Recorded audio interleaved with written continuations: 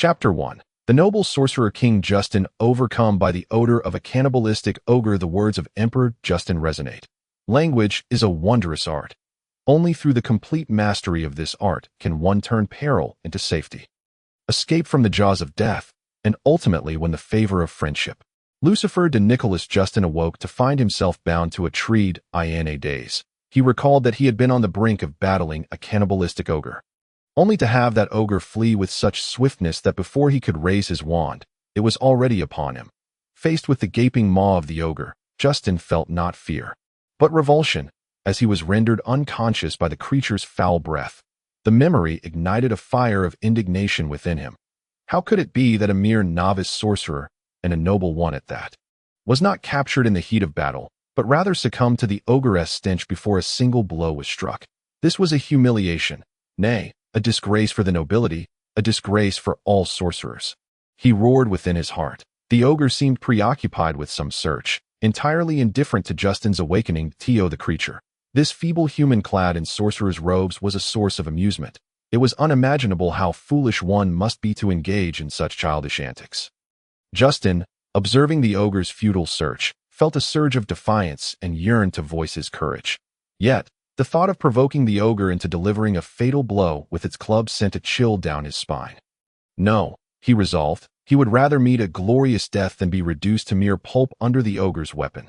The ogre, appearing to abandon its search, approached Justin with a grin and said, "It is my honor that you, pitiful wretch, shall become the meal of my cannibalistic king Dubabide. I initially intended to host a personal barbecue feast, but alas, I could not find any tinder. Would you be so kind as to light a fire for me?" As Justin beheld Dubabide's grotesque visage, particularly the ugly smile adorning his face, his stomach churned. Noticing Justin's silence, Dubabide threatened, "What? Are you not satisfied?" Slapping his forehead, Dubabide lamented, "Oh, how could I forget? You do not comprehend my ogre tongue. How foolish of me, the great and mighty, to converse with a human in the language of ogres." This ogre displayed a heart-wrenching expression, yet in an instant, his demeanor shifted back to joviality as he continued in his native tongue. "No, I merely wish to amuse this foolish human. After all, making my meal happy before its demise will enhance its flavor." Hearing Dubabide's shameless self-praise, Justin internally scoffed. "O sun god, if you wish to amuse me, you ought to do so in the language of humanity, speaking in ogre tongue. Do you take me for your father?" To his astonishment, Justin found himself able to understand the ogre's language. "How is it possible that I comprehend the ogre tongue?" he thought, momentarily dazed. "I cannot believe I was so foolish as to be rendered senseless by this ogre named Dubabide without realizing I understood his language. Wait, if Dubabide claims humans cannot understand ogre tongue, then perhaps I can masquerade as one." In this moment of youthful folly, Justin disregarded any notions of superficial appearances or stature. He simply recognized that his newfound understanding of the ogre tongue might grant him a glimmer of hope. Gazing up at the 3-meter-tall, grotesque, yet charismatic ogre King Dubabide, Justin resolved to break his silence. In ogre tongue, Justin boldly declared, "I can help you light a fire, but you must ensure I am dead before you roast me, for that would lessen the pain." Upon uttering these words, Justin cast a pleading glance at Dubabide. The ogre, taken aback by Justin's use of the ogre tongue, leaped back in terror, exclaiming, You actually understand my language, and can speak with me." With newfound confidence, Justin replied, "I am an ogre, not a human. That is why I can comprehend your words." Thus, in a desperate bid for survival, Justin now claimed the identity of a repulsive ogre. Dubabide, intrigued by Justin's assertion, circled around him, scrutinizing his figure before asking, "But you appear so much like the humans I frequently consume. How can you possibly be an ogre?" With an expression of naive admiration, Justin responded, "Oh, great and wise King Dubabide, I am aware that I possess a rather unique appearance. I lack your strength, your height, your courage, and most importantly, your handsomeness.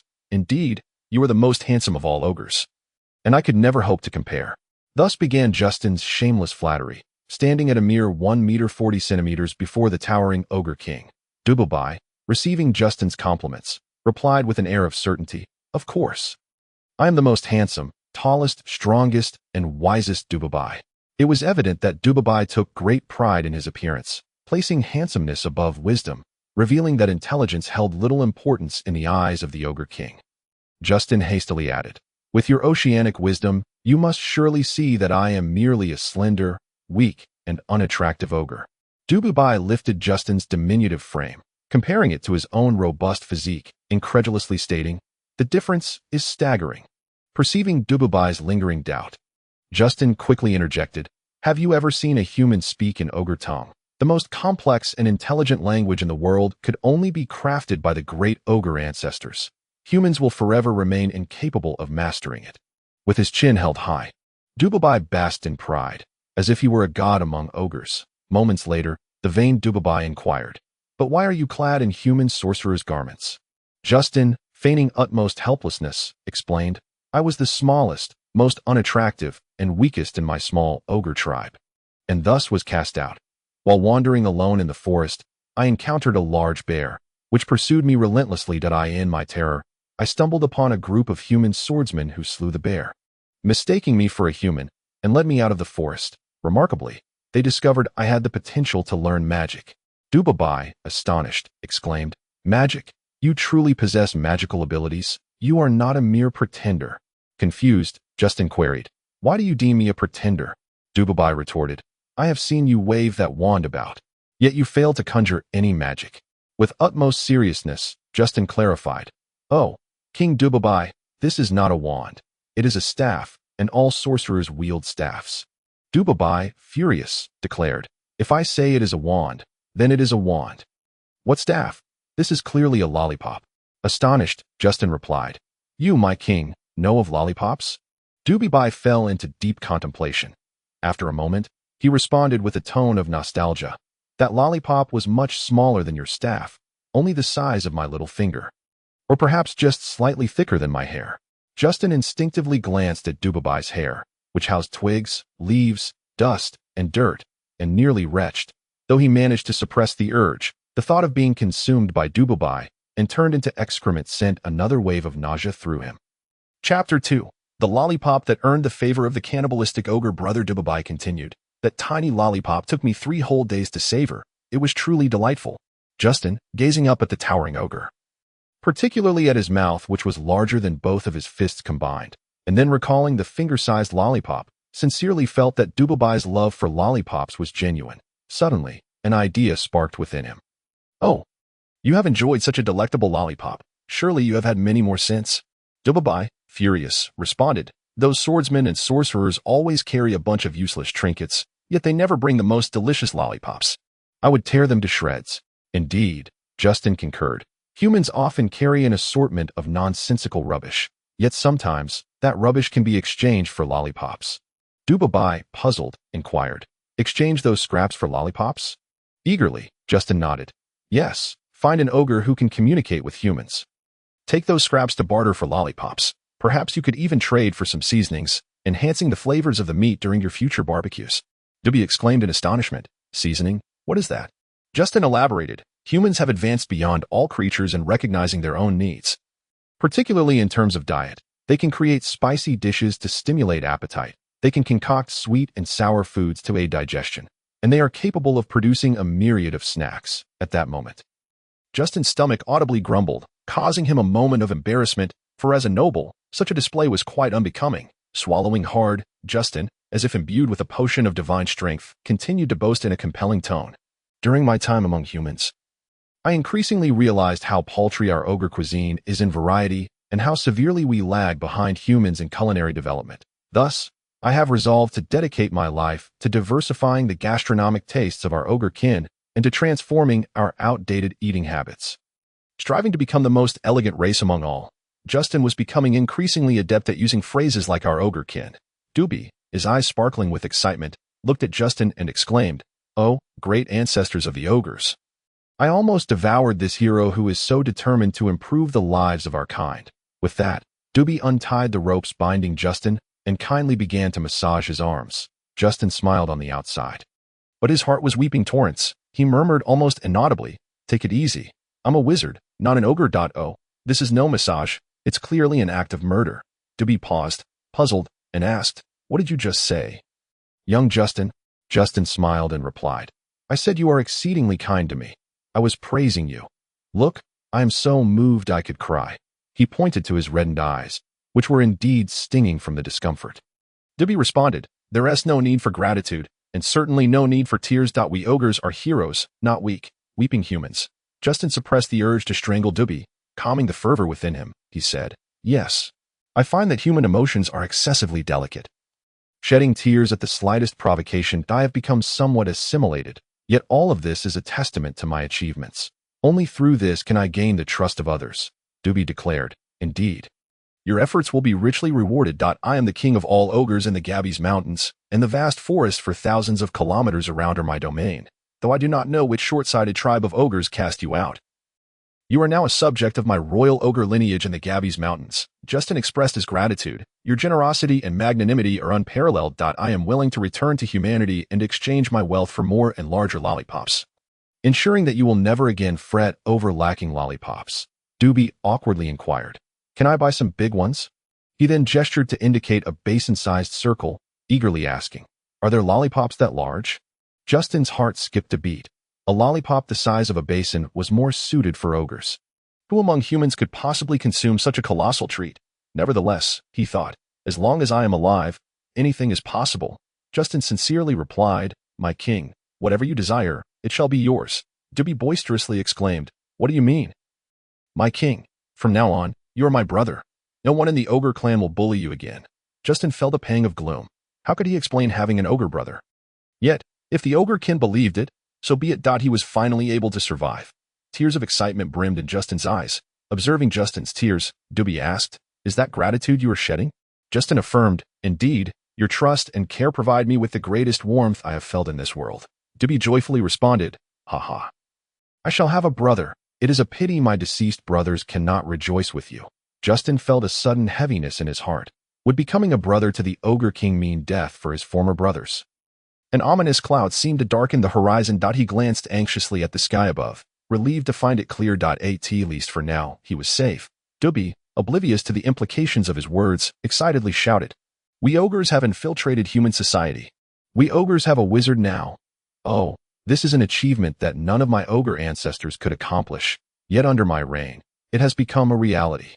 Justin observed the fervently enthusiastic Doobie, realizing that this seemingly simple-minded ogre was actually quite endearing, albeit a bit too strong. Rubbing his slightly aching shoulder, Justin reassured himself, "At least I have not been harmed." Believing he was now safe, he anticipated returning to the castle with a sense of relaxation. He mused, "What an exhilarating day it has been." However, the thought of having an ogre king brother amused him greatly.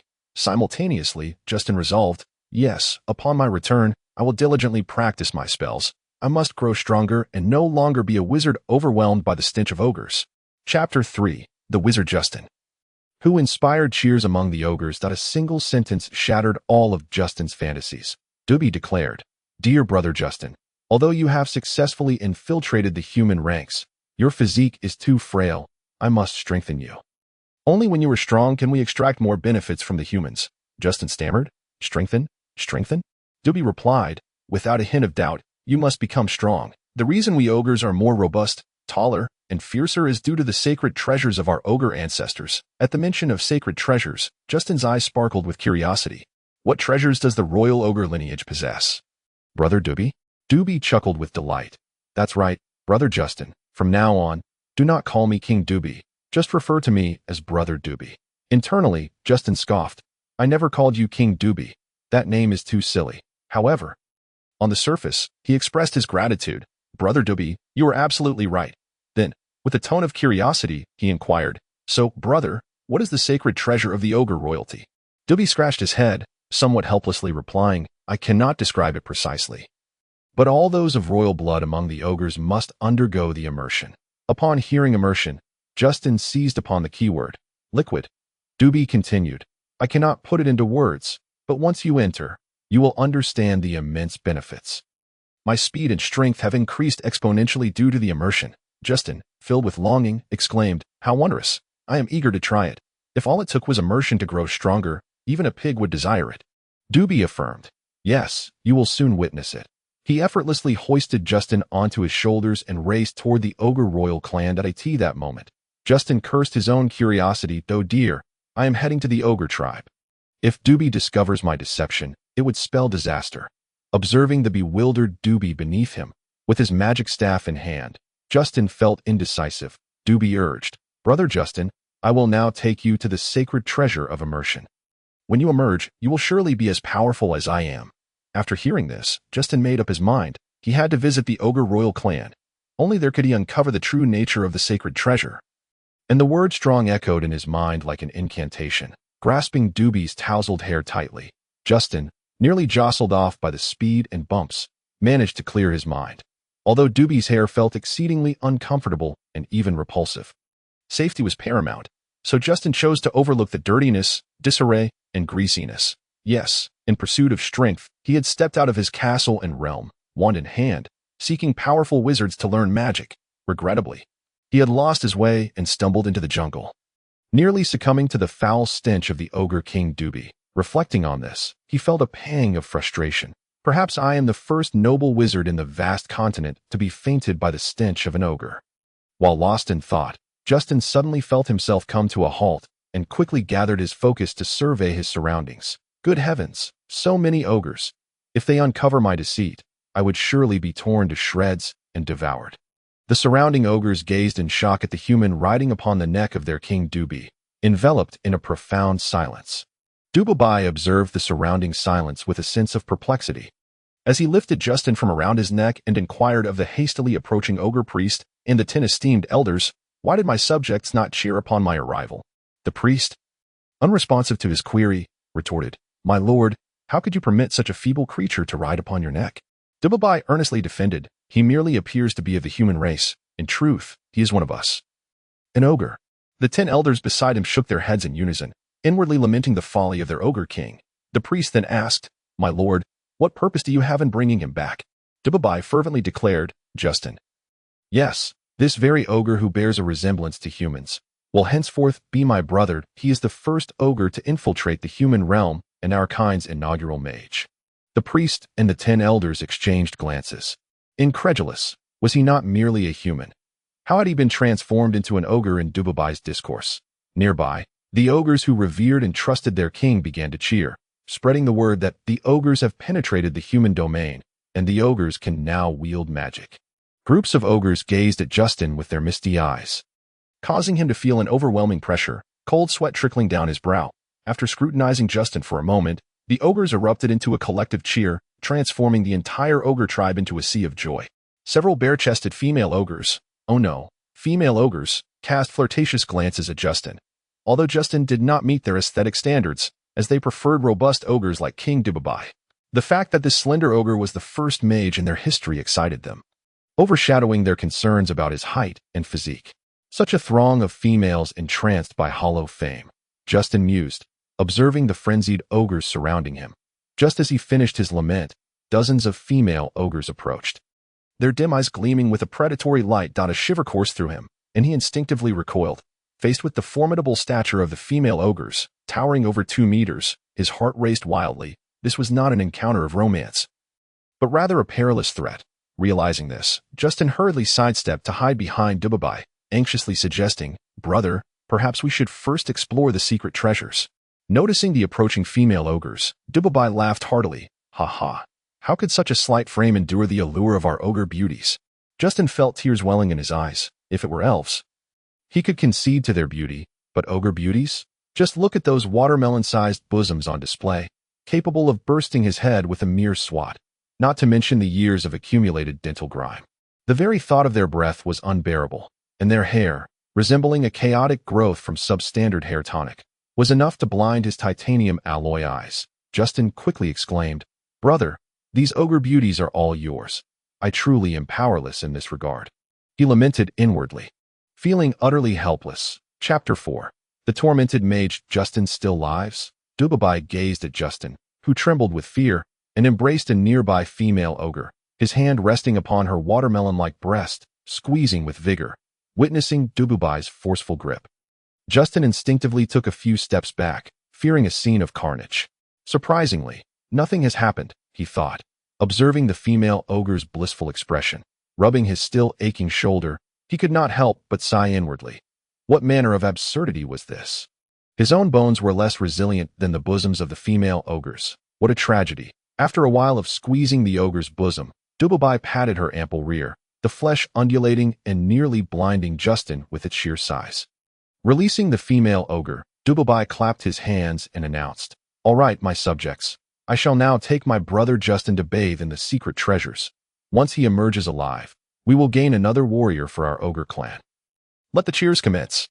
The ogres erupted in cheers. The priest and the 10 elders relaxed their furrowed brows, exchanging knowing glances, their grotesque faces breaking into conspiratorial smiles, seeing that he had garnered the approval of the entire ogre clan. Justin's confidence and courage surged, awaiting the moment he would emerge from the secret treasures, soaring to become a mage of unparalleled might, a figure of envy among humans. Why wasn't he an ogre king?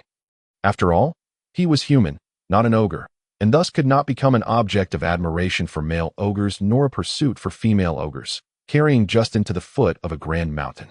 Dubabai set him down and forcefully pushed aside a massive stone, revealing a deep tunnel. Fortunately, luminous pearls illuminated the passageway. As Justin beheld the luxurious and grandiose tunnel, his heart raced, imagining how splendid it would be if those luminous pearls were his own.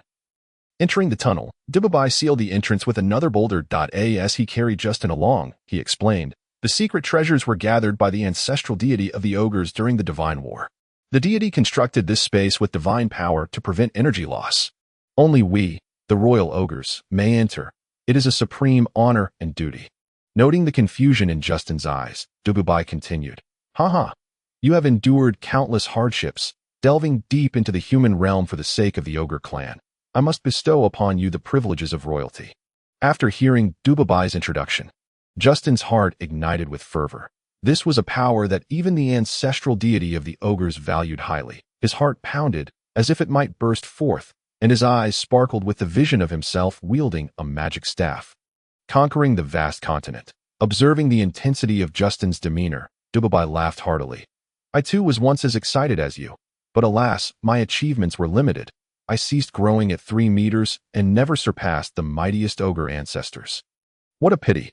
Dubabai's momentary gloom quickly transformed into excitement.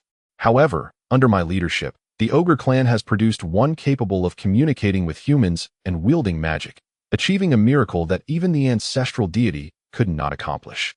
You must emerge from the secret treasures to assist me in achieving the glory of the ogre clan." Justin thought to himself, "How ridiculous! I merely seek to enhance my strength. When did I ever agree to stay here and assist you? Though I may have vowed to dedicate my life to the reform of the ogre clan, that was merely a ruse. How could you genuinely believe it?" Yet, as he gazed into Dubabai's eyes, filled with fervor and expectation, he found himself uttering words of flattery that made him feel nauseated. "Brother Dubabai, your remarkable accomplishments will illuminate the vast continent, and your figure shall stand tall in the temple. Competing with the gods that follow you, Brother Dubabai, is a temptation that no discerning, ambitious, and wise ogre could resist." Dubabai laughed heartily, patting Justin on the shoulder. "Brother, your loyalty is a brilliance that cannot be overshadowed. You shall be my eternally sincere friend." Justin's face bore a forced smile, as if half of his body had gone numb and was no longer his own. Noticing Justin's strained grin, Dubabai quickly realized, I forgot your frailty. Remember, only the strong among the ogres are worthy of the title of hero." Looking up at Dubabai's towering 3-meter frame, Justin felt an overwhelming urge to curse him in circles. Dubabai muttered to himself, "Perhaps through the secret treasures, you will grow tall, strong, and formidable, just like me." Upon hearing this, Justin could not help but scoff inwardly. If I were to grow to such heights, would I still be human, strength beyond comprehension, and I am a mage of such stature? Who has ever seen a mage capable of matching an ogre's strength? His mind was filled with complaints, while his mouth continued to comply. Weakness means one is devoid of rights. No, I misspoke. It is the rights of mages. The deep mountain tunnel was traversed swiftly, primarily due to Dubabai's speed. At the tunnel's deepest point lay a smooth stone wall, where Dubabai raised a 2-meter-long stone staff, chanting incantations. Justin found the tone peculiar and obscure. Watching Dubabai reverently lift the stone staff, he was surprised to learn it was not merely a weapon but also the key to unlocking the secret treasures, a true lesson in not judging by appearances. A subtle shift in the fabric of space occurred, gradually intensifying until a 2-meter-wide portal revealed itself in the stone wall. Gabise seized Justin and hurled him into the portal, which slowly vanished. As Justin marveled at the wonders of creation, he found himself unprepared, flailing and screaming as he entered the portal. Gabise whispered from outside, "May my newly recognized little brother return safely. Over 30 of my brethren perished in the secret treasures. I alone survived. Each time we unlock the treasures, it is a bloodbath." Naturally, Justin could not hear Gabise's murmurs at that moment. He felt as though he might burst. Before him lay an endless expanse of blood, saturated with diverse energies.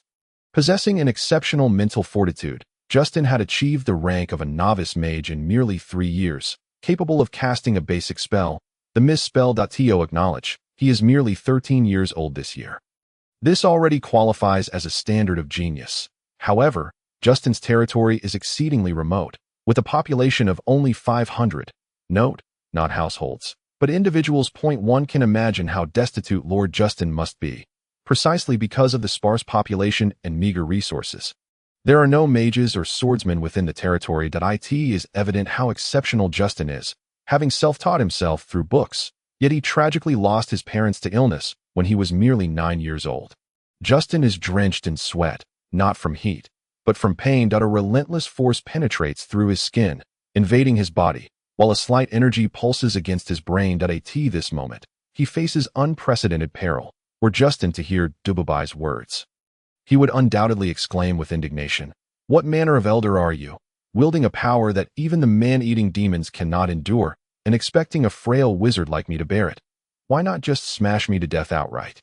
At this moment, Justin has no time for further contemplation. The force feels as if countless needles are tearing at his skin, grinding his bones, and the continuous agony plunges his mind and consciousness into a state of unconsciousness.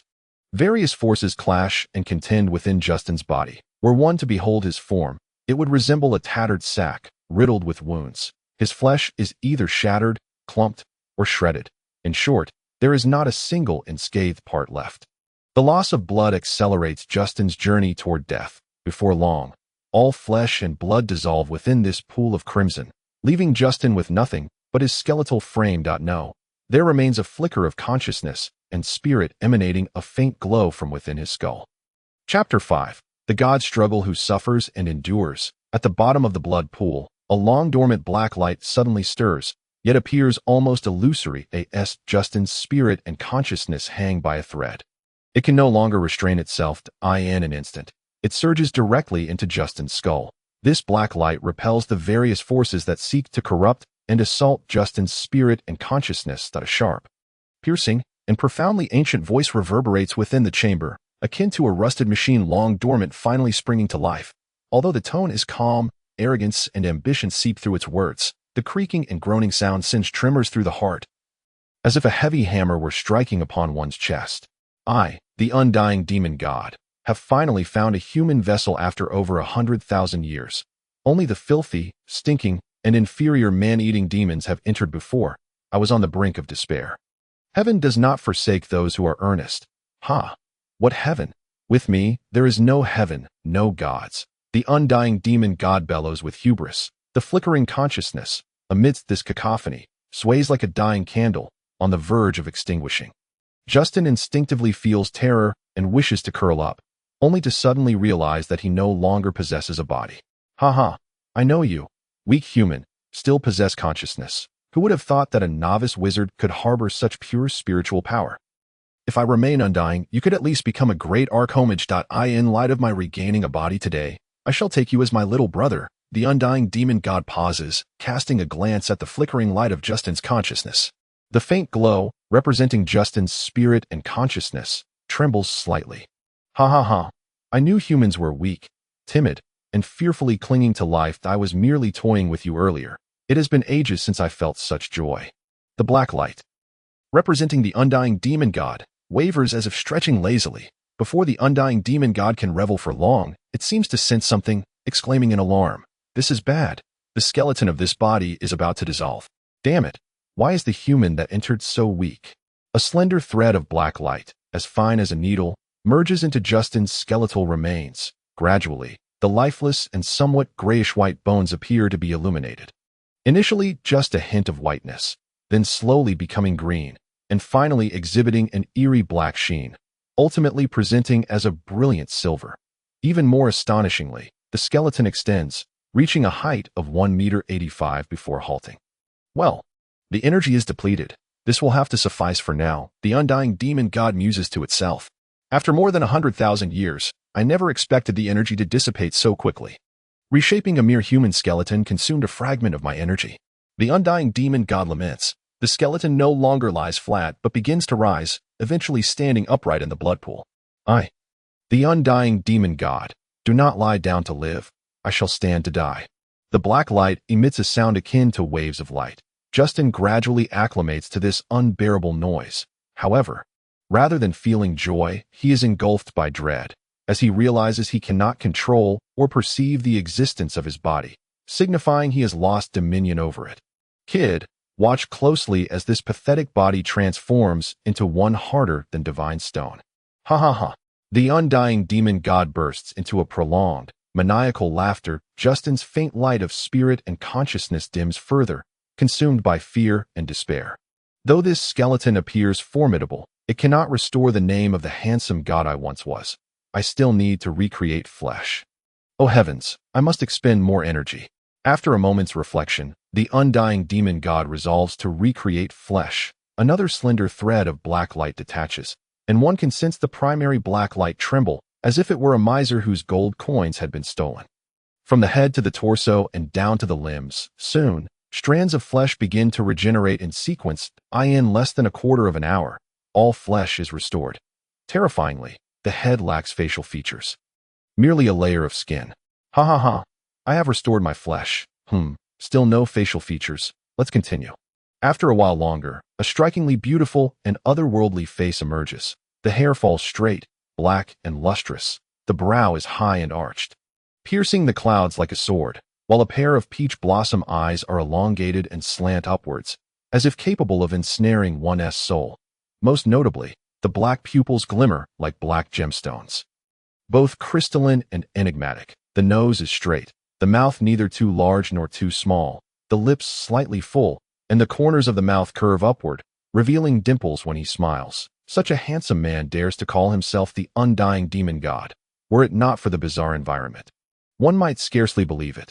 This black light, no, the undying demon god, smirks in satisfaction and suddenly seems to choke on his own words. After a long breath, the undying demon god finally exclaims with relief, The undying demon god, once captivated countless beauties with my handsome visage and extraordinary skills, leaving a trail of hearts in my wake. Yet I have no progeny to show for it. That it remains a regret to this day. In this life, I shall not only leave a mark but also bear children, leading a small army of undying demon gods to conquer foreign lands and reclaim my former glory. Having said this, he surveys his surroundings with satisfaction. This place is stifling. I have lingered here long enough.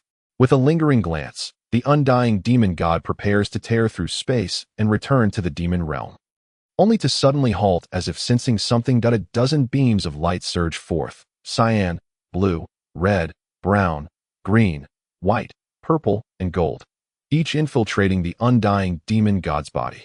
Ha! You have finally appeared. I thought you timid souls would let me leave unchallenged. It seems you are still unwilling to relent. The undying demon god exclaims with a self-satisfied demeanor. The various hues of light converge within the sea of consciousness, with the golden light sternly declaring, You, demon god, after over 100,000 years, still possess a heart of darkness, daring to usurp another's body. The undying demon god retorts with scorn, Oh, hypocritical light god king. You have not changed your duplicitous nature. It is your inability to claim this body alone that has led you to lie in wait, and I fear your intentions are not pure. The golden light, representing the light god king, laments, You, demon king, are once again deceiving the masses. If you escape this time, who will be able to contain you? For the sake of the world, we shall gladly sacrifice this dying god to prevent your departure. The other colors of light remain silent, united in purpose alongside the golden light. Clearly, should the undying demon god evade capture, once he regains his strength, this place would become their tomb, so the previously divisive elements are set aside in this life and death moment. Soon, the two sides confront each other within Justin's mind. The golden light glances at Justin's spirit and consciousness, still barely clinging to life, and is astonished to observe the black light in his mind. Saying, "You have not annihilated this consciousness. Have you changed?" The black light displays violent fluctuations, and a voice filled with rage erupts. "You, like God King, are the one who has changed. You are nothing but an androgynous monstrosity. I wonder, in the realm of light, are you the aggressor or the submissive, or perhaps both?" The golden light, representing the light God King, also vibrates intensely, and a thread of golden light is sent forth, merging into Justin's consciousness, immediately restoring some of its dim radiance. Subsequently, the blue and green lights each send forth slender strands that integrate into Justin's spirit, amplifying his spiritual powers several-fold beyond its peak state. Seizing the opportunity while the blue and green lights intervene to heal, the black light lunges at its old adversary, the golden light, declaring, "I spare this kid's life solely to drain your divine power. Who's to blame you for always pretending to be virtuous?" Chapter 6. After the divine battle, Justin's miraculous awakening, the golden light momentarily falters but ceases its words, launching the first attack against the black light. The golden and black lights intertwine, depleting each other's strength. The other colors of light no longer hold back their power, rushing to join the fray. This space was forged by the ancestral deity of the man-eating demons. It possesses the ability to suppress magical energies. After all, the man-eating demon clan has long thrived on their overwhelming dominance over the world. Thus, these divine consciousnesses cannot wield magical elements, resorting instead to a brutal clash of consciousnesses, tearing, devouring, and dissolving one another. Whether survival is possible hinges on the depth and refinement of one's divine consciousness. It is unclear how long has passed when Justin finally opens his eyes. Sitting up in a state of bewilderment, surveying his surroundings, only to find himself no longer within the treasure, he mutters to himself in confusion, "How did I end up here? Wasn't I supposed to still be in the blood pool? Moreover, didn't I lose control of my body?" Upon awakening, Justin can only recall being thrown into the mouth of a spatial rift, seemingly plunging into a pool composed of blood, and that his flesh had completely dissolved. "My flesh has dissolved. Am I merely dreaming?" Gazing at his intact body, Justin grows increasingly perplexed. The entirety of this situation fills him with confusion and dread. He has never wished for Dubabay's swift appearance as fervently as he does now. Alas, Dubabai does not materialize as he had hoped. Justin rises from the stone slab, an uneven surface hewn from rock, topped with a sizable animal hide. Although he cannot identify the species, he finds it uncomfortable as he awakens, feeling a dull ache in his back. After stepping down, he glances back at the elevated stone bed, nearly 1.5 meters high, astonished at how he managed to descend without effort. When he departed from the castle, Justin was 13 years and 6 months old, standing roughly 1.40 meters tall. Yet he had somehow descended from a bed of 1.50 meters without needing to jump. As he surveys the area, Justin discovers no mirrors or similar objects. Furthermore, the attire he wears is not his own, but rather an unprocessed animal hide. That seems he has grown taller. Indeed, he has grown taller. He strains to recall the circumstances within the blood pool, but his mind is blank. What could account for his height? Standing beside the bed, Justin examines himself from head to toe, scrutinizing his hands, which indeed appear different, larger. Everything seems larger. Suddenly, feeling uneasy, he unveils the animal hide skirt wrapped around him and is struck dumb. Goodness, how extravagant! He quickly rewraps the hide, observing the opulent cavern, with stone walls inlaid with gold and luminous pearls embedded in the walls. Justin cannot help but compare this to his dilapidated castle, wishing to seize all the treasures within this cave. Struggling to suppress his greed, Justin yearns to venture outside, confident that as the brother of the man-eating demon king, he would not be harassed by any foolish demons. That is not that Justin wishes to remain here. Even if the dazzling gold and luminous pearls blinded his eyes, he would be content. The pervasive stench accumulated from the man-eating demon's frequent slumber is simply too overwhelming, and the poor ventilation within the cave would render the scent inescapable, even after centuries of habitation, should he linger any longer. He fears he might lose his composure. He bolts from the cave, but realizes something is amiss. What is it that he lacks? How could a mage forget his wand? How irresponsible! No, how unprofessional! Yet, as he looks around, he finds nothing. Could it have been lost within the treasure? It seems he has misplaced his only wand, his ancestral wand. Justin dismisses further thoughts and rushes out with increased urgency. He feels as though he is nearing his limit. The nauseating odor feels like a heavy hand stirring within his stomach. Tumultuous and indescribable. Upon exiting the cave, Justin is greeted by what seems to be the most beautiful sight in the world. Even though night has fallen, he breathes deeply, attempting to expel the cave's lingering odors from his lungs. However, he forgets that even outside, the residual scent clinging to his nostrils nearly overwhelms him. Caught off guard, Justin finds himself deceived by his own body. He inhales deeply, drawing the remnants into his lungs. Disbelief and despair reflected in his eyes, revealing the turmoil within. Particularly when the first breath catches in his throat, he instinctively gasps, only to abruptly stop, feeling a tumultuous sensation akin to muscle cramps, nearly bringing him to tears. Despite his struggle, he cannot help but dry heave, yet nothing emerges, not even bile. It dawns on him that he has not consumed food for quite some time. Cautiously, he takes a second breath. Filled with trepidation, once bitten, twice shy, he hesitates to breathe recklessly as he distances himself further from the cave's entrance. He inhales gradually through his nose, slowly introducing the fresh air into his lungs. This time, the air is pure, infused with the refreshing scent of nature. After tentatively inhaling once more and confirming the safety of the air, he finally breathes deeply and freely, just as Justin revels in the act of breathing. A heavy blow lands on his shoulder, and he hears a familiar voice. "Brother, what are you doing? Why are you alternating between holding your breath and gasping for air, looking as though you are on the verge of tears? What misfortune has befallen you?" Dubabai asks, seemingly oblivious to the gravity of the situation. This moment, Justin is filled with a desire to strangle Dubabai. Could he not see that he was finally finding relief? If only he could leap onto Dubabai's back during one of his rambunctious moments. No, that image is too absurd to entertain. Instead, he opts to pat his shoulder, pondering if the same impulse to kill would arise within Dubabai. Yet, Justin has already contemplated ending Dubabai's life more than once. He simply knows that some thoughts are best left unexamined. A light cough clears his throat, and he inquires, "Brother, I recall entering the treasure. And then everything went blank. How did I emerge?" Dubabai, with an expression as if he has seen a ghost, replies, "You know, I was monitoring the signs within the spatial cave all along." He gestures with the bone staff in his hand. Continuing, "This staff can monitor the life signs within the cave. As soon as you entered, your life signs began to weaken and ultimately accelerated in their decline. I was unable to reopen the space on my own. For once sealed, it cannot be reopened for a month." Chapter 7. The law of the food chain sparks interest. Justin only wishes to return home. Justin exclaims in astonishment, "I was inside for an entire month without food or water." Dubabai responds with a sigh. "That is not the crux of the matter." He swallows hard before continuing. "I was anxious outside. I finally understand how my father felt when we brothers entered." Is the emphasis on your sentimental reflections really necessary?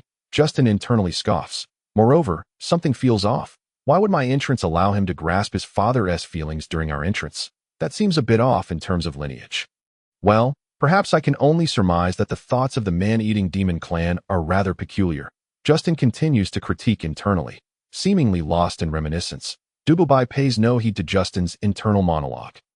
Slowly recounting, "At that time, I entered the treasure with over 30 brothers. Those with weaker constitutions dissolved within 3 hours, while the stronger endured longer. Yet to survive, only men enduring greater torment." Recalling the tragic scenes of his brothers within the treasure fills Dubabai with dread. His somber tone resonates with Justin, who cannot help but empathize. How could he not? He himself is a survivor. Though he has largely forgotten the pain of that experience, primarily due to the fog of memory. As Justin contemplates, he feels a pang of hunger from having gone a month without sustenance. He cannot help but inwardly lament. Why couldn't a feast of fine wine and meat be prepared for their gathering, allowing them to eat, drink, and converse? What? You say sorrowful matters are best discussed on cool, quiet nights for added atmosphere? Oh no, that would be far too dissonant, especially since I am conversing with a man-eating demon beneath the gentle night sky. The imagery is too incongruous. Most importantly, he is a male demon, with that melancholic expression and the occasional look of terror that breaks through his reverie. If only she were a beautiful woman. Nay, not even a princess. Perhaps just the daughter of a duke would suffice. My expectations are not too high. If she bore such an expression, I would surely open my heart to comfort her as for this male man-eating demon. Justin can only gaze sadly at the crescent moon above, pondering how to view it as rounder. Silly. Of course the best angle is on the 15th night of the lunar month. The 16th is quite suitable too. Seriousness reigns. He must quietly listen. Even if the other is a man, I shall be a confidant. Gabise seems to emerge from a maelstrom of pain, confusion, reflection, and fear. Smiling faintly, though his smile remains dim, it must be acknowledged that he indeed smiles. Once calmed, Gabise states, I do not know how I survived at IT that time. I swore that as long as I lived, I would elevate the glory of the man-eating demon royal family to the pinnacle of the vast continent. When it comes to ideals, Gabise's lofty ambitions were ignited. With palpable excitement, he gestured towards the vast expanse and proclaimed, I have, through sheer strength, annexed over 40 small tribes of the man-eating ogres, evolving them into a formidable tribe of over 1,000. This marks the first step towards realizing my ideal. Gabise gazed ardently at Justin, a look in his eyes that made Justin feel a shiver down his spine, akin to a lamb encountering a ravenous wolf.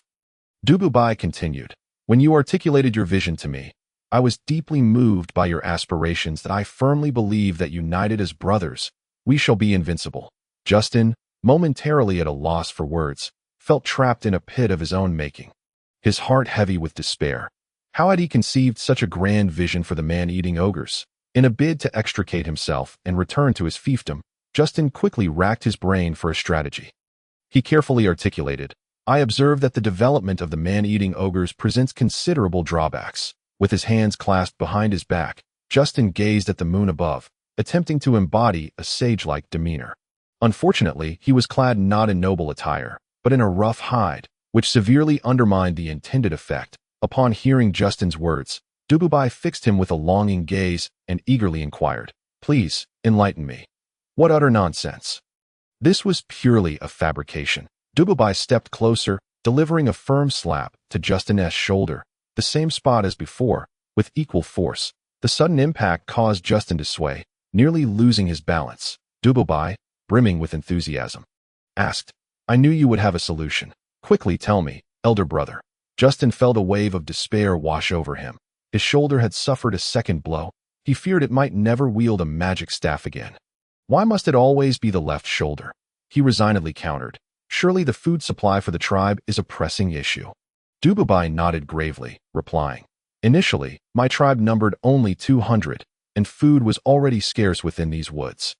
However, as I relentlessly expanded, our numbers swelled to over 1,000, and food within a 1,000-mile radius has become exceedingly scarce. Some of the man-eating ogres have gone days without meat, resorting only to roots and plants. At this juncture, Gabise sheepishly admitted, I was left with no choice but to venture out in search of game to diversify our diet, and fate led me to you. Justin was taken aback, realizing he had been captured merely because the ogre king Gabise had grown weary of a plant-based diet and sought a change. He steeled himself and replied, In examining the survival patterns of the man-eating ogres across the vast continent, it is evident that small tribes coexist, while larger tribes are a rarity, favoring small settlements and widespread dispersal. Gabise nodded vigorously, fully endorsing Justin's perspective. Were it not for his ideals, he would not have toilingly absorbed and merged so many tribes. Justin continued, The man-eating ogres do not engage in production. Their focus is solely on slaughter. The larger the tribe becomes, the greater the destruction of the food chain in their living area. Gabise questioned, Food chain? Justin patiently elucidated. The food chain refers to the laws upon which all life within a given area depends.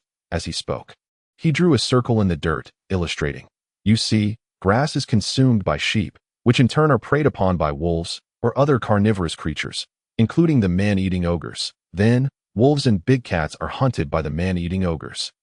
The remnants of the consumed food return to the earth, nourishing the flora. Thus, a stable food chain is established. Gabise responded with a vague understanding. Oh, Chapter 8. Assessing the man-eating ogres and profiting from the thorny territory. Justin the Great's aphorism. Profit is the foundation of cooperation. The basis for collaboration with others is not ethnicity or nationality, but rather mutual benefit. As long as I can acquire resources for development, I am willing to brave the dangers, using courage and wisdom to earn their respect and trust. Justin continued, Within this food chain, The man-eating ogres are the most formidable, while plants are the weakest. However, due to the rapid growth of plants, they are also the most abundant. Dubabai looked around at the verdant landscape and nodded in agreement. Justin elaborated.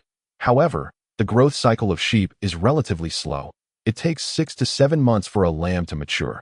When the man-eating ogres encounter a flock, they will indiscriminately consume them, leading to a gradual decline in the sheep population. Currently, there are very few sheep left in the surrounding Gabise Mountains, Dubabai affirmed. Indeed, we do not raise sheep. Why should we spare the young ones?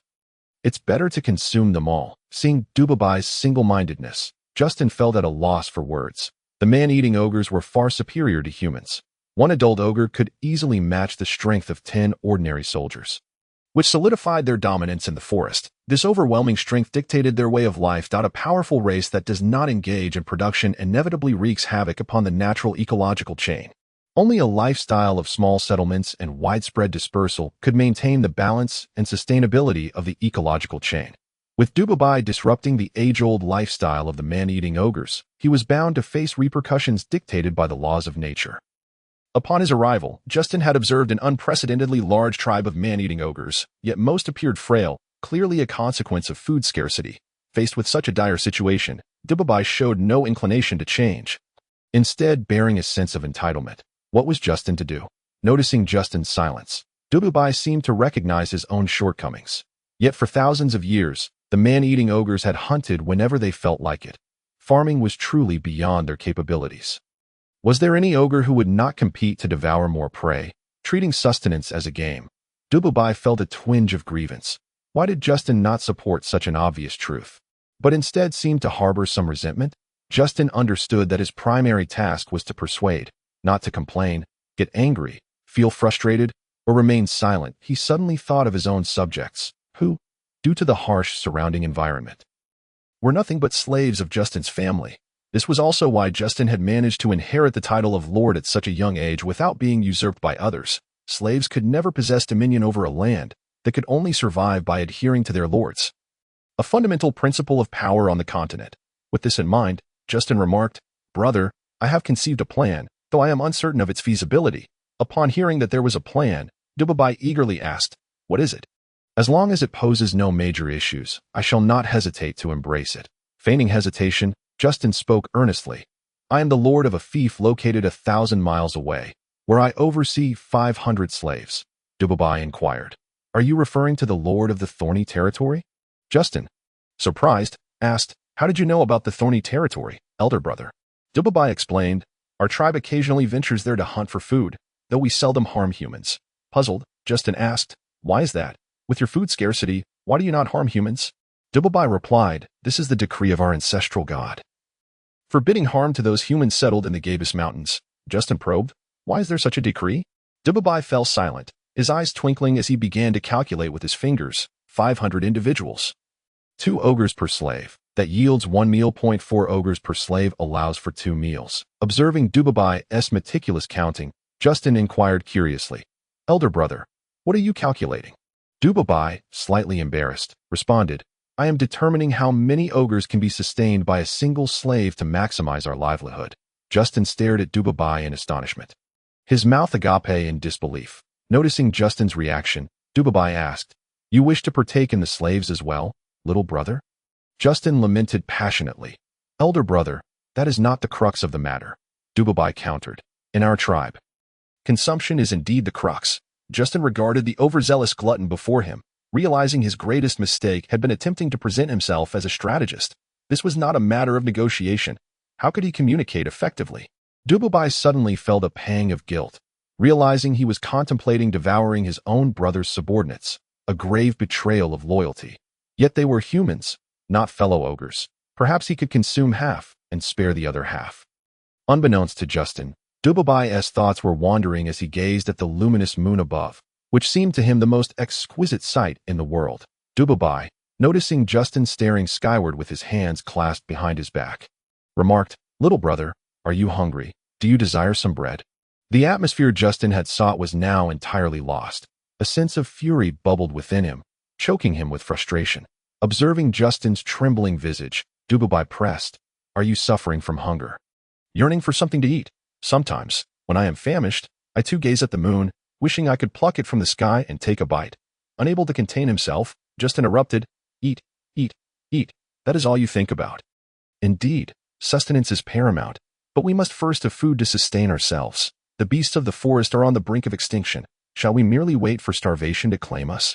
Taken aback by Justin's sudden outburst, Dubabai found himself at a loss. Justin continued, The reason I mentioned the 500 slaves under my command is not to provide you with food, but rather to enlighten you that, while the flesh-eating ogres do not engage in husbandry, our kind certainly can. Dubabai, taken aback, inquired, Is it feasible for the human race to tend to our livestock? Justin retorted, Why would it not be feasible? They are all my slaves and will undoubtedly heed my commands. As long as we establish a standard of 1/10 for their husbandry efforts, they will surely dedicate themselves wholeheartedly. Dubabai asked, What does 1/10 mean? Justin elucidated, If they assist the flesh-eating ogres in raising sheep, they may keep one out of every 10 newborns as a reward. Dubabai exclaimed in anger, That is impossible. No one can wrest food from the mouths of the flesh-eating ogres. Chapter 9. Ingenious Strategies to Foster Trust. Searching for sustenance in the granary, Justin calmly replied, If there is no reward, who would diligently raise your sheep? Upon hearing this, Dubabai's spirits plummeted. Indeed, if the livestock thrived, everyone would benefit. If they faltered, all would face ruin.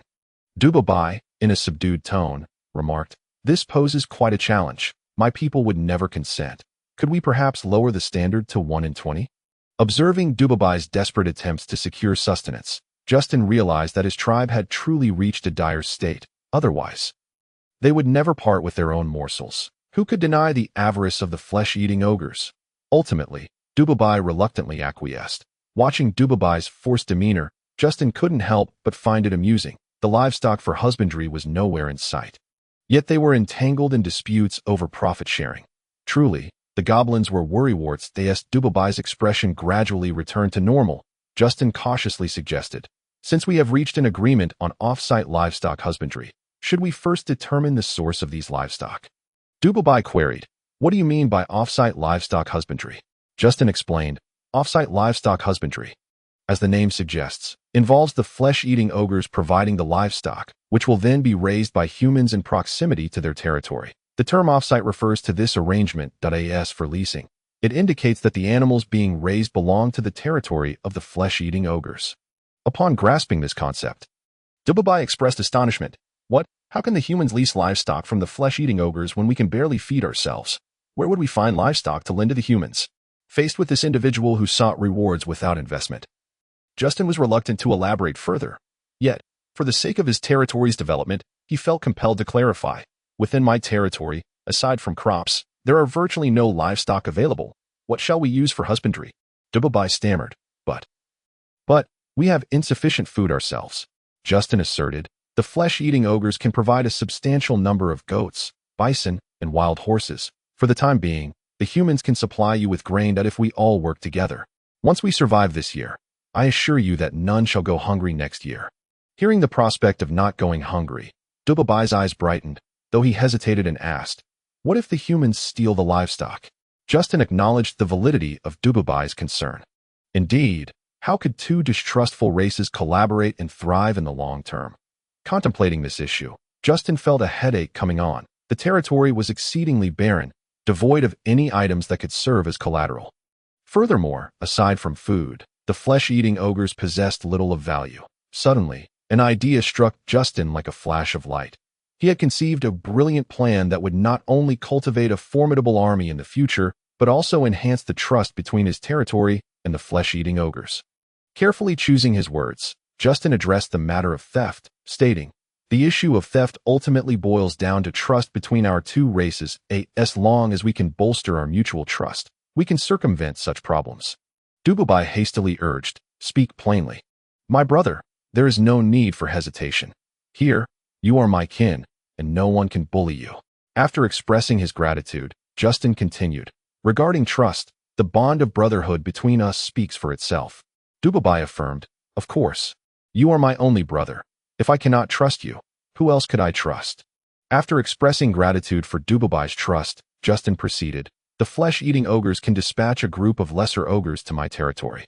They can serve as overseers and protect against any wild beasts that may threaten the livestock.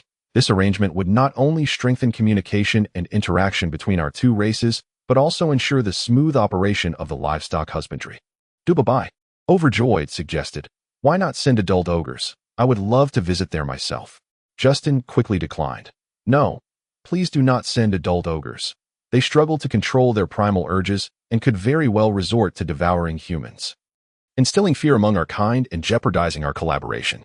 Dubabai recognized the truth in Justin's words, recalling that he had ventured near human territories solely for a change in taste. After a moment of awkward reflection, Dubabai chuckled. Justin continued, "This collaboration would leverage the formidable strength of the flesh-eating ogres while capitalizing on the humans' expertise in husbandry. The two would complement each other, fully capable of realizing your grand ambitions." Upon mentioning ambitions, Dubabai's hesitation dissipated as he called out to the shadows behind him. "Priests and elders, come forth. I have proclaimed that my little brother is committed to the development of the flesh-eating ogres. Yet you remain skeptical. Who among you can doubt my little brother's dedication to our cause?" Turning to the astonished Justin, Dubabai added, "Brother, I do not wish for it to be this way. It is merely that the priests and elders suspect you have deceived me, doubting your intentions that I must do this to clear your name."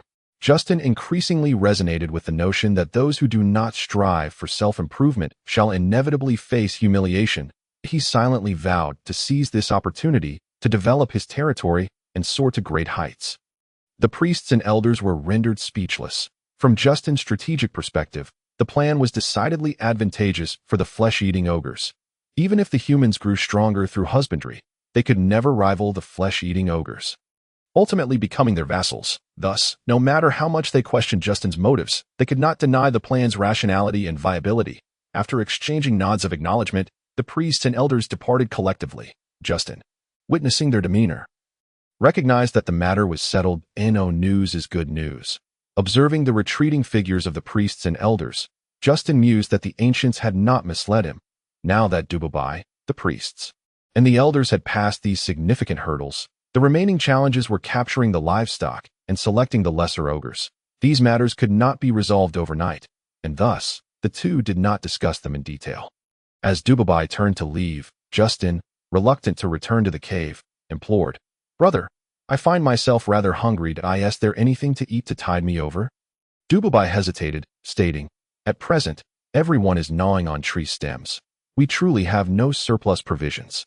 After a pause, Dubabai suggested, "Perhaps we could check the old granary of the flesh-eating ogres. There are many items belonging to your kind, and who knows, we might find some food."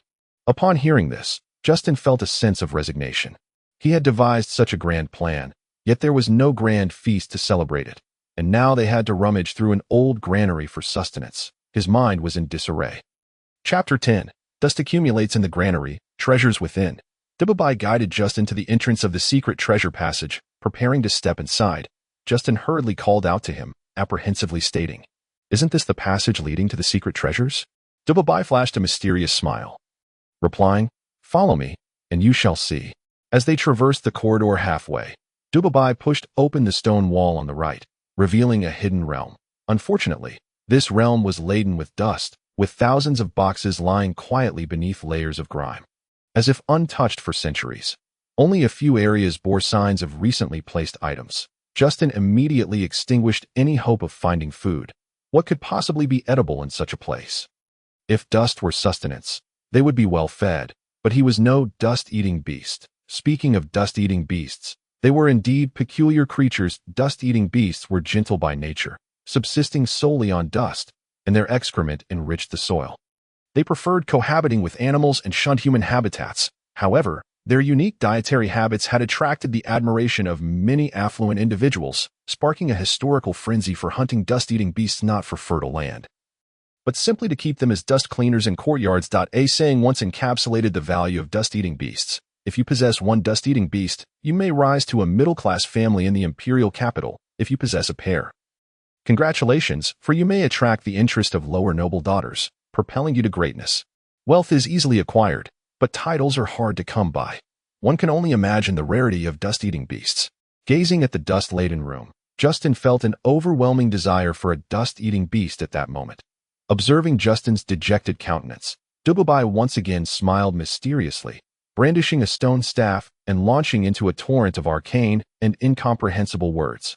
Hearing the sound of creatures crawling, Justin hastily extended his left hand to summon his magic wand, only to suddenly realize that he was empty-handed.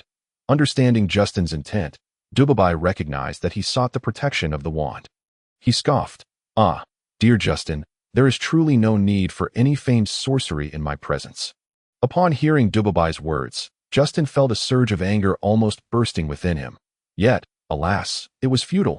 How could he compete with Dubabai, who was so far beyond him? Just the mere attempt to respond left him feeling faint. Those in the know would understand it as a result of being overwhelmed, while others might mistakenly believe he was merely frightened. But could anyone truly comprehend the full context? A tinge of melancholy began to pervade Justin's heart. He estimated that everyone would assume he had been scared senseless. Tears welled up in his eyes. As he heard the commotion drawing near, Justin took a closer look and was astonished to see such a destitute tribe of cannibalistic ogres managing to rear 20 ash-eating beasts. What a display of extravagant wealth! At that moment, Justin's gaze transformed. He no longer saw mere beasts but a fortune glittering before him. The dust of a 10-acre cave was devoured in less than 20 minutes by the ash-eating beasts. Even in places where the dust had accumulated over thousands of years, such efficiency was truly astounding. The greed in Justin's eyes burned so intensely that even Dubabai felt a slight discomfort from its heat. Clearing his throat, Dubabai addressed Justin. "My dear brother, these ash-eating beasts are vassals of my cannibalistic royal lineage, and you must be aware of their habits. If you wish to have them, you must seek their consent. Otherwise, I cannot command them against their will." Upon hearing that he would need the beast's approval to acquire them, Justin lost all hope. Unless he were a being akin to a beast king, there was little chance of garnering their allegiance. He resolved to set aside thoughts of the ash-eating beasts, recognizing that the box before him was of far greater importance. Upon opening one, he was astonished to find it devoid of dust. Justin was unsure whether this was due to the box's impeccable sealing or the peculiar abilities of the ash-eating beasts. Regardless, the presence of these creatures, so tantalizing yet unattainable, had become a source of distress for Justin. Inside the box lay various porcelain items, of which Justin possessed little knowledge. A hereditary noble, particularly one from a lineage with millennia of history, acquiring basic skills in antique appraisal and cultivating an appreciation for art were essential courses of study. Strictly speaking, Justin was an inadequate hereditary noble. If you were to ask why a hereditary noble should learn the art of antique appraisal, one could only remark on the simplicity of your thought process in posing such a fundamental question. In the Empire of Magic Clouds, every hereditary noble family boasts a lineage of at least 5 centuries, with some existing for over 10,000 years, powerhouses that even the imperial family dares not provoke. Each item within their homes could be classified as an antique. What? Why must hereditary nobles at least possess a lineage of over 5 centuries? The disdain among scholars has long been customary. Is it only the literati who hold such contempt? The same holds true among the nobility. Established noble families vary in strength. Some remain formidable, while others face inevitable decline. Regardless of their prowess or downfall, all share a common trait. They look down upon the newly risen noble families. Those who have gained noble titles through military achievements or generous donations to the royal family are particularly scorned, as are those who acquire noble titles through marriage alliances. However, the latter two groups do acknowledge the elegance of noble heritage, striving to affiliate themselves with it. Only the former, steeped in bloodshed and savagery, disdain the pretentious refinement of the so-called noble families. Without the passage of time or astounding wealth, military nobles are the most ostracized and belittled within the upper echelons of nobility. The peace that has prevailed in the empire for thousands of years has led many nobles to forget the iron and blood that forged their ancestry. Justin too yearned to learn the arts of antique appraisal and art appreciation. Not to cultivate elegance, but rather to seize an opportunity for unexpected wealth to improve the dire conditions of his territory. Yet, despite his desire to learn, he lacked anyone to teach him, primarily because he could not afford to hire a tutor.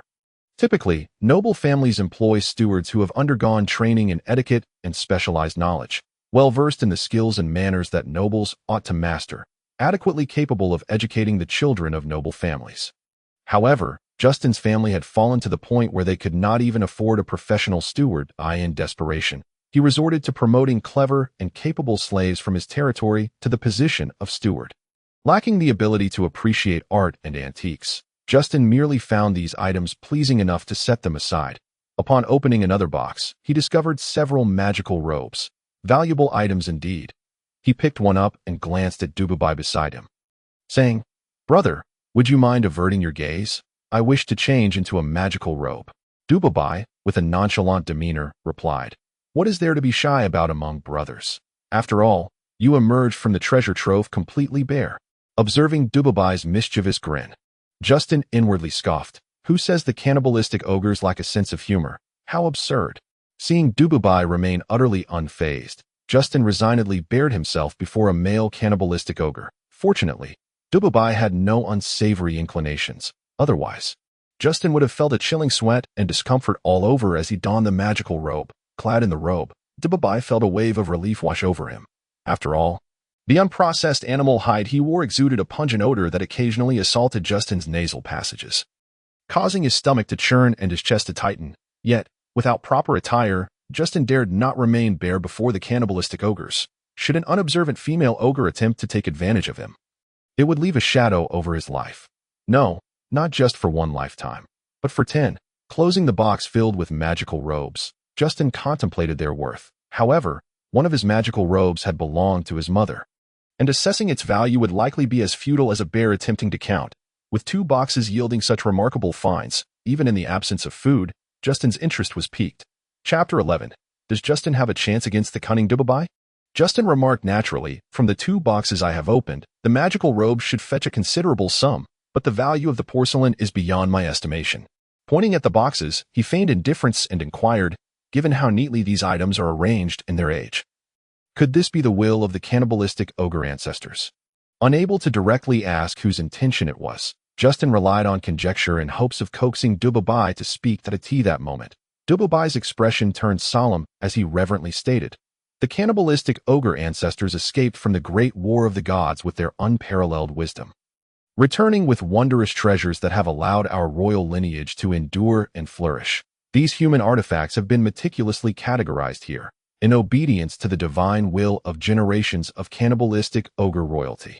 As Justin gazed upon Dubabai's grave and respectful demeanor, a sense of dread enveloped him. After the divine war, there still existed gods, not the magic gods or the combat gods of humanity, but the ancestors of the cannibalistic ogres. Is there truly a path forward from here? Justin lamented inwardly. He understood that he must remain composed at all times. Otherwise, he risked losing his territory entirely.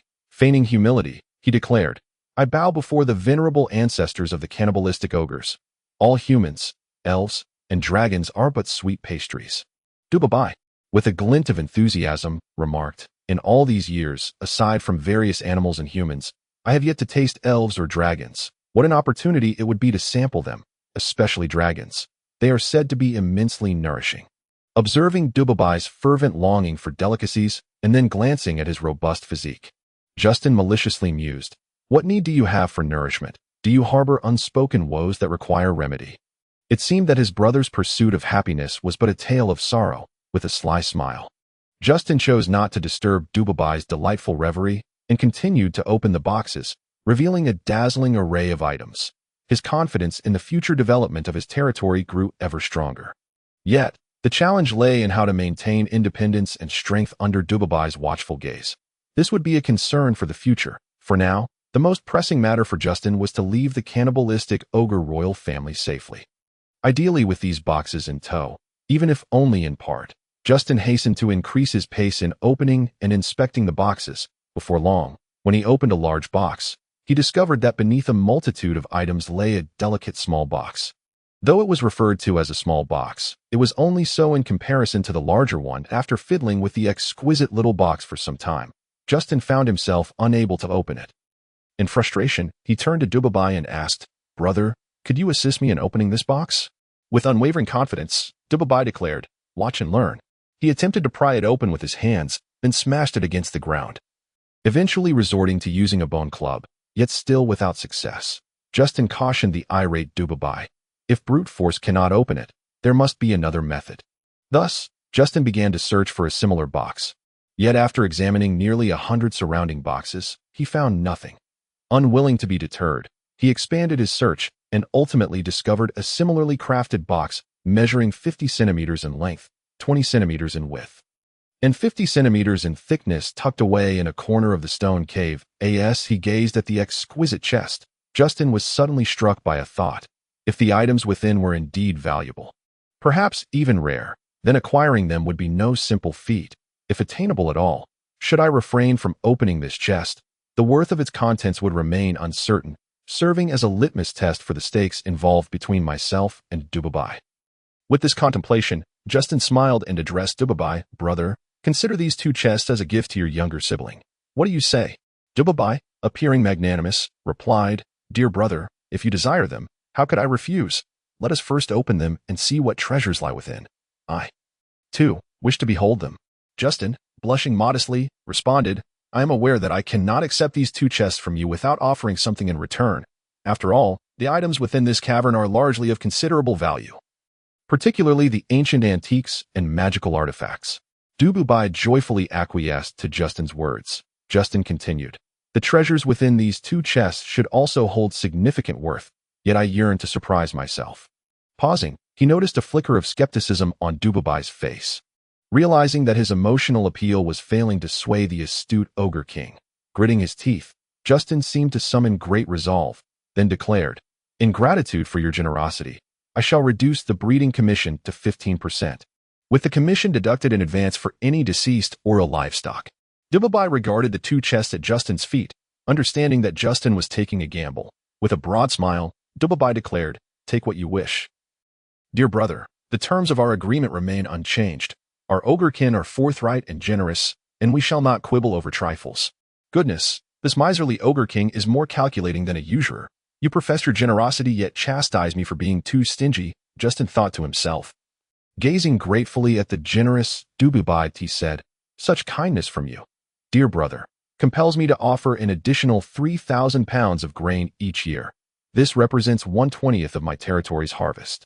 Dubabai, delighted, looked upon Justin with excitement and said, You are indeed loyal. Dear brother, I shall gift you 5 more chests of treasures. Internally, Justin scoffed. Without me, these items would be worthless in ogre society. Now they are suddenly deemed treasures. And to think, out of tens of thousands of chests, I am only receiving 5. Nevertheless, Justin's face radiated joy as he proclaimed, Your generosity shines upon me like the sun, Amaluo, illuminating my vast continent. After uttering this, he surveyed the multitude of chests surrounding him. Notably, a rare blush crept onto Dubabai's face, for he recognized Justin's intent in surveying the chests. Just moments ago, Justin had offered 1/20th of his grain yield, while Dubabai's contribution fell short of even 1/5 of that. Indeed, it seemed rather stingy. Dubabai feigned difficulty and remarked, As the head of a large household, I now have over 1,000 subjects, consuming vast amounts of food daily. We are nearly destitute. Justin listened attentively, silently mocking. Who has ever seen an ogre use a pot for cooking? With a feigned grimace of pain, Dubabai added, Aside from the 2 chests at your feet, you may choose 10 more.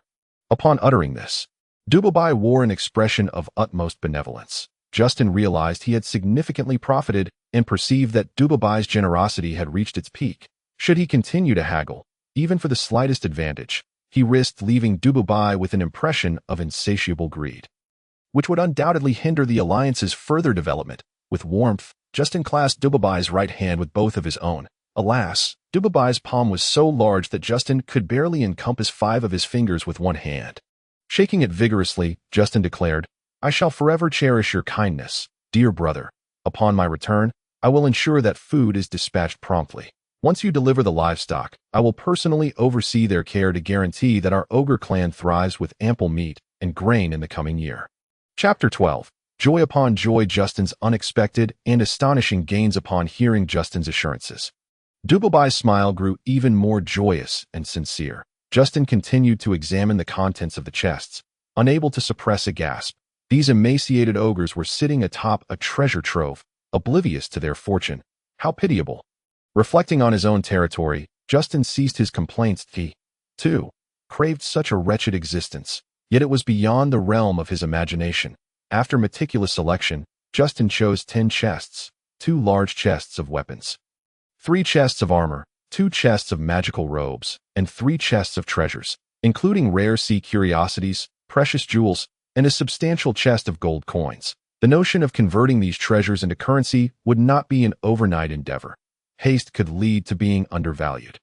With such a vast chest of gold, the expenses of his territory over the next 2 years would be secured. He gathered the selected chests together and said to Dububai, "Brother, with these treasures, I shall no longer fret over acquiring quality grain and pasture seeds. Next year's harvest is assured." Upon hearing this, Dububai feigned profound brotherly affection, stating, "You never forget our pact, dear brother. I am truly moved." At this, Justin's eyes sparkled as he contemplated whether Dububai might present him with additional chests. However, Dububai interjected, "Come, dear brother, let us feast upon roasted sheep." Justin reluctantly cast a lingering gaze at the chests within the stone cavern. Pondering, this elder brother truly does not act until he has seen the rabbit, previously claiming there was no surplus food and resorting to roots, yet now there is roasted lamb. The two, oh, no, one man and one ogre emerged from the cave, only to encounter 2 gray-feeding beasts lounging at the entrance. Dububai paid them no mind and continued forward, yet Justin's eyes brightened. This was an opportunity. If he could abduct a few to help fertilize his land, would his territory not prosper? Justin was indeed in a dire situation. A powerless noble lord, presiding over an unbounded territory, surrounded by forests and oceans. To avert attracting the attention of the ogre clan, he had only cultivated 300 acres of arable land, and as the years of cultivation increased, the fertility of the soil declined. Last year, just 200 pounds of grain were produced per acre, illustrating the dire straits of his territory. For the sake of his land's development, Justin had to take risks. The forest appeared lush, yet once cleared for cultivation. The soil's fertility waned too swiftly. Justin's ancestors had only ventured to cultivate new fields once the average yield per acre had plummeted to 200 pounds, and they would plant trees on the old fields to prevent substantial abandonment that might attract the ogre's covetous gaze. Approaching the 2 gray-feeding beasts, Justin pondered for a moment before stating solemnly, "I, Justin, am the Lord of Thorny Ridge, that I hereby extend a formal invitation to your tribe, hoping for your assistance in developing my territory." Observing the beast's lack of response, Justin grit his teeth and declared, "I swear, in this life, to devote myself to aiding the remaining gray-feeding beasts in human cities, ensuring your safety, provided you assist me in the development of Thorny Ridge." One of the larger gray-feeding beasts moved its head slightly, seemingly showing some reaction. However, Justin found himself without further leverage, for in the vast expanse of the continent, few dared to make casual oaths. Otherwise, should one fail to uphold their vow, they could incur the wrath of the god of contracts. Mobileye, the gray-feeding beasts appeared to sense something, gradually shifting their heads toward Justin's body. Fearing a misstep, Justin remained still. Furthermore, there had been no historical accounts of gray-feeding beasts consuming humans. The beasts sniffed him for a full 10 minutes, their heads swaying left and right as if grappling with an understanding.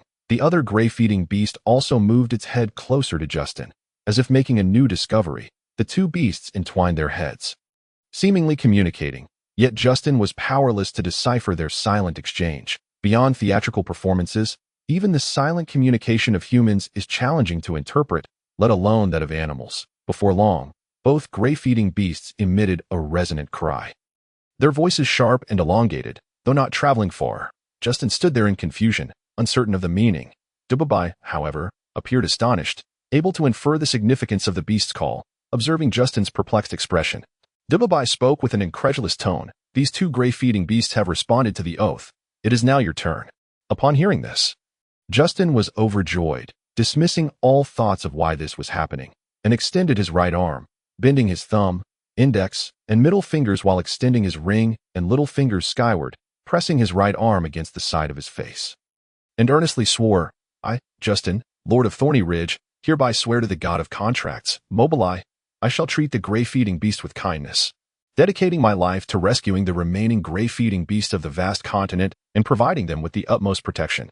Justin was acutely aware that this vow would inevitably lead to enmity with numerous noble factions. After all, those who possessed the ash-gray beasts were not of lowly status. However, Justin was unwilling to contemplate such long-term consequences. He was solely focused on racing against time to swiftly develop his own territory.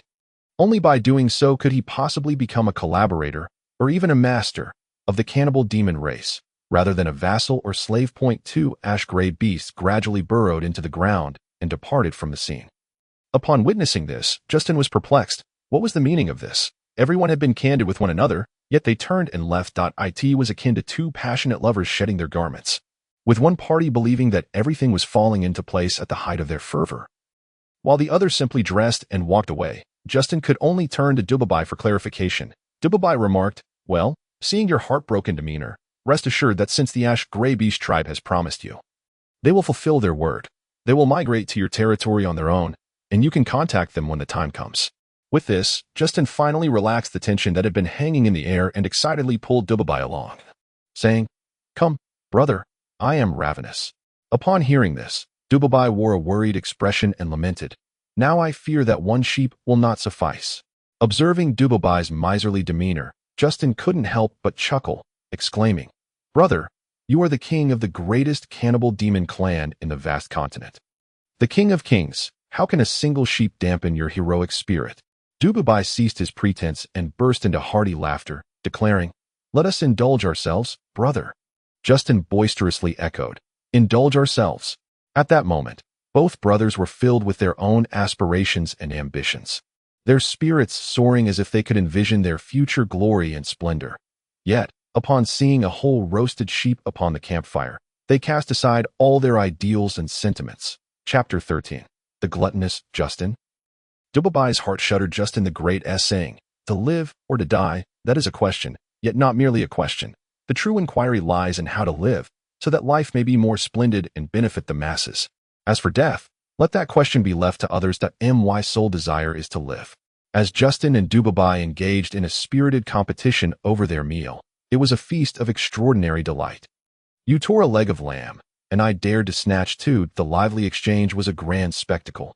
Alas, due to the constraints of their species, Justin could not outpace Dubabai. After all, a human who could gnaw on a leg of lamb for half an hour was no match for a cannibal demon king who could devour it in 5 minutes. Defeat was inevitable.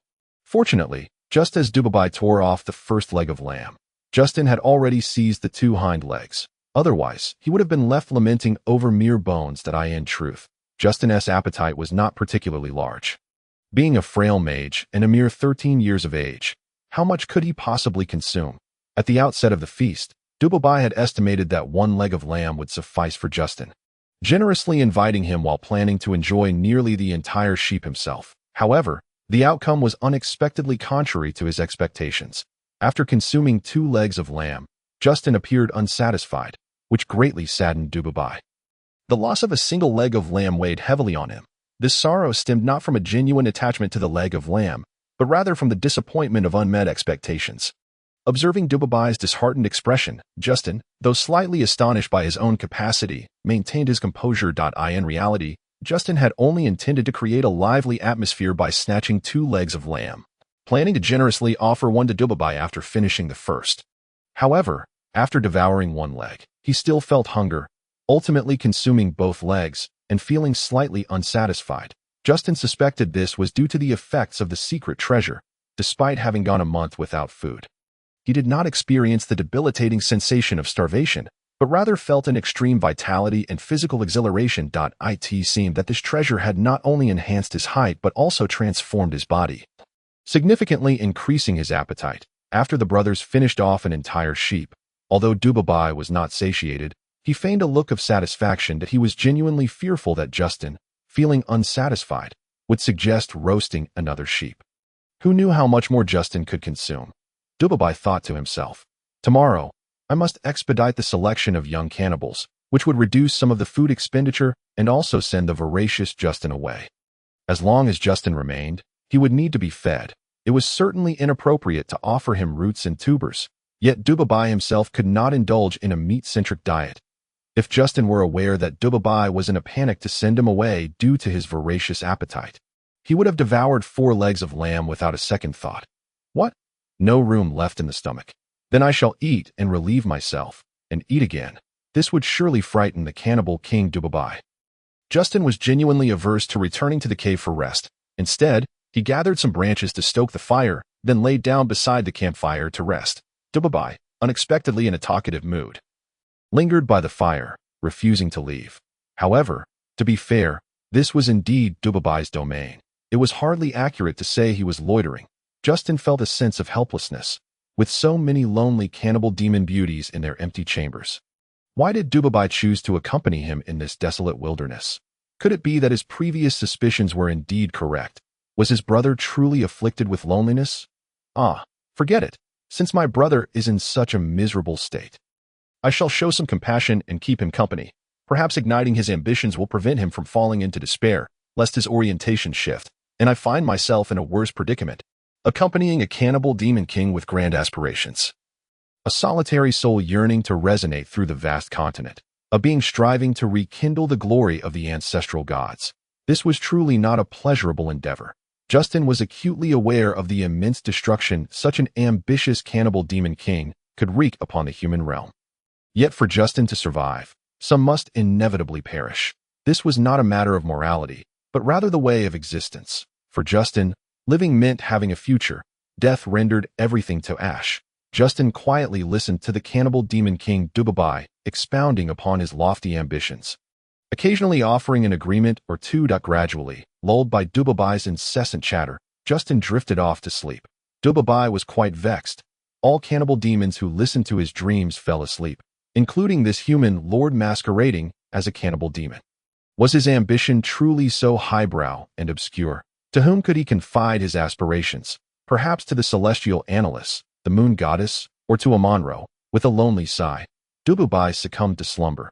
Even a conqueror of the vast continent would eventually succumb to fatigue. In the final second before falling into a deep sleep, Gabise pondered.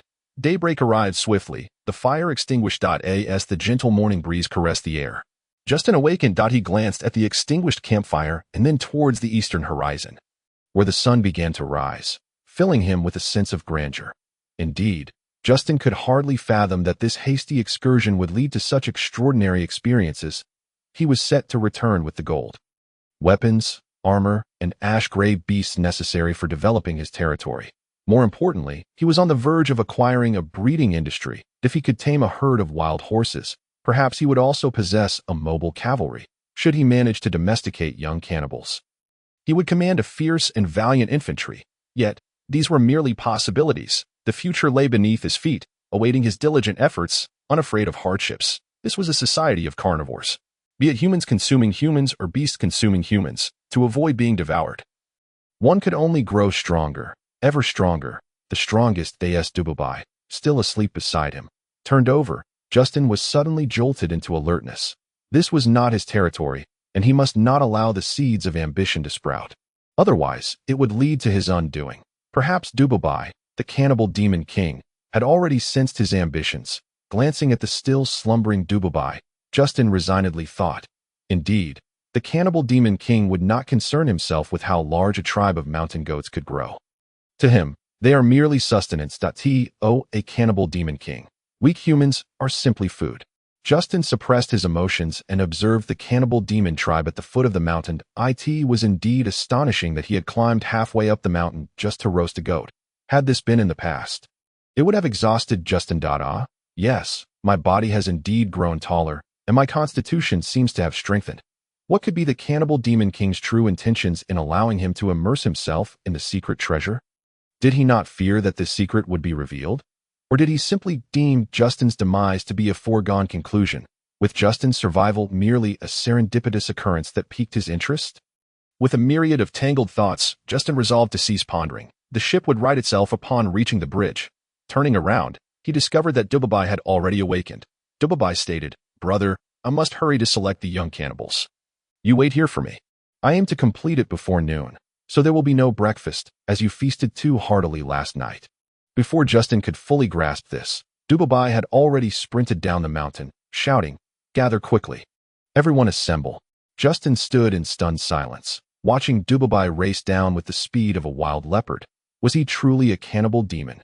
Yet, just last night, he had consumed 2 legs of lamb, hardly enough to fill him. Who claimed he had overindulged? He would certainly not let this matter rest. Justin had scarcely finished his complaints when he beheld the ogres converging at the foot of the mountain with a speed that left trails of dust in their wake. Chapter 14. The joyful return of Justin after escaping danger. Justin, brimming with joy, recalled the words of the Emperor. Justin, build high walls, store ample grain, and delay claiming the throne. This is the national policy that marked the dawn of my imperial career. In the treacherous realm of thorns, it was through these 9 words that I ultimately emerged victorious, achieving the grandeur of an emperor. As he observed behind him 100 juvenile ogres ambling along, Justin, mounted upon his cloud steed, felt as though he were ensnared in a dream. Pinching his thigh, he winced at the sharp pain that drew a gasp from him. One must be resolute in life, especially towards oneself, he mused, and did not lament the self-inflicted pain. For if the pain revealed the reality of his situation, what did it matter? And if it were merely a dream, then what significance did the pain hold?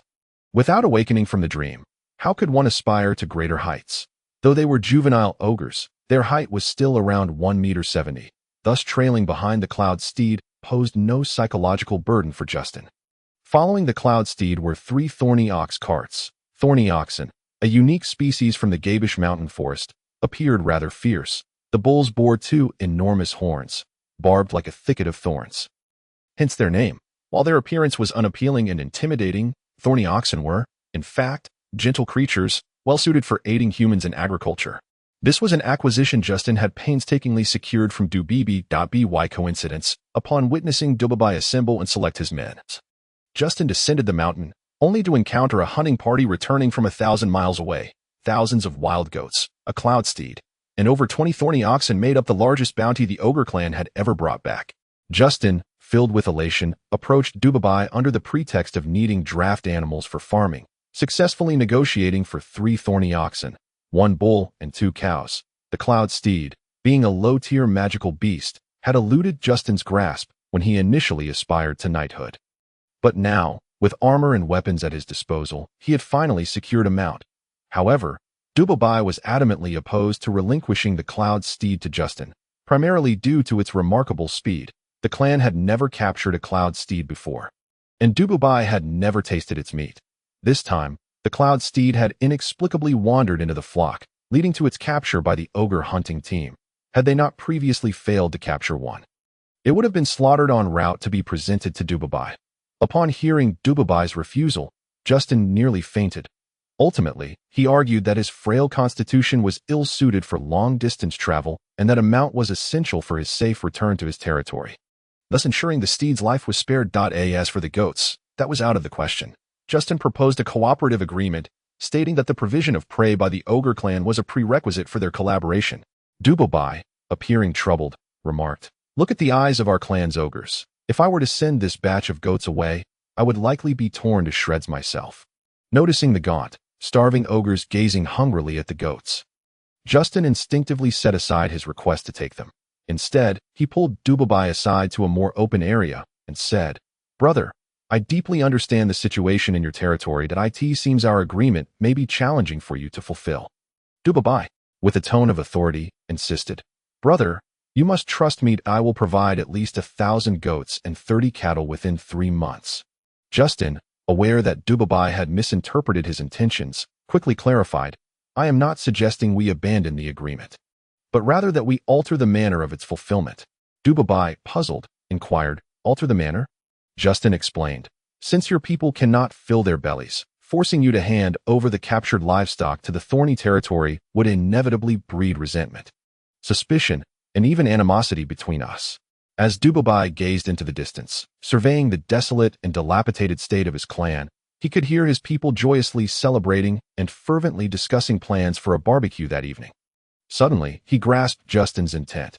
Indeed, if they were to send the prey, it would be tantamount to an irreconcilable feud. Observing Dubibi's expression of relief and calm, Justin continued, "Why not, dear brother, gather some treasure or valuable goods? I shall personally travel to Ark City to trade for livestock, presenting half to your clan as sustenance, while the remainder can be leased to the thorny territory, thus allowing us to continue honoring our previous agreement." Upon hearing that Justin intended to bring him 5,000 livestock, Dubibi was overjoyed. This brother of his was truly considerate. Although treasures or chests were indeed precious, they were merely rubbish to the ogres, if they could exchange them for a substantial amount of food. It would not only benefit Dubabai but also expand their clan to 3,000, 5,000, or even 10,000 members, thus establishing an empire for the Ogre clan. Lost in thought, Dubabai exclaimed. Then my dream of conquering the vast continent could soon be realized. Justin felt compelled to pour cold water on his enthusiasm. Otherwise, the burgeoning Ogre clan would undoubtedly ravage his territory until nothing remained, he cautioned. The Ogre clan's ambition to establish an empire is perilous. Dubabai, taken aback, asked, "Why do you say that?" His tone was already tinged with displeasure. Justin replied, "The establishment of an Ogre empire would inevitably accelerate the population growth of your kind. If this expansion continues unchecked, the entire continent would be stripped bare of vegetation." Though Dubabai recognized that Justin's assertion was somewhat exaggerated, it nonetheless awakened him from the delusions of grandeur he had been entertaining. Before bidding farewell to Justin and his party, Dubabai led him to select 5 treasure chests, also presenting him with 5 boxes. Dubabai did not specify what lay within the boxes. Justin surveyed the 5 chests loaded onto each cart with satisfaction. This was indeed a fruitful expedition. The journey from the Ogre clan back to his territory took a full 4 hours. And daylight still lingered. The time spent selecting juvenile ogres had not been wasted, though crafting the carts had consumed a considerable amount of time. Nevertheless, they arrived at Thorny territory just before nightfall. The profound sense of crisis that had stirred within Justin remained unabated. This arose not only from his apprehension towards the Ogre ancestral deity, but also from the immense threat posed by Dububai's aspirations. Additionally, the 4-hour distance between their territories did little to ensure the safety of his domain. Should a rift occur between the Thorny territory and the Ogre royal clan, it would spell catastrophe for Justin. Only by growing stronger could he stand unafraid of any external foes. Justin resolved to develop his territory and fortify his own strength. Moreover, he must reinforce the castle walls. Gazing at the dilapidated castle walls, he set forth his first plan. To build high walls, he withdrew a corner of silk he had long prepared and covered his face. This was his first decision after realizing the change in his appearance during the return journey. At that moment, a group of cowering slaves stood behind the castle walls, clutching wooden sticks, bricks, or farming tools. They had been organized by the steward, Jabold. The steward called out from atop the wall, "Who are you? Why have you come to Thorny territory? This is the king's fief. No one may enter without permission." Hearing the familiar voice, a smile broke upon Justin's concealed face. This was his territory, and he was its lord. Presiding over the lives and deaths of 500 people, a position of great nobility, Justin was unconcerned about being labeled as arrogant. After all, merely 500 people did not amount to much in the grand scheme of the empire. The territories near the great city, not counting slaves, boasted hundreds of free households, one of the sources of taxation. Those like Justin, who relied on slaves to sustain their territories, existed only in the furthest reaches of the empire. Far from other human realms. After a moment's contemplation, Justin couldn't help but chuckle as the procession he led drew nearer to the castle walls. They passed through the disorganized slave quarters, prompting a frown from him. He could no longer tolerate the small, dilapidated, and filthy layout of Thorny territory. His aspirations encompassed the vastness of the sea, the sky, and the stars. Steward Jabold, observing the over 100 juvenile ogres outside the castle wall, was seized with fear. He was neither a magician nor a warrior, merely a somewhat astute slave. With a trembling voice, he shouted, "What are you here for? We have nothing. We are too poor." He never entertained hopes that the ogres would understand his words. Nor did he expect a reply. He simply felt that if he did not speak up, he might soon collapse. Justin, pleased with the steward's audacity at such a critical moment, decided that since he had already altered his appearance, he would prepare another identity to cloak his transformation and power rather than reveal his true self at once. And no longer silent, Justin called out, "Steward Bold, I am your lord, Justin, a close friend of the esteemed Justin. You need not fear." Upon hearing this, Jabold hesitated. He scrutinized the figure atop the horse, confirming that it was indeed a human, not an ogre. After all, the size difference between humans and ogres was significant. Yet, the assertion that this individual was a close friend of the Lord left him in disbelief. Though Jabold has only recently begun to manage the affairs of the territory and possesses limited knowledge about the Lord's situation, he has never heard of any familial friends. Furthermore, the Lord is merely 13 years of age. Where could such acquaintances come from? Jabold exclaimed, "Our Lord is but a child, and you are clearly an adult. How could you possibly be a familial friend of the Lord?" Justin was acutely aware that his identity was entirely fabricated, a mere ruse to conceal the truth, and thus could never be substantiated. Chapter 15. The first lord to return to his fiefdom in need of proving his identity, the Thorn's fief, was born from the machinations of political strife. Initially, it bore the weight of the Empire's hopes, created merely to test the limits of the cannibal demon race. However, the outcome was beyond the Empire's expectations, leading to a grievous misjudgment and substantial losses of its elite forces. Consequently, the existence of this fief became akin to a scar upon the Empire. Unless the newly appointed lord complied with imperial law by attending the investiture ceremony in the imperial capital. The title of nobility, granted solely by the emperor, could not be conferred. 18 No other time had the emperor summoned anyone back. Although Justin was, in name, the lord, he was indeed so in essence. The fief was hereditary, requiring no authorization from the empire. Moreover, this territory merely symbolized a fragment of the empire's domain, and the empire showed little concern for its development. As long as the imperial lord remained, the empire's authority endured. During this outing, Justin not only experienced a growth spurt, but underwent significant changes in appearance.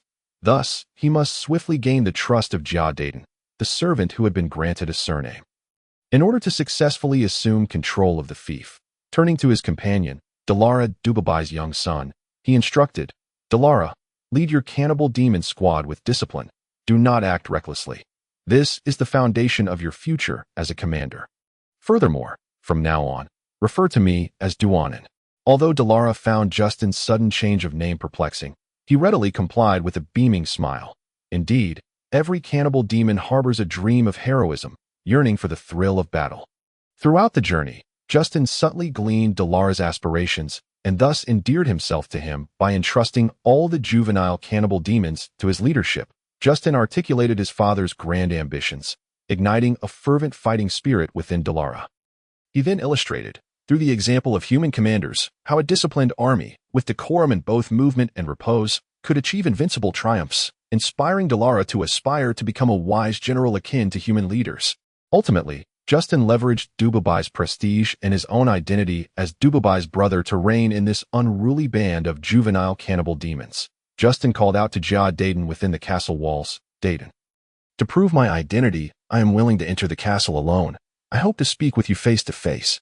Jia-Daden understood that if the other party were to forcefully attack, his side would be utterly powerless to resist. After much deliberation, Jia-Daden ultimately acquiesced to Justin's request, pondering what conditions might ease the tension between them. After all, living was preferable to death. Justin entered through the open gates of the castle, observing Jia-Daden awaiting him at the entrance. Upon entering, the gates closed behind him. Dismounting, Justin handed the reins to a nearby servant, discovering that it was still a castle slave. He jested, Jia-san, you have quite the nerve. The 17 or 18-year-old Jia-san looked at the masked Justin with confusion, unsure of why the stranger recognized him. Observing the scene, Jia-Daden sensed the situation was rather complicated, thus leading Justin into the castle's parlor. Justin traversed from one courtyard to the next. He casually mentioned the names of the flowers and trees planted therein and reminisced about how he enjoyed playing in certain spots as a child. Jia-Daden, gazing at this self-proclaimed friend of the Lord, genuinely wondered how the individual could possess such intimate knowledge of the young master's affairs. Could it be that Justin had been captured and tortured, revealing these secrets under duress? Regardless, Jia-Daden felt compelled to ascertain the identity of this person claiming to be a friend of the Lord, especially as it could pertain to the Lord's very survival. The Lord had been missing for over a month, with no word of his fate. The mere thought of Lord Justin's demise sent a shiver down Jia-Daden's spine. As the entire fief could be forsaken, leaving their fate tragically dire, habitually, Justin sat in the master's seat. Jia-Daden, both fearful and suspicious, discerned that Justin did not seem to be acting with intent, but rather sat down as if it were a natural occurrence. Although doubts and fears lingered in Jia-Daden's heart, he had not yet relinquished the last vestiges of hope. If he could learn of Justin's whereabouts from this individual, it would be a boon. Thus, he began to ponder his words carefully. Before Jia-Daden could speak, Justin inquired, Daden, why is your little Samling not playing in the front hall? Jia-Daden hesitated before responding. Just a moment ago, the servants spotted a large troop approaching the castle, prompting all the slaves to seek refuge. We first evacuated the women, children, and elderly. Upon hearing this, Justin smiled and remarked, the first to bring news should be rewarded. Being perceptive enough to detect danger and report it is indeed the mark of a loyal and valiant individual. Jia Daden nodded in agreement. Though he was greatly perplexed by Justin's authoritative tone, noticing that they were alone, Justin finally divulged, "I am Justin, though I have encountered some inexplicable events leading to this transformation. Additionally, I stealthily left, intending to eradicate evil and uphold justice." Akin to the noble wizards and tales, unfortunately, I stumbled upon the cannibal demon king, who had ventured out alone from 400 miles away. I intended to subdue him, but was ultimately captured. Jia Daden merely nodded, his thoughts racing. How could this man claim to be Justin? The Lord had only been 13 when he left the fief, a mere child who was shorter than himself. This stranger towered over him by nearly 20 centimeters. How could that be? Seeing Jia Daden's incredulity, Justin realized the extent of his transformation. Not only had his height changed dramatically, but his appearance had shifted as well, making it implausible for anyone to believe him at first glance. Jia Daden stammered, "You claim to be the Lord, yet you dare to contest the cannibal demon king, who does not know of the demon king's fearsome reputation within 1,000 miles. You cannot be deceiving me. Can you?" Justin's face flushed with embarrassment as he replied, "You know my magic was self-taught from books, and I am not yet proficient. I battled the cannibal demon king for 100 rounds. Oh, I misspoke. It was 30 rounds, only to lose due to exhaustion and the depletion of my magical energy." Justin feigned a lamenting demeanor, as if his defeat by the cannibal demon king was solely a consequence of his own limitations. Fortunately, his face was obscured.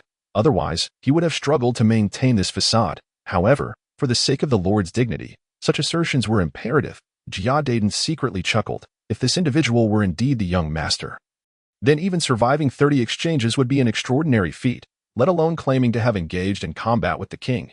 Justin was aware that his words lacked credibility, so he masked his unease by saying, after being captured, "The cannibal demon king fed me something that caused me great suffering, transforming me into this state, alas."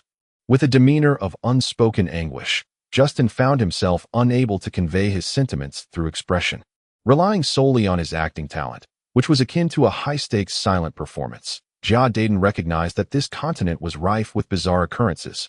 However, he had never heard of a potion that could increase one's height by a third. Acknowledging the implausibility of his story, Justin added, "I have missed Linger these past 2 days. Please bring her here, for a child's intuition is often the most genuine." Upon hearing this, Jia Daden hurriedly dashed out of the parlor. His urgency stemmed not from a desire to summon his daughter, but rather from a need to collect his thoughts. The more he pondered, the more unsettling he found the situation. Could someone grow so tall in just over a month? While the stranger exhibited familiarity with the castle and its affairs, a sense of unease gnawed at him. In a state of confusion and desperation, he sought out his daughter. Jiao Ling was abruptly pulled into the parlor by her father, unaware of the reason for her summoning. Upon entering and seeing a masked figure seated in the master's chair, she felt a tinge of fear. However, Justin warmly beckoned, "Linger, what is this? Has your brother returned after 2 days away? And you no longer recognize me?"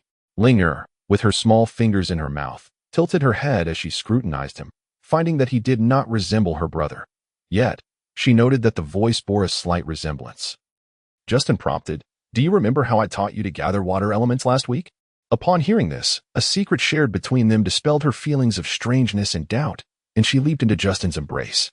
Although Justin's physique and presence had changed, Linger still sensed an inexplicable familiarity emanating from him. With joy, she exclaimed, "Brother Justin, I thought you had grown to dislike me, and that you left secretly to avoid playing with me."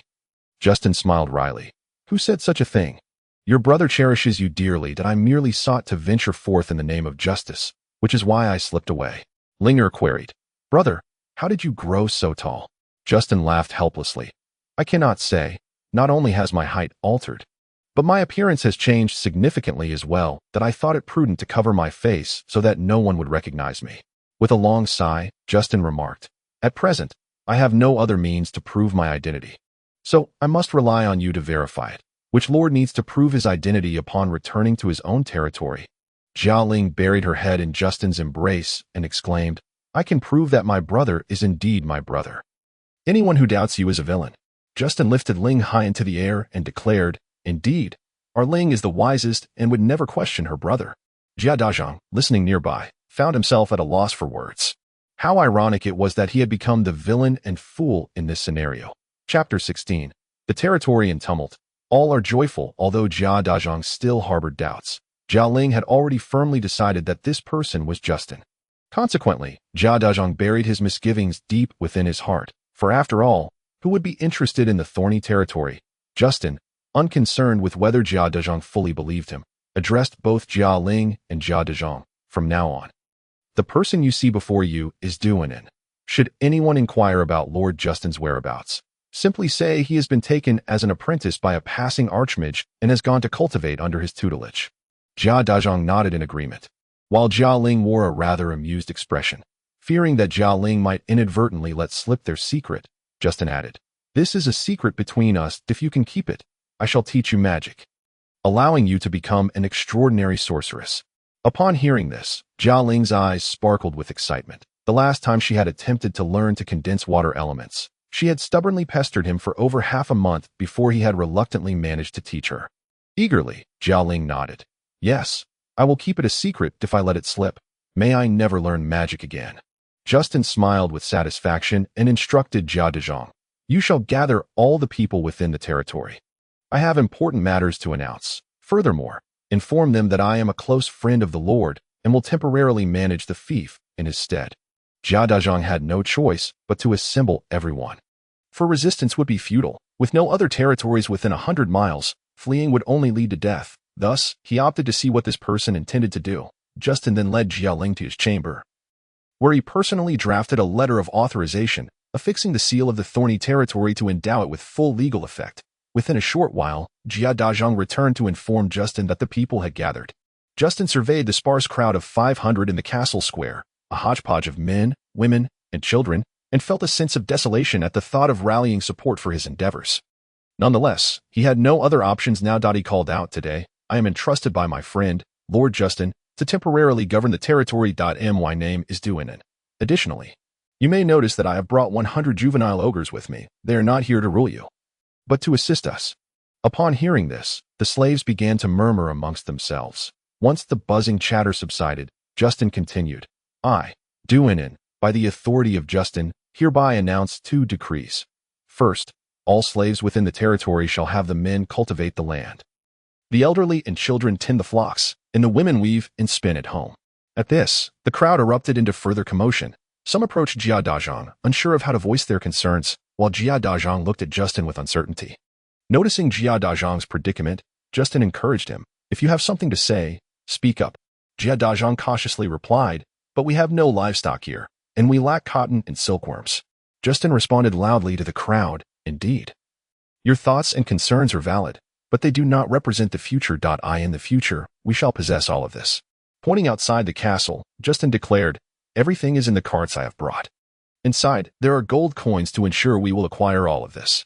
The slaves erupted into cheers. Yes, the thorny territory was impoverished, and for the past 2 years, due to the expansion of the Ogre Tribe, hunting wild beasts had become increasingly difficult. Even Justin had gone without meat for over a month. If they could cultivate the land, tend flocks, weave, and spin, their lives would undoubtedly improve significantly. One could only imagine how eagerly they anticipated their future lives. Justin then asked, "Do you have any questions regarding the first decree?" The slaves replied in unison, "None." Justin continued, "Then I shall proceed to the second decree. Henceforth, contributions will be recorded, and upon reaching a certain threshold, one shall transition from slave to free citizen." The slaves listened with confusion, uncertain of the benefits of being a free citizen. One bold slave inquired, "What is a free citizen?" Justin explained, "A free citizen is one who can move freely, pursue education, hold official positions, engage in commerce, and rent the Lord's land, allowing you to keep a portion of the harvest." The slaves showed little interest in the other rights, but perked up at the notion that they could retain part of the grain harvested from the Lord's land. Indeed, these slaves had no personal savings. All their belongings belonged to the Lord, and they were property of the Lord themselves. Now, upon hearing that they could possess food and savings, how could they not be filled with hope for the future? The previously numbed and indifferent expressions of the slaves transformed into lively ones, as they longed to possess their own sustenance, at least enough to fill their stomachs, witnessing the excitement on their faces. Justin could not help but inwardly commend. The people's hearts can be won. Realizing that the development of the territory could not occur overnight and must be gradual, Justin decided to announce only these 2 decrees for now. Further reforms would be implemented in an orderly fashion. Clearing his throat, he declared, "As long as you are diligent and brave, you will all become the first free citizens of the Thorny Territory." The slaves erupted in jubilant cheers that echoed to the heavens. Once the crowd's excitement had subsided, Justin announced, "Today, I wish to commend the individual who first discovered the orcs' movements and organized the retreat. He shall receive a reward of 10 pounds of grain. Please step forward." As soon as Justin finished speaking, a small slave, no more than 10 years old, stepped forward boldly and declared, "Sir, it was I who first discovered the orcs' tracks and informed everyone." Justin gestured for him to come closer, lifting the small slave onto his shoulder, and proclaimed, "From now on, anyone who contributes positively to the fief shall receive rewards." After setting the small slave down, he kindly said, "Later, you may find Jiazong want to collect your grain." The other slaves recognized that Justin indeed rewarded merit, and their spirits were rekindled. An elderly slave stepped forward and called out, "Sir, although I did not see the orcs' tracks, I organized everyone to enter the castle. I asked there any reward for me?" Justin replied loudly, "Yes. There is a reward, also 10 pounds of grain." The other slaves looked on with eager expressions, wondering why it was not themselves receiving the reward. Noticing that no one else stepped forward, Justin announced the dispersal of the crowd. He instructed Jia Dazhang to distribute the rewards promptly and ordered the slaves to open the castle gates before approaching the juvenile ogres. Justin addressed them, "Due to the limited space within the castle, you may construct your own dwellings from the wood available. For those unfamiliar with construction, I can dispatch humans to assist. However, remember, no one is allowed to eat humans. Otherwise, I shall show no mercy." After some bustling, the living area for the ogres was designated in a valley 10 miles away, where the slaves would assist in building large wooden houses for the ogres' residents. Justin instructed Dula La, "The Thorny Territory is resource poor, and the food supply is limited. Therefore, I plan to travel to Ark City, 1,000 miles away, tomorrow to purchase some grain, seeds, and livestock, ensuring everyone has enough to eat. All brothers must accompany me. Otherwise, if left here without our supervision, who knows what chaos may ensue." Yet, the thought of leading so many juvenile ogres into the eyes of those with ulterior motives greatly concerned him regarding his future development. After some contemplation, Justin decided he could not leave the juvenile ogres in his territory unmonitored. He told Dula La, "Select a group of 10 strong brothers to accompany me. The remaining ogres should elect their own group leaders, with 10 ogres per group, maintaining a distance no greater than 500 meters between each group, staying close and responsive to one another." Justin looked at Dula La expectantly and said, "This will test your ability to select and lead the ogres. So I hope you can devise a plan quickly and inform me before we set off tomorrow." Dula La, hearing that Justin had assigned him a task, eagerly agreed. Chapter 17. The Pitiful Life of a Noble Lord. The treasure chest finally opened, seeing that the construction of the ogres' dwellings was nearly complete. Justin returned with over 100 slaves from the territory, leaving 200 pounds of grain for the juvenile ogres' dinner. Initially, Justin had considered preparing 20 large iron pots to stew the grain, wild vegetables, and mushrooms for the ogres, only to discover that there was but a single large iron pot in the castle, which belonged to the castle itself. The slaves typically used stone pots and the like. Contemplating the ambitious Dubabai and the imminent threat posed by the Ogre Tribe filled Justin with a sense of urgency. This situation in the fief could not continue. Change was imperative. Upon returning to the castle, Justin rewarded each assisting slave with 2 taels of grain as compensation. The slaves received their rations and joyfully made their way home. Upon entering the dining hall, Justin observed that Jia Darren had already instructed the servants to prepare the meal, which remained consistent with its usual fare. The spread consisted of a salted dried fish, a fresh wild vegetable soup, and 2 white steamed buns. Occasionally, there would be a cold dish of fresh wild greens, a pot of salted fish soup, accompanied by the same 2 white buns. As for bread, well, they could hardly afford a chef skilled in baking. In previous times, Justin would have found this food sufficient to fill his belly, yet now it barely satisfied him to a mere 4 or 5 parts full. The increase in his height was one reason, while the improvement in his physical constitution necessitated a greater intake of energy was another. As he meticulously chewed the fresh wild vegetables, imbued with the essence of the great outdoors, he savored the sweetness of their roots, and washed it down with a sip of hot soup, paired with a bite of the bun. This was a ritual Justin often indulged in. Particularly, the small salted fish was hardly inferior to what a cat would consume.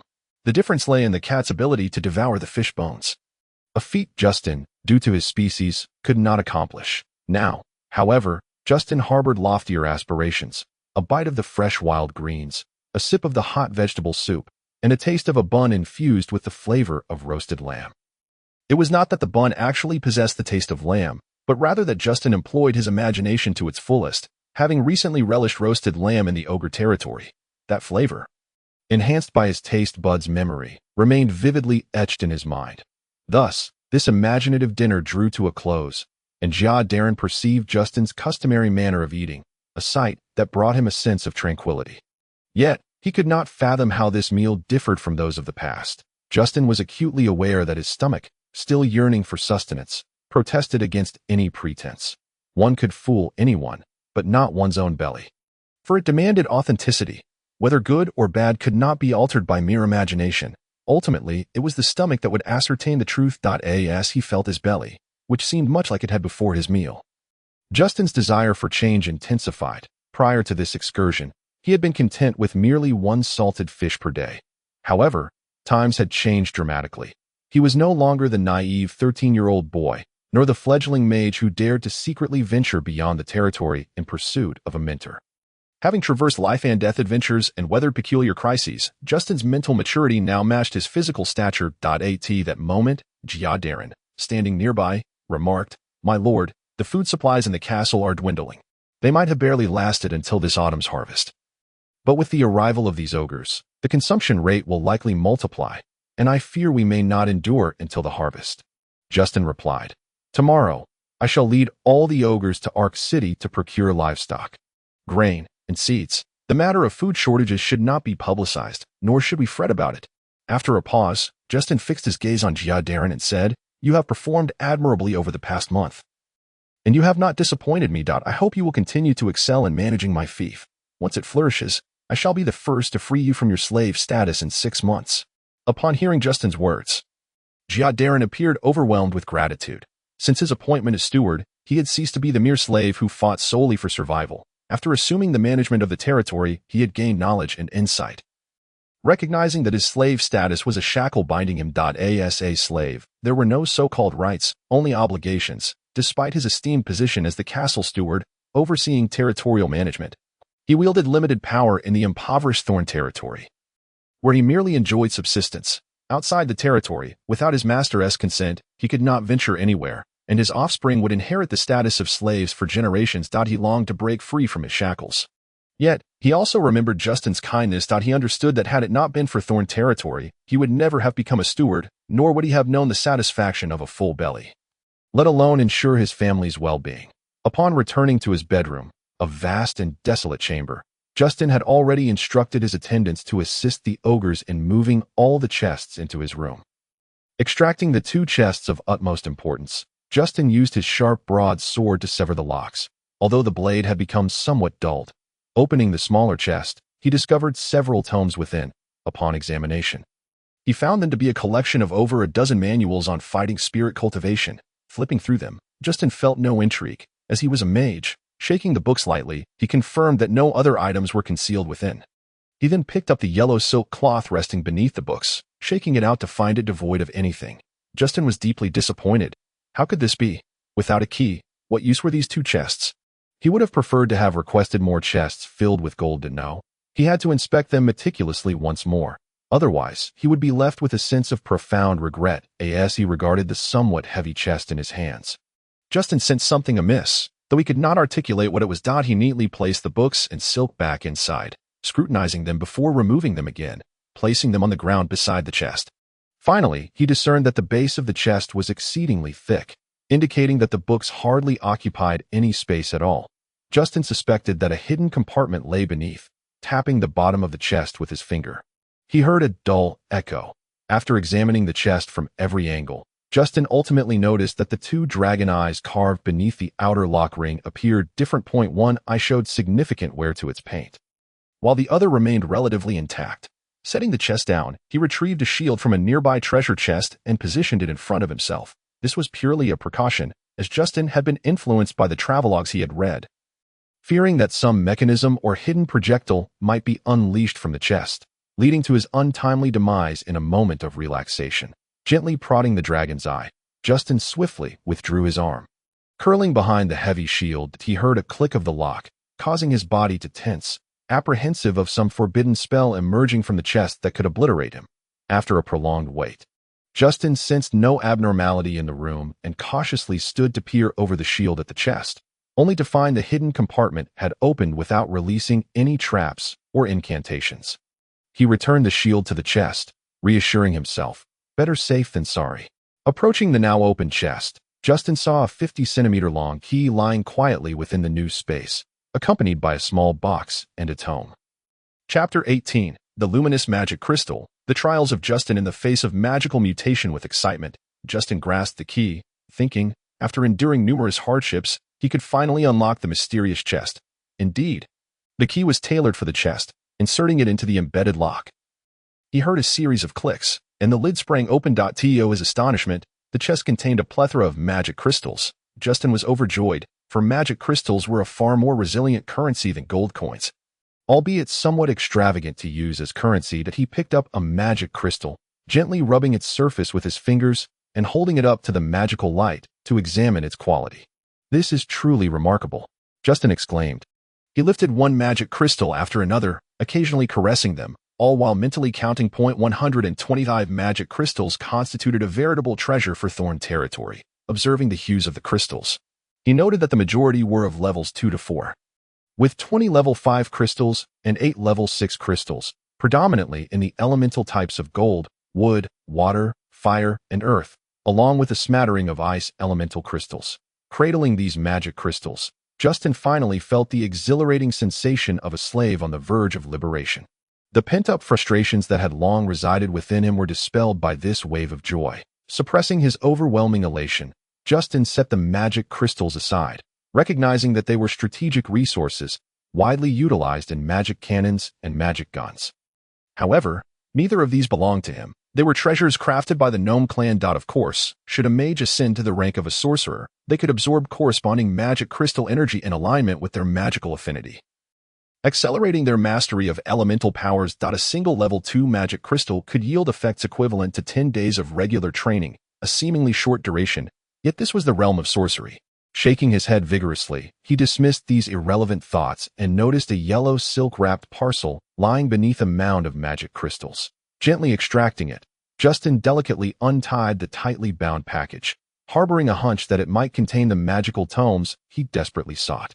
As the parcel unfurled, revealing dozens of spellbooks, tears of joy streamed down Justin's face. Falling to the floor. It was only after his parents' passing that he began his studies in meditation. That time, he scoured the entire castle, finding not a single book on magic. He was left to rely solely on the meditation techniques prevalent in the vast continent, as described by bards in their tales. Uncertain of their validity, yet with no other options available, during the initial month of his training, he would test his progress with a meditation stone after each session, hoping for signs of improvement. But alas, the stone remained unresponsive. He could not comprehend how, even with the best meditation techniques, it was impossible to attain the level of a first-tier magic apprentice in such a short span. The historical records recount a genius who ascended to the rank of a level 1 mage apprentice in merely a month and 3 days. In contrast, Justin practiced a meditation technique of which he himself was uncertain regarding its efficacy.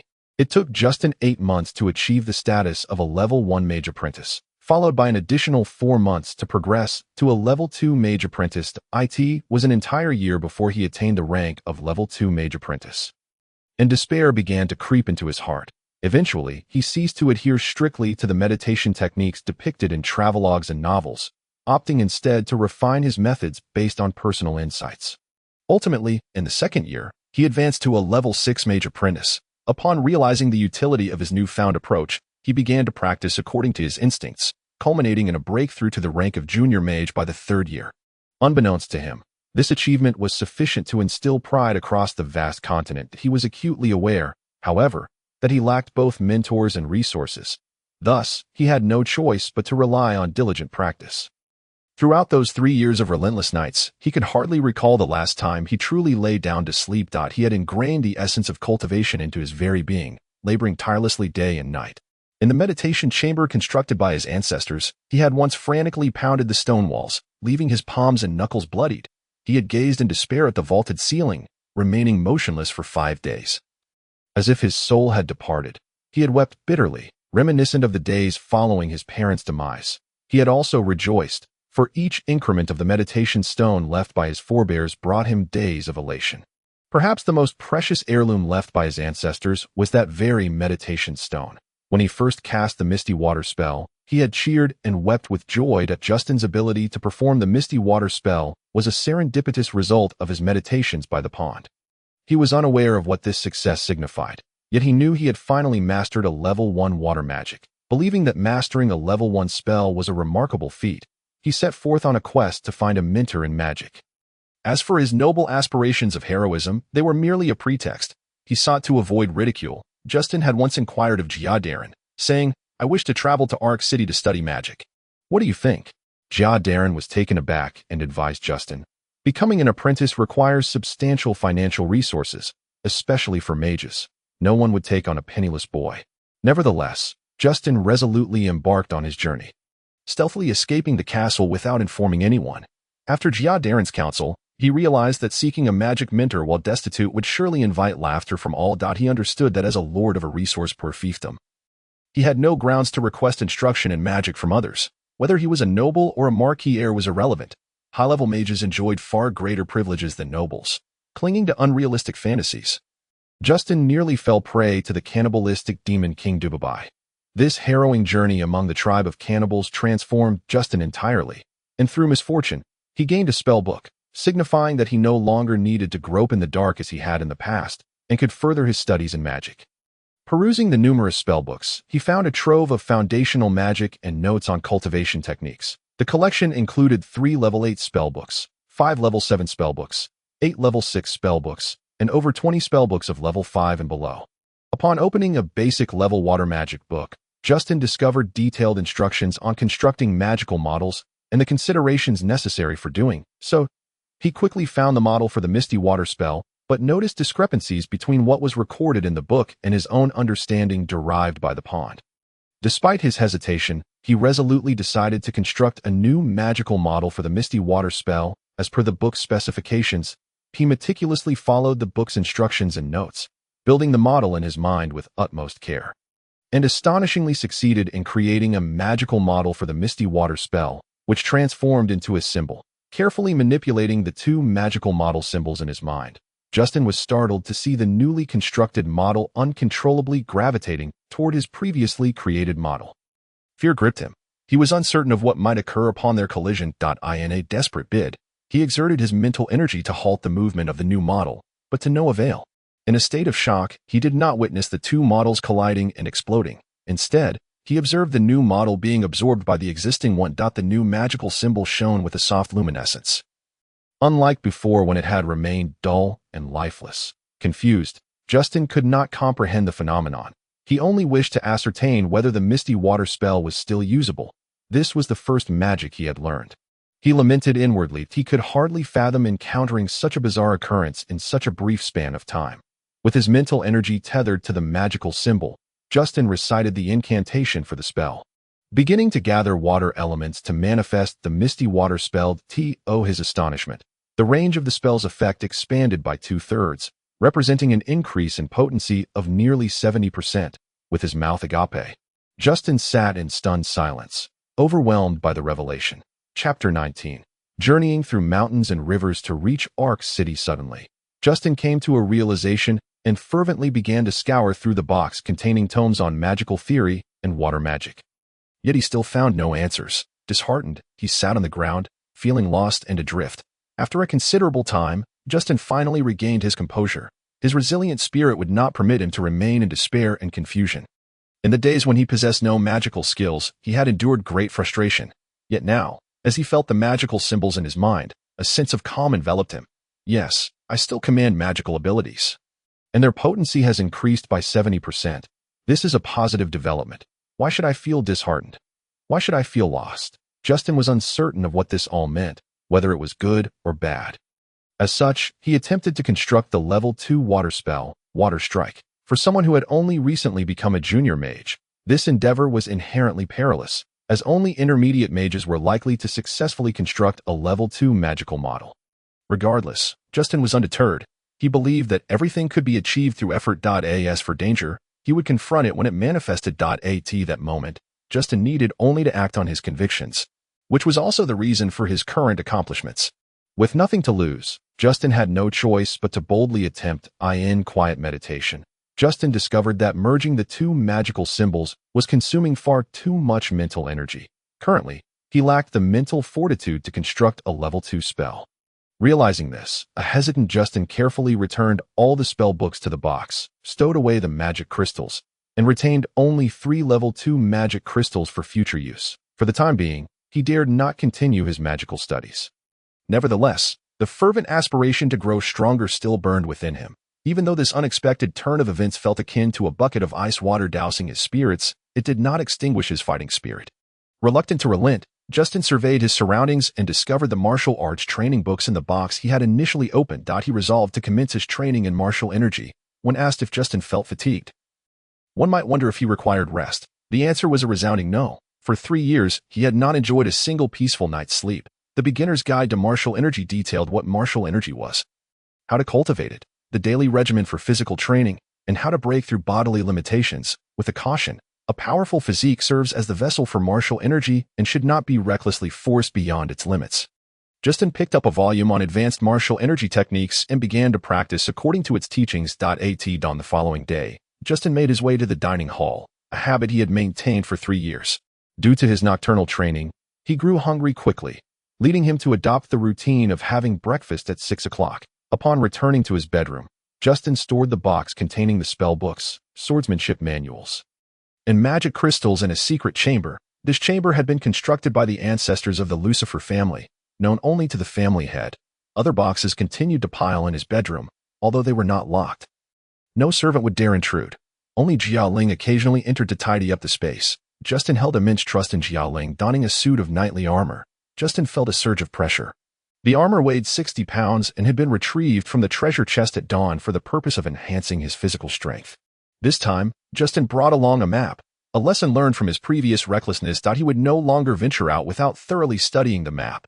Leading his horse alongside the cannibals, Justin embarked on his journey toward Ark City, resolutely gazing at his castle and domain. Along the way, he foraged for sustenance, consuming whatever he could find. The forests were replete with various fungi and plants, some of which his enslaved followers had identified as edible. After all, if Lord Justin could hardly sustain himself, the slaves were even less likely to be well fed, often scraping by. Many slaves scavenged for food in the woods, accumulating survival knowledge, although the cannibals were known for their volatile nature and unsanitary habits. Under Justin and Delala's leadership, they maintained a semblance of order. Justin, on this occasion, took the only large iron pot from the castle as he ventured out. He led 10 ogres in search of sustenance. And each time he prepared a meal, a throng of ogres would gather around, impervious to his outbursts of frustration. Alas, Justin was the sole individual among them capable of cooking, whether foraging for raw tree roots or various edible plants and mountain vegetables. The latter was invariably the choice, even for ogres. Throughout his journey, Justin encountered neither the much-anticipated bandits nor robbers, which dashed his aspirations of robbing them. Instead, one must consider. In this desolate thorny territory, there were no trade caravans passing through.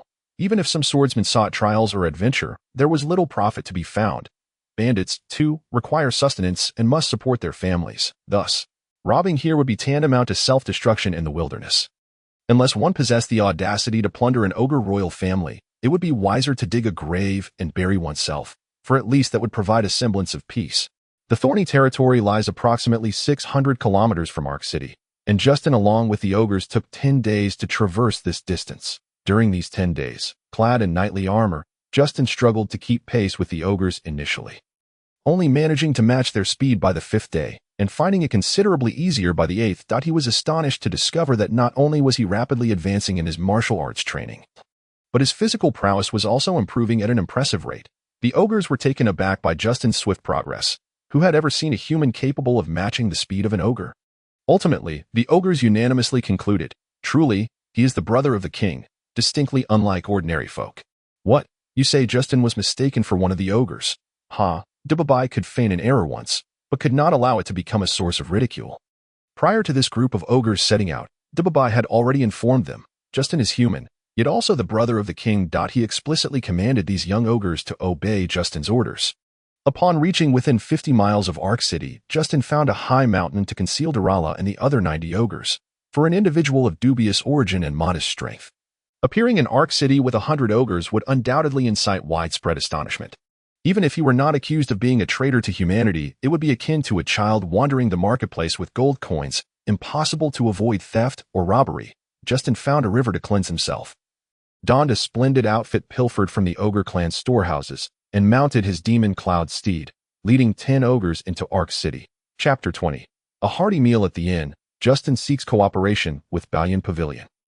Ark City is one of the 15 major cities of the Demon Cloud Empire, with a resident population of approximately 3 million. Originally a military stronghold on the southern frontier of the empire.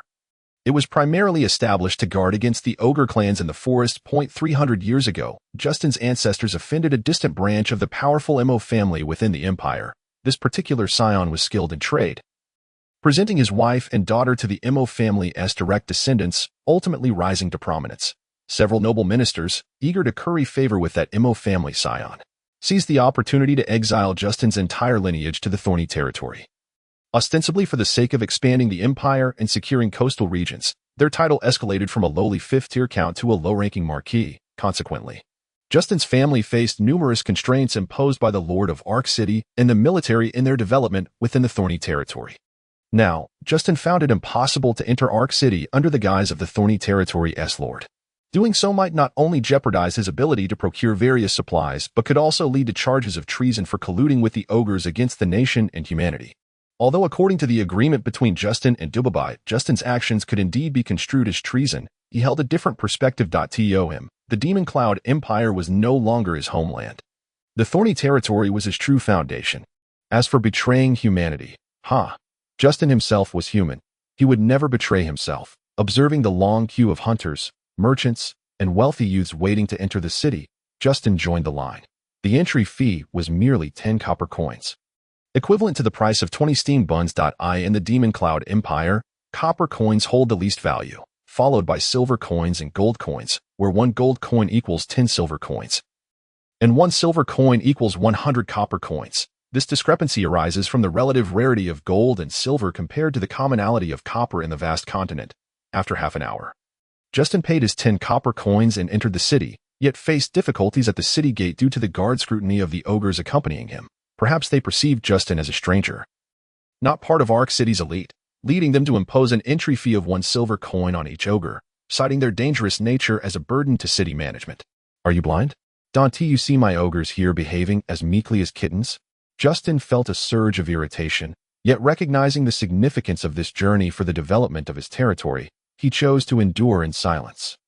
As he strolled through the bustling streets of the city, witnessing the vibrant commerce and the cacophony of voices, Justin felt a pang of envy. If only I could develop the Thorny territory into something like this, he mused longingly. Entering an inn, he reserved a courtyard, which cost him a gold coin per night. Summoning a servant, he ordered 3 whole roasted sheep, 5 roasted suckling pigs, and 10 roasted chickens. As for vegetables, one might wonder if ogres would consume them. Indeed, they had eaten them along the way, but that was only due to hunger. Now that delectable dishes were available, they had no intention of touching greens. What, you ask why Justin does not eat vegetables? Wake up. On this journey, he has only encountered the stench of fish. He hasn't smelled meat at all. You think the proliferation of ogres has little impact on the reproduction of forest creatures? 10 ogres plus Justin form a tempestuous force. Fortunately, the ogres understood the etiquette, allowing Justin to carve his preferred portions before they dove into the feast. Otherwise, considering the ogres' voracious appetites, with grease smeared everywhere and drool dripping down, would Justin still retain his own appetite? After a brief respite of an hour post-feast, Justin instructed 6 of the younger ogres to remain quietly in the courtyard, forbidding them from wandering, lest they be left without supper that evening. These young ogres had never encountered such sumptuous food since their birth. At this moment, Justin was akin to a deity in their eyes. Oh, great ancestral deity of the ogres, please forgive your children for their irreverence. Justin took 4 ogres and strolled about, inquiring about the prices for food and transportation. Upon hearing that the merchants were not keen on shipping southward, he reluctantly shifted his focus to a small town to the north and inquired about food transportation prices, which turned out to be quite expensive. Indeed, procuring food in a large city was far more costly than gathering it from below. Justin paid little mind to the food prices, for he had already devised a plan. Although uncertain of its viability, the allure of treasures compelled him to try his luck. In truth, Justin's destination was Balian Pavilion. Bards often recounted tales of individuals discovering incredible bargains within, acquiring divine artifacts at remarkably low prices. Justin, on one hand, sought to engage in business discussions, and on the other, hoped to stumble upon a hidden gem himself. Upon entering Balian Pavilion, he was greeted by a dazzling array of treasures, including millennia-old blood corals, precious porcelain, exquisite jewelry crafted by master artisans, rare materials he had never encountered, and several valuable swords for sale. After perusing the collection, Justin felt a sense of ennui, just as chronicled in travelogues. There indeed lay a hodgepodge of items cast about, priced inexpensively, yet went largely ignored. The sheer volume of bargain hunters rendered it nearly impossible for buyers to outsmart sellers. It was rare to find something truly worth its price, let alone uncover a divine artifact at a low cost. Justin found himself in the same predicament, unable to discern which items were treasures and which were mere refuse. Furthermore, the items displayed could not enhance the strength of his fief, naturally rendering them unappealing to him. He approached a beautiful maidservant and inquired, "I wish to sell items to Balian Pavilion. Might you direct me to the appropriate place for discussion?" The maidservant, unusually disregarding her usual principles, was momentarily captivated by Justin's strikingly exquisite appearance rather than assessing his attire. Justin gently nudged the maidservant's shoulder and asked, "What troubles you? Are you unwell?" Upon receiving his warm and concerned inquiry, the maidservant's cheeks flushed, her gaze darting about in a flustered manner before she stammered, "It's nothing. I was momentarily lost in thought. Perhaps due to fatigue." She glanced at Justin's attire, lavish and somewhat rare in style, indicating he likely hailed from a well-to-do background. Had Justin belonged to the ranks of Ark City's nobility, the maidservant would have recognized him solely by his appearance. She led Justin and his 4 ogres into a private chamber, stating, "Please wait here, young master. A supervisor will be with you shortly." After pouring a cup of tea, she exited the room. After nearly a quarter of an hour, with the tea having grown cold, Justin finally saw an extraordinarily beautiful woman enter. Her hair was adorned with thin slices of yellow and red gemstones, and her hairpins emitted a faint magical aura. This was one of the notable gains Justin had acquired since emerging from the realm of secrets, an acute perception of magical items. After all, Justin was merely a 13-year-old boy. While he might admire the beauty of women, he harbored no ulterior motives. Had he been born into a noble family, free from concerns about livelihood, he would undoubtedly have been familiar with the follies of youth by the age of 13 or 14. Chapter 21. Treasures Unveiled. Shocking the Balian Pavilion. Once the lady settled into her seat, Justin extended his left hand behind him, gesturing to the ogre lurking in the shadows. The foremost ogre bowed deeply and presented Justin with a cloth bundle, both hands reverently cradling it. This sequence of actions was a testament to Justin's meticulous training of these 4 ogres along the journey. He accepted the bundle, placed it on the table, and unwrapped it.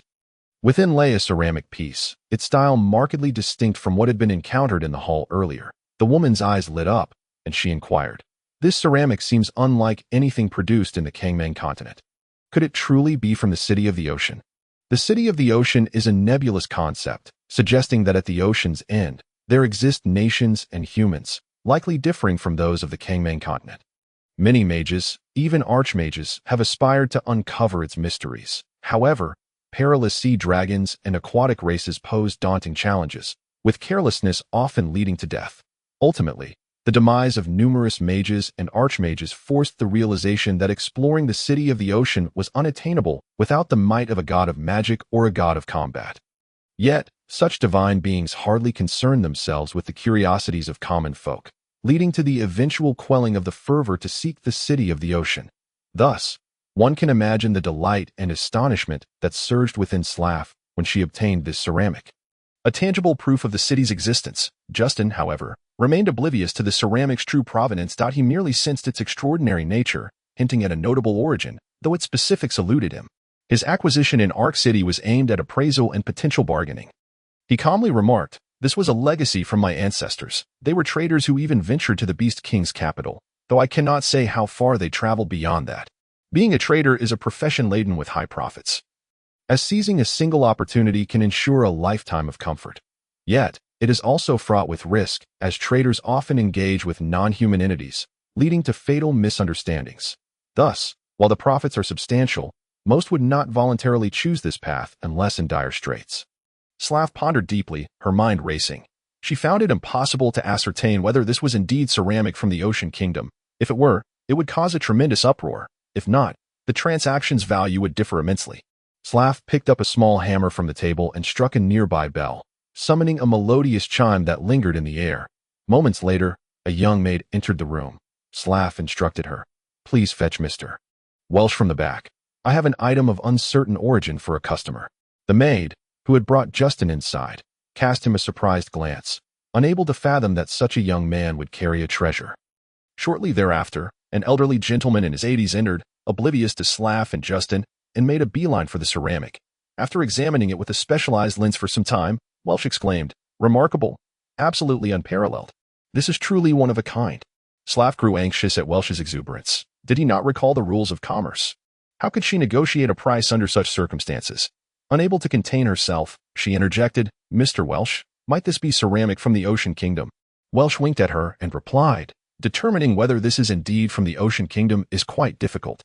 After all, such a style has never appeared in the Cangmang Continent, and the craftsmanship is certainly not of our realm. Therefore, pricing this ceramic poses a challenge." Slav smiled alluringly, saying, "Sir, you see, even Mr. Welsh cannot authenticate this ceramic's origin, making it difficult for us to offer a high price." "Perhaps," Justin interjected, "since it has been established that the craftsmanship is not of the Cangmang Continent, it must be an item from the Ocean Kingdom." Slav and Welsh exchanged confused glances. Justin continued, "Apart from the Ocean Kingdom, which human or beastly nation, or even elven realm, could produce such exquisite ceramics?" Slav and Welsh comprehended Justin's implication. If it were not from the Cangmang Continent, it would be deemed from the Ocean Kingdom unless proven otherwise. Although Slav and Welsh initially shared this sentiment, hearing it from a seemingly affluent young man was indeed an anomaly. Slav, no longer smiling, asked, "How do you intend to sell it, young sir?" Justin observed the anxious expressions of the two and replied, "Please wait a moment." With that, he reached behind him once more. The second ogre stepped forward, presenting another cloth bundle to Justin. Slav, Welsh, and the maid had initially assumed that the ogre was delivering an item Justin had purchased. Only now did they realize that all four ogres bore items Justin intended to sell. The three gritted their teeth, lamenting the fact that such valuable items were not secured in a chest under the watchful protection of skilled swordsmen, but instead were held by rough, brutish ogres. What if they were to break or be damaged? Justin paid no heed to their astonishment and unveiled the next item, a lush green bamboo stalk. Before Slav could approach, Welsh hastily seized it. Scrutinizing it with his specialized lens, after examining it thoroughly, he gingerly held it for a moment longer. Slav shot a disapproving glance at the absorbed Welsh, internally grumbling about his vigorous gait while claiming to seek retirement. How were the young to thrive under such circumstances? Welsh gazed at Justin in astonishment and asked, "Do you know what kind of bamboo this is, young sir?" Justin replied nonchalantly, "It is merely a segment of bamboo, possibly Hyein-ju from the Sea Tribe's Dragon Palace." In truth, Justin was uncertain of its exact nature. However, he recalled descriptions from travelogues and novels, and his attempt at identification seemed plausible, certainly more so than relying on meditative techniques. Welsh, brimming with excitement, inspected the patterns and quality of the bamboo once more before bringing it to his ear. As the wind passed through, a melodious song resounded, a siren's voice that captivated everyone present. Yet Justin remained clear-headed.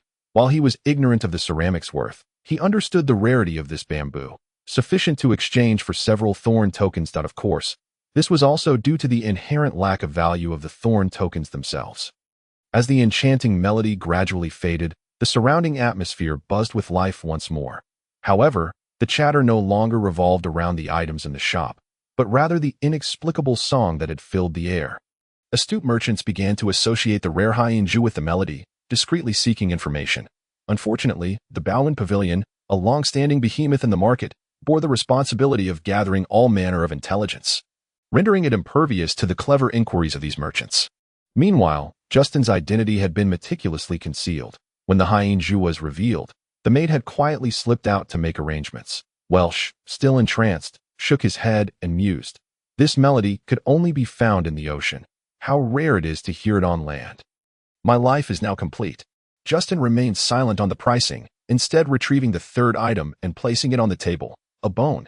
Chapter 22. Treasures for Heavy Cities. Justin's grand ambitions. Justin ceased his cryptic demeanor and declared, "Dragon toe bone."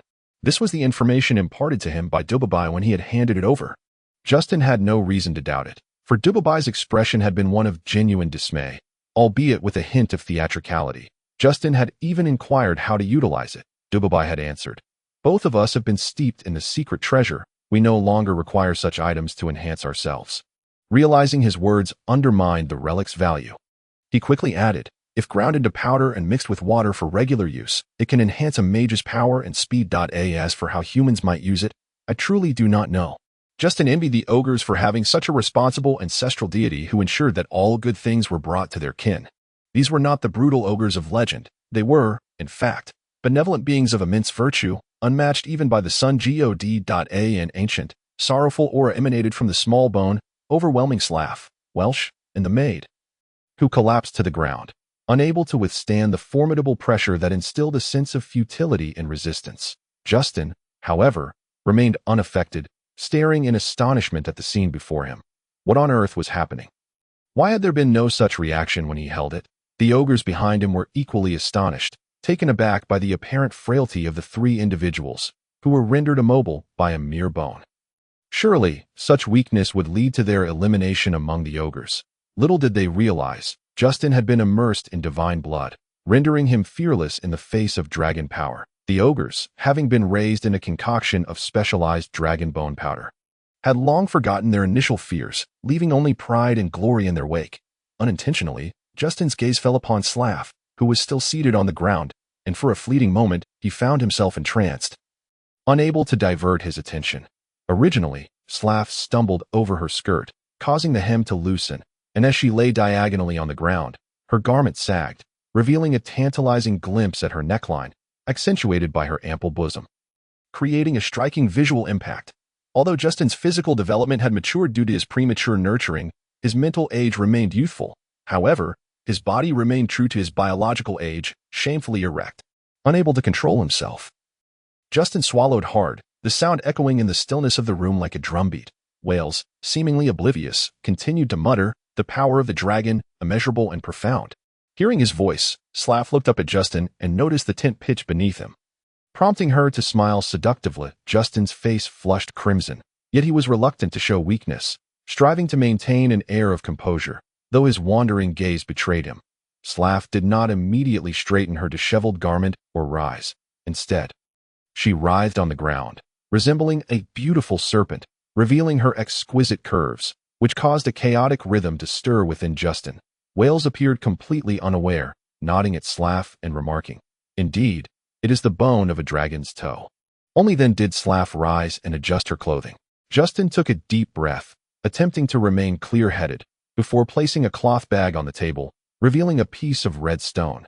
Slav and Wales gazed at the four items within the bags on the table, shaking their heads in disbelief. If anyone within their ranks dared to behave in such a manner, they would have been expelled long ago. Justin calmly stated, "Dragon's bloodstone." The trio from Balian Pavilion had initially paid little heed to the stone, for there were countless oddities. However, the mention of Dragon's bloodstone ignited their excitement once more. This stone greatly enhances the training of swordsmen and warriors. Many noble scions owe their success not solely to rigorous training, but rather to abundant resources. Just a small amount of the powdered dragon's bloodstone can facilitate a dragon's bloodbath, which proves immensely beneficial for infants and young children, establishing a solid foundation for their innate potential and significantly enhancing their physical resilience and malleability compared to the average individual. Observing the stone, which weighed less than 3 pounds, Wales picked up a pair of special glasses to examine it closely and declared, "The purity of this dragon's bloodstone is remarkably high." Justin, appearing relaxed and at ease, remarked, "Look at the price." Both Wales and Slav were taken aback. Each of these items was a once-in-a-lifetime treasure, capable of serving as the centerpiece at any auction. Particularly not just in any city, but at the highest echelons of the imperial capital's auctions. Just the thought of the price sent shivers down their spines. Gazing at the composed young man who entered Balian Pavilion clutching 4 treasures, they wondered whether he was confident or merely arrogant. Slav bit her lip and inquired, "What price does the young master desire?" As she spoke, she moved closer to Justin, pressing against his back, with a subtle breath. She blew a fragrant whisper into his ear. Justin, feeling flustered, turned red but showed no other reaction. Slav, observing Justin's indifference, felt a pang of defeat. She had not anticipated that her first attempt at seduction would falter, especially against such a tall and handsome youth. Justin said, I have a close acquaintance who is the Lord of Thorn Territory. Recently, during my travels here, I was moved by the dilapidated state of his domain. I have decided to use these 4 items to construct a small ark city for Thorn Territory and will require some supplies that I wonder what you think of this. Slav and Wales exchanged glances and nodded simultaneously. Slav replied, This transaction is of great significance. We shall need to deliberate further. Xiaowei, please attend to this young master. With that, Slav and Wales exited the inner chamber. Xiaowei smiled at Justin and introduced herself. My name is Vivian. You may call me Xiaowei. Justin returned her smile. Vivian innocently asked, You are quite fortunate, young master. Your family possesses such a wealth of treasures. Justin laughed heartily. Where is the fortune in that?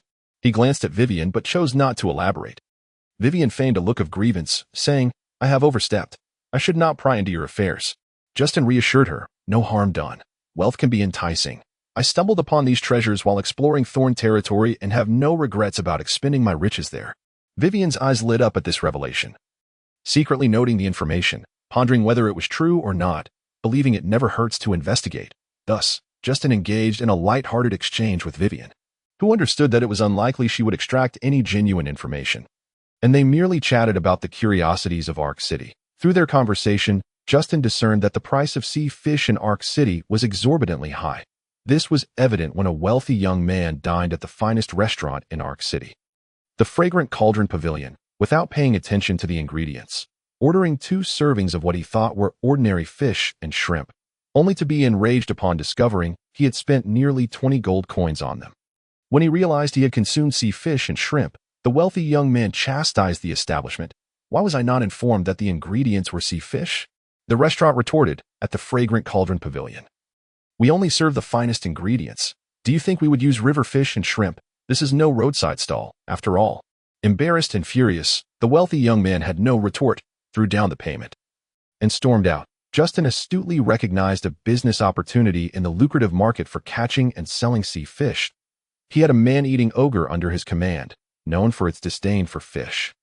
Remembering how one ogre had curiously tasted fish soup only to choke on a bone, requiring assistance from its companions to dislodge it, Justin noted this for future reference, yet failed to see a more significant business opportunity.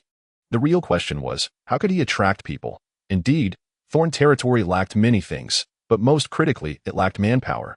Soon enough, Justin was greeted by a beaming Wales and Slav. Slav remarked, Your request is not insurmountable. While constructing a fortified city north of Ark City would be prohibited, building a small city deep within the territory of the man-eating ogres would be a favorable endeavor. Justin inquired nonchalantly, What? Are there complications in other areas? Slav patiently explained, Transportation of materials poses a problem. We cannot guarantee that our convoy will not be harassed by the ogres. Justin pondered for a moment and replied, If our convoy is disturbed by the ogres, we can invoke the name of Thorn Territory, and I can also invoke my title as Lord Justin. Should there be losses in personnel or goods, I will compensate for them each time. Upon saying this, Justin secretly thought, Any ogre foolish enough to attack my convoy will face dire consequences. Chapter 23. The concept of the commercial city sparks interest. Balian Pavilion seeks to seize the opportunity. The trio at Balian Pavilion exchanged glances, realizing this could resolve the issue of ogres robbing convoys. However, upon observing Justin's confident demeanor, they found it hard to believe he was being disingenuous. Regardless, if a problem arose, it would be this young man who would bear the brunt. What did Balian Pavilion have to fear? Slav continued, Constructing a city requires a substantial workforce. Thorn Territory may struggle to find enough individuals. Justin chuckled, Is manpower truly an issue? Surely this should not pose a challenge for your Balian Pavilion. For both Justin and Thorn Territory, people were indeed the greatest concern, yet in the face of such a vast commercial organization, was it still a problem? Justin mused. To his surprise, Slav shook her head, stating, Balian Pavilion can absolutely guarantee the timely and accurate delivery of goods. But when it comes to personnel, we truly find ourselves at a loss. Justin, puzzled, asked, Given Balian Pavilion's strength and status, gathering a few slaves should not pose a challenge. Slav chuckled lightly, Our Balian Pavilion is quite prominent. Such a scale inevitably attracts envy. If we were to meddle in other businesses, we might provoke a collective backlash. Justin contemplated and inquired, since Balian Pavilion is unable to assist, can you tell me who can? Slav replied, the underground black market in Ark City specializes in various slaves. If you require a large number, you may inquire with those in charge there. Here is a pass. You can use it to gain entry. The market opens every evening at 7. Justin accepted the pass and carefully stored it, saying, thank you, Miss Slav, for your guidance that I will also need you to provide food for all construction personnel. You can convert all of this into monetary terms, estimate a sum, and use all remaining funds to purchase livestock, grain seeds, vegetable seeds, fruit saplings, and seeds for cash crops. Slav hesitated, stating, given the immense value of the items you are trading, if converted into supplies, the demand would be overwhelming. We at Balian Pavilion cannot fulfill it all at once. Justin replied, the first batch of goods should be delivered to Thorn territory no later than the 20th. As for how many batches and the quantity you transport each time, that is entirely up to you, as long as you provide the necessary supplies. Slav casually remarked, does Thorn territory truly believe it can withstand the man-eating ogres? Justin clarified, it is not about resistance. Rather, it is about mutual development. The Thorn's domain will forever be incapable of contending against the cannibalistic demon royal family. However, its development is indeed a boon for the entire Gabise mountain range.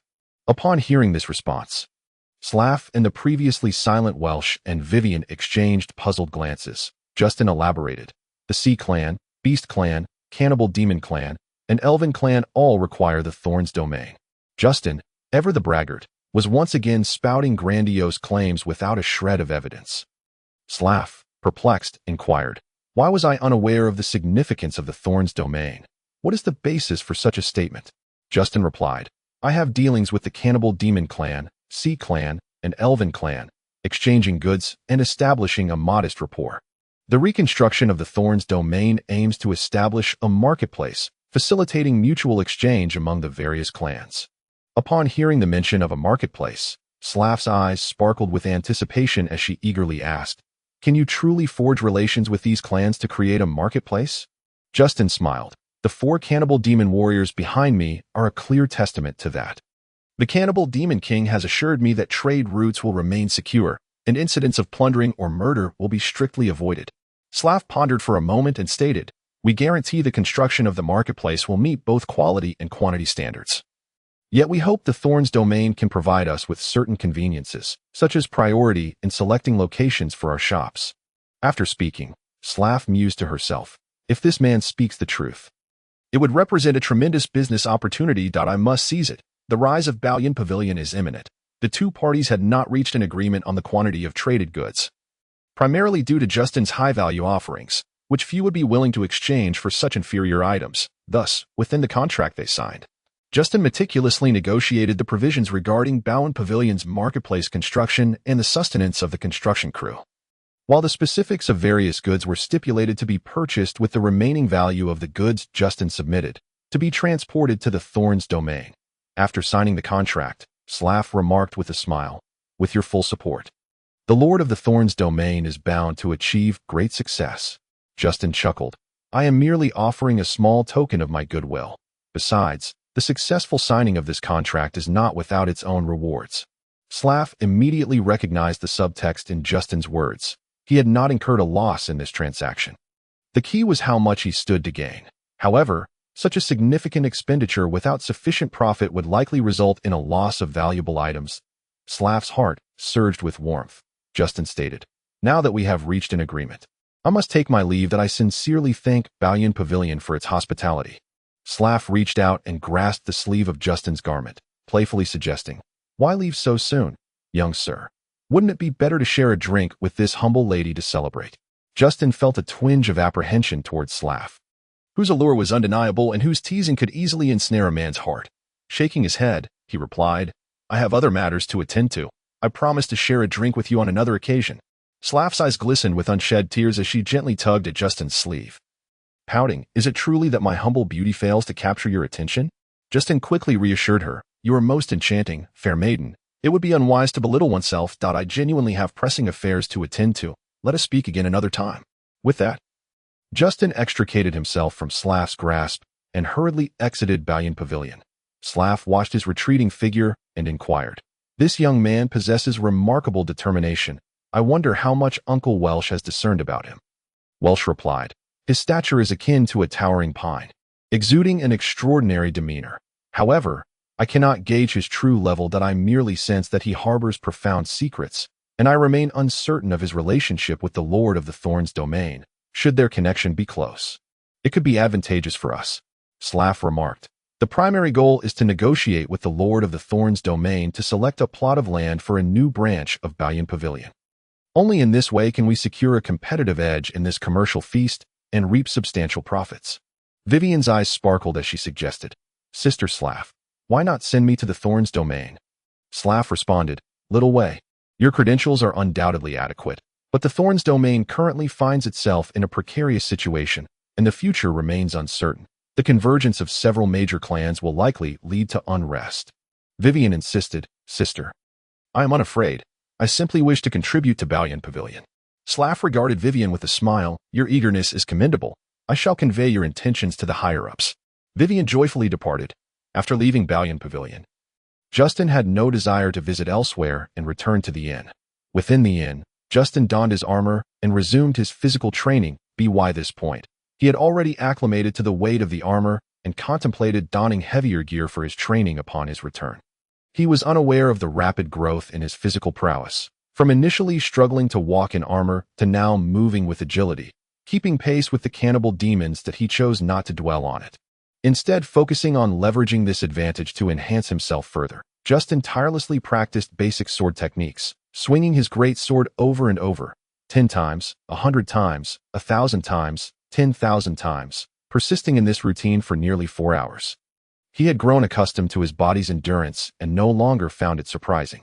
After fetching a bucket of water, he poured it over himself, his not-so-toned muscles resembling small mice scurrying about, which he found amusing.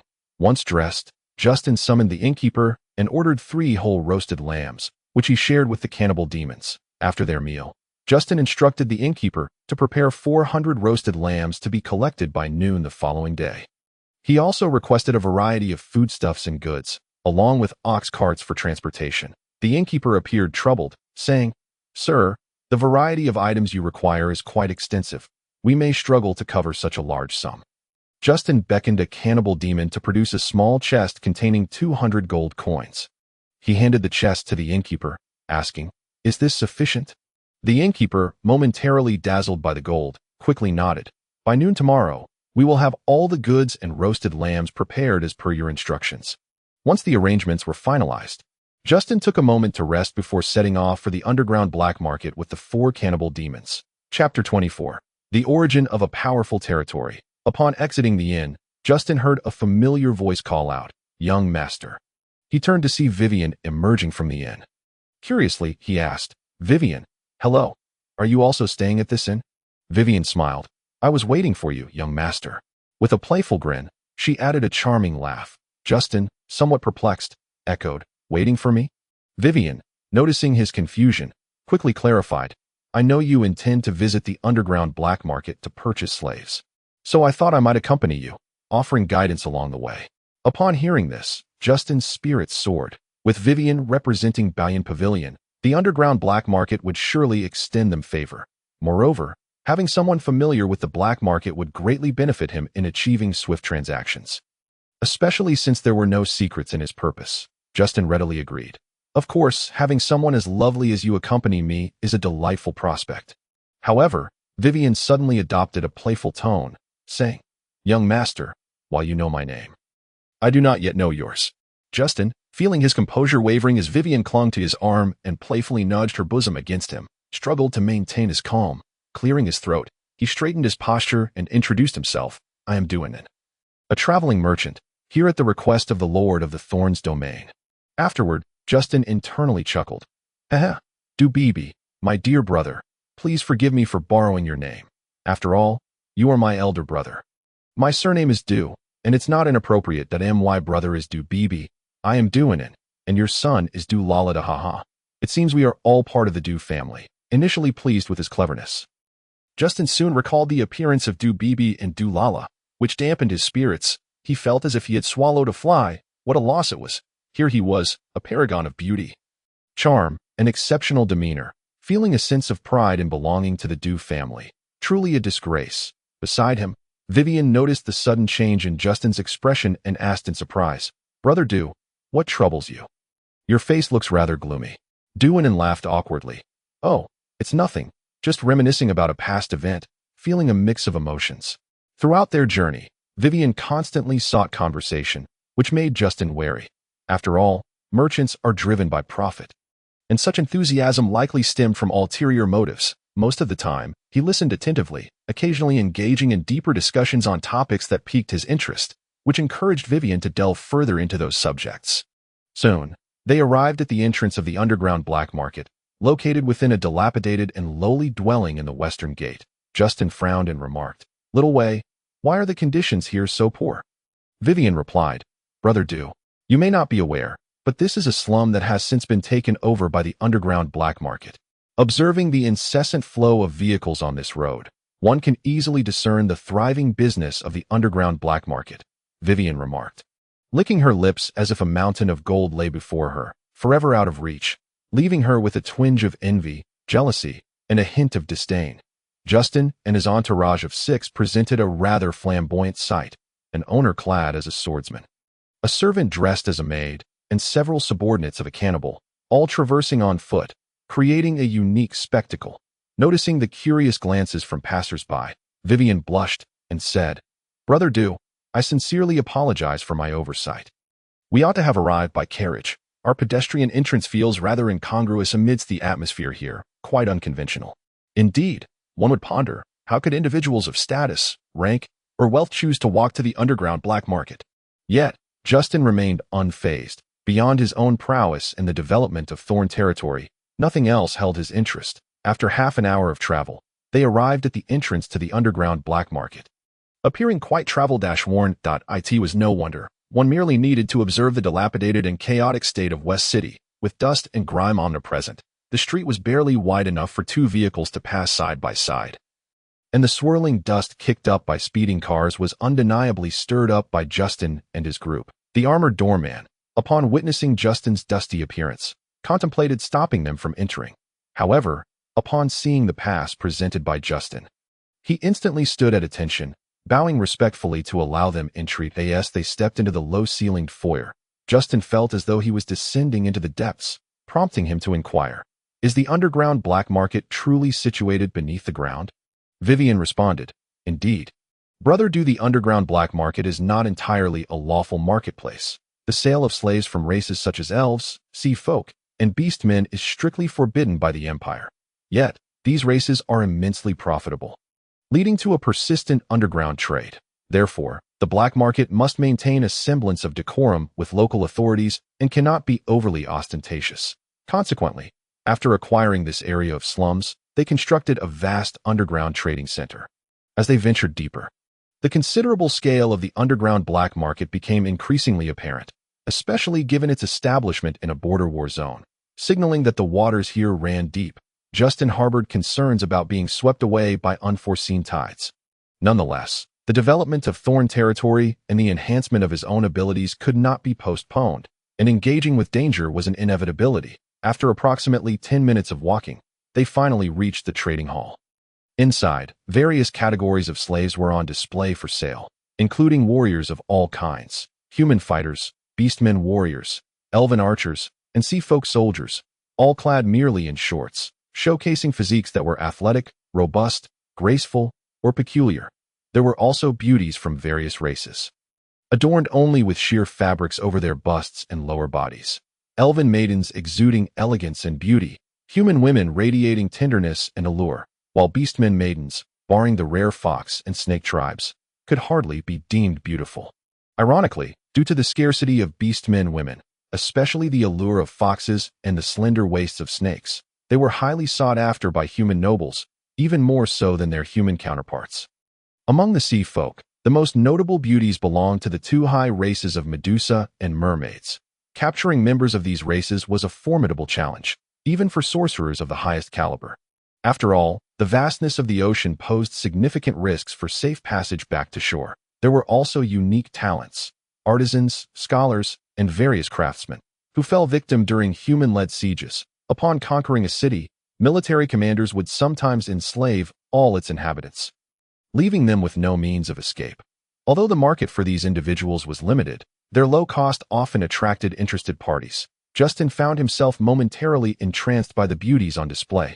After all, those showcased for auction were far from ordinary. Suddenly, a heavy grunt from nearby jolted him back to reality, and with an embarrassed smile, he said, "It's my first time here. I can't help but be curious." Vivian, in a huff, displayed her displeasure, pouting as if greatly wronged. Justin, feeling a headache coming on, was at a loss for how to remedy the situation when a figure resembling a supervisor approached Vivian, saying, "Isn't this the illustrious Vivian from Balian Pavilion? What brings you to the underground black market today?" The supervisor's tone was laced with sarcasm, recalling Vivian's previous tumultuous visit to the black market. On that occasion, a mercenary had taken a fancy to a fox girl and, without regard for the onlookers, had attempted to engage her right there. Vivian, having forcibly dragged her friend Slav to the market, had witnessed the scene and, in a fit of rage, had chastised the mercenary for his disgraceful behavior, indirectly criticizing the black market for its morally bankrupt dealings, much to the displeasure of its hosts.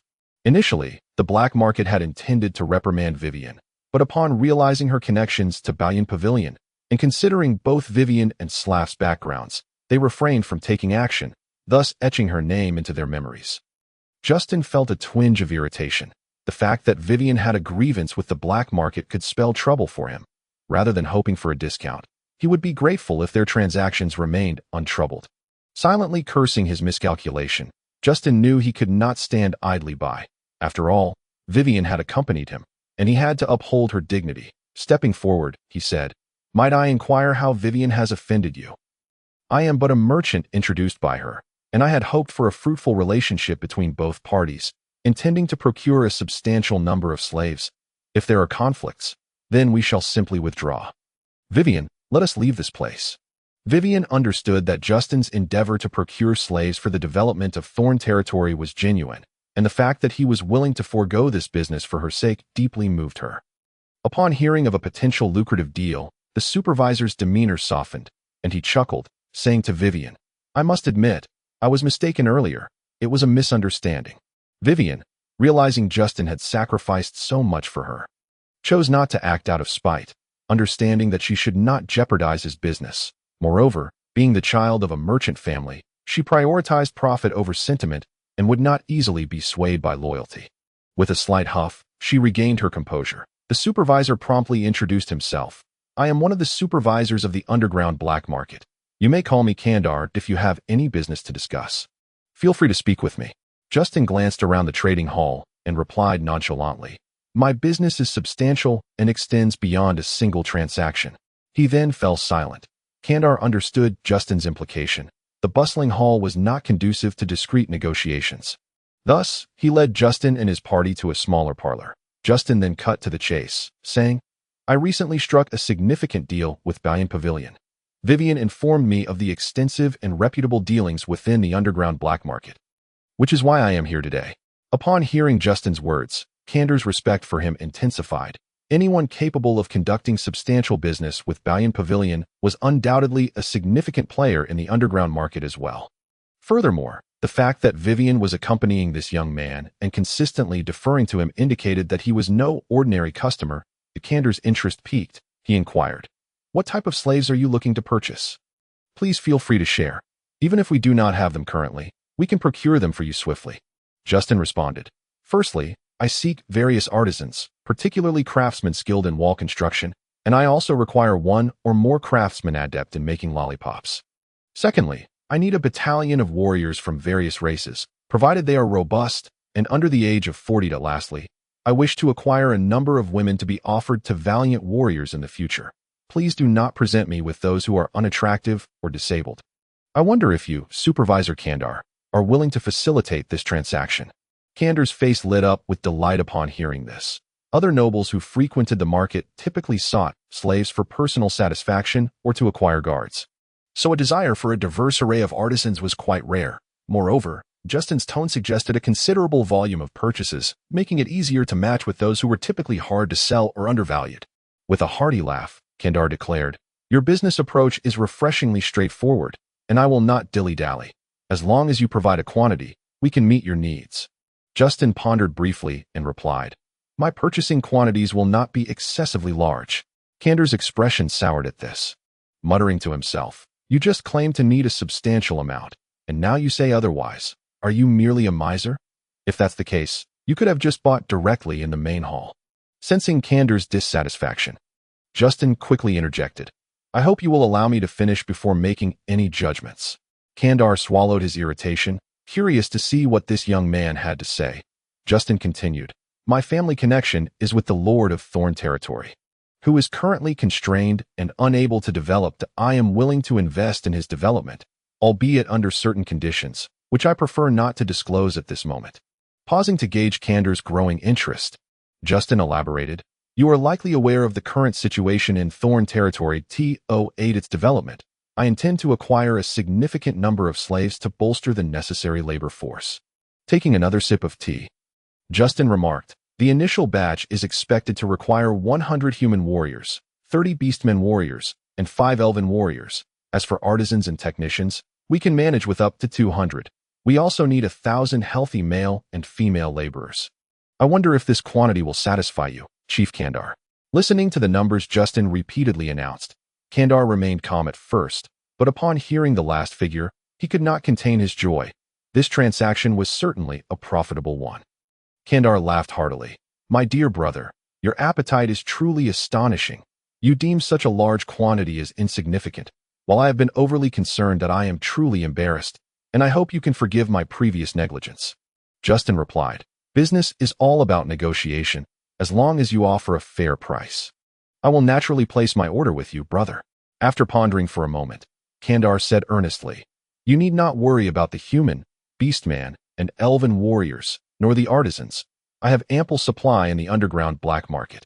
Furthermore, we always select the finest for our major clients, ensuring your utmost satisfaction. As for the laborers, due to the larger quantity required, it may take us about 2 days to gather them.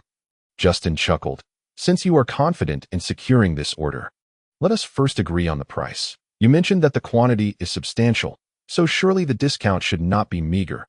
Otherwise, do not blame me for not coming to you for business in the future. Kandar responded with a hearty laugh. You jest. My lord, I will certainly provide you with the maximum discount possible. After another round of calculations, Kandar stated, my lord, the price for the laborers is negotiable. We shall not distinguish between genders. But we must ensure a certain ratio. With the number of women not exceeding 40, it will be 1 silver coin each. So for 1,000 laborers, you will only need 950 gold coins.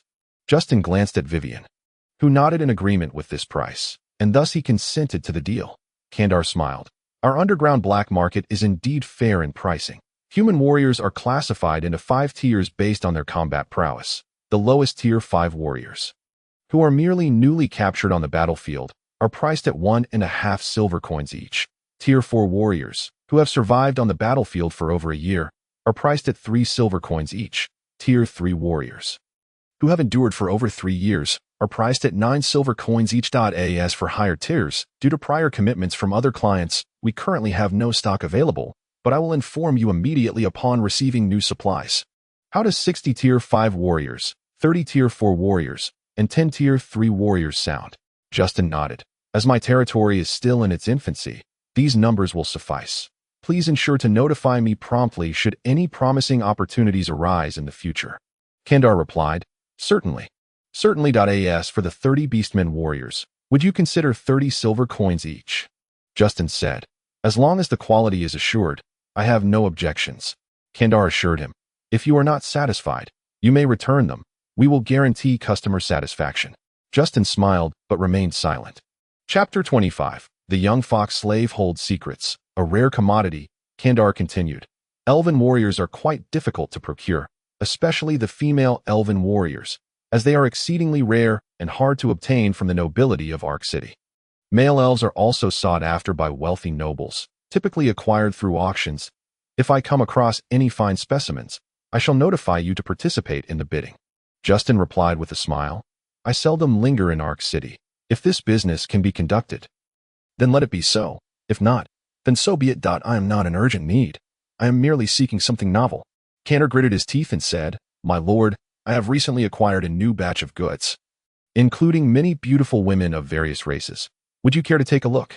Remembering the captivating women he had seen at the auction earlier, Justin's curiosity was piqued, and he responded with interest. Since I have some free time, I might as well take a look. Vivian let out a heavy snort behind Justin. He paid her no mind, for Vivian was not someone of significant importance to him. There was no need to overly consider her feelings. Kandar even cast a provocative glance at Vivian. Following Kandar, Justin began to observe his surroundings and noticed that this corridor seemed to lead to a more secluded area. After several turns, his vision widened, revealing a massive cage. Inside the giant cage were various smaller cages, ensuring that the imprisoned individuals could not escape. Kandar instructed a nearby intermediate swordsman to open the iron door of the giant cage and personally led Justin and the others inside. Justin gazed at the humans, elves, and beastmen within the cage, all of whom wore expressionless faces. He understood that should he fail even once, he too might end up confined here. Clenching his fists tightly, Justin reminded himself that only by continuously growing stronger could he escape the fate of being prey. Wishing to explore further, Justin informed Kandar of his intent. Kandar smiled. Little brother, take a good look around. If you find anything suitable, do let me know. Justin, along with Vivian and his 4 ogre companions, began to wander around the large cage, eager to discover if there were any unique races present. After all, at merely 13 years of age and having lived within the confines of Thorn Territory's castle, Justin was still quite curious about the exotic species of the outside world that as he walked. Justin heard voices coming from the beastmen's confinement, but they were too distant to discern their words. He gestured for Vivian and the others to wait, feigning indifference as he approached the cage, where 2 foxfolk maidens were confined. It was Justin's first encounter with foxfolk maidens, and naturally, he gazed at them with great curiosity. The 2 foxfolk maidens huddled together, and one of them said fiercely, "These damned humans are coming again to buy our kin. Sister Ishel was taken away just a few days ago. These devils." The other foxfolk maiden responded, "Your Highness, you must learn to endure and bide your time. Only then will you have the chance to escape. Otherwise, your life as you know it will come to an end." The first foxfolk maiden lamented, "It is all my fault for being so playful, causing Sister Ishel to never return to our kin." Upon hearing this, Justin's heart leaped with delight. "Your Highness, foxfolk. Ah, it seems this foxfolk maiden is indeed a rare commodity," he silently noted, before moving on to explore elsewhere. The 2 foxfolk maidens glared resentfully at Justin's retreating figure, as if they wished to devour him whole. Justin then approached the cage housing the elven prisoners, but found no notable insights. After surveying the area, he spotted an elderly man and several young men and women who exuded an air of distinction that he called out to Kandar.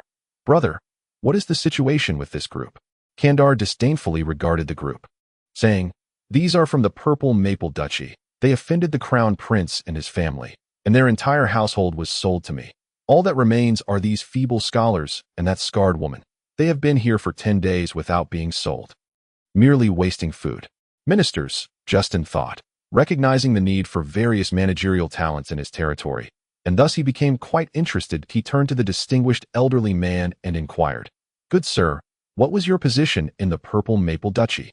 The old man replied, "I am Karens, formerly the Minister of Administration in the Purple Maple Duchy." Justin remarked, "You should have no trouble managing a territory then." The old man forced a bitter smile and remained silent.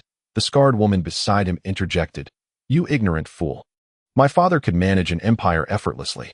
Kandar chuckled derisively. "Indeed, yet here you are, reduced to slavery." Upon hearing this, while the old man remained composed, the other young individuals appeared dejected. Justin declared, "I shall purchase this group, brother." "Please quote a price."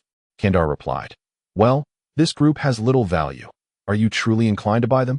Justin lightly tapped his forehead, as if suddenly recalling something, and asked Kandar, "I still need a few for warmth in my bed. That pair of young foxes seems quite suitable. How much for them?" Kandar smiled with a suggestive glint in his eyes. "If my brother has such refined tastes, how could I refuse? That pair of young foxes is priced at 800 gold coins, and you can consider this group as a bonus." The young individuals in the cage felt humiliated, and one of them exclaimed, "Who are you calling a bonus? A gentleman may be killed but not insulted." Karens calmly replied, "Shabao, you need to work on your composure. Recite the cultivation of self 50 times." The young man glowered at Justin and the others but reluctantly nodded in agreement. Justin remarked, "Brother, isn't 800 gold coins a bit steep for a pair of young foxes?" Kandar replied, "Noble sons have a particular fondness for young foxes, hence the price has increased." Upon hearing this, Justin gritted his teeth and said, "Very well, I shall take them and train them properly." With that, Justin produced a Tier 3 magic crystal from his belongings and handed it to Kandar. Kandar, who had been grinning lewdly, suddenly appeared astonished as he saw Justin reveal a Tier 3 magic crystal, exclaiming, "Little brother, this is indeed a Tier 3 magic crystal." Justin nodded. "Authentic, without a doubt." Kandar responded, "This Tier 3 magic crystal is worth 1,000 gold coins. And you might not even be able to purchase it with money. Are you truly going to use it as payment?"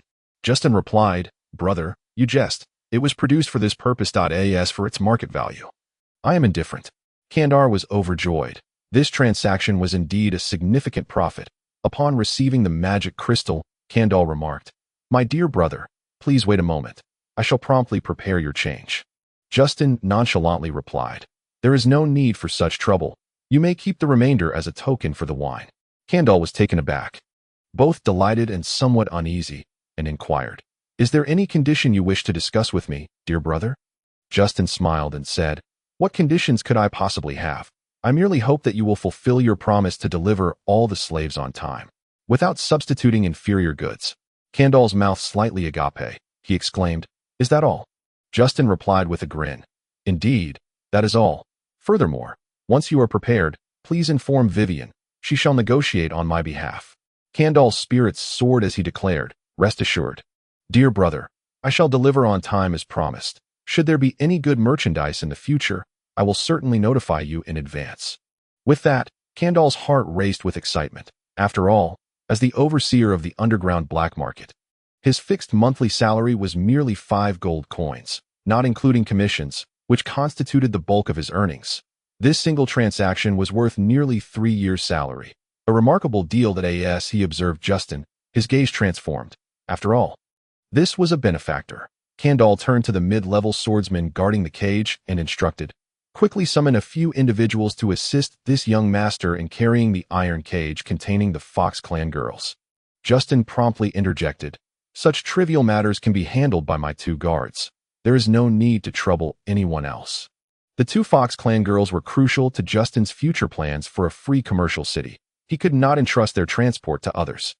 Thus, 2 ogres lifted the iron cage containing the Fox Clan girls, while another pair of ogres kept an eye on the 10 or so newly purchased slaves, following Justin as they made their way back. Suddenly, a group of young men approached from the opposite direction, their eyes lighting up at the sight of the young foxes. One young man exclaimed, "Kandar, you acquire fine goods yet neglect to inform me? Do you no longer wish to be in my good graces?" Kandar looked up in alarm and stammered, "Young master-like, I truly did not expect anyone to take an interest in these young foxes. However, they have already been purchased, and it is rather difficult to refund the transaction." Deep down, he cursed the stingy son of the city lord for showing up again. What a stroke of bad luck. Yet, for the sake of 200 gold coins, he could not afford to show weakness, like bellowed, "You blind fool! What? Do you need me to teach you how to conduct yourself? Someone, throw this wretch and his ogre companions out, while you keep the women and the 2 fox girls for me. They shall warm my bed tonight." Vivian, upon witnessing Justin's purchase of the 2 Fox Clan girls, felt a surge of indignation. Hearing Like's words, her fury intensified. Her face turned icy, and her voice cold as she asked, "Young master Like, what audacity you possess, disregarding the reputation of my Balian pavilion." Initially, Like had not considered the identities of Justin and his entourage. For as a scion of the city lord's household, he felt he had nothing to fear. However, upon realizing that the one he had brazenly sought to insult was Vivian, he became flustered before venturing into the underground black market. Like had made a special trip to Balian Pavilion in hopes of inviting Vivian to dinner, only to find she was absent. He had felt quite remorseful at the time, and no one could have predicted that the girl who had sworn never to set foot in the underground black market would so boldly appear here. Particularly when he was coveting the purchase of the Fox girls, his reputation tarnished. How could he ever pursue this girl of substantial background thereafter? Like wished to defend himself, but realized that all his pretenses had been laid bare. prompting him to lower his head in embarrassment. The other young lords present also took note of Vivian and exchanged awkward glances. Those who typically prided themselves on their sophistication now found themselves exposed. Vivian found their behavior laughable. They often donned a facade of false civility. Yet in this moment, their true colors were revealed, leaving her utterly disgusted. Seeing Vivian's frosty demeanor, like mustered his courage and stammered, "We were merely jesting with this young master." "Truly, haha." The other young lords echoed in agreement. It was merely a joke. As the serious conflict triggered by the fox girls began to dissipate, thanks to Vivian's unspoken intervention, Justin regarded her with newfound respect. He had not anticipated that this girl could capture the favor of a son of the city lord. Her background was undoubtedly formidable. Like turned to Justin and inquired, "Miss Vivian, may I ask the origins of the young master at your side?" Vivian glanced at Justin and replied, "This young master is Duanan, a close associate of Lord Justin, here to procure a batch of slaves." Upon hearing this, like scoffed, "Ah, so you are a friend of that ineffectual lord. Who would have thought that he actually had acquaintances?" Justin, aware of the influence these young lords wielded, saw an opportunity to leverage their frivolous nature to disseminate his message. Thus, he declared, "I am Duanan, and with Lord Justin's permission, I intend to establish a free commercial city in the Thorn territory, inviting all of you to invest and engage in trade there." Like sneered derisively, "What could possibly be of value in that barren Thorn territory? Are you suggesting we venture there to trade in dirt?" With that, he erupted into laughter, followed by the others. Observing the raucous laughter of the young lords, Justin coldly stated, "Believe it or not, you may inquire with Baoyun Pavilion." With that, he turned away from them and departed the underground black market, escorting the two Fox clan girls and a batch of slaves. Chapter 26. Forming bonds with the 9th princess of the Fox clan. Initial business ventures. Upon arriving outside the inn, Justin briefed Vivian on the arrangements for payment and the transportation of the slaves. After receiving her affirmative response, he expressed his gratitude and bid her farewell. Vivian, disinterested in further conversation, returned to Baoyun Pavilion. Fortunately, Justin had wisely reserved a courtyard upon his arrival, which contained 5 rooms. He occupied one. The ogres took 3, and he had initially intended to use the last for storing the purchased goods, but it would now serve to accommodate Karen's and the others. Justin instructed the ogres to carry the iron cage containing the Fox clan girls into his room and then addressed Karen's and the others, "I did not expect to encounter you all so swiftly. With only one room available, I apologize for the lack of preparation."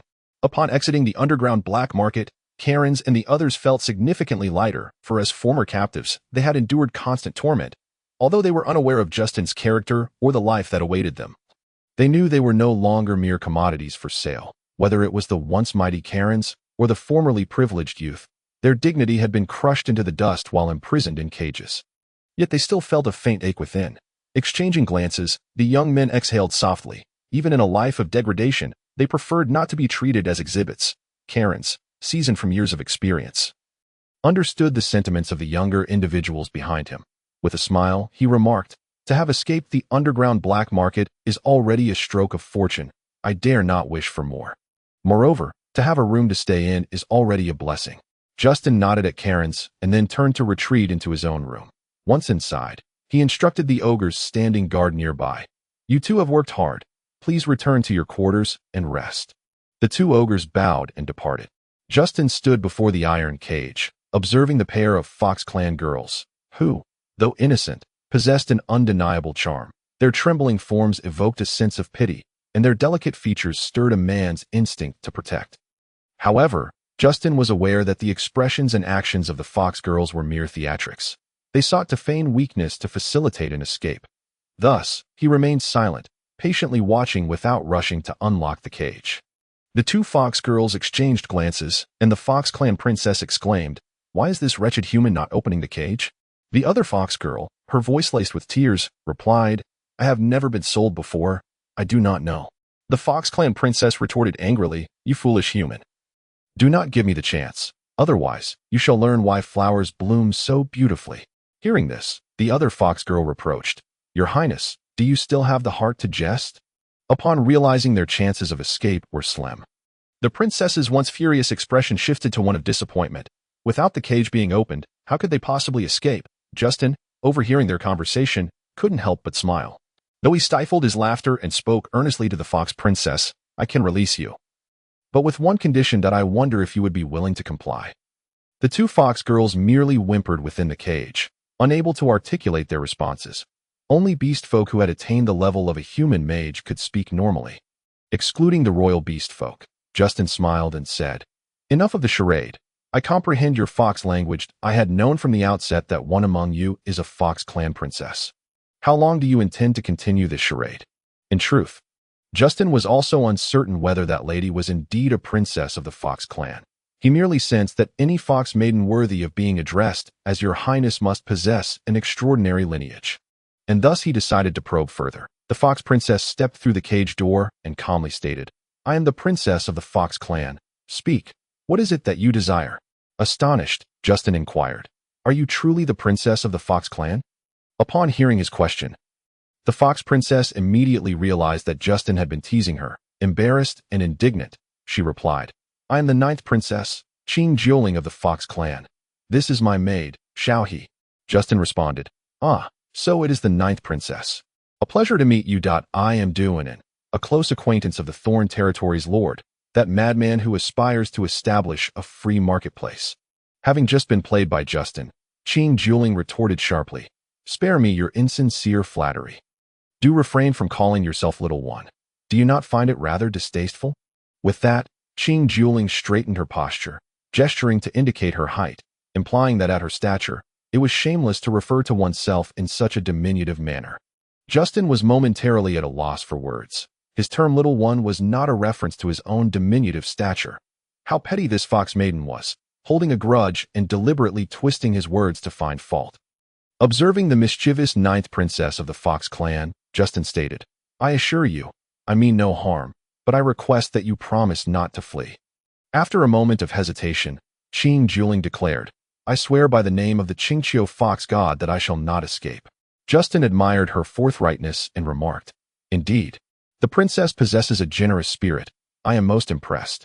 At that moment, Justin ceased to adopt the overly formal tone he had previously employed. He then produced the key bestowed upon him by Kandal and unlocked the iron cage. Cangmang and Xiaohe stepped out with measured grace. Justin gestured for them to take a seat and poured 2 cups of water, saying, "If the 9th princess is hungry, I can instruct the innkeeper to prepare some food." With a haughty demeanor, Cangmang replied, "What delicacies could this humble establishment possibly offer? Let us first discuss business before addressing other matters." Justin shrugged in resignation, feeling his good intentions were being overlooked, fixing his gaze upon the 9th princess. Justin continued, "As I previously mentioned, I wish to establish a free marketplace in Thorn Territory, hoping that the Beast Kingdom would engage in trade within my domain." Cangmang scoffed, "What reason does the Beast Kingdom have to traverse such distances to trade at your free marketplace?" Justin replied earnestly, "Integrity and fairness." Cangmang laughed derisively, "The dealings between our beast folk and your humankind have never demonstrated any semblance of integrity or fairness." Justin countered, "I cannot speak for the human nations. All I know is that in the free marketplace, all races must conduct transactions with equity, honesty, and freedom." Upon observing the seriousness of Justin's expression, Cangmang pondered for a moment before stating, "My clan primarily produces ores. Transporting them over such vast distances to Thorn Territory would be prohibitively costly." Justin felt fortunate for his foresight, realizing that the beast folk would undoubtedly consider this issue. Thus, he proposed, the Beast Kingdom can categorize and grade the various iron ores. Establishing a shop in the free marketplace and preparing some samples would suffice. There is no need to transport all goods to the marketplace. Hearing this, Cangmang could not help but commend Justin's thorough consideration, saying, "It appears that Lord Duanin has indeed thought this through." Noticing that Cangmang showed no signs of being swayed, Justin added, "My free marketplace has already reached an agreement with the flesh-eating demon king. In the future, the flesh-eating demon clan will also take up residence in the free marketplace." Internally, he scoffed. As the saying goes, when a younger sibling is in trouble, the elder brother bears the burden. My dear Dubabai, I apologize, but it seems you must once again take the fall. Upon hearing that the flesh-eating demon king had consented, Cangmang could not help but contemplate the veracity of Justin's words.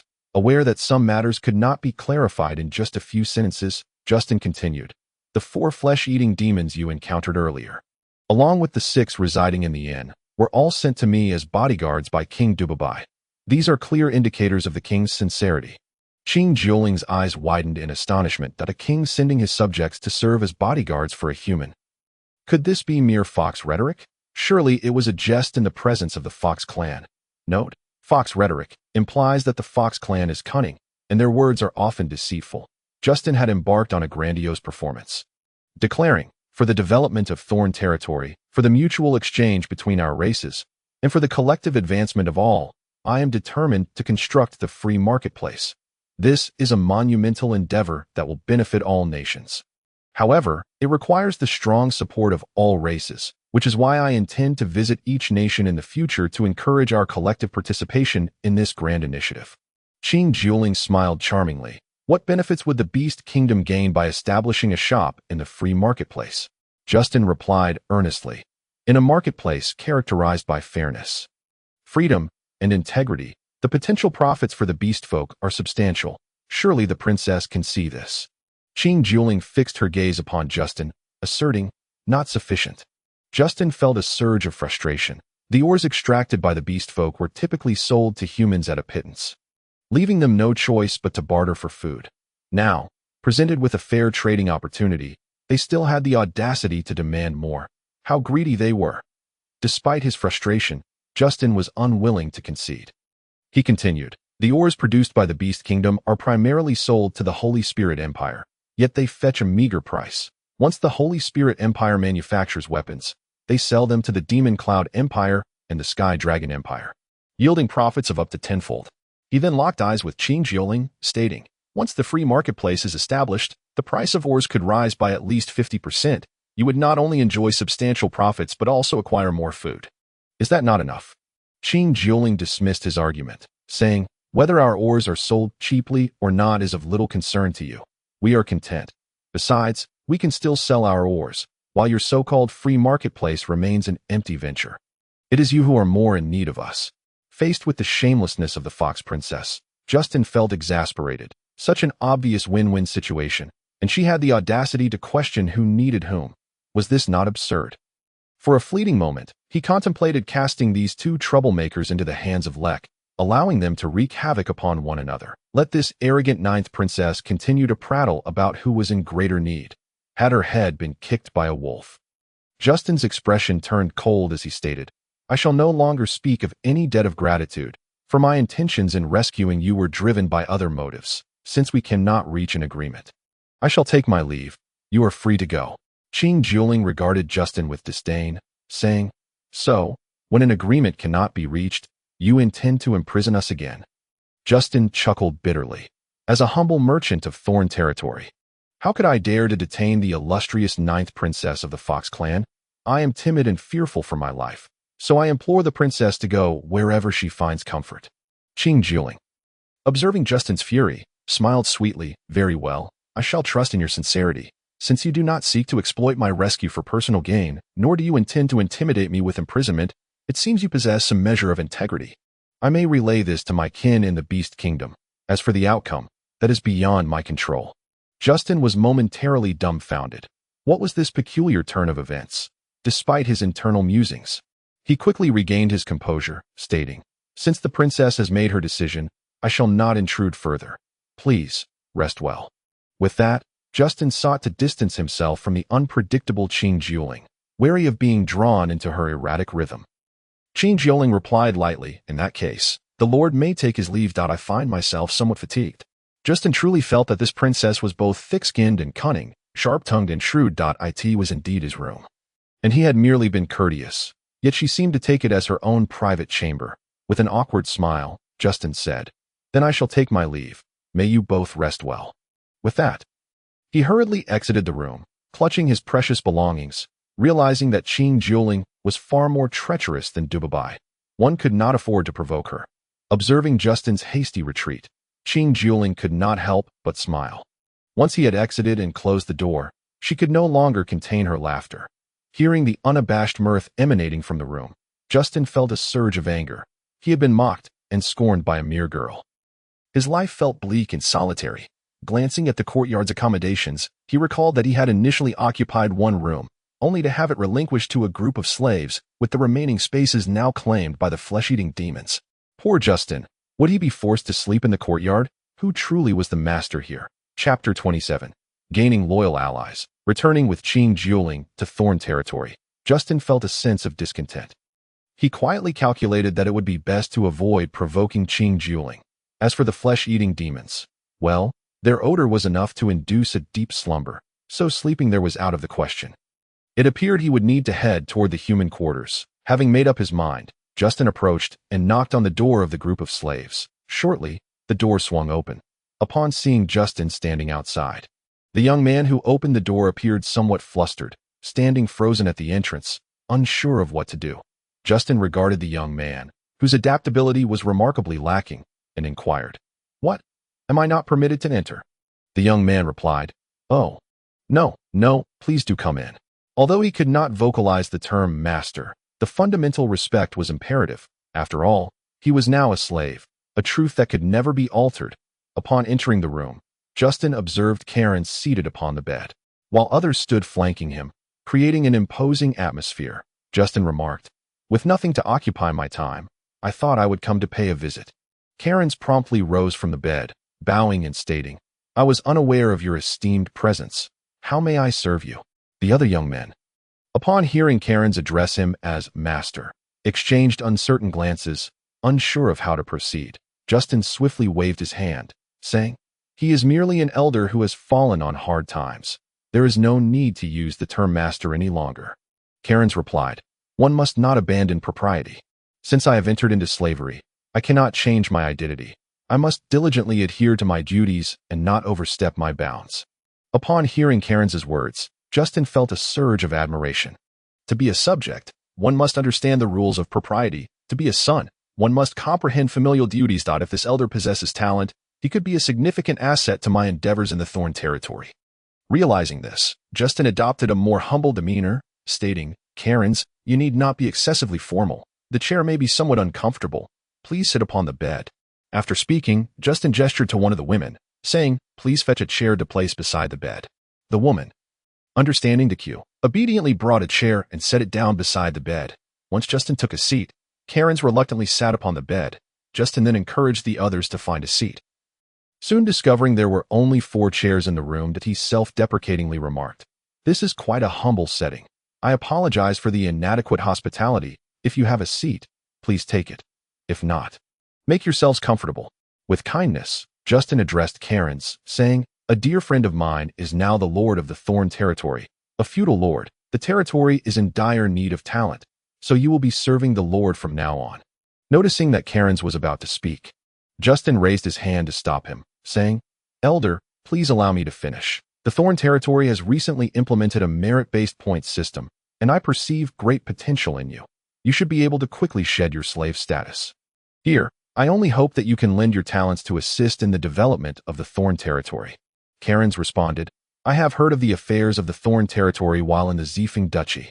However, is it not somewhat unrealistic to seek development within the heart of the cannibalistic demon royal family?" Justin confidently replied, "It may have been difficult in the past, but it will not be so in the future." Karen's appeared astonished, seemingly taken aback by Justin's confidence. With a smile, Justin continued, "I have reached an agreement with Balian Pavilion to establish a free marketplace in the Thorn territory, where beast folk, humans, cannibalistic demons, goblins, elves, and aquatic races can engage and trade freely." Karen's exclaimed in disbelief, "This is impossible. Humans have historically oppressed other races. Were it not for the mutual animosities among the various races, humans would have been eradicated long ago." Justin asserted, "Precisely because it seems impossible, it holds immense value. If every territory had such an opportunity, then our Thorn territory would have no avenue for survival." Karen's conceded, "You make a valid point. If everyone could achieve this, then the free marketplace would lose much of its significance." Justin continued, "Since you were once the Minister of Affairs in the Zifeng Duchy, you must possess exceptional abilities. Although serving in the Thorn territory may seem beneath you, I firmly believe that its future is bright, and your talents will surely be fully realized." Karen's, with a look of shame, replied, "How could an old fool like me presume to boast? Having fallen to such depths, what difference does it make whether one possesses talent or not?" Justin replied earnestly, One must endure what others cannot to attain great wisdom, and must experience hardships that others cannot to become truly talented. Fortune and misfortune hold no definitive conclusions. Upon hearing these words, Karen's was moved, exclaiming, I have lived for decades, yet I do not possess the clarity that you do, Master. I am truly humbled.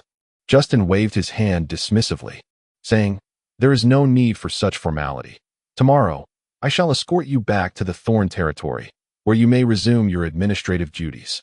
After Karen's respectfully bowed, he said, Thank you, Master. Justin gazed at the stubbornly courteous Karen's, feeling both speechless and increasingly appreciative. Once again waving his hand, Justin remarked, It is getting late, and the room is rather rudimentary. Let us make do with some rest. Upon our return to the Thorn territory, you will need to construct your own accommodations. The current situation in the Thorn territory necessitates your collective wisdom and strategies to expedite your liberation from slavery and become the backbone of its development. Karen's led the other young men in bowing, declaring, We shall not disappoint your expectations, Master. Justin yawned, saying, You all should rest. I will return to my room now. After speaking, Justin left the room with a sense of resignation. Upon exiting, he gazed up at the moon, finding it less luminous than when he had viewed it from the cannibalistic demon territory. He mused that perhaps it was due to his current mood. Justin had countless places he would never return to in the cannibalistic demon realm. Yet now he had but one option, Cangmang. Gently tapping on the door, he received no response. When he pushed the door, it surprisingly swung open. Entering the room, he found it devoid of light and softly called, Princess Gio. Are you awake? After a moment, Cangmang lazily inquired, What is it? Am I not allowed to sleep? She added, I have not been able to rest well lately, and my beauty has diminished somewhat. Hearing her complaints, Justin replied helplessly, At this late hour, with nowhere else to go, I shall simply rest my head on the table for the night. I hope this does not offend you, Princess. Cangmang lightly chuckled, saying, In truth, it is I who have caused the inconvenience. I perceive you to be quite a gentleman, so I am not concerned you would engage in any untoward actions. Justin felt a wave of gratitude wash over him, exclaiming, Oh, thank you, Princess, for your understanding and compassion. Afterward, he mentally chastised himself. How absurd it was to express gratitude to someone who had taken his place in his own room. It was truly a moment of foolishness. Should he encounter this fox woman again in the future, he would surely find himself at her mercy. He hoped never to meet her again in this lifetime. Closing the door behind him, Justin rested his head on the table, ceasing further conversation. Cangmang laughed softly and said, Young master, resting your head on the table is quite uncomfortable. Why not share the bed with me? Justin's heart skipped a beat, and he remained silent, pretending to be asleep. This fox woman was truly provocative. Justin felt a surge of indignation within him. Revenge was undoubtedly on his mind. Indeed, it was a challenge to contend with a fox. Noticing Justin's silence, Cangmang laughed again and chose not to engage further, instead whispering to the other girl, Shall he? After a long day of exertion, Justin, now weary, paid little mind to whether the fox woman had ulterior motives and succumbed to sleep. The following morning, upon awakening, Justin felt somewhat unwell, for resting his head on the table for an entire night had not been comfortable. The two fox women were not present in the room.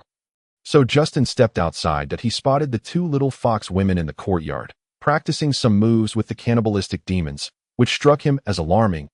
He was uncertain how the fox women were communicating with the demons. It was likely that the fox woman had indirectly gleaned information about him. He wondered how many of his secrets remained intact. Approaching, Justin instructed the cannibalistic demons to return inside, assuring them that they would all head back to the Thorn territory shortly. Cangmang's clever eyes darted around, as if she were contemplating something. Ignoring her, Justin proceeded to knock on Karen's door, announcing, Karen's, prepare yourselves. After breakfast, I will escort you back to the Thorn territory. A voice from within responded affirmatively. Soon, Karen's opened the door and said, Master, we are all ready. Justin expressed his satisfaction, saying, Excellent. He then summoned a servant, instructing him to prepare breakfast for 50 people. Fortunately, Justin had discussed the food arrangements with the inn the previous day. Otherwise, the inn would not have been able to provide for such a large number of guests on short notice. Justin glanced at Cangmang inquiringly, asking, What would you like to eat? Cangmang turned her head away. Ignoring him, Justin reluctantly instructed the servant to prepare a variety of fruits as well. Once the food was brought to the courtyard, Justin was the first to help himself to what he desired, leaving the remainder for the cannibalistic demons. After breakfast, Justin inquired of the servant, "Have the food and goods I requested yesterday been prepared?" The servant respectfully replied, "The inn has complied with your orders, young master," gathering 400 roasted sheep from over 20 nearby hotels, along with the goods you requested, all of which have been loaded onto the carriage.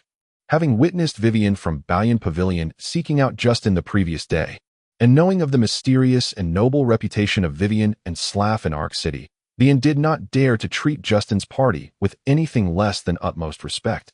Justin nodded in satisfaction, and the cannibalistic demons erupted in cheers. Unlike Justin, who enjoyed good food and comfortable lodgings, the other brothers had been enduring hardships on the mountaintops outside the city. Seeing that Justin was considerate of his brothers only heightened their admiration for him.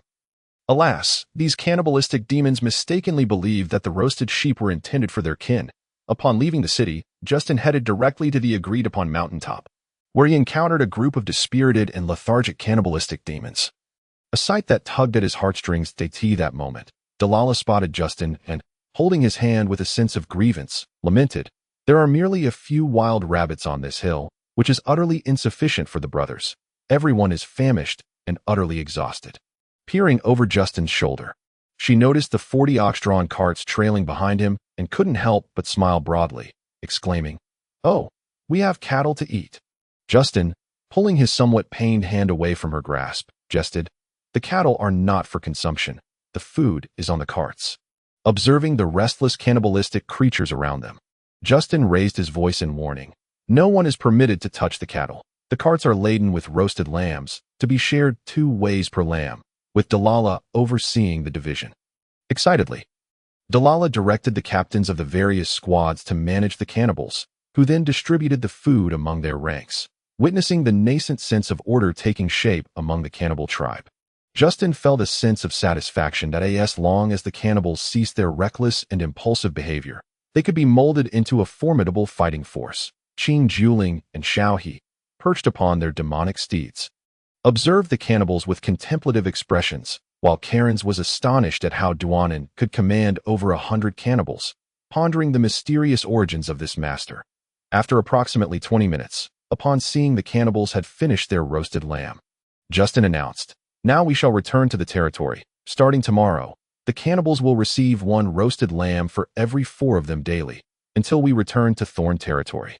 The crowd of demons responded with enthusiasm, for they had barely had a morsel of lamb on their journey here. Justin was exceedingly pleased with his haul. As for the treasures he had expended, Justin felt a pang of regret, clearly having suffered a significant loss in his dealings with Balian Pavilion. Yet, in Ark City, apart from Balian Pavilion, no other power could muster such a vast quantity of supplies and resources that he resolved that as long as the territory could develop, all past losses would be recouped in time. Clenching his fists, Justin reassured himself. Due to the burden of the ox carts, it took Justin and his group a full half-month to return to Thorn territory. With ample food prepared, the return journey was far from arduous. Upon reaching Thorn territory, Justin left 3 uneaten lambs for the servants in the castle, while entrusting the rest to Jia Darren for distribution among the slaves as stew. After such an extended journey, Justin had begun reducing his lamb consumption 10 days prior, subsisting mainly on fish soup. The slaves, however, viewed any meat that wasn't rotten as a delicacy. Witnessing the benevolent and generous nature of Justin, the slaves erupted in cheers. Thorn territory lacked livestock, and it was inconceivable for them to venture hundreds of kilometers to Ark City for a meal. Many of these slaves couldn't even recall the last time they had tasted lamb. Justin arranged for the cannibals to return to their encampment in the valley, while the newly arrived slaves banded together to construct their dwellings. With readily available materials, they mixed mud and straw to build earthen walls, wooden beams, and thatched roofs, and the houses were quickly erected. Once the construction was near completion, Justin returned to the castle with 2 fox girls. Qing Juling, observing the rudimentary decorations of the castle, couldn't help but chuckle. With such meager resources, "You aspire to establish a free mall? How laughable." Justin replied, "The essence of a bun lies not in its folds. Since I dare to build a free mall, I must possess certain assurances." Curious, Qing Juling asked, "Oh, do you have a trump card?" Justin, adopting an air of mystery, replied, With the support of the cannibal tribe and the beast folk, the next step is to seek the backing of the sea folk and the elves. Once the framework is established, this place might become the foremost grand city on the Cangmang Continent. Observing Justin's ambitious aspirations, Qing Juling found it difficult to fathom his confidence and merely smiled dismissively. Seeing that his grand ambitions had not garnered Qing Jiuling's approval, Justin felt disheartened. He wished she were as straightforward as Dubabai. After settling Qing Jiuling and her servants, Justin hastily made his exit. Feeling somewhat intellectually outmatched in her presence, upon returning to his chamber, Justin was pleased to find the neatly arranged boxes, realizing that with these treasures, Thorn territory would inevitably flourish. He was quite satisfied with the current state of development in Thorn territory. By forging a brotherhood with Dubabai and receiving the support of the cannibal royal family, the trade route to Ark City could proceed without hindrance. By rescuing Qing Juling and her servants, he gained the friendship of the Fox tribe, instilling additional confidence in the future of the Free Mall. The acquisition of Karens and a cadre of governance talents compensated for the territory's greatest flaw, its lack of personnel, and with the preliminary agreement reached with Balian Pavilion, there was now a glimmer of hope for erecting a stronghold. Justin's next objective was to amass provisions for the development of the Free Mall. However, a lingering unease resided within him, for all of this depended on external forces. How could he acquire the power to command respect? That was of utmost importance. Otherwise, everything he built might merely serve as a garment for another. Gritting his teeth, Justin resolved to practice both magic and martial arts. Although he had never heard of a magic martial god, he refused to succumb to skepticism. He had no alternative but to proceed. Having already embarked on his training, would he truly abandon it now? Justin took out a wind magic tome and began tentatively learning the first-level wind spell, Gentle Breeze. Diligently contemplating the magical model of Gentle Breeze, Justin believed he had grasped the essentials and proceeded to construct the model. To his surprise, he found it remarkably easy to complete the model and flawlessly cast the spell. A gentle breeze swept over him, and Justin realized he had indeed mastered this spell. Excitedly, he pumped his fist. But after a brief moment of joy, disappointment crept in as he murmured, "Yet it is merely a first-level spell. When will I become a grand mage?" Indeed, mastering 100 first-level spells still made one merely an apprentice mage. How could Thorn territory guarantee its interests and authority without high-level martial prowess? Justin had to give it his all. He attempted to learn a second-level spell, given how effortlessly he had grasped the first-level spell. How difficult could the second-level spell be? Justin began constructing the second-level water spell, Water Strike. While low-tier water magic lacked formidable combat power, it was said that water can pierce stone, and if stable output could be assured, even stone could be penetrated by Water Strike. Of course, this was merely theoretical. No one would stand still to let you play with Water Strike. If they did, they would surely be dead. However, if the person were deceased, using Water Strike to harm their corpse would be rather uncouth. Remember, a mage is not a petty thief nor a vandal. Rather, they are a refined artist who values elegance.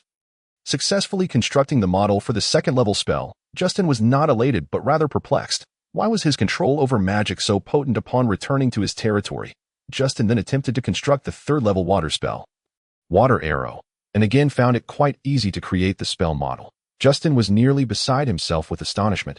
What was happening? Could it be that he was truly a magical prodigy? While he hoped to be so, he restrained himself from indulging in such thoughts. Whether one was a genius or not was of little consequence. The ability to survive and continually progress was what truly mattered. After all, the remains of a deceased genius were merely a handful of dust. Justin proceeded to construct the fourth-level water spell, Water Gun. In fact, the spell models he was constructing bore a lineage. Both Water Arrow and Water Gun could serve as single-target or area attacks. However, during area attacks, the spell's potency diminished by 20 to 90% compared to single-target attacks, depending on the scope of the area targeted.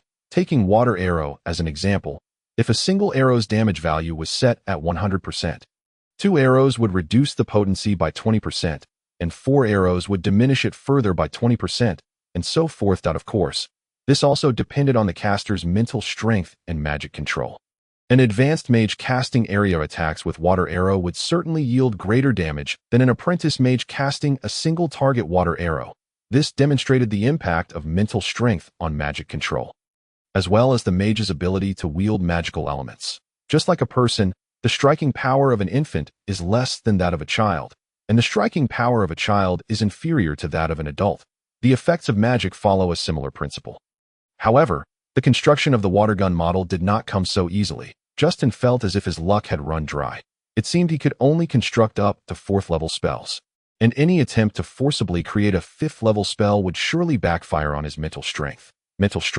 When Justin pondered this, he suddenly realized that his mental capacity seemed to be gradually increasing unbeknownst to him. Although he had been persistently meditating recently, the rate of growth was astonishingly rapid. After much contemplation, Justin attributed all of this to the effects of the cannibal tribe's secret treasures. After all, who had ever seen a cannibal capable of running faster than a cheetah? And their strength appeared to exceed that of ordinary cannibals by several folds.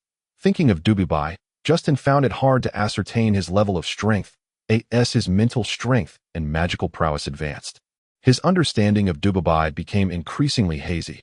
Was this not what the book spoke of, that the more one knows, the more one feels their ignorance? Why did the powerful Dububai choose to recognize him as a brother?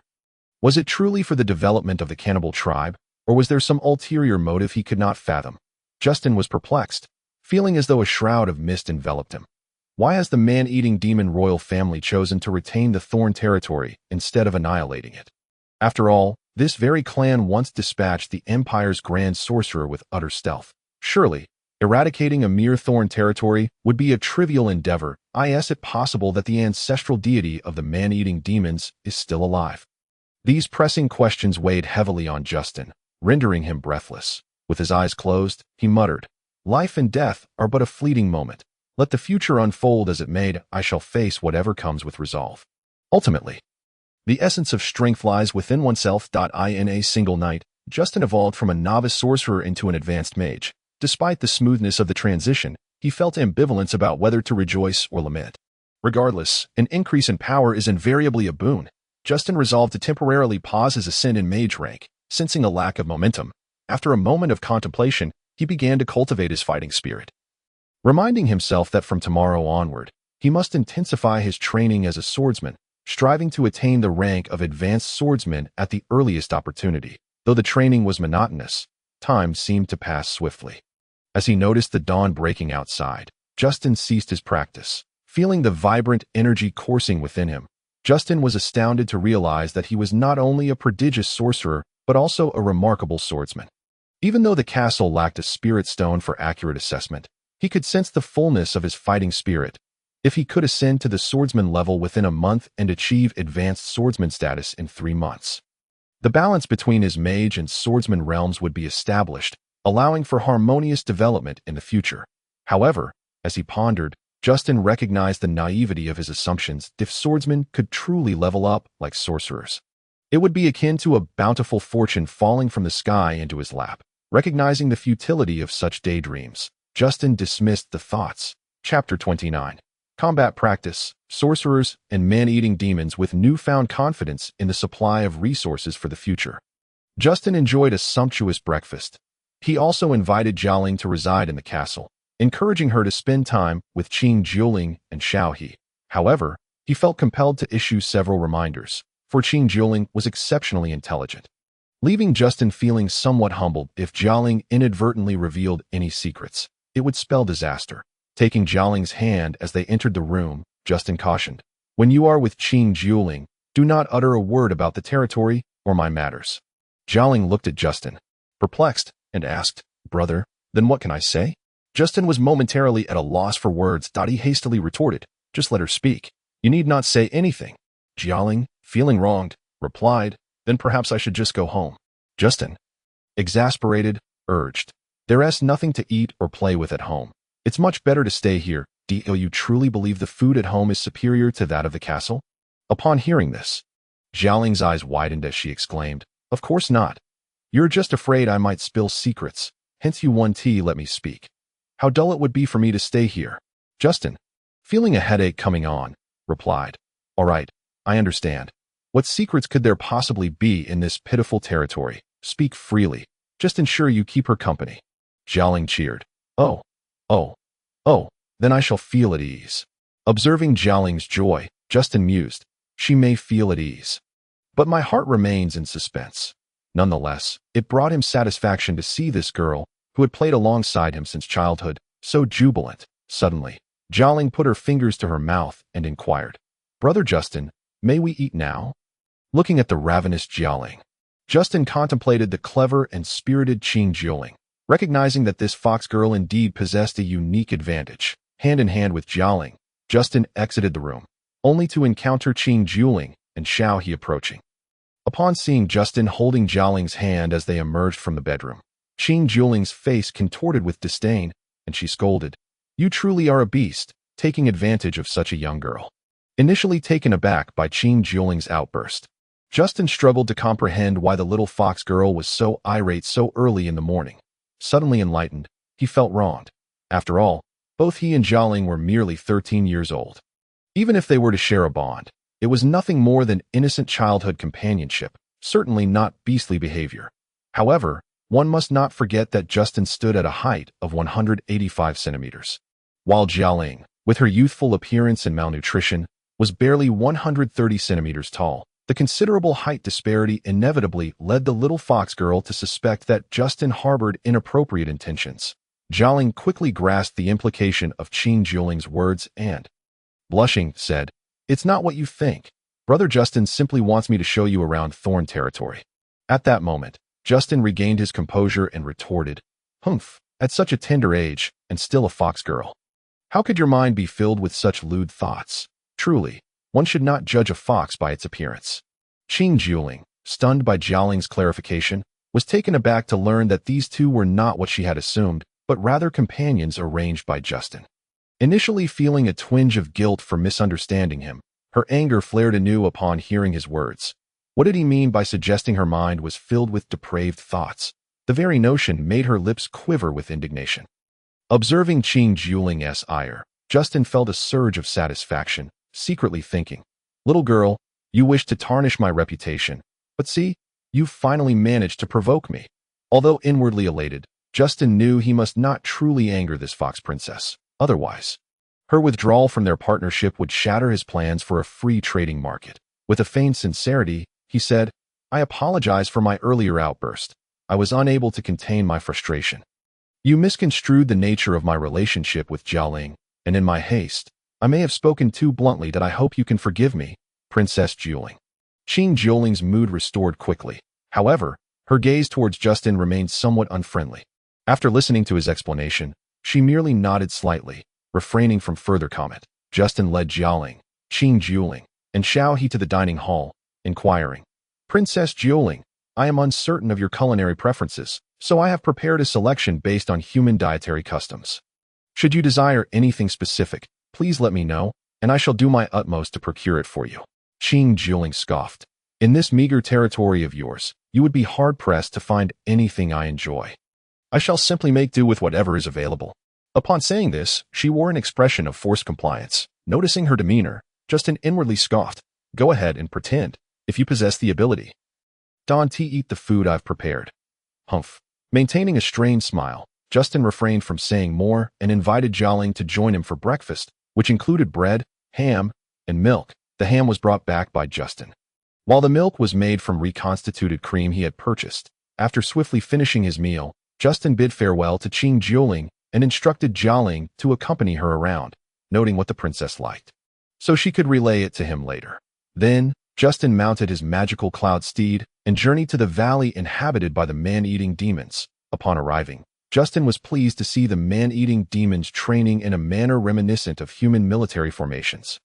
Delilah spotted Justin approaching on horseback and hurried over, respectfully greeting him as uncle.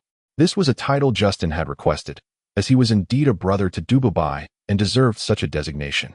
To have Delilah address him as Lord would certainly reveal the truth. Justin selected the weakest of the man-eating demons from the ranks and began today's combat practice. Naturally, Justin donned armor. Otherwise, a single strike would leave him sore for days. Leaving no room for practice, they asked for the pain of the man-eating demon's punches. That was a concern Justin did not need to entertain. If one were injured, he could simply switch opponents. There was only one lord. And if he were harmed, training would cease, while numerous man-eating demons were available to take their place. Justin commenced training using a wooden stick, as prescribed in the manual for level 1 sword techniques. While the stick would sting, it would not draw blood, as Justin was considerate of the safety of the man-eating demons. After an hour of training, Justin realized his stamina was exceptional, and the level 1 sword technique no longer posed a challenge. He thus switched to another man-eating demon for the second round of training. After yet another hour, Justin finally felt fatigued. This time, he employed level 2 sword techniques, which consumed a fair amount of fighting spirit. By the end, he was nearly relying solely on his own strength to continue. Evaluating his fighting spirit levels, Justin concluded that being able to utilize level 2 sword techniques allowed him to be classified as a mid-level swordsman, which was quite commendable. Although it was slightly behind his mage rank, his progress was exceedingly rapid. Noticing the fatigued man-eating demons without food to sustain them, Justin realized this situation was unsustainable. After all, even the strongest man-eating demons could not last long without nourishment. He began to miss Vivian, wondering if she had set out and how far she was from Thorn territory, contemplating whether she would arrive within a couple of days.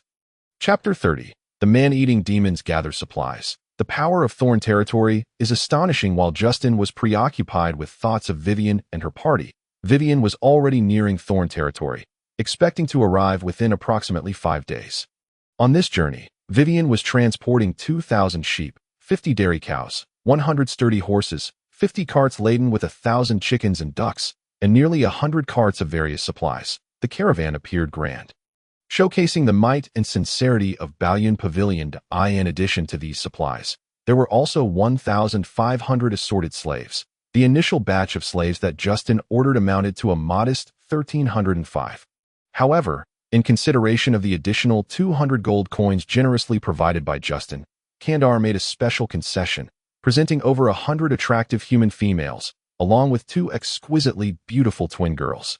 These twin girls had been specifically prepared for Justin, as he had previously feigned lewd intentions in his quest to acquire the servant of the enigmatic Qing Jioling, inadvertently leading Kandar to believe that such conduct was Justin's true nature. Although the cost of the twin girls and the 100-plus female slaves nearly depleted Justin's 200 gold coins, Kandar, with his foresight, was not one to begrudge such expenditure, by employing this strategy to strengthen his rapport with Justin. Kandar anticipated that future purchases of slaves would be directly arranged through him, thereby securing a long-term, stable patron, a veritable source of wealth. Vivian had initially hesitated to bring the twins to the thorny territory. Yet her self-assuredness ultimately prevailed, for reasons unbeknownst to her. After their first encounter, Justin's visage lingered in her thoughts. This was not solely due to his otherworldly handsomeness, but also because of the 4 extraordinary artifacts he had effortlessly showcased at the auction. Justin's nonchalant demeanor towards these remarkable items, merely swathed in cloth and entrusted to the clumsy hands of the ogres, was striking. While 3 of these items were resilient to damage, for most, even the slightest risk was intolerable. Yet, Justin handled them with such natural ease. Perhaps it was this carefree attitude, unmarred by worry, that captivated her. An elderly servant approached, inquiring, "Miss, as we delve deeper into the Gabise forest, we are less than 1,000 miles from the Ogre Royal Tribe. Is it not perilous to carry such a substantial load of goods?" Vivian, her expression serene, replied, "Since young Master Duanan has entrusted us with the transportation of goods to the thorny territory, he must possess some means of assurance. Otherwise, the losses incurred would be unbearable for most. The ambition of establishing a city in the thorny territory would remain but a castle in the air." The old servant, detecting the unwavering confidence in Vivian's tone, indicative of her faith in her own judgment and her profound trust in Justin, continued on their journey. After 2 days of travel, a sudden commotion erupted ahead. As the leader of the expedition, Vivian promptly urged her horse forward, followed closely by a dozen elite swordsmen, with the old servant trailing behind. Upon reaching the front of the procession, Vivian encountered 200 ogres barring their path, with an exceptionally tall and formidable ogre wielding a massive white bone club standing at the forefront. Indeed, the individual was Dubai. 5 days prior, the ogre hunting party had scoured the vicinity of the royal tribe for nearly 10 days without success. Fearing a return empty-handed would bring shame, they stumbled upon a large human merchant convoy laden with goods and livestock, a significant discovery that would undoubtedly elevate the hunter's status. Silently, the hunting party withdrew and hastened back to the Ogre Royal Tribe. Upon receiving the news, Dubai was overjoyed. It had been centuries since a merchant convoy had traversed the Gabise Mountains. And this time he was determined to seize a lucrative opportunity. Rallying 200 elite ogres, Dububai initiated an ambush. Witnessing this turn of events, Vivian felt a pang of regret. She had never anticipated the legendary Ogre King would make an appearance. Dububai had once provoked the city of Ark, where even 10 powerful sorcerers dispatched by the lord of the city had failed to inflict harm upon him, and the sole magic tutor in the city had nearly been captured by Dububai. From that moment, the name Dububai resonated throughout Arkansas now. Seeing him, Vivian felt a wave of unease wash over her. Dububai, observing the somewhat pale-faced woman before him, declared, "Leave the goods. You may take the people. I have no appetite for humans at the moment." This was Dububai's audacity. Since his sworn brother Justin was human, indulging in cannibalism could create discord between them, jeopardizing their cooperation. What? Wasn't Dububai always regarding Justin as an ogre? One would be remiss to underestimate the intellect of an ogre king. Initially, Dububai feigned belief in Justin's words merely for amusement, though he was genuinely curious about why Justin spoke the ogre tongue. However, it was only after Justin emerged from the treasure that Dububai began to genuinely regard him, seeking to forge a true alliance. After all, those who survived the treasure became the rulers of their tribes. Although Justin was not of the ogre race, having a promising partner among humans would greatly benefit the ogres. Dububai had long pondered why the relatively weaker goblins had their own kingdom, why the beastmen had theirs, and even the elves possessed their own realm, while the ogres, who were not inferior in strength, lacked a sovereign territory. It was only when Justin broached the topic of the food ecosystem that Dububai realized the survival model of the ogres severely restricted their potential for greatness. Consequently, Dububai placed immense importance on this collaboration, ensuring that no mistakes were made. Vivian, suppressing her trepidation, asserted, "These goods were ordered by the Thorny Territory. If you can negotiate with its lord, we shall have no objections." Dububai, taken aback, inquired, "Are these truly the goods of the Thorny Territory?" Vivian confirmed, "Indeed, these were procured by Duanan over half a month ago in Ark, consisting of livestock, food seeds, and slaves." Dububai's expression flickered between uncertainty and resolve. Should he seize his brother's goods or return empty-handed? If he took them, he would be violating his agreement with Justin. Dububai found himself torn. Noticing Dububai's indecision, Vivian felt a sense of assurance. Her previous statement had been a test. After all, the Thorny Territory would not have entrusted her with the delivery without some contingency plan in place, and it seemed this plan was indeed formidable enough to even make the mighty Ogre King hesitate. This revelation was crucial, as it pertained to the cooperative dynamics between Ballion Pavilion and the Thorny Territory, necessitating prompt communication with Slav. Had Vivian known that Justin and Dububai were comrades bound by agreement, she would not have perceived the Thorny Territory as so inscrutable. Dububai, unwilling to return empty-handed, ultimately resolved to cast aside his doubts, thinking, "Let us first reach the Thorny Territory. Surely Justin would not allow me to return empty-handed." In that moment, Dububai felt he had outsmarted himself. Passing the dilemma to Justin to ponder, in a fit of excitement, Dububai burst into hearty laughter. Hearing his boisterous mirth, Vivian's heart tightened, fearing he might take some unfavorable action, causing the swordsmen and slaves behind her to tense as well. Once Dububai's laughter subsided, he proclaimed, "Since these goods belong to the Thorny Territory, I shall let you off the hook this time. We ogres will transport these carted goods. As for the other items, you may carry them at your leisure." Indeed, the slaves had slowed their progress. However, Vivian was not at ease with entrusting the goods to the ogres. Noticing the doubt etched on her face, Dububai grew increasingly irritated, exclaiming, "What? Do you have objections even when I speak kindly?" Vivian responded, "These goods are the property of the Thorny Territory and should rightfully be transported by us. Entrusting them to you would be illogical." Dububai retorted angrily, "What nonsense about logic? The goods of the Thorny Territory shall be handled with utmost care by me. At the pace you are going, it will take 3 more days to reach the Thorny Territory. I cannot afford to wait that long." Vivian cautiously inquired, "What do you intend to do with this batch of goods?" Dububai replied, "Naturally, they will be delivered to the Thorny Territory." Hearing Dububai's presumption, Vivian found herself increasingly perplexed by the strength of the Thorny Territory. How could they command the Ogre King to transport goods? Such a notion would baffle anyone. As Dububai observed Vivian's astonished expression, he dismissed her shock, and the ogres, having unshackled the livestock, promptly placed their weapons upon the carts and, barefoot, began pulling the wagons towards the thorny territory. As they watched the ogres hasten away, Spencer remarked, "Miss, it seems the thorny territory wields an astonishing power that remains hidden from the world. Otherwise, the ogres would not be so obedient." Vivian furrowed her brow, unable to comprehend what leverage the thorny territory possessed to command the ogres. Everyone knew that the land was barren, yielding fewer and fewer resources, likely to vanish within 2 or 3 decades.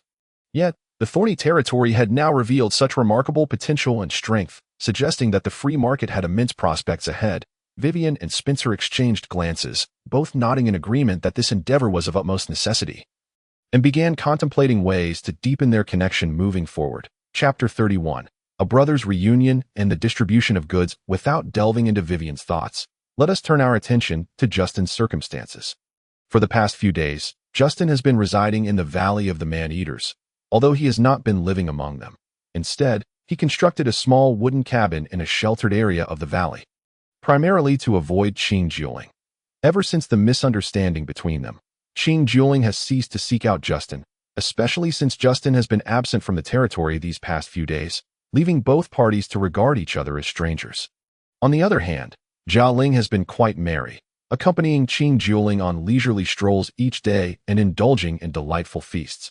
Life has been exceedingly splendid, and Jialing often reflects on how wonderful it would be if Cangmang were to stay indefinitely. Unbeknownst to Justin, if he were aware of Jialing's sentiments, he would certainly have given her 300 playful smacks on her backside. You may be enjoying yourself, but have you noticed that your brother doesn't even dare to return to the castle?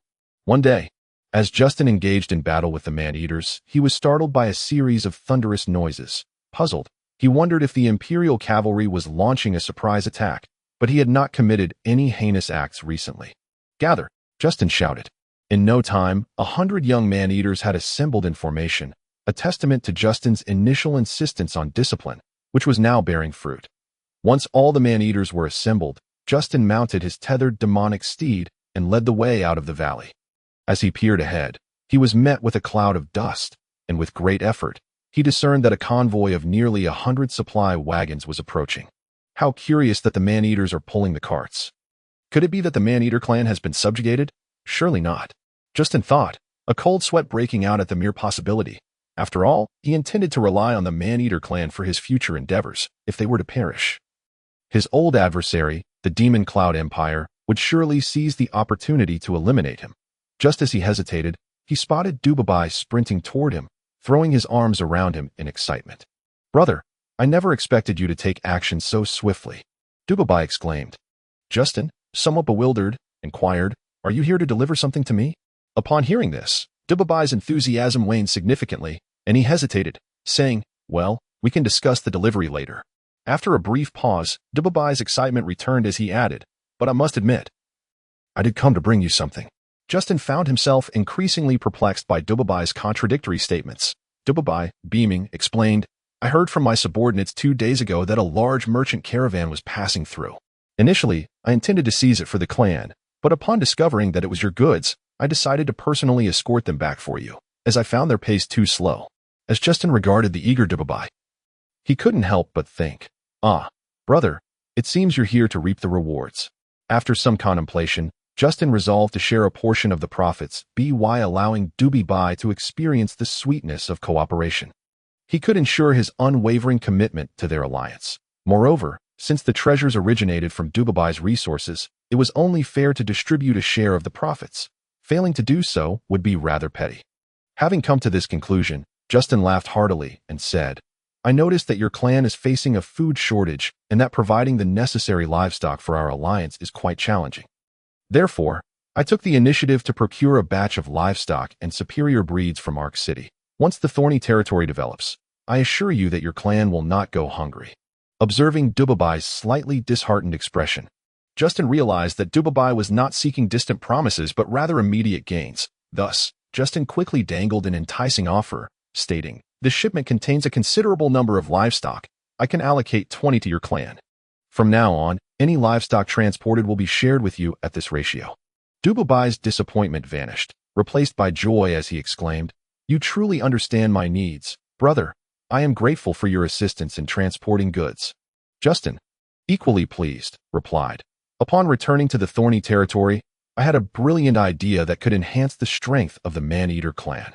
Having said this, Justin led Dubabai toward the wooden cabin beside the valley and instructed Delilah, "You are responsible for receiving these goods and ensuring the well-being of our Man-Eater brethren." Dutifully, Delilah nodded and proceeded to handle the logistics, which involved assigning the 100 man-eaters to guard the goods while allowing the weary 300 to rest. As Justin guided Delilah to his cabin, he had intended to invite her inside for a brief respite. However, the cabin was rather small, and sitting face-to-face would feel like a nightmare for Justin. Thus, they opted for a conversation at the entrance. Once Dubabai settled in, Justin remarked, "In the past few days, I have accomplished quite a few significant tasks under your esteemed name." Dubabai, puzzled, replied, "My name?" Justin elaborated. "Upon returning to the thorny territory, I realized that merely raising livestock would not sufficiently address the food shortage, nor would it facilitate further development." Dubabai nodded in agreement with Justin's assessment. Justin continued, "I then contemplated that trade among humans and various races on this vast continent is fraught with discrimination and underhanded dealings. Hence, I resolved to establish a free marketplace." Dubabai, confused by the notion of a free marketplace, pondered how the man-eaters, who do not engage in production or creation, could possibly grasp the significance of commerce. Justin clarified, "A free marketplace would attract all races on the continent to engage in fair and equal trade." Suddenly realizing that the man-eater clan had never participated in any form of trade, Justin quickly added, "Given the man-eater clan's formidable strength, it would naturally serve as the protector of the marketplace, thus allowing you to share in the profits." Dubabai remained bewildered and asked, "We, the man-eater clan, are indeed strong, but what exactly is profit? Can it be eaten?" Justin, needing to provide further clarification, explained, "Let us not dwell on the specifics of profit for now. That if the free marketplace succeeds, the thorny territory will boast a far more extensive ranch, enabling us to raise more livestock. Moreover, the marketplace's revenue will enhance the man-eater clan's share in livestock production." Dubabai responded, "So, profit translates to a greater share of cattle and sheep, correct?" Justin nodded, affirming, "You may interpret it that way." Dubabai, now invigorated, suddenly realized that if the livestock wasn't provided by his clan, how would the profit sharing be calculated? He posed this question to Justin. Justin had anticipated this inquiry and confidently replied, "If you can supply the livestock, our territory will adhere to a 20-to-1 ratio. Conversely, for livestock raised within our territory, we will allocate 1/10 of the annual increase in sheep as a protection fee for the man-eater clan." The status of the thorny territory was undoubtedly secure. Chapter 32. Justin cultivates relations with the man-eaters, while the foxwoman schemes. Dubabai counted on his fingers for an extended period but could not arrive at a clear calculation. Justin, feeling compelled to clarify, explained, "For instance, if I transport 10,000 sheep, 2,000 will be allocated to you as a protection fee. Should the remaining 8,000 sheep produce 20,000 in a year, then 2,000 will be designated as profit for you." As Dubabai absorbed the repeated mention of 2,000 livestock, his eager gaze seemed poised to melt boulders. Justin added, "Of course, brother, you must reserve a few boxes in your warehouse for your sibling that I invested a considerable sum to procure these items." Dubabai, slapping his chest in assurance, replied, "No problem. Take whatever you need. I have no interest in those goods." Upon hearing this, Justin felt a mix of emotions. Why? Because initially, obtaining even one additional box had been a Herculean task. Now, seeing the potential for profit, Dubabai seemed to have forgotten his previous reluctance. Nevertheless, it was essential to seize opportunities when they arose. But some advantages should not be taken for granted. It was crucial to be transparent about what needed to be said while withholding anything that should remain unspoken. Justin solemnly stated, "Brother, there is something I must convey to you." Dubabai, noticing Justin's sudden seriousness, encouraged, "Speak freely. Brother, I will assist you as best as I can." Justin continued, "Do you remember the items I selected from the treasury before my departure?" Dubabai pondered for a moment before recalling, "Yes. Those items have been stored for hundreds of years. Haven't they?" Justin affirmed, "All the resources and individuals acquired by the Thorny Territory recently owe their success to those few items. Therefore, the Thorny Territory belongs not only to me, but also to you." Dubabai chuckled innocently, saying, "I find comfort in staying within the clan. The Thorny Territory is still your domain." Justin insisted, I wish to allocate additional benefits to you. Brother, if you decline, then so be it. Dubabai, suddenly alarmed, focused on the word benefit, which represented thousands of livestock. It's not that I don't want it. I mean, benefits should be shared, but as for the thorny territory, let's leave that aside. Dubabai hastily replied. Justin regarded Dubabai with a sense of relief, feeling reassured that Dubabai currently harbored no ambitions towards the thorny territory. Justin was indeed apprehensive about Dubabai potentially forming unfavorable opinions regarding the flourishing thorn territory that in retrospect, such worries might have been somewhat unfounded. However, this was not merely a case of petty-mindedness. Rather, it stemmed from the formidable prowess of the fox spirit, Cangmang. Justin was not intimidated by those who appeared clever yet were genuinely astute.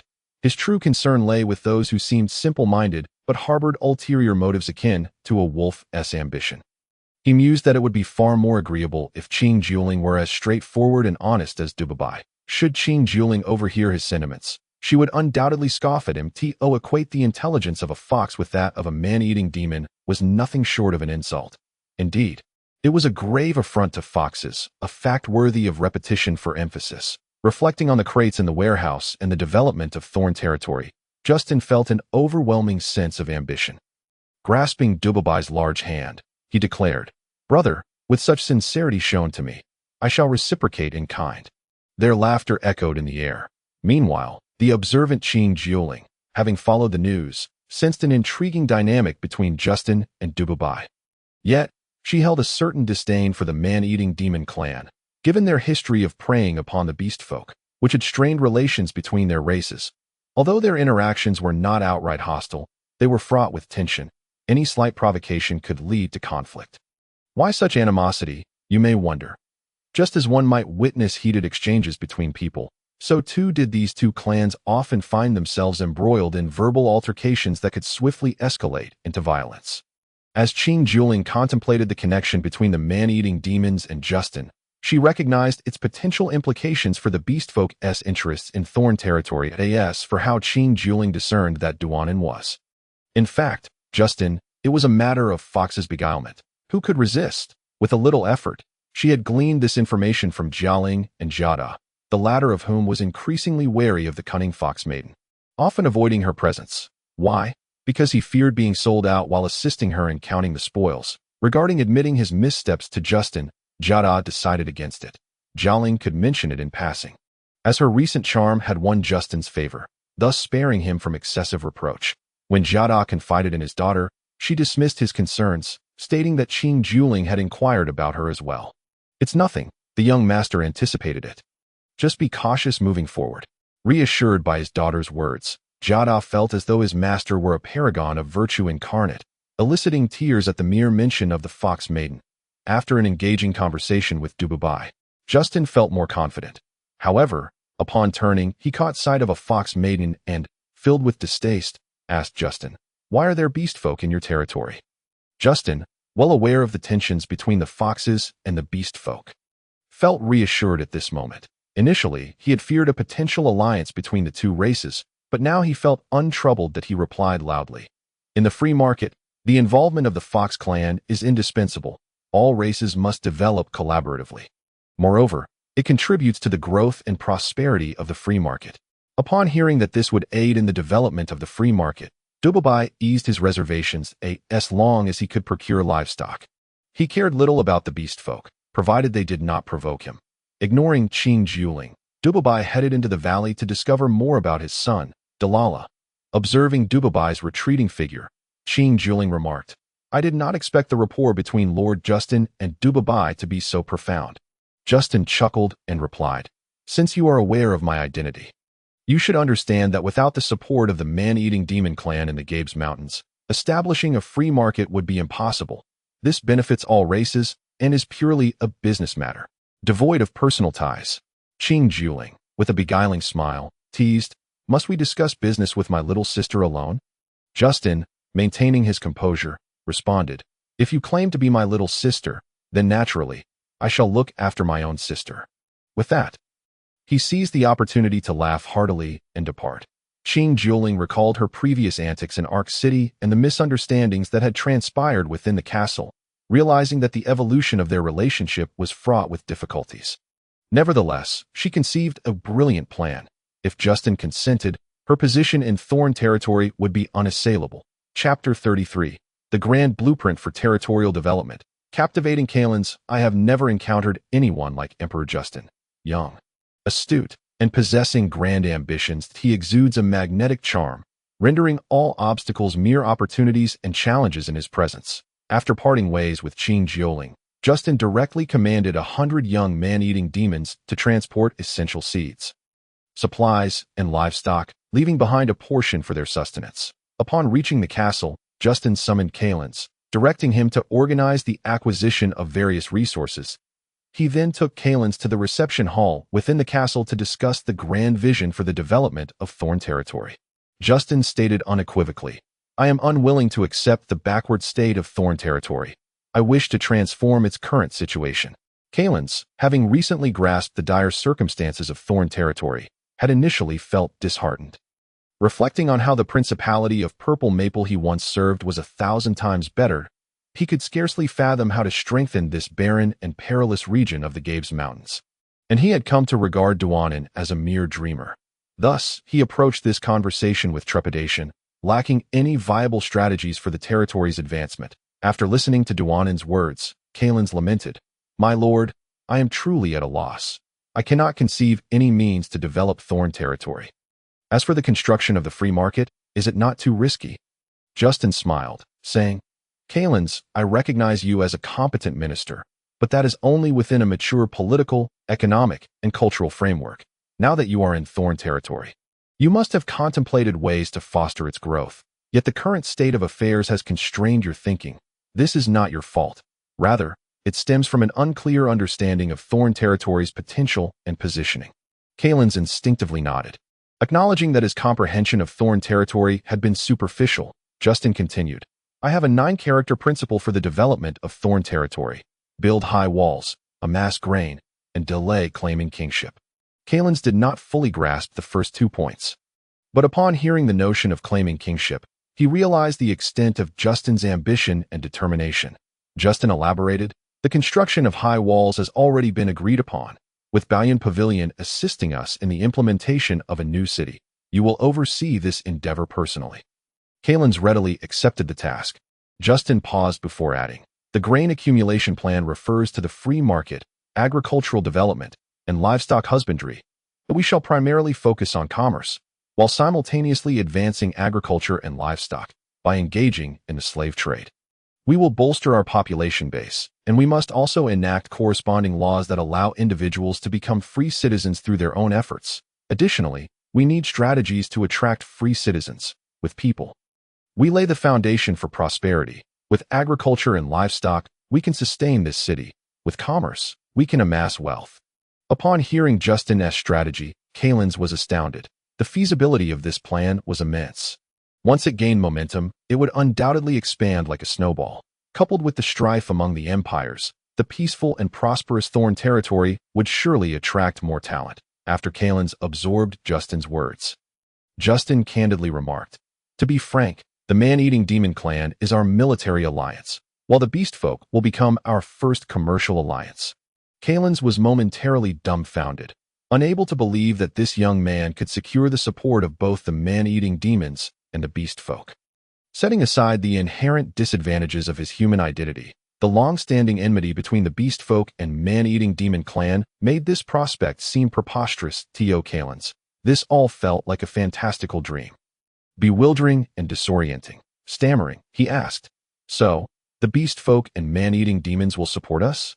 Justin confidently replied, the tempest on the vast continent is about to arise. Thorn territory will seize the opportunity and transform into a dragon amidst the storm. Kalins felt a twitch at the corner of his mouth. Wanting to smile but unable to do so, Justin teased, come on, buddy, I'm really putting on a show here. Why do you look so taken aback? Did I oversell it?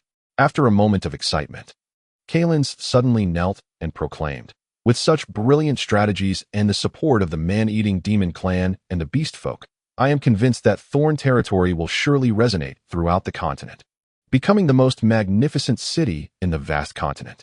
Witnessing this scene, Justin's heart soared with joy. Indeed, the methods of persuasion depicted in novels proved effective to inspire such capable individuals to serve him. One must paint a grand vision, ensuring they would be eternally grateful for the opportunity to achieve greatness. After hearing Justin's discourse, Kalins felt an overwhelming surge of confidence, as if a radiant path lay ahead. Justin concluded, "You will need to handle the specifics. Remember, all matters should be judged by their outcomes." Kalins enthusiastically agreed and took his leave to begin organizing various tasks and drafting new decrees. As Justin observed Karen's retreating into the distance, he was about to return indoors when he noticed Qing Juling gliding gracefully into the living room. Before Justin could utter a word, Qing Juling spoke. "I wish to remain in the thorny territory to assist you with some foreign affairs. I wonder how you feel about that." Upon hearing this, Justin furrowed his brow and replied, "Your Highness, given your noble status, how could you possibly serve Justin? Wouldn't that diminish your esteemed title?" After voicing this, Justin felt as if 1,000 wild horses had galloped through his heart, leaving him in a state of despair that in truth, he longed to express. "Oh, you whimsical fox maiden, I cannot feel at ease with you staying here." As a captivating fox spirit, Qing Juling possessed an acute sensitivity to the hearts of others. She sensed Justin's wariness towards her, a sentiment that even existed within the Beast Kingdom regarding the Fox clan, due to their cunning and enchanting abilities. Recognizing Justin's trepidation, Qing Juling was reminded of the oppression the Fox clan had endured within the Beast tribes. And a wave of sorrow welled up within her, prompting tears to fall. Observing her distress, Justin, puzzled yet concerned, approached and crouched before her to offer comfort. However, Qing Juling suddenly leaped into his embrace, crying out in a fit of despair, "Why do you not trust us, fox maidens? Even within the Beast Kingdom, we are met with suspicion. What have we done wrong? We are inherently clever, imbued with the power of allure, yet we have committed no offenses." Justin was somewhat aware of the Fox clan's precarious status within the Beast Kingdom. After all, the allure of the Fox Maidens was renowned across the continent. Although Fox Maidens held a unique position, with nearly every Beast Kingdom queen being a Fox Maiden, a divine acknowledgement of their beauty and intellect, this very distinction had bred jealousy among other beast tribes. Historical accounts noted an instance of internal strife during a royal succession, wherein the Fox clan, as the ruling faction, was purged. Following the turmoil, while the Fox clan retained a somewhat privileged status, they found their power and influence severely diminished. At times, they had to rely on alliances through marriage with other beast tribes for support, rendering their position increasingly precarious. Chapter 34. Qing Juling's Triumph. Justin and Duby's Revelry. Justin gently soothed. "Please, do not weep. With your wisdom, your desire to remain in the thorny territory and assist me is more than welcome." Yet, upon uttering these words, Justin felt they lacked warmth and persuasive power. To his surprise, Qing Juling responded with a radiant smile, her enchanting visage devoid of any tears. Justin realized he might have been outwitted by this fox maiden. Nonetheless, having already spoken, he accepted her presence, deciding that should she pose any threat to the thorny territory, he would simply expel her. With a huff, Justin turned and retreated to his chamber. Watching Justin's silhouette fade away, Qing Juling let out a lonely sigh, unsure if it was for herself or for some other reason. After standing for a moment, she too turned and returned indoors. Justin, oblivious to her sigh, resumed his magical studies. Having previously felt stalled at the level of a high-level mage, he now focused on constructing a level 2 wind spell. The Gale spell. After memorizing the construction model from the Wind Magic Tome, Justin diligently studied various considerations before attempting to construct the spell modeled. To his delight, everything proceeded smoothly. He continued to study the level 3 Gale spell and the level 4 Strong Wind spell, finding the construction of the latter even easier than before, suggesting an enhancement in his mental acuity. Having spent nearly 2 hours constructing 3 levels of spells, Justin stepped out of his room for some fresh air. As dusk approached, the evening forest was enchanting, yet Justin, confined within the castle, could only observe Qing Juling, Xiao He, and Jia Ling joyfully playing. Reflecting on his own childhood, Justin sighed internally, lamenting how the beauty of youth was being devoured by the harshness of reality. Leaving him with but 2 words, strength, Justin instructed Jia Darren to prepare a meal, taking care to incorporate Qing Juling's suggestions, adhering to some while noting others for future procurement, with Dubabai arriving in his territory. Justin felt compelled to host a welcoming feast, albeit with the limited resources he had painstakingly accumulated, understanding that one must draw from one's own assets. Contemplating how all his resources had originated from Dubabai, Justin felt a sense of relief. Indeed, as he developed, the goods in Dubabai's warehouse could only realize their value through his efforts, and no longer hesitating. Justin commanded Jia Darren, "Prepare 10 cattle, for I shall soon be heading to the ogre's stronghold. Also, gather some wine. I intend to host a welcoming banquet for the ogre king." Jia Darren hesitated, saying, "Did you not mention that those livestock must not be touched?" Justin replied, "I cannot partake in them. But with Dubabai arriving in my domain, it is essential to demonstrate our hospitality and decorum. This is a meeting between two formidable allies. It cannot be trivial." Hearing this, Qing Jiuling scoffed, "In such a dilapidated place as yours, how can you claim to have formidable allies? The ogre royal family is the only one worthy." Justin remained unperturbed. Acknowledging the truth of her words, he calmly stated, "Not now, but in the future. Remember, I am bound by brotherhood to the ogre royal family, and we must extend our warmest welcome." With Justin's firm resolve, Jia Darren complied with the orders given. Casting a glance at Qing Jiuling, he asked, "What do you think, my foreign affairs minister? Would you care to join me in toasting with the ogre king Dubabai?" Qing Jiuling disdainfully laughed. "Humph. A bunch of ogres? I have no interest in attending." Justin refrained from further persuasion, understanding that adaptation and acceptance were necessary. After exchanging a few more words with Qing Jiuling, he took his leave from the castle. Justin rode ahead on horseback, while the castle attendants led the 10 cattle, 2 of which pulled carts laden with wine and various seasonings. Upon arriving at the ogre's stronghold, Justin observed Dubabai's ogres engaging in combative exercises with young ogres, imparting combat techniques and experiences. Justin could not help but marvel. Any race that wishes to survive must prioritize strength. Dubabai soon approached, exclaiming, "I thought you might not make it tonight, little brother." Justin laughed heartily. "Brother? What jest?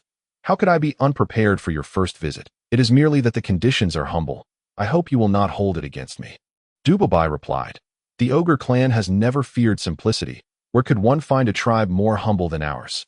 While Justin maintained a cheerful expression, he silently critiqued, "If only you would share the luminous pearls and gold from your cave with me, I could forge a territory far from humble." "Brother jests. I have prepared 10 cattle. Yet your entourage seems too large. I fear it may not suffice," Justin remarked. Dubabai nonchalantly responded, "Ogres are always capable of feasting and enduring hunger. Besides, did you not leave behind many chickens and ducks? We can roast them all together later." Justin's facial muscles twitched. Indeed, consuming everything was the true nature of the ogre clan. A noble brother speaks thus. How could I not comply? However, those were intended for you to take back to the tribe. If consumed, the spoils of war will be considerably diminished." Dubabai replied, "Why fret over future matters? Let us dine first." Justin added, "No worries be by the way. Brother, I must mention something." Dubabai, puzzled, inquired, "What is it?"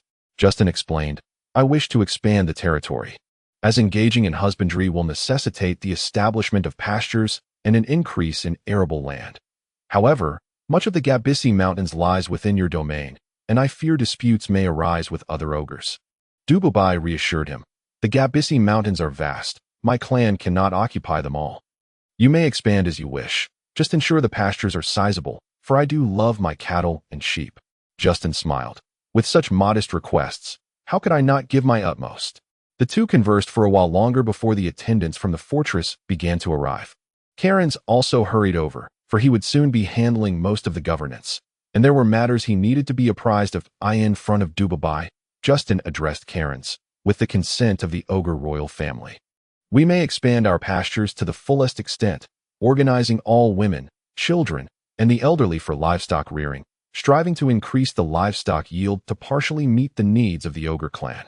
Karen's, of course, remembered Justin's instructions well. Justin continued, "Our territory will also receive assistance from the Ashen Beasts, so we need not overly worry about the fertility of the land. We can clear an additional 10,000 acres of woodland for cultivation. And soon, more slaves will arrive, sufficient for our production needs."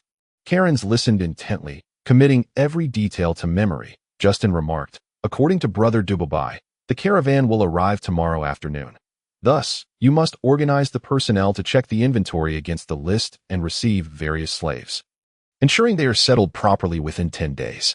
Upon hearing this, Karens finally exhibited a glimmer of joy. The scarcity of people in the territory had hindered many endeavors, but now there was a sense of assurance. Chapter 35.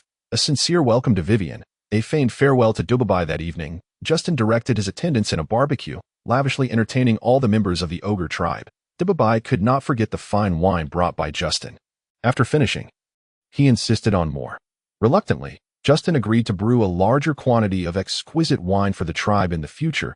By the time Justin returned to the castle, it was already early the next morning. Upon entering his chamber, he felt too weary to do anything and promptly fell into a deep slumber, not awakening until the afternoon. Justin instructed the servants within the castle to tidy up the premises, ensuring cleanliness to welcome the caravan. That evening, the caravan indeed arrived, and Justin approached Vivian, greeting her with a courteous gesture while softly expressing, "I have been eagerly anticipating your arrival."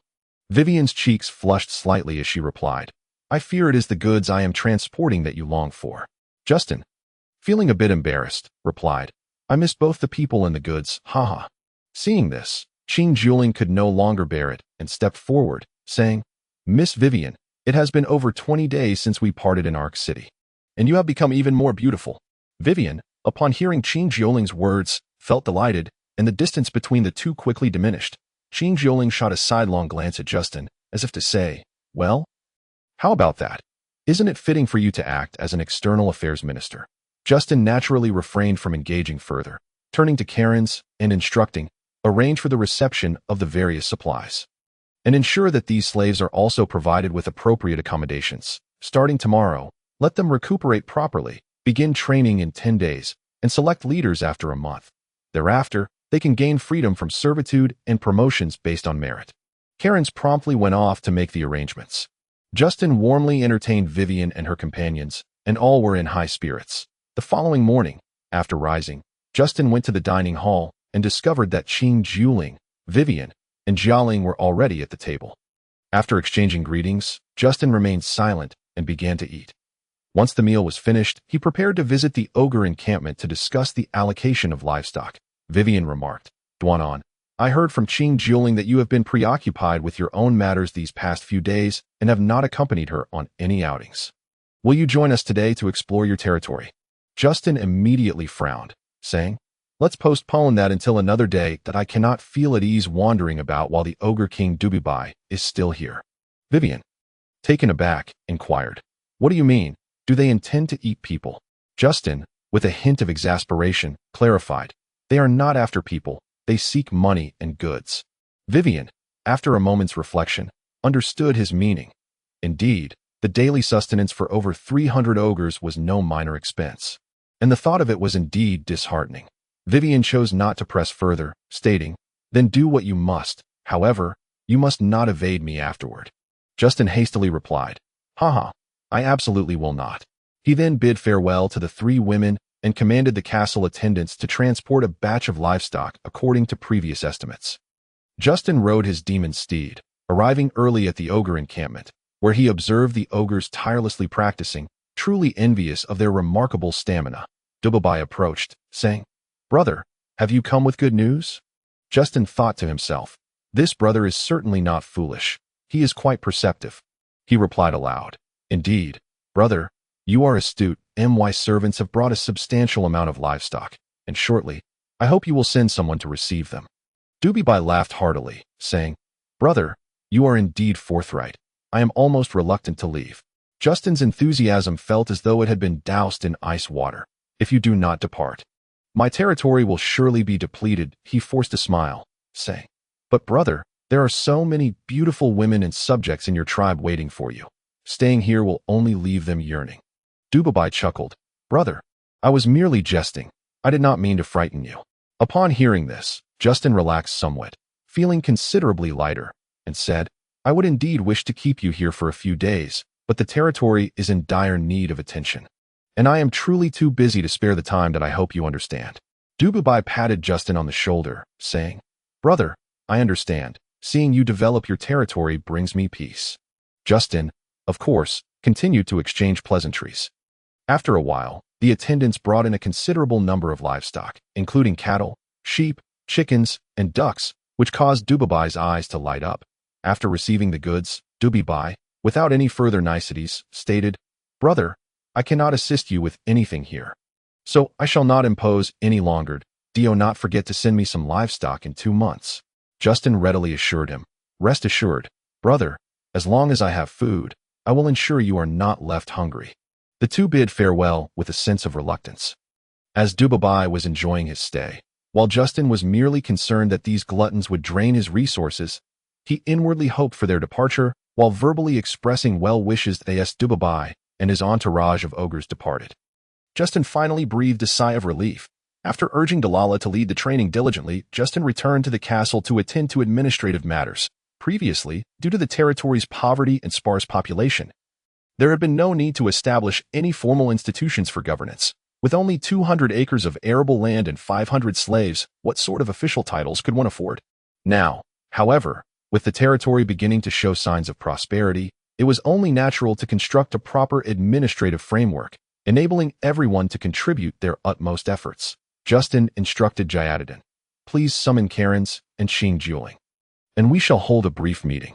Before long, both Karens and Ching Juling arrived, and to Justin's surprise, Vivian accompanied them. Justin addressed Vivian, saying, "Vivian, we are conducting an internal meeting regarding the territory. Any matters can be discussed later." However, Vivian smiled and replied, "I heard from Sister Juling that she is self-nominating for the position of External Affairs Minister, so I would like to nominate myself for the position of Business Minister. I wonder if Brother Justin would agree." Justin shot a glare at Ching Juling, silently lamenting, "What a troublesome situation." Ching Juling, undeterred, looked at Justin and said, "Vivian has extensive commercial experience from her years in Bowden Pavilion. I am merely looking out for her by informing her. Otherwise, humph." Vivian, feeling uneasy, added, "If there are any issues, just pretend I never said anything." Observing the distressed expression on Vivian's face, Justin thought, "How could you pretend not to have said anything? Your expression reveals how much you care." Reluctantly, Justin replied, "If Vivian can contribute to my territory, I would be overjoyed. How could I refuse?" Ching Jioling scoffed from the side, clearly unimpressed. After all, stating such things now felt disingenuous when the proposal was first made. Why did he not agree immediately? Now, humph, the sincerity feels rather shallow. However, seeing Vivian's delighted expression, Ching Juling chose not to complicate matters further. Chapter 36. Establishing an administrative framework for thorny territory. Juling acts playfully noticing that both Karens and Jayadadin were ignoring the situation. Justin breathed a sigh of relief. The cries and whines of young ones could indeed be quite bothersome, something he had not wished to encounter. Relieved, Justin stated, "I have decided to establish an administrative team in the near future. As our thorny territory is now flourishing in population, with numerous matters to attend to. Therefore, I have the following appointments to announce. First, I appoint Karens as the Minister of Administration for Thorny Territory. Second, I appoint Jayadadin as the Minister of Finance. Third, I appoint Ching Juling as the Minister of External Affairs. Fourth, I appoint Vivian as the Minister of Business." Surveying the expressions of the four, he noted that Karens remained quite composed. Jayadadin appeared quite excited. Ching Juling was breezy and indifferent, while Vivian radiated joy. "Well, do any of you have additional comments?" Justin inquired. The four responded in unison, "None." Justin continued, "Regarding the development of the territory, I have already discussed details with Karens, and you may inquire with him for specifics that I will not elaborate further." Observing the elated Vivian, Justin gently added, "The reason I was reluctant for you to take on the role of business minister before was due to the close dealings we would have with Bowden Pavilion, fearing it might complicate matters for you. Now that you have volunteered, I must assign you a task." Vivian smiled. "No problem. I will always prioritize the interests of thorny territory and will never engage in actions that harm its welfare." Justin, feeling greatly reassured, declared, "Excellent. With your word, I am at ease. Our thorny territory still requires significant purchases from Bowden Pavilion, including a large quantity of livestock, grain, and quality seeds that we must achieve self-sufficiency in our basic needs swiftly, lest we find ourselves at the mercy of others due to a lack of resources." Vivian confidently replied, "No problem, Brother Du. I will handle it promptly." Justin then turned to Ching Juling, saying, "Later, Accompany me to inspect the Elven warriors and Beastmen warriors we have acquired. We must extend goodwill towards the Elven warriors, while you will manage the arrangements for the Beastmen warriors. Qing Juling responded. No problem. I will ensure the Beastmen warriors are well organized. The Elven warriors hold a certain grudge against our Beastmen, and in our communications, it should be you who takes the lead. Justin found himself at a loss, grappling with the situation presented by the resolute Fox Princess, who had vowed to improve foreign relations but now shifted the burden back onto him. Although he acknowledged his superior capabilities, he wondered why he was left to shoulder all the responsibilities. Was his role merely to provide comfort? The thought of providing comfort reminded him of those enchanting twin sisters. And he couldn't help but feel wronged. How could he be perceived as a man of lewd desires in the eyes of the Kandar? It was a grievance that no amount of justification could cleanse. Shaking his head in mild frustration, Justin was about to speak when Qing Juling interjected. I realize I may not be entirely suited for the role of Foreign Affairs Minister, so you needn't wear such an impatient expression. Taken aback, Justin pondered. What have I done to provoke you? Qing Juling. It all seemed quite inexplicable. Yet, upon witnessing the tears welling in her eyes, he felt compelled to clarify. I was merely thinking about those twin sisters. And it was rather, before he could finish, Qing Juling cut him off. While we are discussing the grand plans for territorial development, you dare to think of those sisters. You truly are a lecherous man. Justin felt a wave of annoyance. He had confided in her his private thoughts to comfort her, only to be mocked by this cunning little fox. Just as he was about to express his indignation, Qing Juling chuckled. I was only teasing you. Your head shaking made me think I was utterly useless. Justin's mind was consumed with thoughts of her playful banter. Qing Juling. How many times has this happened? With that, he seized her, placing her on his lap and giving her a few playful slaps. Initially, he was somewhat irked, but after a few light taps, his irritation subsided. The softness of his hand's impact drew him to caress her gently, prompting a soft whimper from Qing Juling, causing her to slump against him. Justin had initially been somewhat distracted, but her soft sound snapped him back to reality. Feeling embarrassed, he quickly glanced at the other three in the room. Karen's appeared to be in a trance, while Justin boldly lowered his head, his shoulders shaking with suppressed laughter. Only Vivian bore a displeased expression. Clearing his throat, Justin helped Qing Juling to sit upright, only to find her languidly resting her head on his shoulder, which made him bitterly smile. Was she trying to toy with him? Realizing the dynamics at play, it dawned on Justin that Vivian seemed to harbor feelings for him. While Qing Juling's attitude remained ambiguous, yet scrutinizing, the situation with these two women was indeed a source of consternation for him. Adopting a feigned seriousness, he addressed Justin. You should continue to act as the steward for now. Familiarize Jia Ling with the role, and eventually, she will take over your responsibilities. Justin was elated. The position of steward was crucial. Akin to the Lord's right hand in the castle, the thought of being stripped of this role for the sake of a mere finance minister was a significant loss, especially given the impoverished state of Thorny Ridge. It was no wonder he felt this way. The meager resources hardly warranted a finance minister. Initially, he feared Justin intended to deprive him of his stewardship, but it seemed not to be the case. Justin continued, from now on, all territorial expenditures must be approved by the finance minister. As for the reasonableness of these expenditures, that will be determined by the finance minister. Should any disputes arise between the finance minister and the administrative minister, I will serve as the final arbiter. Both Justin and Karen's nodded in agreement. He then instructed Karen's, as the administrative minister, your responsibilities are substantial.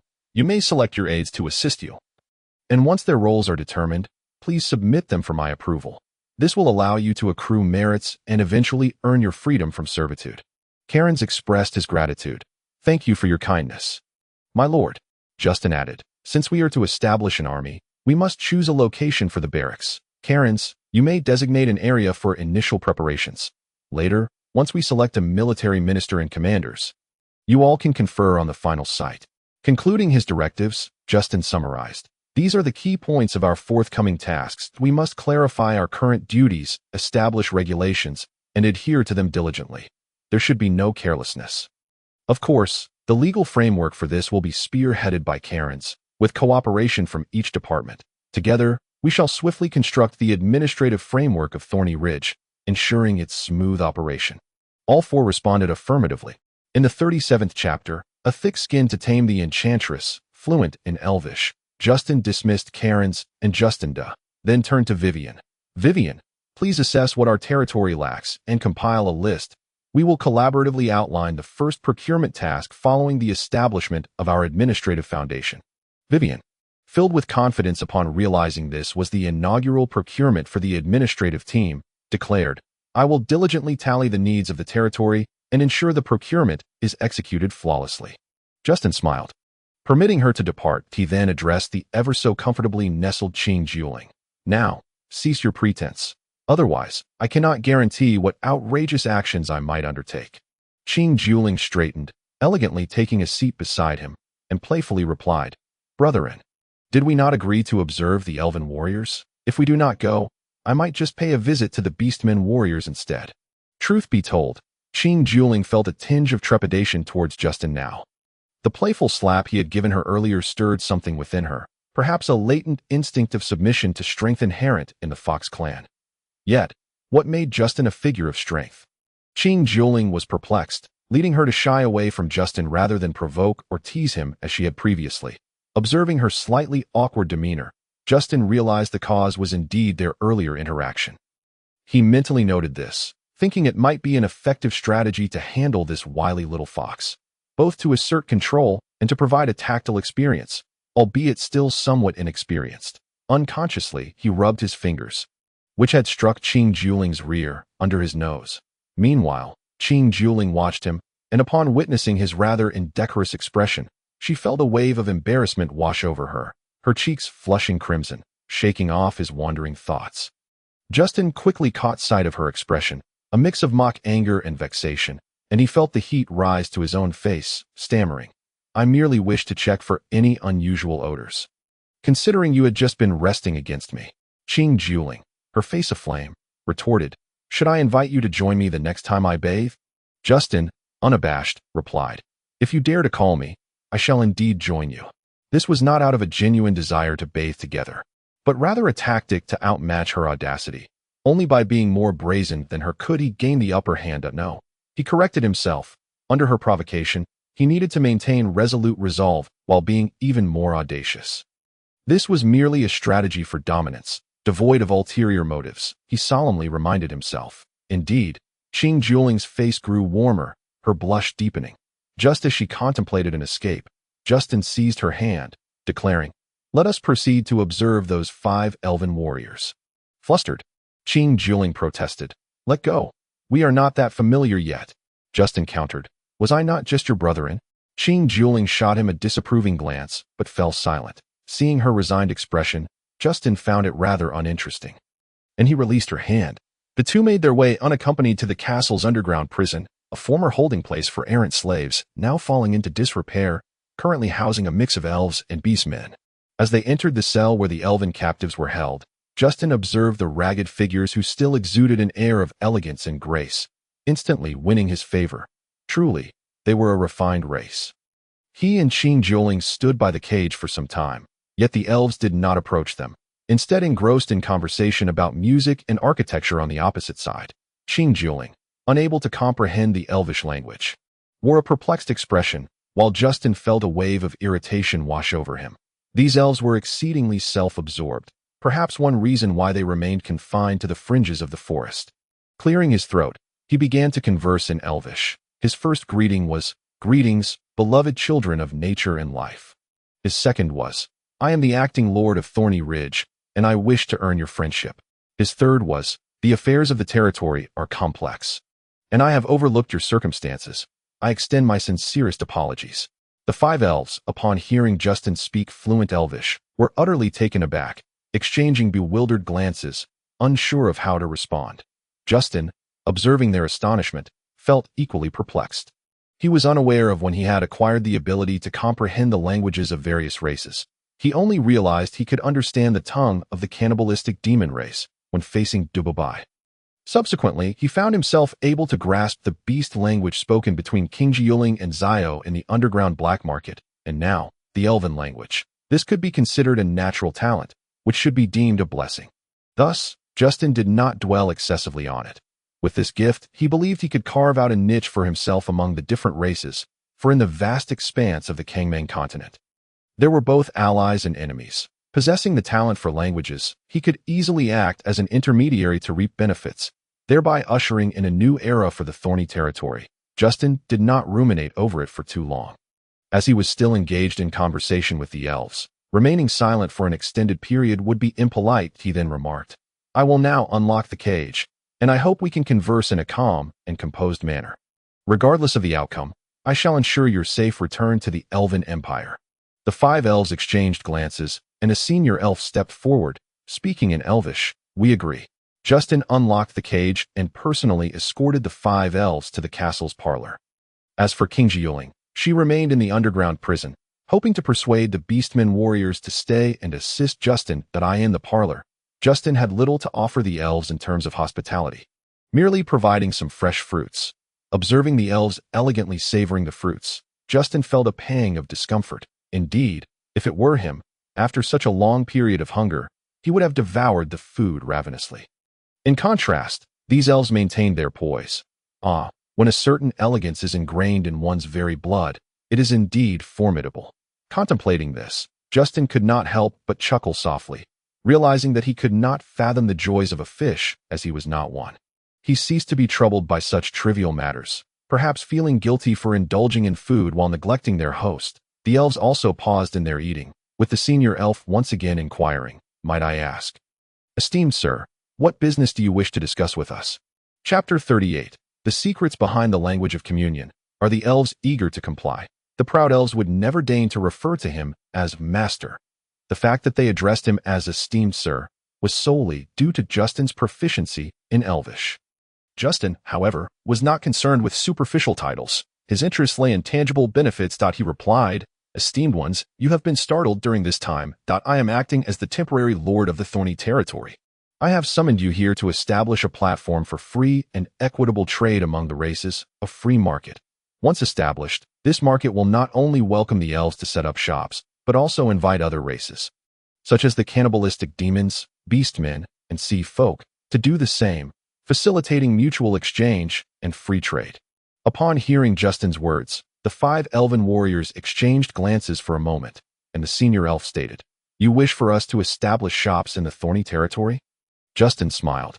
If you are inclined to do so, you are most welcome. This place is open to any elf who wishes to reside within the human kingdom. However, I wish to discuss the Elven Kingdom. I hope you can assist me in connecting the thorny territory with the Elven Kingdom, so that more may come to appreciate the remarkable achievements of the peace-loving and freedom-cherishing elves in the realm of art. Upon hearing Justin's praise, each elf's face beamed with pride.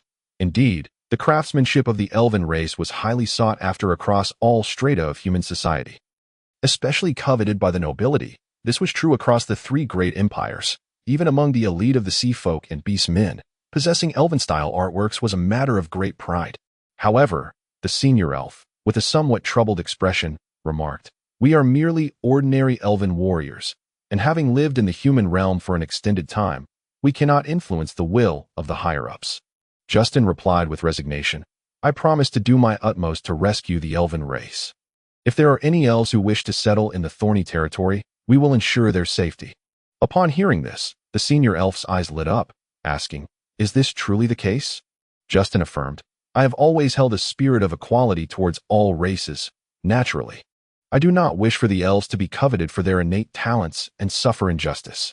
Pausing for a moment, Justin continued, What you see in the thorny territory is merely the initial stage. In the future, many beastmen and cannibalistic demons will come to settle, trade, and live here. The senior elf hesitated, repeating, Beastmen, cannibalistic demons? Justin was well aware that the peace-loving elves did not favor these 2 bloodthirsty and warlike races. He quickly reassured them, My free market will be a paradise for all law-abiding residents, including the beastmen and cannibalistic demons. Furthermore, in the future, we will also welcome gnomes, sea folk, shadow spirits, dragons, and others. The senior elf, now somewhat puzzled and astonished, inquired, You are able to communicate with both beastmen and cannibalistic demons, as well as gnomes and sea folk?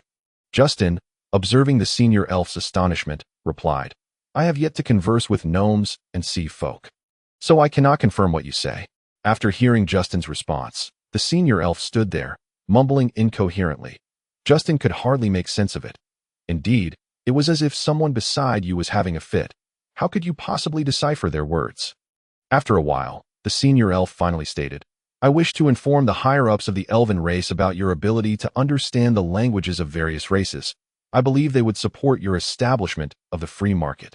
Justin sensed that his ability to communicate in various tongues likely involved some hidden secret, prompting him to inquire about it. The senior elf appeared constipated, unwilling to divulge any information. In exasperation, Justin waved them off, allowing them the freedom to come and go as they pleased. The senior elf glanced back at the 4 younger elves and said, Esteemed sir, my companions and I have lived in human cities, but unfortunately we were deceived by elven merchants and subsequently captured and sold to the underground black market. Now that we have regained our freedom, we hope to continue residing in the thorny territory, and we seek your permission. Justin replied somewhat irritably. The environment in the thorny territory is currently lacking, but if you do not mind, that is sufficient.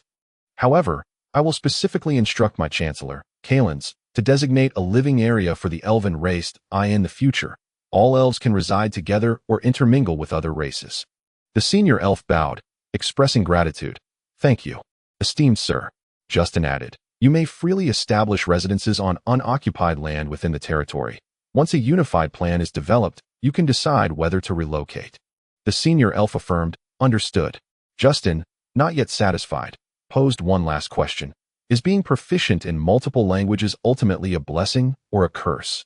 The senior elf replied, for you, esteemed sir, it is undoubtedly a blessing and could very well lead to strong support from the elven race for the free market. Justin tentatively asked, is it possible that I am the son of the elven queen? The senior elf was instantly taken aback, both shocked and indignant. Such a question was utterly outrageous. Trembling, the senior elf stammered, that is utterly impossible, esteemed sir. You must never speak of this again. However, this matter pertains to an ancient rumor within the elven race. I cannot be certain until I report it to the elven queen. Justin sighed sadly. There goes another potential ally. It turned out that Justin had hoped to forge a connection with the elven queen. Seeking support was truly disheartening. After the 5 elves exited the room, Justin resumed his contemplation of the implications of his extraordinary gift for mastering the languages of different races and what rumors it might relate to within the elven community. Could it be that he was the child of the moon or the sun? Ugh, it seemed the elves revered the elven divine tree. Could it be that he was the offspring of the divine tree? Ugh, how could I possibly be the son of a tree?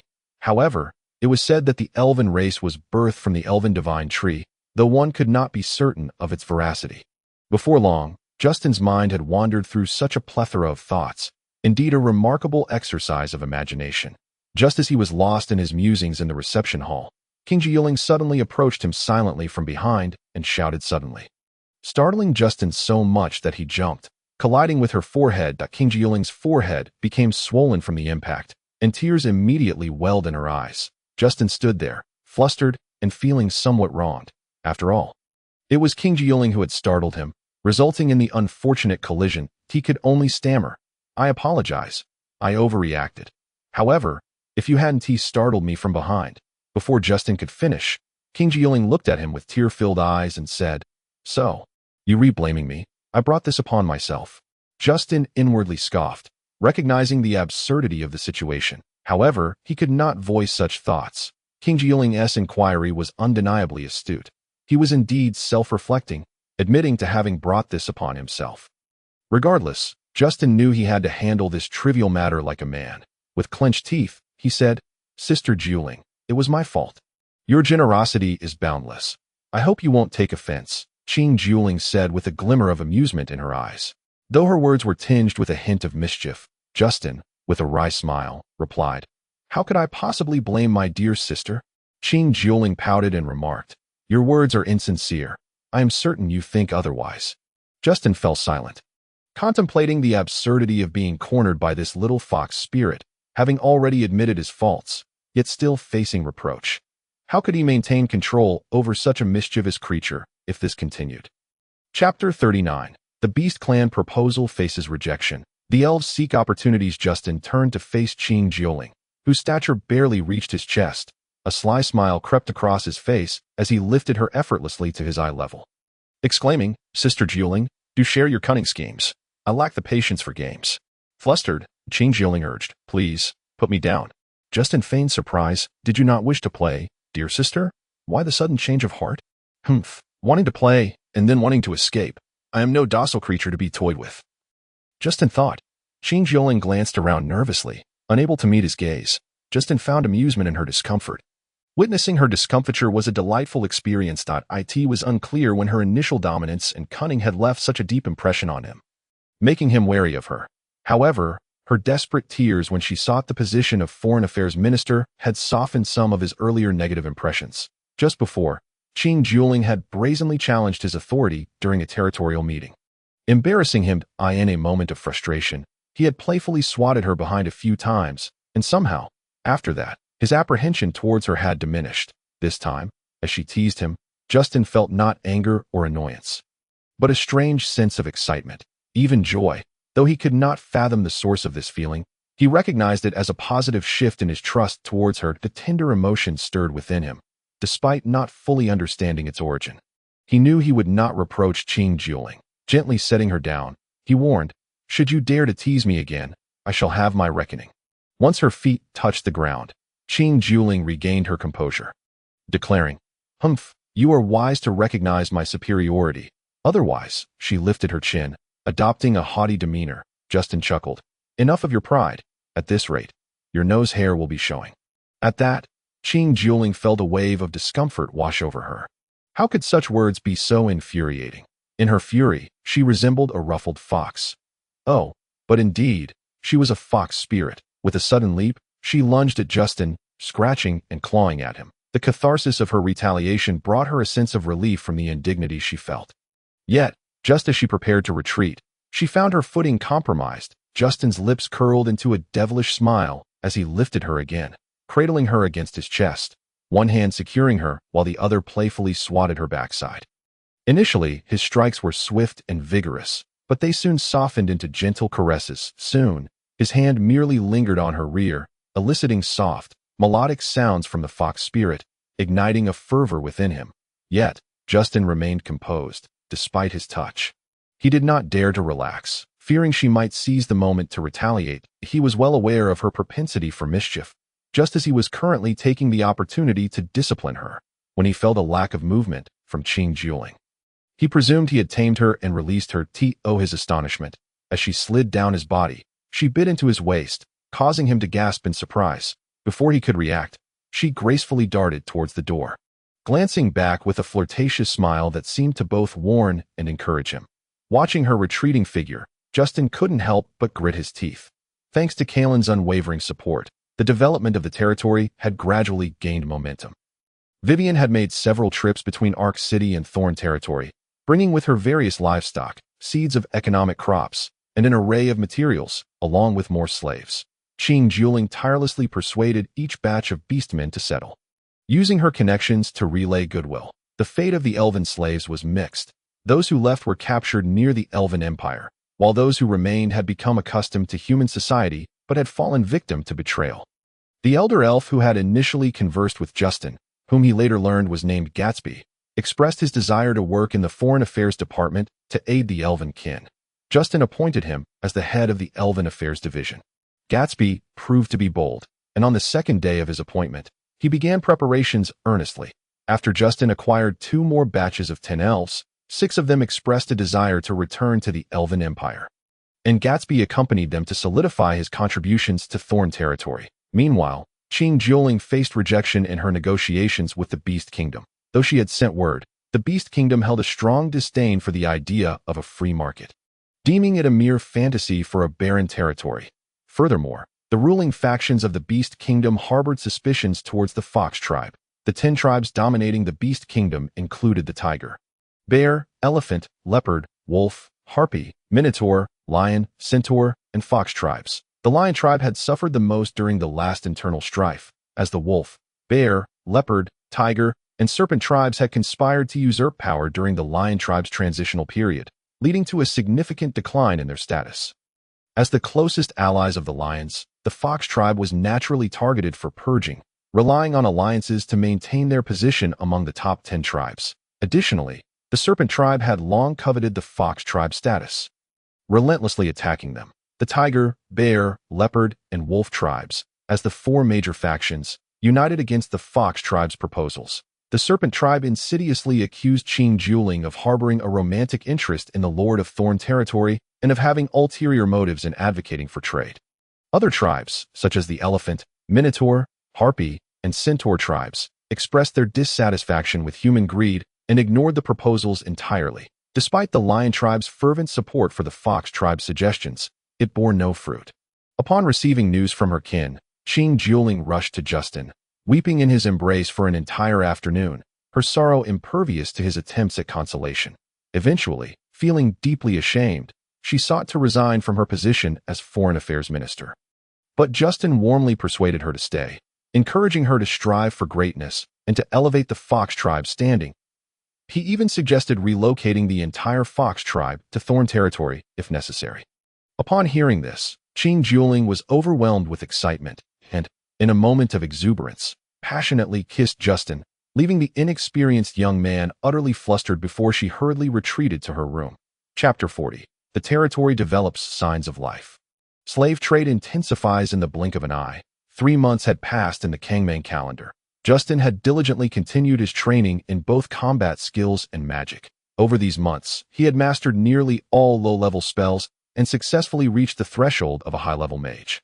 Proficient in 5 fifth-level spells while also sensing the mental barrier that lay before the realm of grand mages that in terms of combat training. Having the company of the man-eating demon race as sparring partners allowed Justin to progress swiftly. And he had advanced to the rank of advanced swordsman. While these accomplishments might not seem remarkable, the fact that Justin was only 14 years old made them noteworthy if word of this spread. It could very well astonish the Cangmang Continent as the territory's development began to take shape.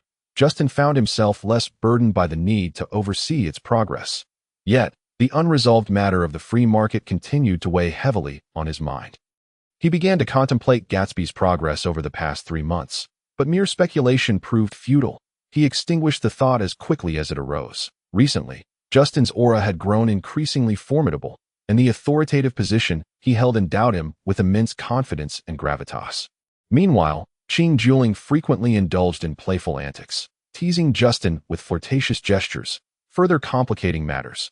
Although Qing Juling often finds herself in the unfortunate position of being punished, the two seem to have developed an unspoken understanding, both relishing the experience. Under the influence of Qing Juling and Wei Wan, Jia Ling has shed her childish nature. She is no longer the gluttonous and playful young girl, but has begun to earnestly study magic alongside Justin. Yet, for reasons unknown, Jia Ling only exhibits talent in the construction of water magic. With no breakthroughs in other elemental schools at times, she feels disheartened, especially when comparing herself to Justin, whose innate abilities seem so extraordinary. To this day, she remains merely a 6th-level magic apprentice. Justin comforts her, saying, "Your time learning magic has been brief, merely a few months, and your progress has been commendable. Do not overthink it." Jia Ling takes his words to heart, especially considering that Justin began secluding himself to study magic at the tender age of 10 and has only recently achieved the rank of High Magician after 3 years. Notably, just 5 months ago, he was still a novice magician. When Jia Ling shares these thoughts with Justin, he puffs his cheeks in frustration, though, regrettably, he lacks a beard, which diminishes the effect, despite his desire to spank Jia Ling. She has matured into a budding young woman. Her figure has transformed from that of a flat child into one with alluring curves, and she has grown considerably taller. With a resigned sigh, Justin heads to the residence of the ogres, leaving Jia Ling's laughter to resonate like wind chimes in the courtyard that in recent months. The ogre encampment has been adapted not only for training their kind, but also for human soldiers. Occasionally, human soldiers engage in mock battles with the ogres, significantly enhancing the combat capabilities of both sides. Justin rides his magical cloud steed to the training ground at the valley's edge. He is greeted by the ogre Captain Dubabai, the infantry Captain Juyofu, and the cavalry Captain Longbear, who have rushed over upon hearing of his arrival. It is worth noting that Captain Juyofu is among the first batch of war captives turned slaves. Having once served in the infantry regiment of the Black Cloud Kingdom as a flag bearer, he was captured during a military conflict between the Black Cloud Kingdom and the Sidray Kingdom and was later sold to the underground black market. The Magical Cloud Empire is a nation where magic reigns supreme, elevating the status of magicians to a lofty height, while swordsmen find their rank rather humble, struggling to attain the position of army commander. This disregard for the infantry by the magical Cloud Empire has led to Zhu Youfu's military talents being overlooked. It was only during the first martial comparison a month ago that Justin recognized Zhu Youfu's capabilities. Compared to other squads, Zhu Youfu's unit performed exceptionally well in the training arena. His squad moved with the precision of a fist, executing maneuvers with remarkable discipline, capable of dismantling any obstacles in their path. This not only inspired Justin's imagination and creativity in magic, but also provided Zhu Youfu with opportunity and honor. Following the martial comparison, Zhu Youfu became the captain of the 1st 1,000-man infantry division in Thorn territory. And Justin also annulled his status as a slave. Speaking of the 1,000-man infantry division, one cannot overlook the internal strife within the magical Cloud Empire. The old king, Stan, fell gravely ill, prompting his 3 sons and 5 daughters to vie for power. Stirring chaos in the court. As the instability escalated, the Tianlong Empire and the Holy Spirit Empire intensified their infiltration of neighboring kingdoms and duchies, inciting civil war and igniting the fires of conflict within the magical cloud. Justin possesses a wealth of intelligence from the Balian Pavilion, primarily a compilation of events occurring in various nations without delving into deeper secrets. The persistent conflict has bolstered the abundance of goods in the underground black market, raising a crucial question. To whom should these goods be sold? The overseers of the underground black market have displayed their ingenuity, some sending invitations to key clients for pre-sales or exhibitions, while others directly announced discounted sales. The most audacious overseer has even promoted a deal of buying human slaves and receiving elven beauties as a gift. Justin took a particular interest in the progress of this by human slaves. Get elven beauties promotion, only to later discover that it was merely a gimmick, with the so-called elven beauties being portraits painted by a magical artist. Kandal, the most discreet overseer, firmly believed that Justin was a significant client, sneaking from Ark City to Thorn territory with just 10 guards. When Justin first encountered Kandal in the castle, he found it hard to believe the audacity of someone who dared traverse the Gabise Mountains with only 10 guards. Kandal, blushing, explained, "I noticed that Miss Wei Wayan transports large quantities of livestock, food, and slaves without incident, and I impulsively decided to come." Justin could only marvel. Success is never a matter of chance. It is about the willingness to endure hardship, take risks, and even sacrifice. After a fruitful conversation, Kandal returned satisfied. Subsequently, he delivered 3,000 human infantry and 1,000 human cavalry, along with 30,000 ordinary slaves. Alas, war is perpetually cruel that it occasionally affects the powerful, but invariably impacts the common people and soldiers. The success of this transaction propelled Justin ahead of other overseers, establishing him as the head of the underground black market in Ark City, leaving Kandal immensely grateful as their dealings grew increasingly frequent. Justin's territory saw a surge in population and an unprecedented consumption of various resources. Fortunately, the Sherwee beast proved reliable, arriving in Thorn territory just a month after Justin's return, diligently working the newly cultivated fields, significantly enriching the soil's fertility and ensuring a stable grain output. All of this is rooted in the Ogre Tribe's support, prompting Justin to increase the livestock sent to them from 2,000 to 2,500 heads monthly. Dubobai even made a special trip to Thorn territory to express his gratitude, naturally with the intention of indulging in a feast. After 3 days of revelry, he reluctantly told Justin, "In this lifetime, 2 brothers. For any future brawls, just call on your brother." With that, he patted his backside and departed. Justin had intended to request several treasure chests, but before he could speak, he saw Dubobai's towering figure fading into the distance. What a glutton, Justin mused. Next time, I must set the terms before the feast. Chapter 41. Building the Territorial Army and Enhancing Magical Skills. These events have transpired within Justin's territory over the past 3 months, marking a crucial period in its development. Justin, dismissing further thoughts, gazes at Delilah, Zhu Youfu, and Long Bayer, stating, "Your training has yielded fruitful results of late. I have come to observe and learn. Do not feel constrained. Train as you see fit." Delilah, Zhu Youfu, and Long Bayer bow in acknowledgement and follow Justin. Observing the cavalry as they gallop in formation, Justin expresses his admiration. Although Long Bayer may not be a particularly innovative leader, he exemplifies the archetype of a cavalry commander. The cavalry unit he instructs possesses all the necessary qualities, resulting in a relatively balanced development of their capabilities. Though lacking standout features, they also avoid any shortcomings. The infantry unit's performance stands out remarkably, primarily due to Zhu Youfu's talent for refining formations, having created nearly 5 distinct formations suited for mountainous combat, forest skirmishes, desert operations, night battles, and sieges, particularly in the application of various weapons. Zhu Youfu's imaginative experiments have led to groundbreaking tactical developments in ambushing heavily armored cavalry. A boon for Thorn territory, which relies solely on light cavalry. The Ogre units excel in their formidable individual combat capabilities, with coordination serving as a secondary focus. A 5-man team can execute throat-cutting tactics, advancing to eliminate enemy commanders.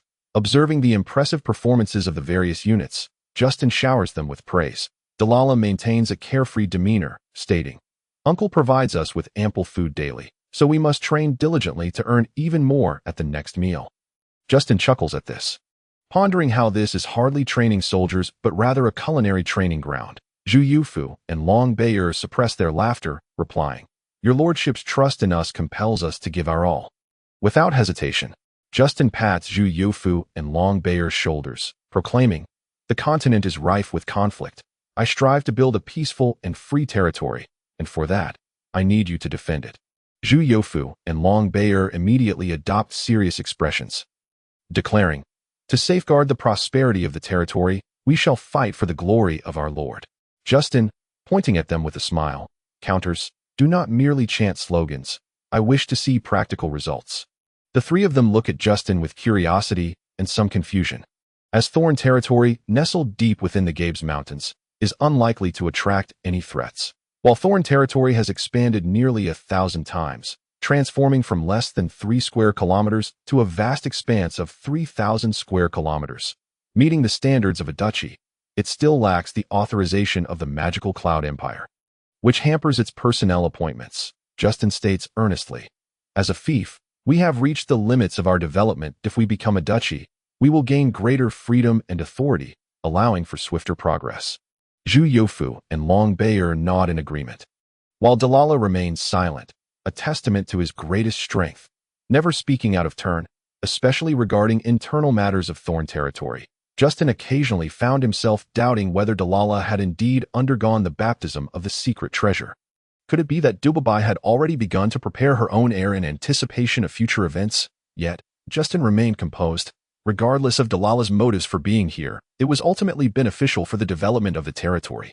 He remarked, "Recently, the heirs of the Cloud Empire have been relatively quiet, as the Dragon Empire and the Holy Spirit Empire have preliminarily united to support their vassal duchies in actively preparing for war against the duchies and kingdoms under the Cloud Empire."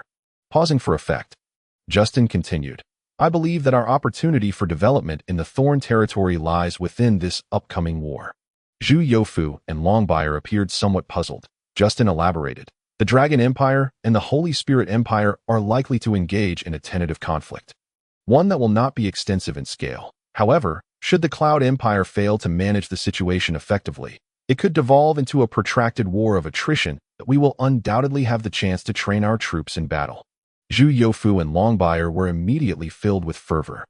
The battlefield was the stage for warriors, and although it would be a fight where life and death were the only outcomes, it was always magnificent and grand.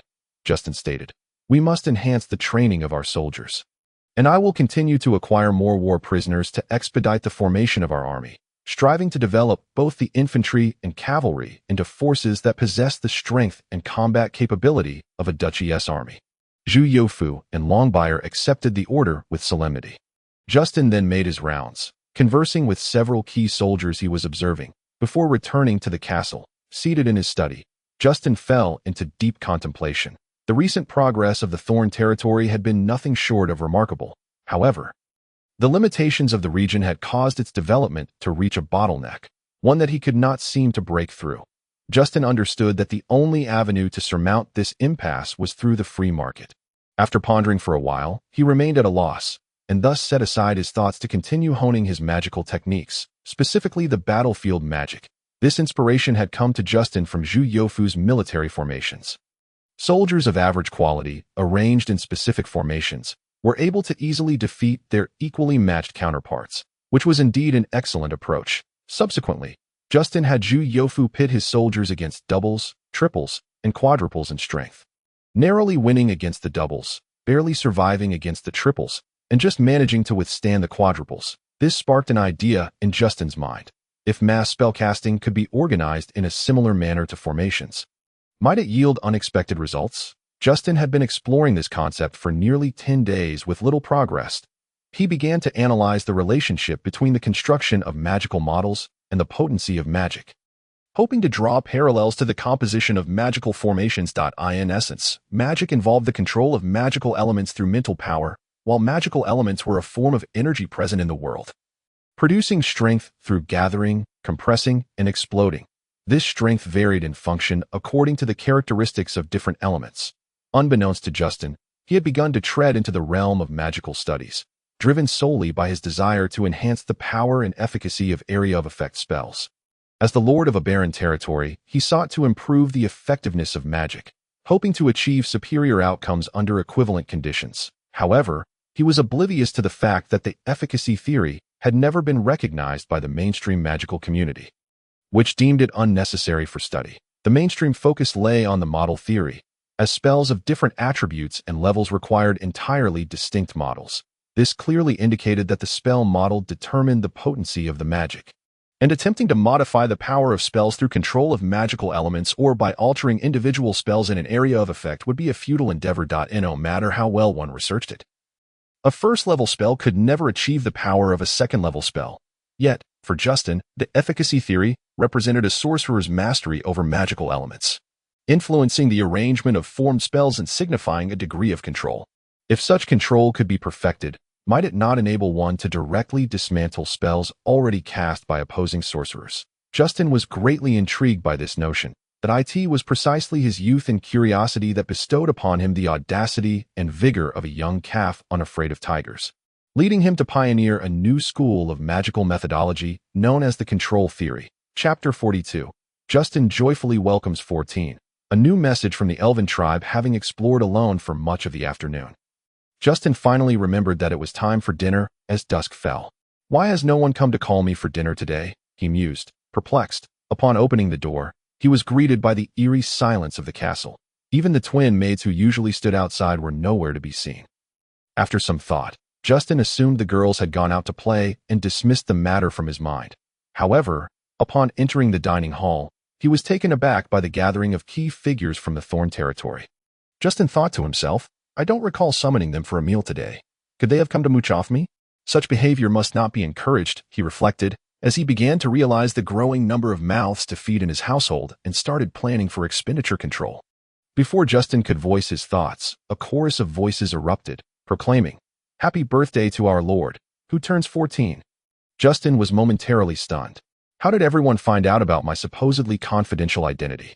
At that moment, Xiaoling rushed from the crowd, standing beside Justin and hugging his arm, exclaiming, Brother Justin, I swear I didn't say anything. Qing Juling then emerged from the throng, adding, My lord, the Thorn territory is now on the right track, and there is no longer any need to maintain secrecy regarding your identity. Besides, with the support of the cannibal demon royal family, no one would dare target you. Observing the resentment in Vivian's eyes, Justin felt a headache coming on. The other territorial officials, like Kailuan Si, Zhu Yufu, and Longbyre, seemed unfazed. Indeed, although rumors circulated about Lord Justin studying magic under the Holy Magus, there had been no confirmation.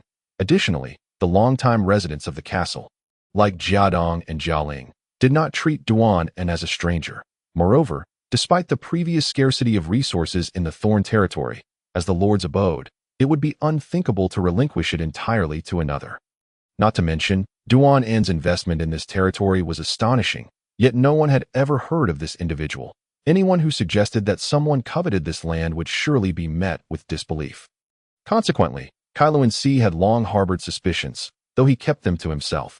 Though Zhu Yofu and Longbyre were unaware, they were simply enamored with Duan, and even if Duan were to become the Lord, it would only deepen their loyalty. Resigned, Justin stated, the concealment of my identity was purely a necessity. While I do have the support of the cannibal demon clan, as a lord, One must always possess inherent strength to truly stand firm in this vast continent. After a pause, Justin approached Vivian, taking her small hand in his, and addressed the gathering. The prosperity our territory enjoys today is a result of everyone's collective efforts, particularly Vivian's. As Justin mentioned Vivian's name, her cheeks flushed, and she attempted to free herself from his grasp, yet found herself unable to muster the strength. Justin smiled at her, saying, "For months now, Vivian has tirelessly traveled between Ark City and the Thorn Territory, enduring much fatigue." He then surveyed the room, declaring, "The present state of the Thorn Territory does not merely signify the future will remain the same. It will only improve. You are all pioneering a new chapter in an era, creating a future kingdom. Here, I wish for all of you to gallop across this vast continent with me, jointly forging a monumental legacy." Everyone responded in unison, raising their cups in celebration, just as Justin was about to continue speaking. He was abruptly interrupted by the sudden entrance of Gatsby. Gatsby inquired about the situation from Kylo Sea and joyfully announced, "Today is our Lord's birthday, and I have brought good news from the Elven Tribe. Truly, heaven has favored my lord." Everyone was aware of Gatsby's recent whereabouts and had initially held little hope for his journey. However, upon hearing his words, it seemed as if the most improbable event had taken place. Justin eagerly asked, "Gatsby, was everything successful?" Gatsby took a breath and replied, "The situation was not without its difficulties, but the outcome is promising. The Elven Princess is likely to visit the Lord in the near future." Justin was taken aback. What? How could the Elven Princess be coming? The Elven Princess is not to be compared with Qingjuling. She is someone who could easily become a guest of the Empire. The fact that she would visit the Thorn Territory is simply unbelievable. Instantly, the celebratory atmosphere dissipated as excitement replaced the mood of the birthday celebration, and everyone eagerly awaited Gatsby's further clarification. Gatsby assured them emphatically, "The Elven Princess herself told me this. There is no doubt about it." Justin wanted to laugh, but found it impossible. For the Elven Kingdom, of all places, had provided him with a rather certain answer, and now the princess was to pay a visit. It was an overwhelming stroke of fortune, leaving Justin dizzy with disbelief. There was no longer time for joy. The room fell into an eerie silence, an unexpected stillness in a space that should have been filled with jubilation. Justin was the first to realize that the atmosphere was amiss. They should be celebrating, yet everyone wore expressions of incredulity and disbelief.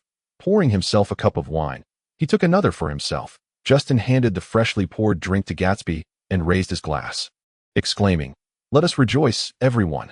Everyone snapped back to reality, lifting their glasses in unison, congratulating one another, and drinking deeply from their cups. In an instant, the atmosphere within the room grew fervent once more, this time infused with an unmistakable joy that the attendees could scarcely contain. Even if the free mall were not to materialize, the establishment of trade relations between the Thorns Territory and the Elf Empire would undoubtedly elevate the economic standing of the Thorns Territory within the realm of the Magic Cloud Empire several notches.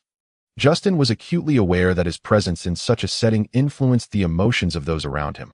Hence he indulged in a glass of wine and a few pastries before excusing himself, claiming he had matters to attend to, and retreated to his quarters.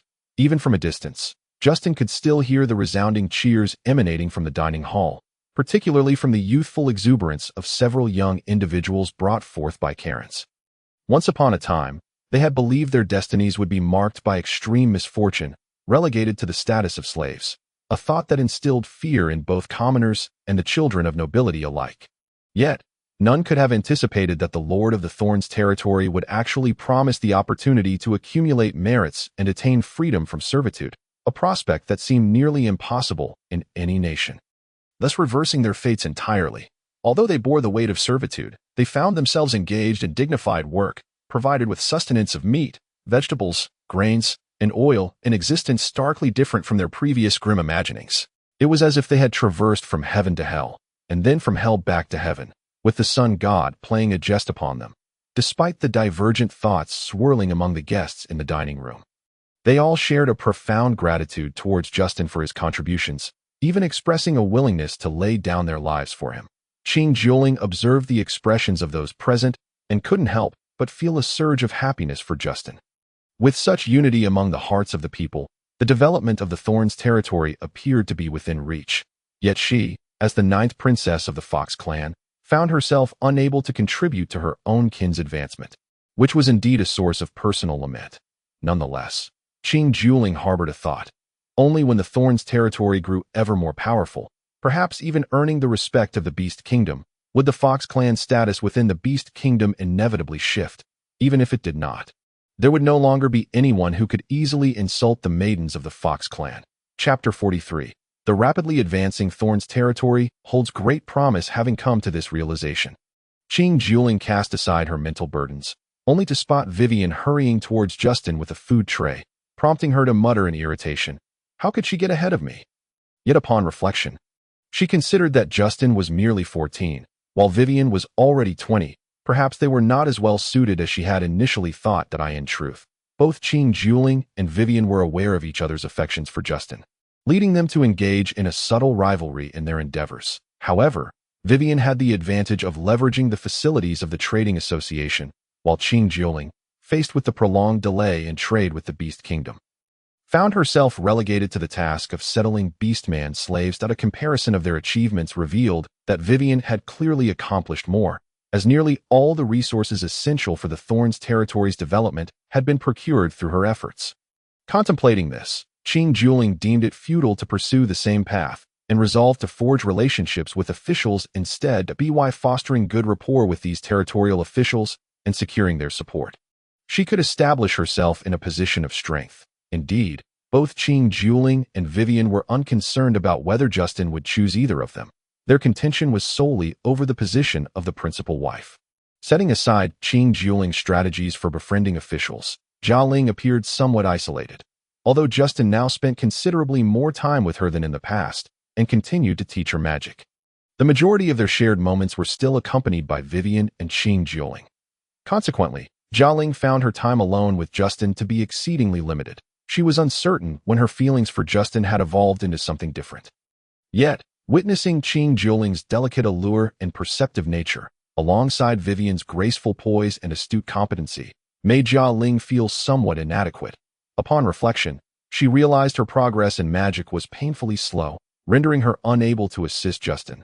Her skills in commerce and social interactions also fell short of providing him with support. It seemed her only advantage lay in managing his daily affairs, yet she frequently faltered in that regard. How wonderful it would be if the Thorns territory remained as it once was. Jialing sighed softly to herself. Just as Justin settled into his room, he noticed Vivian entering, food tray in hand. "Why are you not celebrating with everyone and instead come to this quiet place?" he inquired gently. Vivian smiled and replied, "I noticed you hadn't eaten much, so I brought over a few of your favorite dishes." Justin chuckled. "You always know how to take care of others." Vivian laughed softly, placing the tray on the table before him, urging, "Please eat. It will be less enjoyable once it cools." Justin picked up a piece of shrimp and said, "You've been shuttling back and forth between Ark City and the Thorns territory lately. You must be exhausted. Let me feed you a piece of shrimp." Vivian parted her lips slightly, allowing Justin to place the shrimp into her mouth. Justin gently pulled Vivian onto his lap, and the two shared a warm dinner together. Vivian initially partook in the meal, but soon nestled against Justin, savoring the rhythm of his heartbeat. After finishing his meal, Justin gazed at Vivian, who seemed like a docile kitten in his embrace, and he felt a stirring of emotions. Indeed, Justin understood the lengths to which Vivian exerted herself and the reasons behind it. Particularly in her dealings with the Balian Pavilion, she adeptly utilized her knowledge of cost to minimize the Thorns territory's expenses while selling its specialties at commendable prices. It is noteworthy that, given the Thorns territory's diverse needs, Justin proposed the establishment of a subsidiary organization, the Commodity Pavilion, dedicated to managing livestock, grains, seeds, cash crops, and daily necessities. This pavilion represented the Thorns territory's commercial activities, with Vivian serving as its head. Currently, the Commodity Pavilion had expanded to over 10 cities in the northern and eastern regions of the Thorns territory. The Balian Pavilion recognized the long-term potential of the Commodity Pavilion and, leveraging its connections, acquired a 30% stake in it. Presently, the Thorns territory had begun exporting various seafoods such as kelp, shrimp, crabs, and fish, as well as vegetables, fruits, and grains. Thanks to the cultivation prowess of the food-ash beast, the quality of the produce from the Thorns territory had become synonymous with premium goods AS for where the Thorns territory sourced its seafood. It was, of course, from the employment of the cannibalistic demons. Due to Justin's monthly provision of substantial food and livestock to the cannibalistic demon royal territory, Dubabai had recently begun to expand his tribe's population. Upon hearing that Justin sought a group of cannibalistic demons to fish by the seaside, Dubabai promptly dispatched nearly 100 cannibalistic demons, mostly elderly or infirm. He paid no heed to Justin's reproachful gaze, and, after consuming their fill, hurried back to their territory. Justin felt somewhat resigned, suspecting Dubabai had sent out some of his tribe's burdens upon observing the rapid development of his territory.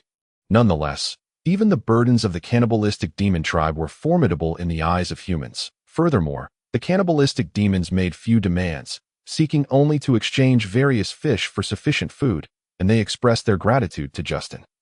This stark reality underscored the harshness of the cannibalistic demon tribe and the inevitable struggles of certain natural races. When food was scarce, the elderly, weak, and ill were often the first to be abandoned, as sustenance needed to be prioritized for the able-bodied to ensure the survival of their kind.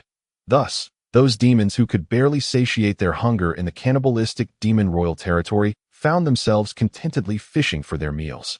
Grateful for the opportunity, Justin did not house these cannibalistic demons alongside those previously settled, but rather placed them separately. After all, their roles differed, and cohabitation would be detrimental to the growth and development of the young cannibalistic demons. It is worth mentioning that Justin's territory was originally situated several dozen kilometers from the coast, yet this distance had now been obliterated due to maritime fishing, becoming an integral part of Justin's domain. Numerous checkpoints had been established along the routes for transporting seafood to ensure security, alongside the establishment of 2 village settlements to accommodate some slaves. The farmland, orchards, and livestock had also been meticulously organized. The Thorns territory of today was no longer merely a domain consisting of a castle and surrounding farmlands, but had evolved into a central city with over 50 villages, possessing significant economic and political influence. All these measures invigorated the commercial circulation within the Thorns territory, accelerated its construction and development, and fostered the continuous growth of the free populace. Indeed, the Thorns territory had transformed from a realm composed entirely of slaves to one where a percentage of free citizens had emerged, most of whom had been granted amnesty from their slave status through a merit system. Reflecting upon the remarkable achievements of the Thorns territory, Justin could not help but lean in to kiss Vivian. Just as the two were enveloped in their tender moment, a sudden knock on the door interrupted their intimacy. Chapter 44. The Advanced Mage.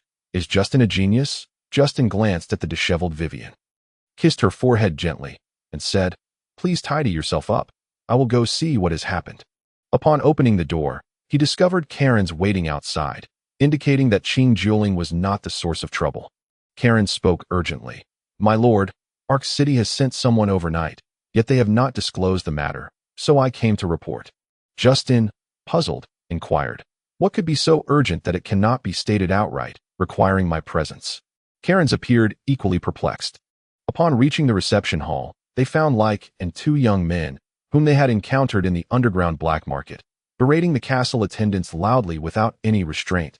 The attendants, having never dealt with such guests, struggled to respond adequately.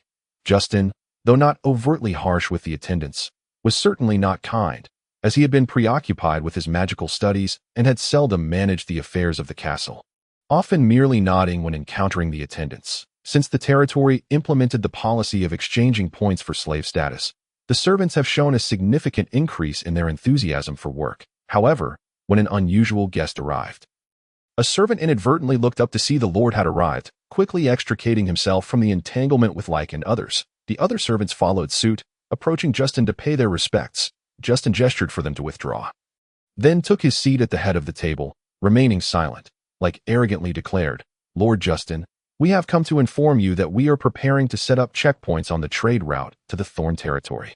And from now on, a tax of 1/10 will be imposed on all transactions. This is an announcement from Ark City. Please accept it." Upon hearing this, Justin inquired nonchalantly, "Like, is it? May I ask what your title is?" Like boasted, "I am now a viscount." Justin continued, "And what is your father's title?" Like, somewhat perplexed, responded, "Who doesn't know that my father is a Grand Earl?"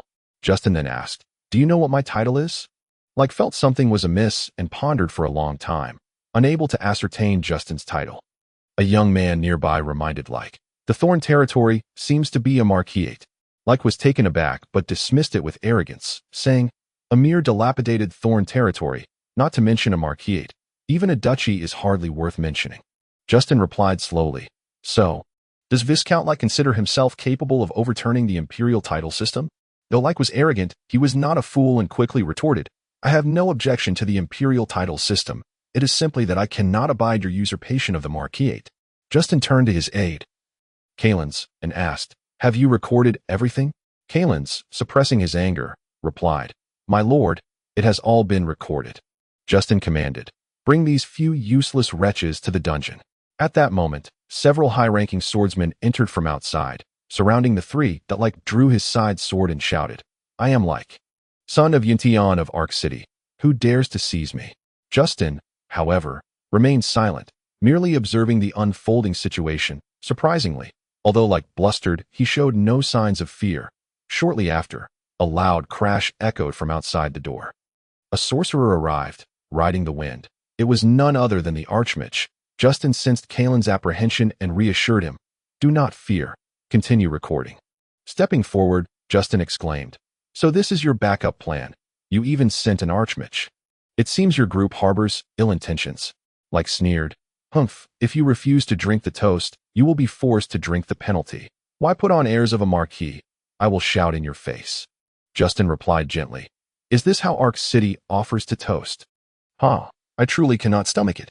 With a wave of his hand, Justin stepped forward once more, stating, "Are you not afraid that those who come may not return? The Thorn territory dares to open trade routes and will not fear Ark City choking us. Remember, in the Gabes Mountains, Ark City is insignificant." Like arrogantly responded, "Humph, that is not something your shabby territory can afford to offend." At this moment, Vivian had already taken Justin's magic staff and stood beside him.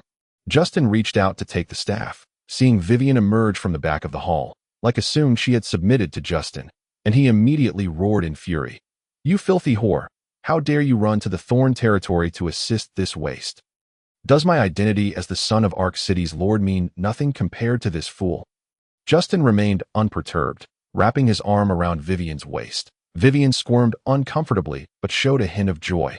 This was the first time Justin publicly expressed their relationship.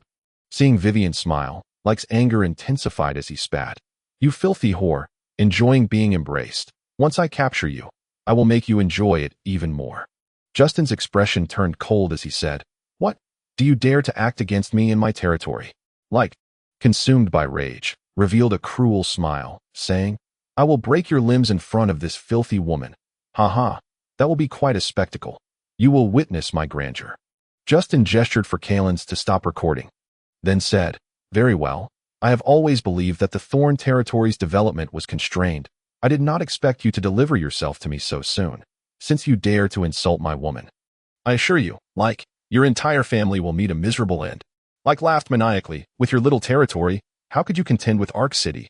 You probably won't even survive today." Justin lightly waved his magic staff, casting a water gun spell directly at the Archmage. The Archmage merely waved his wand, conjuring a wind barrier in the path of the water gun, which caused the barrier to wobble from the impact. The Archmage was astonished, exclaiming, "You are actually a high-level magician, having touched the threshold of an Archmage." Like and the other two young men turned pale, unable to comprehend Justin's formidable strength. Like stammered, "Are you really the 13-year-old Lord Justin?" Justin replied nonchalantly, "Incorrect." Like breathed a sigh of relief, while even the Archmage visibly relaxed. Indeed, Like might not grasp the terrifying nature of a 13-year-old becoming a high-level magician, but as an Archmage, he fully understood that even a newly advanced high-level magician at that age held tremendous potential. Moreover, the person before him had already touched the threshold of an Archmage. Chapter 45. A difficult victory, a sword pointed at Ark City. Vivian was utterly astonished, even shocked. Others might not know, but she was aware. The young man before her was Justin, who had just turned 14 today and had already become a high-level magician, a true genius. Realizing that her beloved was such a prodigy, Vivian no longer worried about age, as long as there was affection. That was enough. Kalens, however, wore a more complex expression that he had never had the opportunity to see Justin practicing magic. Nor had Justin mentioned it to anyone that he had only considered Justin a wise and capable leader, not realizing he was also a 14-year-old high-level magician with the potential to break through to Archmage status at any moment. A truly miraculous feat. Justin observed the reactions around him before stating, "I am now 14 years old, therefore. The 13-year-old lord you mentioned is not me. It is the 14-year-old lord who stands before you." Like was filled with regret, never expecting that a genius magician would emerge from such a barren territory, leaving him with no way to retreat. Feeling a surge of determination, Like declared, "Archmage Merlin, we must eliminate him, or there will be endless repercussions." Archmage Merlin also regretted his decision. He had initially thought he would merely accompany Like to intimidate the Lord of the Thorn territory. But he had not anticipated that the opponent was so hidden and would reach such a level at such a young age. Reflecting on his own 45 years of life, having only just broken through to Archmage 2 years prior, Merlin felt as if he had aged in vain. Wait a moment.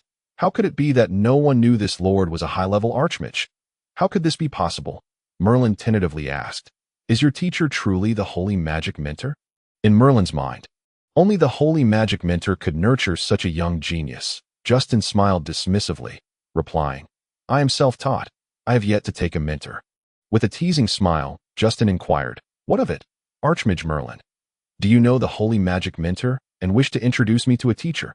Merlin was incensed by Justin's tone, thinking to himself that if he knew the Holy Magic Mentor, it would be no concern of Justin's. Determined, Merlin said, Since you have no teacher, do not blame me for being merciless.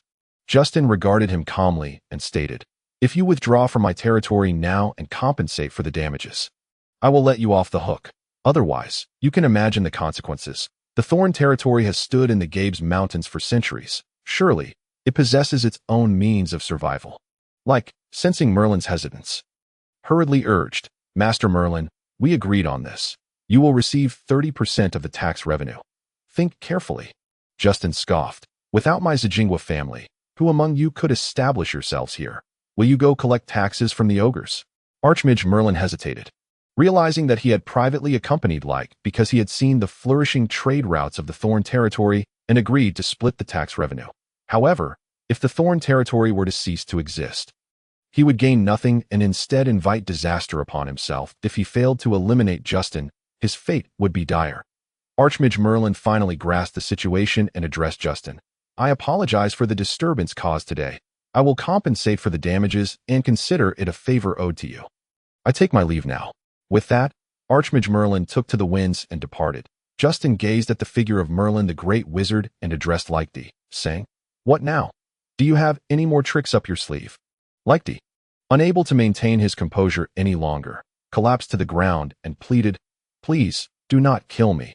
I surrender. The other two young men trembled yet retained a semblance of bravado, remaining silent, recognizing Likedy as a wizard. Justin discerned that one of the other two was a magician and the other a swordsman, and he then instructed the senior swordsman still in the parlor. This young man is under a chi lock. The other two are under a magic lock. Take them to the dungeon.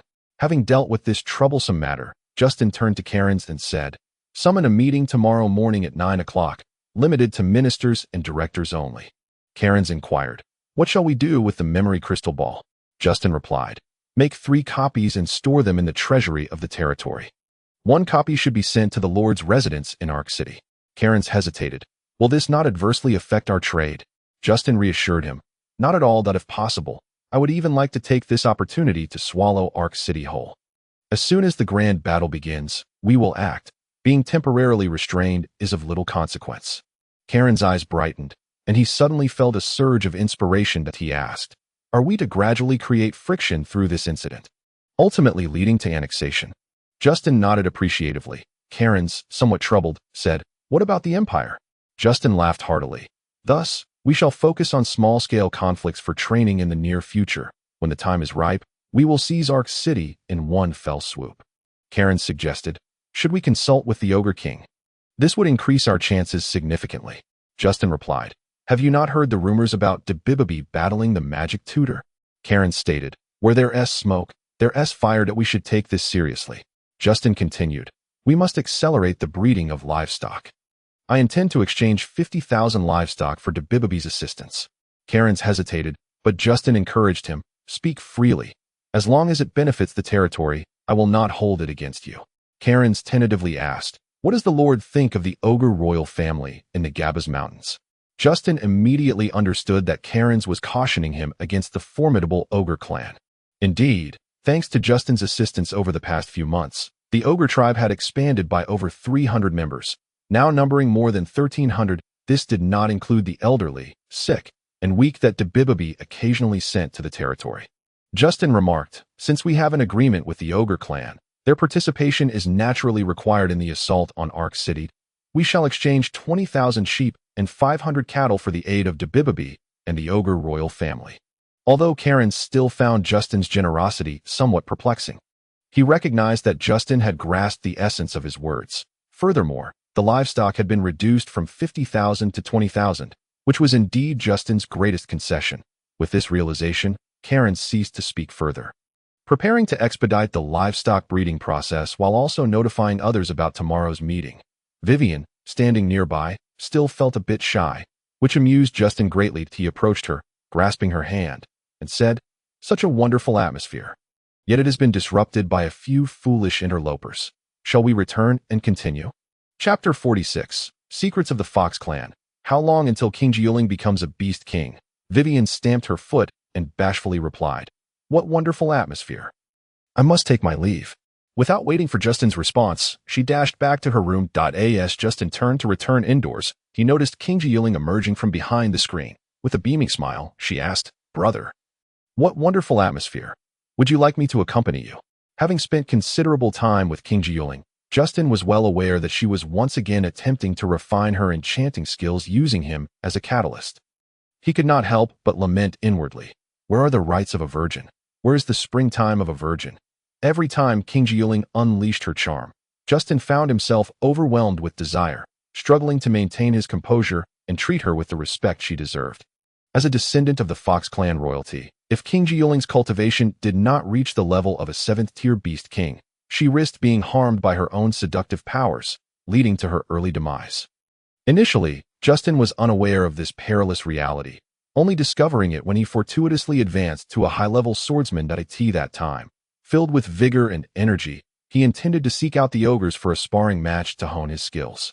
However, King Jieling, oblivious to the dangers, playfully teased him. Justin, already aflame with passion, lacked the usual restraint and composure. Since King Jieling was courting disaster, he naturally had no intention of letting her off easily.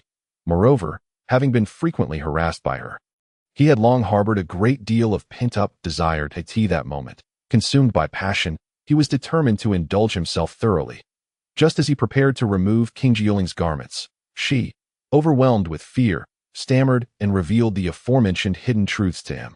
Seeing Justin as a raging lion warrior, she worried that this revelation might not be sufficient to sway his judgment, so she recounted a tale of animosity between the Wolf and Fox clans. 200 years prior, one of King Jieling's ancestors at the 5th-tier beast commander stage was forcefully violated by the Wolf King, resulting in her ancestor's tragic demise 2 decades later. The description of her ancestor's death was horrific, her mind vacant. Bones shattered, flesh rotting, leaving behind nothing but a desiccated fox hide. Although unsure if other underlying truths existed, this tale confirmed a piece of folklore within the Fox clan. Without becoming a beast king, all would come to naught. Justin, upon hearing this, felt a chill run down his spine, both out of pity for King Jieling and due to the vivid portrayal of her ancestor's plight, which haunted his thoughts for days, leaving him devoid of his usual vigor. Consequently, for a week or two, he avoided King Jieling, effectively rendering himself impotent. Imagine, even someone like Justin, who had undergone physical enhancement, was frightened into submission for days. How could he not be fearful? How could he not be wary? King Jieling recognized that Justin was genuinely concerned for her well-being and, rather than retreating, she intensified her efforts to utilize him for her enchanting cultivation, often cooing, I shall eventually be yours. Brother, if you truly cannot restrain yourself, do not hold back your affection for me. This incessant teasing left Justin feeling exasperated. However, considering that King Jieling had already reached the beast commander level, he mused that perhaps it would not be long before he could adequately discipline her. At times, Justin entertained such thoughts with a hint of mischief. He envied the beast clan for their divine favor, The strength of their bloodlines was evident, as the Fox clan had once produced a fox god, bestowing them with formidable lineage. However, due to the dilution of the royal bloodline, the offspring of the Fox clan's princesses were born as beast kings, truly deserving of the title that in contrast. The current Fox clan princesses could hardly claim the title.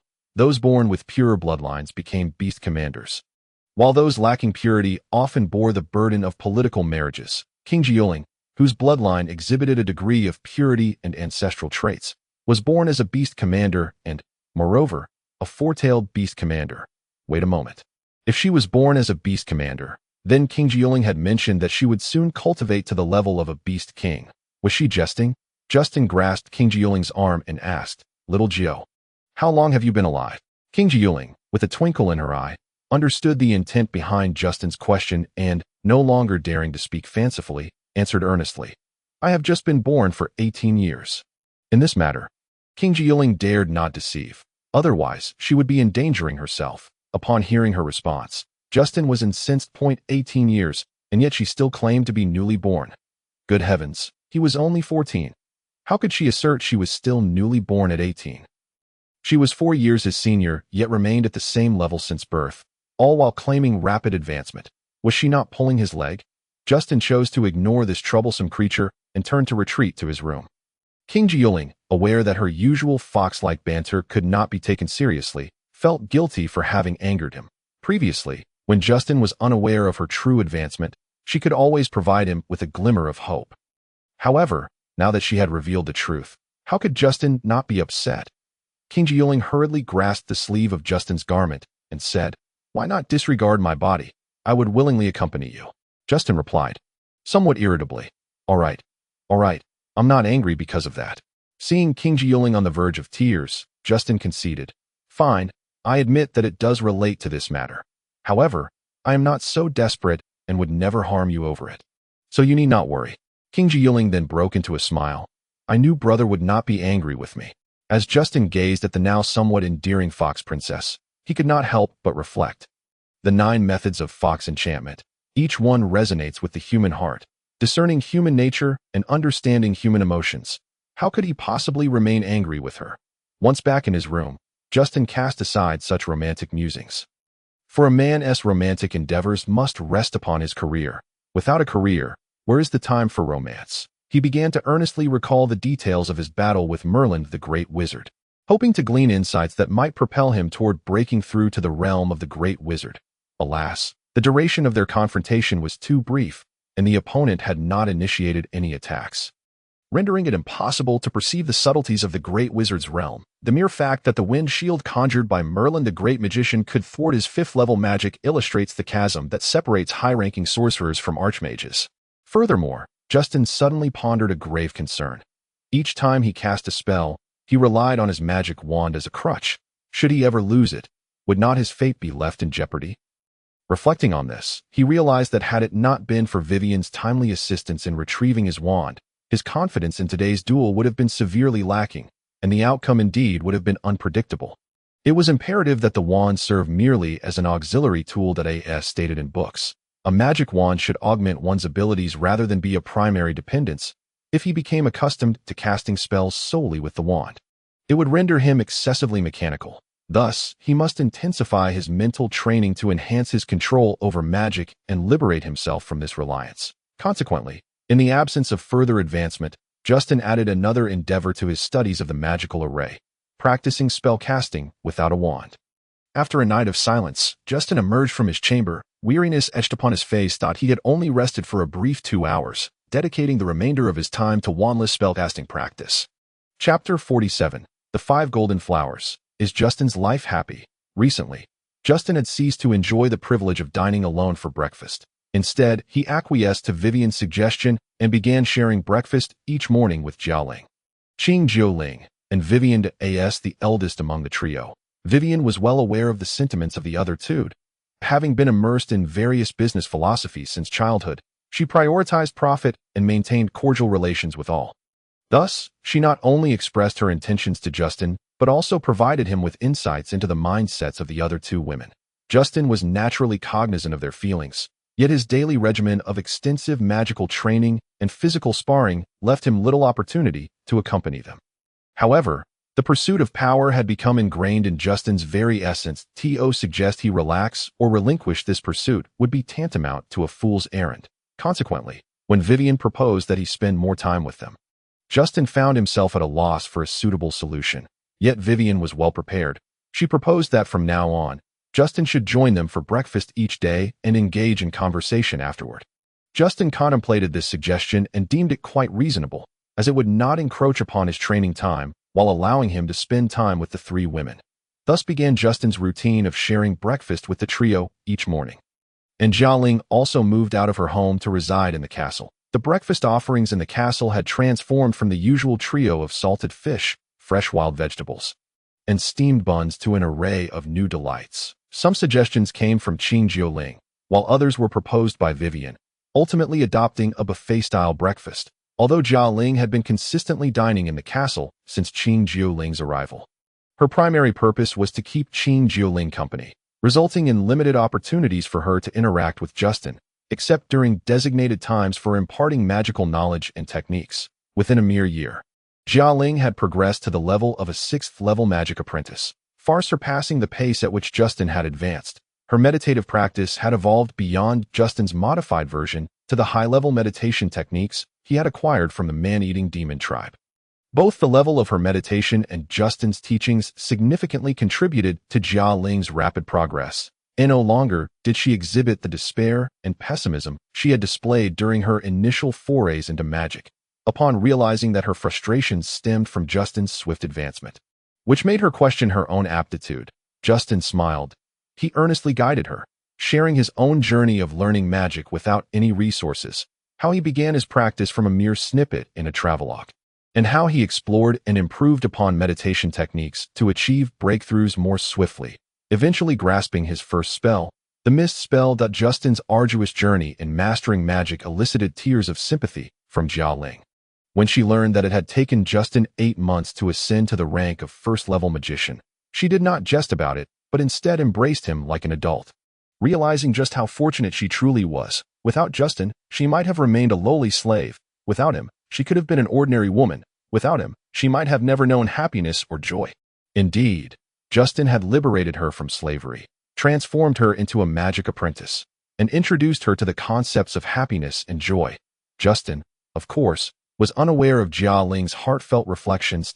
He explicitly conveyed to her his high hopes for her future, attributing his confidence primarily to the esteemed mentor Justin himself being by her side, and secondarily to the wealth of magical literature available to her. Upon hearing Justin's self-praise, Jialing couldn't help but smile through her tears, quickly redirecting her focus from Justin's grim learning experiences to her aspirations for the future. Upon entering the dining hall, Justin discovered Jialing, Vivian, and Jialing seated and awaiting his arrival. This had become a habitual practice for the four of them to share breakfast together. Initially, each morning, Justin would be greeted by the sight of 3 vibrant young women. Oh, and let us not forget the pair of twin sisters, affectionately dubbed Jia Hua and Jia Chao by Justin. The names, once bestowed, sparked a flurry of debate over who would be Jia Hua and who would be Jia Chao, with both insisting vehemently on being referred to as Jia Hua. Justin lamented the situation, quipping, "What difference is there between Jia Hua and Jia Chao? One is not a real flower, and the other is not real grass. They should both be vying for Jia Chao." Did the inclusion of Hua in a name elevate its status? If given the choice, I would prefer neither name. They are both ludicrous and do little to enhance one's intellect. Most troubling was the fact that the two girls frequently approached Justin with their name-related grievances, which led him to regret his whimsical naming. In the end, Justin capitulated and changed Jia Hua and Jia Chao's names to Jia Feng and Jia Fei, witnessing their joyous high-fives and exuberant cheers. Justin quickly realized that the two did not actually favor the original names. The sisters conspired to adopt a mischievous strategy, feigning disputes over their names in Justin's presence, occasionally bothering him with this issue until he became thoroughly exasperated and ultimately relented to their demands for a name change. In response, Justin expressed his vehement discontent and strongly advocated for reverting the names to Jia Hua and Jia Chao, only to be met with unanimous opposition from the sisters. They even rallied Vivian, Qing Jiuling and Jia Ling to their cause, leaving Justin isolated and ultimately compelled to rescind his decision to revert the names. These exchanges were merely light-hearted occurrences within the castle, serving as a means for everyone to amuse one another and enliven the atmosphere. In truth, Jia Fong and Jia Fei were quite discerning, displaying only a girlish penchant for beauty and caprice in their name-related antics. At other times, they would occasionally indulge in playful whims, attending to Justin with meticulous care. There was even a period when Justin no longer needed to dress or groom himself. However, Justin preferred to approach life with the mindset of a warrior, rejecting the notion of becoming a complacent aristocrat who merely reclined in luxury, resolutely refusing to embrace a life of ease. This decision left Jia Fong and Jia Fei disheartened for quite some time, lamenting that Justin no longer required their company. Unwilling to see them languish in idleness within the castle, Justin encouraged them to study magic alongside Jia Ling, thus achieving a sense of tranquility. The most perplexing situation arose with Vivian, Jia Ling, and Qing Jiuling. Initially, Justin would habitually call Jia Ling's name first, while addressing Vivian and Qing Jiuling according to his whims, selecting whom to call based on his mood. Vivian remained indifferent, but Qing Jiuling often pouted and insisted that Justin held Jia Ling in higher regard, rendering her position in his heart seemingly insignificant. Initially taken aback, Justin was at a loss to understand the root of the issue. Qing Jiuling's coyness and failure to provide clarification left Justin guessing, ultimately leading to his confusion. When Justin finally grasped the underlying cause, he found the situation both amusing and perplexing. Was the order of name-calling truly that significant? When he inquired with Vivian, she shrugged it off, though a shadow of melancholy flickered in her eyes. Only Qing Jiuling engaged in a dispute with Justin over this matter, asserting, "Every morning, when you see the same three individuals, why do you always call Jia Ling first? It implies that she holds the highest place in your heart, which in turn suggests that I am of lesser importance." Qing Jiuling's words left Justin speechless. The reason he called Jia Ling first was simply because she had been his companion since childhood, and now she served as the steward of his castle while also being his magical apprentice. Deep down, Justin trusted Jia Ling the most and felt the closest emotional bond with her, hence his habitual inclination to address her first. However, with Qing Jiuling raising this concern and Vivian appearing somewhat discontent, Justin wisely decided to alternate the order in which he called their names, thus defusing what could have escalated into a dramatic debacle. Chapter 48. The First Administrative Meeting. A seafood-themed Justin the Great's maxim. The humble seafood not only significantly enhances the commercial reputation of Thornland, but also accumulates vast wealth for the Thorn Empire during its nascent stages, enriching its treasury and making an indelible contribution to the empire's growth.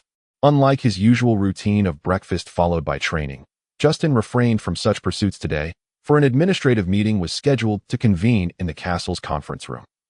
Jia Ling is responsible for arranging the various matters of the meeting, while the heavily burdened Vivian and Qing Jiuling accompany Justin to the conference room at 9 o'clock in the morning. The meeting officially commences, presided over by Karen's at Justin's request. Jia Ling attends as an observer. Karen's first bows to Justin before formally opening the session that he states, "The first agenda item is for the heads of each department to present the progress of their work. The first speaker is the Minister of Finance, Jia Dayton, who will report on the expenditures of the Thorn territory."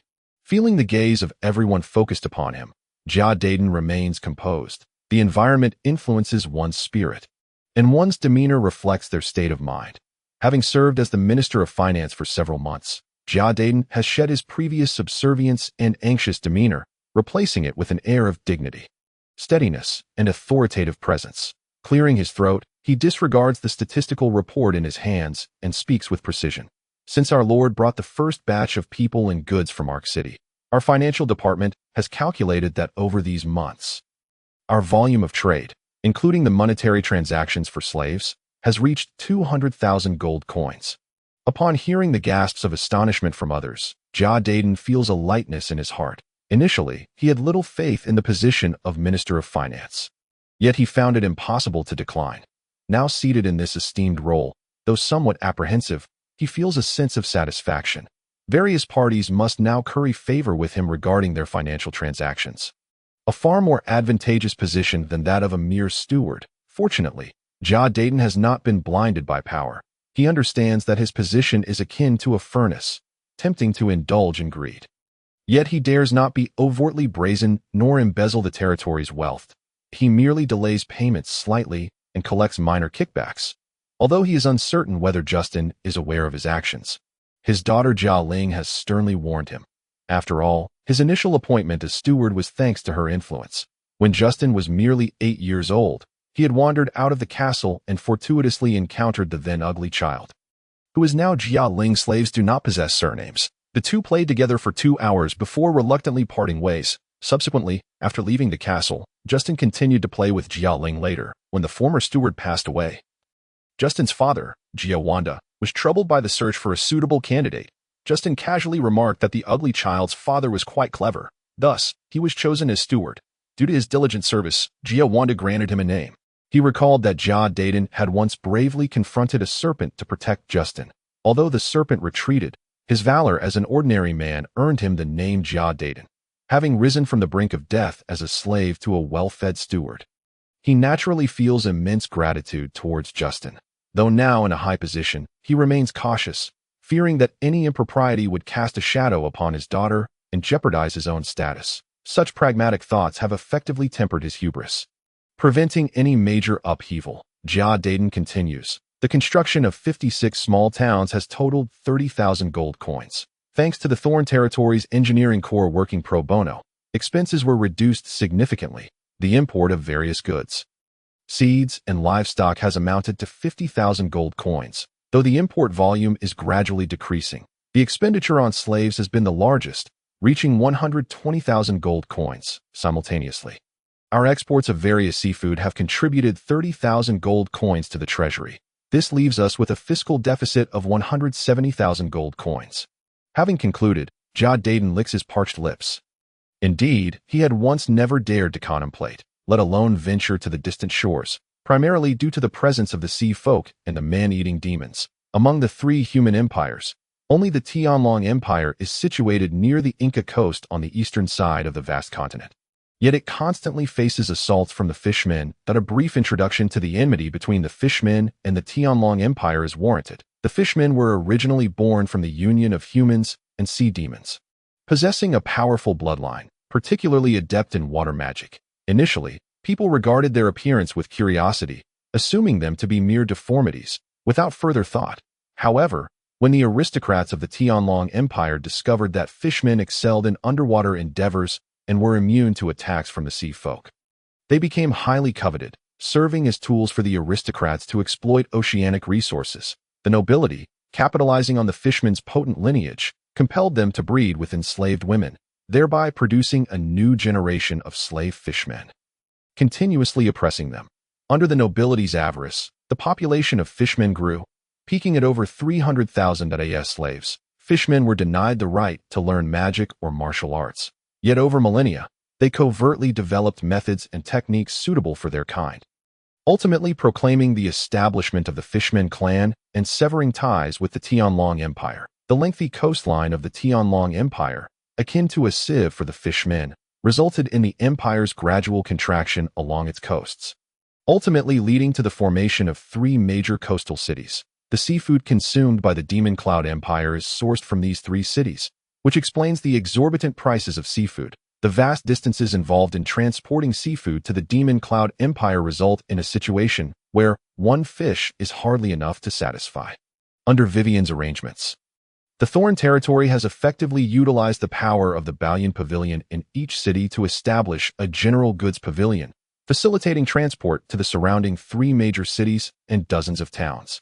Although magical refrigeration can ensure the freshness of seafood, it inevitably compromises the delicate flavors.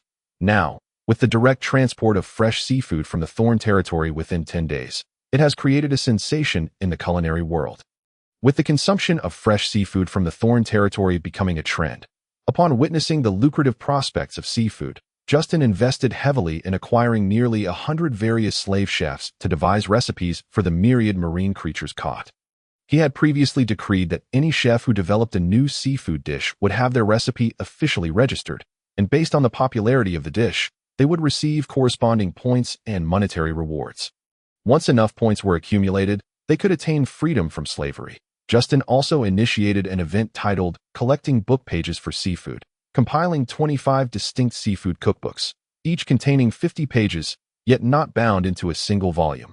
Rather, each box of seafood would include a page. Collecting all the pages of a single book would allow one to exchange them for 3 boxes of free seafood. The Commerce Department vehemently opposed this initiative, arguing it would create a large number of redemption seekers, consequently driving down seafood prices at that time. Justin made a statement that left the members of the Commerce Department astounded, and they unanimously deemed him the shrewdest of merchants. He stated, "We shall distribute complete sets of book pages in only one city. The rest will be scattered among other cities, ensuring they can never complete the collection. We will even find a few accomplices to pose as collectors, convincing others that they too can succeed." Justin's approach not only promoted the culinary uses of seafood, but also ignited enthusiasm among buyers to collect book pages, significantly boosting seafood sales, which the Commerce Department later recognized as a classic case of successful marketing.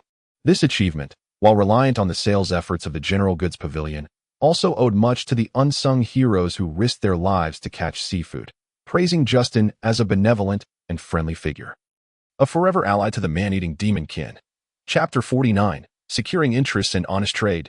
Geotheory Minister of Administration Karens remarked, "The man-eating demon kin have sent their members, elderly, weak, ill, and disabled, to the coastal town for the purpose of seafood harvesting. The others, in good health, are tasked with safeguarding the trade routes of the Thorn territory. With the assistance of the man-eating demon kin, the yield of seafood has gradually increased. More importantly, the man-eating squads are continuously scouting along the coastline, and they have recently discovered 3 new bays suitable for seafood harvesting, forecasting a further surge in yield."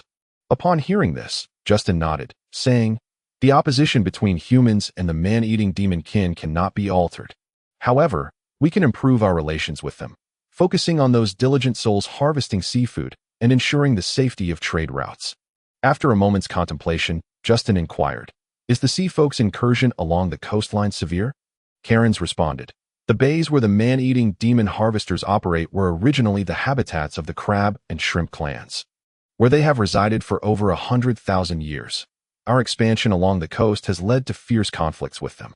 Surveying the other attendees, Karens continued, "Along the coast, they are unable to defeat the man-eating demon kin and have now retreated into the sea, occasionally launching attacks on the harvesting teams, inflicting significant harm on them, and severely disrupting seafood gathering." Justin asked, "Have there been any casualties among the man-eating harvesting teams?" Karens replied, "1 man-eating demon has died, and over 10 have been injured."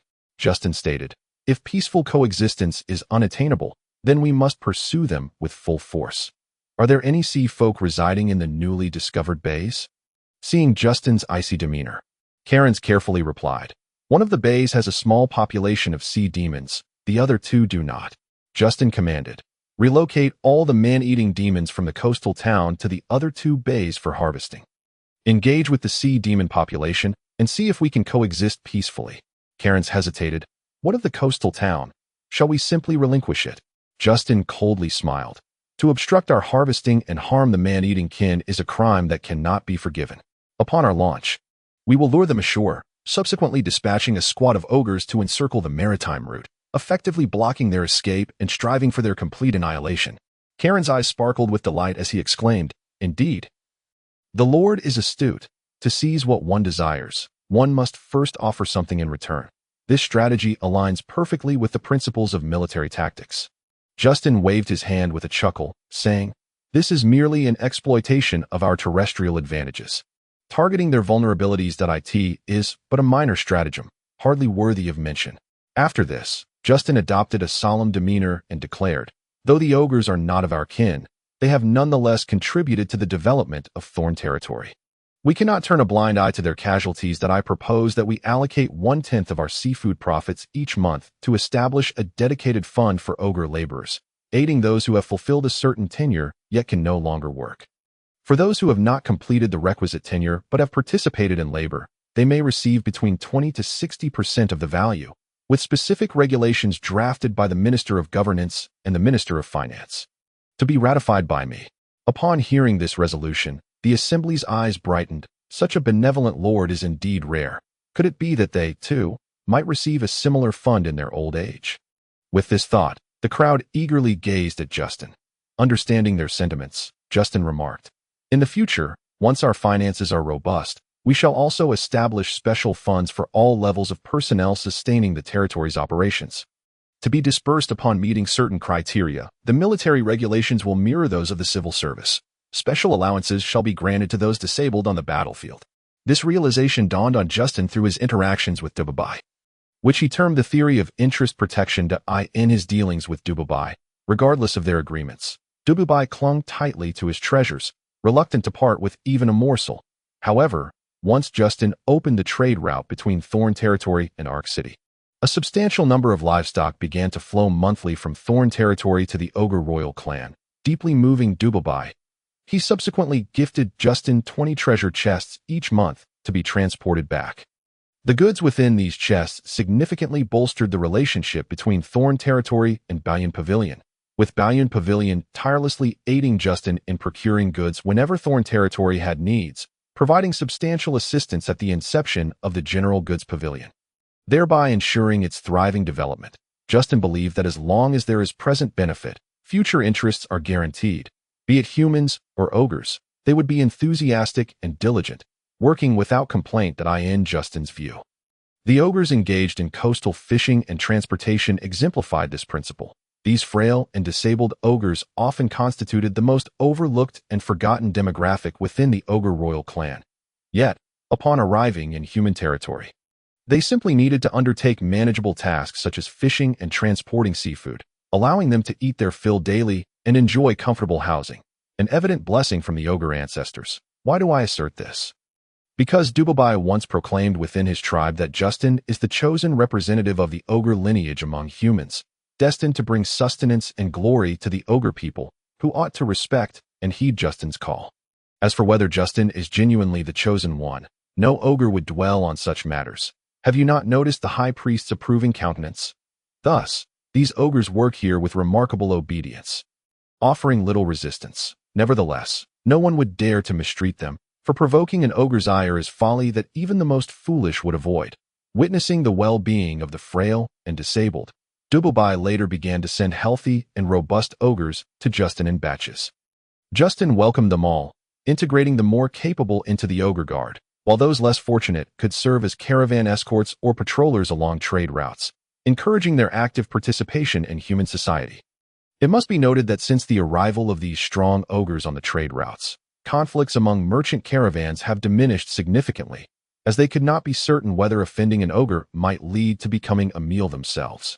This exemplifies the influence of the theory of interest protection, greatly enhancing the interactions between humans and ogres, while deepening the friendship between Dubabai and Justin. After a moment of contemplation, Justin stated, "Compensation for deceased ogres shall be distributed according to the standards set for warriors. Ogres do not require currency. Instead, they shall receive shopping vouchers of equivalent value from the General Goods Pavilion, enabling them to procure daily necessities. This matter shall be spearheaded by Karens, establishing clear regulations, while stringent penalties shall be imposed on any staff daring to deceive the ogres, reducing them to slavery without the possibility of redeeming their status." Karens pondered. Instances of humans deceiving ogres in transactions are not uncommon. If we impose strict penalties, might this lead to broader repercussions? Justin replied earnestly, "I understand that there exists a sense of human superiority among you, yet it is imperative that you remember one principle." Scanning the room, Justin's tone grew stern. For Thorn Territory to emerge as a fair and free commercial city, we must adhere strictly to the red line of honest transactions, discouraging those who exploit cunning for unjust gains. Upon detection, all assets shall be forfeited, and the entire family shall be enslaved. Only through harsh laws can we instill fear in the unscrupulous merchants. Pausing, Justin continued, "Once we establish an image of equality, honest trading, and guaranteed credibility among all races in Thorn Territory, merchants from all backgrounds will flock to us." Chapter 50. The Elven Agenda Goes Awry. Zhu Yofu faces dual punishments. Justin observed the contemplative expressions among the assembly with great satisfaction, that if these core members could align with his vision, their collective efforts would propel the swift advancement of Thorn Territory in the future. Feeling that the group had sufficiently pondered the matter, Justin said, The discussions held today will be compiled into a document and sent to officials above the administrative level. Should there be any misunderstandings, please consolidate your inquiries and submit them to me. Karens understood. The second agenda item, proposed by the Lord, pertains to the protective decree, classified as a temporary suggestion. We shall now proceed to the third agenda item. Concerning town construction, Justin inquired at an opportune moment, Karens, what is the status of the town construction? Karens reported, currently, Thorn Territory has established 56 town-level institutions, with the population of each town varying according to its developmental scale, ranging from 500 to 2,000 individuals. Each town has set up postal stations, resident officials, and sheriffs to oversee daily operations and management. However, due to the rapid increase in the number of towns, there has not been sufficient time for personnel evaluations, and we are uncertain of any potential adverse impacts on the towns. Justin contemplated for a moment and responded, postal stations hold significant importance. They must not only facilitate the flow of goods, but also provide accommodations for officials. In the future, we can select from the accomplished disabled veterans, allowing local citizens to directly mail letters evaluating their local administrative officials. Additionally, we shall establish a supervisory department to conduct irregular inspections of each town quarterly, publicly announcing addresses and itineraries, documenting and investigating issues raised by the populace, rectifying those present, and admonishing the absence of issues. This will create a deterrent effect on those in office. After considering, Karens asked, should the supervisory department be established under the Ministry of Governance? Justin reflected and concluded that placing the supervisory department under the Ministry of Governance would lead to an undue expansion of its power, hindering independent oversight. With a smile, Justin replied, if we place the supervisory department under the Ministry of Governance, it will face numerous constraints in its oversight functions. Furthermore, the supervisory work must be conducted independently, without excessive interaction with administrative personnel. Otherwise, it would lose its significance. The supervisory department shall report directly to me. The assembly felt a chill, aware that this department would serve as Justin's eyes and sword, should any unlawful behavior be uncovered. The consequences would be unpredictable. Some individuals were already contemplating warning their subordinates to adhere to the regulations. Justin continued, the supervisory department is tentatively named the Supervisory Bureau, operating at the same level as other departments, with the minister appointed as Jia Ling, while the roles of castle steward will be jointly held by Jia Feng and Jia Fei. Everyone turned to Jia de Bold, internally expressing their astonishment. Which deity did their ancestors worship that they were so fortunate to have such a daughter? Jia de Bold, taken aback, could only manage a bitter smile. Although his daughter's rank was on par with his own, the responsibilities of the supervisory department inherently placed others in a subordinate position, effectively elevating her above him. Henceforth, one must be cautious when discussing the territory's more sordid affairs, lest they invite calamity. Once Karens felt the group's emotions had settled, he continued, the fourth agenda item is also a temporary proposal by the Lord, regarding the establishment of the supervisory department, that we shall now proceed to the fifth agenda item, diplomatic relations. Qing Jiuling smiled radiantly and stated, after months of diligent efforts, my Foreign Affairs Department has assisted the Governance Department significantly in settling beastman slaves and ogre laborers, particularly excelling in stabilizing the sentiments of beastman slaves that we have attracted visits from the 3 clans of the Beast Kingdom, including the Lion, Fox, and Minotaur clans, and some residents of the Beast Kingdom have expressed a willingness to reside in Thorn Territory. Casting a glance at the nearby Gatsby, Qing Jiuling continued, Gatsby's recent visit to the Elven clan has yielded substantial breakthroughs. Perhaps he could share details about his visit and its outcomes. Gatsby, without a doubt, embodies the elegance of the Elven race. Although a few present here may be unfamiliar with him, he remains undaunted, he remarked. On this occasion, I have escorted 6 lost elves back to the Elven forest. We encountered several perils along the way, but fortunately, we were blessed by the Elven sacred tree, which allowed us to arrive unscathed in the Elven forest. The crowd couldn't help but stifle their laughter. Indeed, he is of the Elven lineage, adept at speaking with grace. The lost elves he mentioned were, in fact, the Elven slaves purchased by the Lord, yet he deftly avoided the term slave, opting instead for a more dignified expression. Gatsby continued, I traversed the Elven community, inquiring whether any elves harbored intentions of relocating, which nearly branded me a traitor in their eyes. At this juncture, Gatsby appeared to recall the tense atmosphere of that moment. instinctively pulling out a handkerchief to dab at the non-existent beads of sweat on his brow. He went on. Ultimately, it was through the intervention of the Elven Princess that I was released safely from the Elven prison. Subsequently, I was compelled to remain in the Elven treehouse. It was only on the eve of my return that the Elven Princess summoned me to a side chamber adjacent to the Elven Temple, where she inquired in detail about the Lord's circumstances. As Gatsby spoke, he cast a furtive glance at Justin, a flicker of guilt in his eyes. Justin replied, "No worries. There is nothing shameful in sharing matters. I myself am forthright. The affairs of the Thorn territory are clear as day, requiring no concealment." Gatsby, uncharacteristically moistening his lips with his tongue, whispered, "The Elven Princess also inquired about your romantic experiences." The attendees erupted in laughter at Gatsby's cautious demeanor and the intriguing topic at hand. Justin, exasperated, propped his forehead with his fingers, bemused by why such trivial matters could not be discussed in private, questioning if they were deliberately mocking him.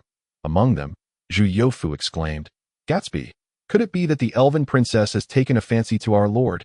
Gatsby, visibly tense, responded, "Captain Zhu, I must urge caution. This subject is not one to jest about." Upon hearing Zhu Yofu's thoughtless query, Justin felt a surge of old grievances arise. After all, Zhu had just laughed the loudest, and his question bore an undertone of disrespect towards the Elven Princess. Tapping the conference table lightly with his fingers, Justin remarked, "Captain Zhu Yofu, your imagination runs wild. Your line of questioning is indeed quite unique." Zhu Yofu, oblivious to the sarcasm in Justin's tone, surveyed his surroundings with pride. However, when he caught sight of the suppressed laughter on everyone's faces, he turned to Justin in confusion. "Oh no," Zhu Yofu thought, recognizing the smirk at the corner of Justin's mouth. Understanding that he was likely in for a rough time, a lesson learned from observing Justin's expressions during training, as anticipated, Justin solemnly addressed Zhu Yofu. "Captain Zhu Yofu, I am deeply pained that you would jest about the Lord at our very first administrative meeting, and further make light of the Elven Princess. Such behavior is a flagrant disregard for decorum, slandering the Lord and jeopardizing international relations. It warrants severe reprimand." With that, Justin observed Zhu Yofu's crestfallen visage, secretly reveling in his discomfort. "You dared to mock the Lord, and now you do so brazenly, as if you wished for all to notice. Let me seize this opportunity to make an example of you." Justin continued, "Henceforth, I hereby announce the measures to be taken against Zhu Yofu. First, he shall publicly declare 10 times, 'I was wrong. I shall not dare again.'" Zhu Yofu's countenance darkened immediately. This was no punishment, but rather a prank, a vengeful act. Reflecting on his earlier behavior, Zhu Yofu realized he had once again become the scapegoat, a clumsy chicken, destined to serve as a cautionary tale. Ignoring Zhu Yofu's expression, Justin proceeded.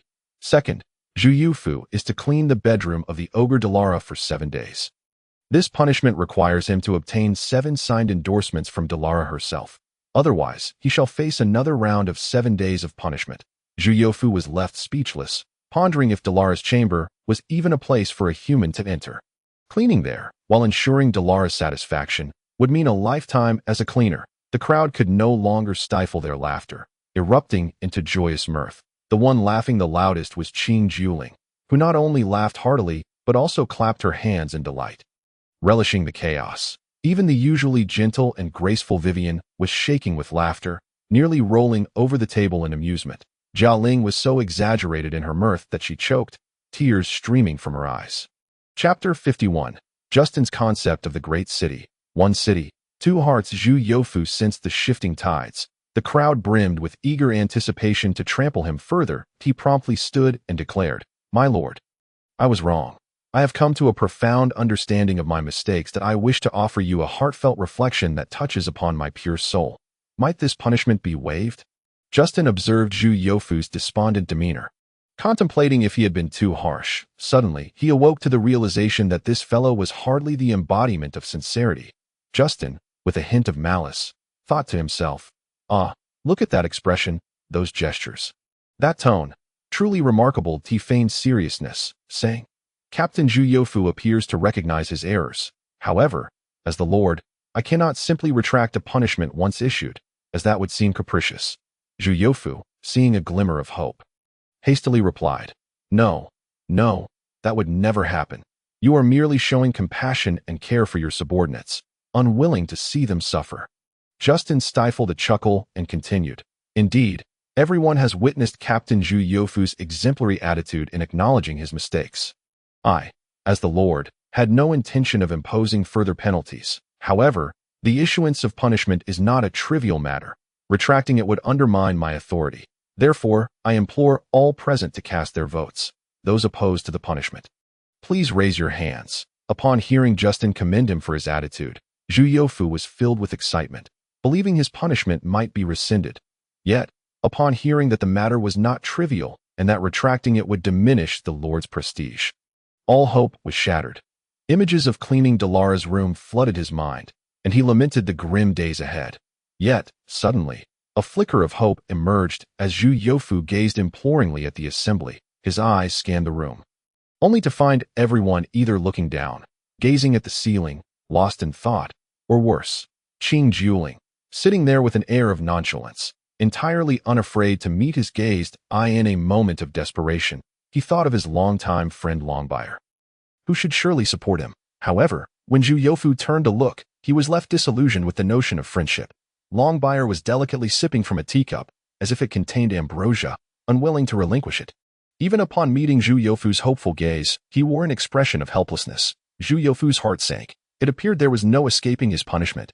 Justin, observing the dynamics in the conference room, barely suppressing his amusement, announced, "The two penalties, having undergone scrutiny, face no opposition and shall take immediate effect, unalterable." Zhu Yofu stood, eyes closed, as if this act could distance him from the grotesque reality. He proclaimed loudly 10 times, "I was wrong. I shall not dare again." After expelling those words, Zhu Yofu felt a release of pent-up frustration, rendering him less furious. Justin, smiling, added, "The second penalty will commence tomorrow, with Dalara as the supervisor." With the matter of punishment resolved, Kalins resumed the meeting, saying, "Now, let us continue with Gatsby's narrative."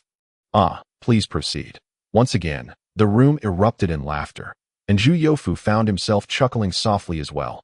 Indeed, Gatsby had spun the narrative of the Elven Princess and Justin into a tale that hardly resembled a governmental meeting. It felt more akin to freshly minted gossip. The typically solemn ministers, like Kalins, inadvertently referred to it as narrative, revealing their relaxed state of mind. Gatsby finally recognized his misstep. It seemed inappropriate to publicly broadcast the Elven Princess's inquiries about Justin's private affairs at such a meeting. Awakened to this realization, Gatsby succinctly stated, "The Elven Princess, after inquiring into the matters of the territory, learned of the Lord's goodwill towards the Elven race and made an impromptu decision to visit the Thorn territory. That concludes my experiences and findings in the Elven Empire." With this, Gatsby adopted a solemn demeanor, as though he were not the one who had just indulged in gossip. Justin summarized, "The visit of the Elven Princess must be regarded as a matter of utmost importance. We must ensure both her safety and her sustenance. Zhu Yofu and Longbyre will jointly oversee security. You two must collaborate on a plan and submit it to me within 3 days." Gazing intently at Zhu Yofu and Longbyre, Justin spoke gravely. Finally, he added, "While everyone has enjoyed a light-hearted moment, we must not allow our relationships to become strained as a result, particularly between Zhu Yofu and Longbyre, that I shall not tolerate any undermining of one another."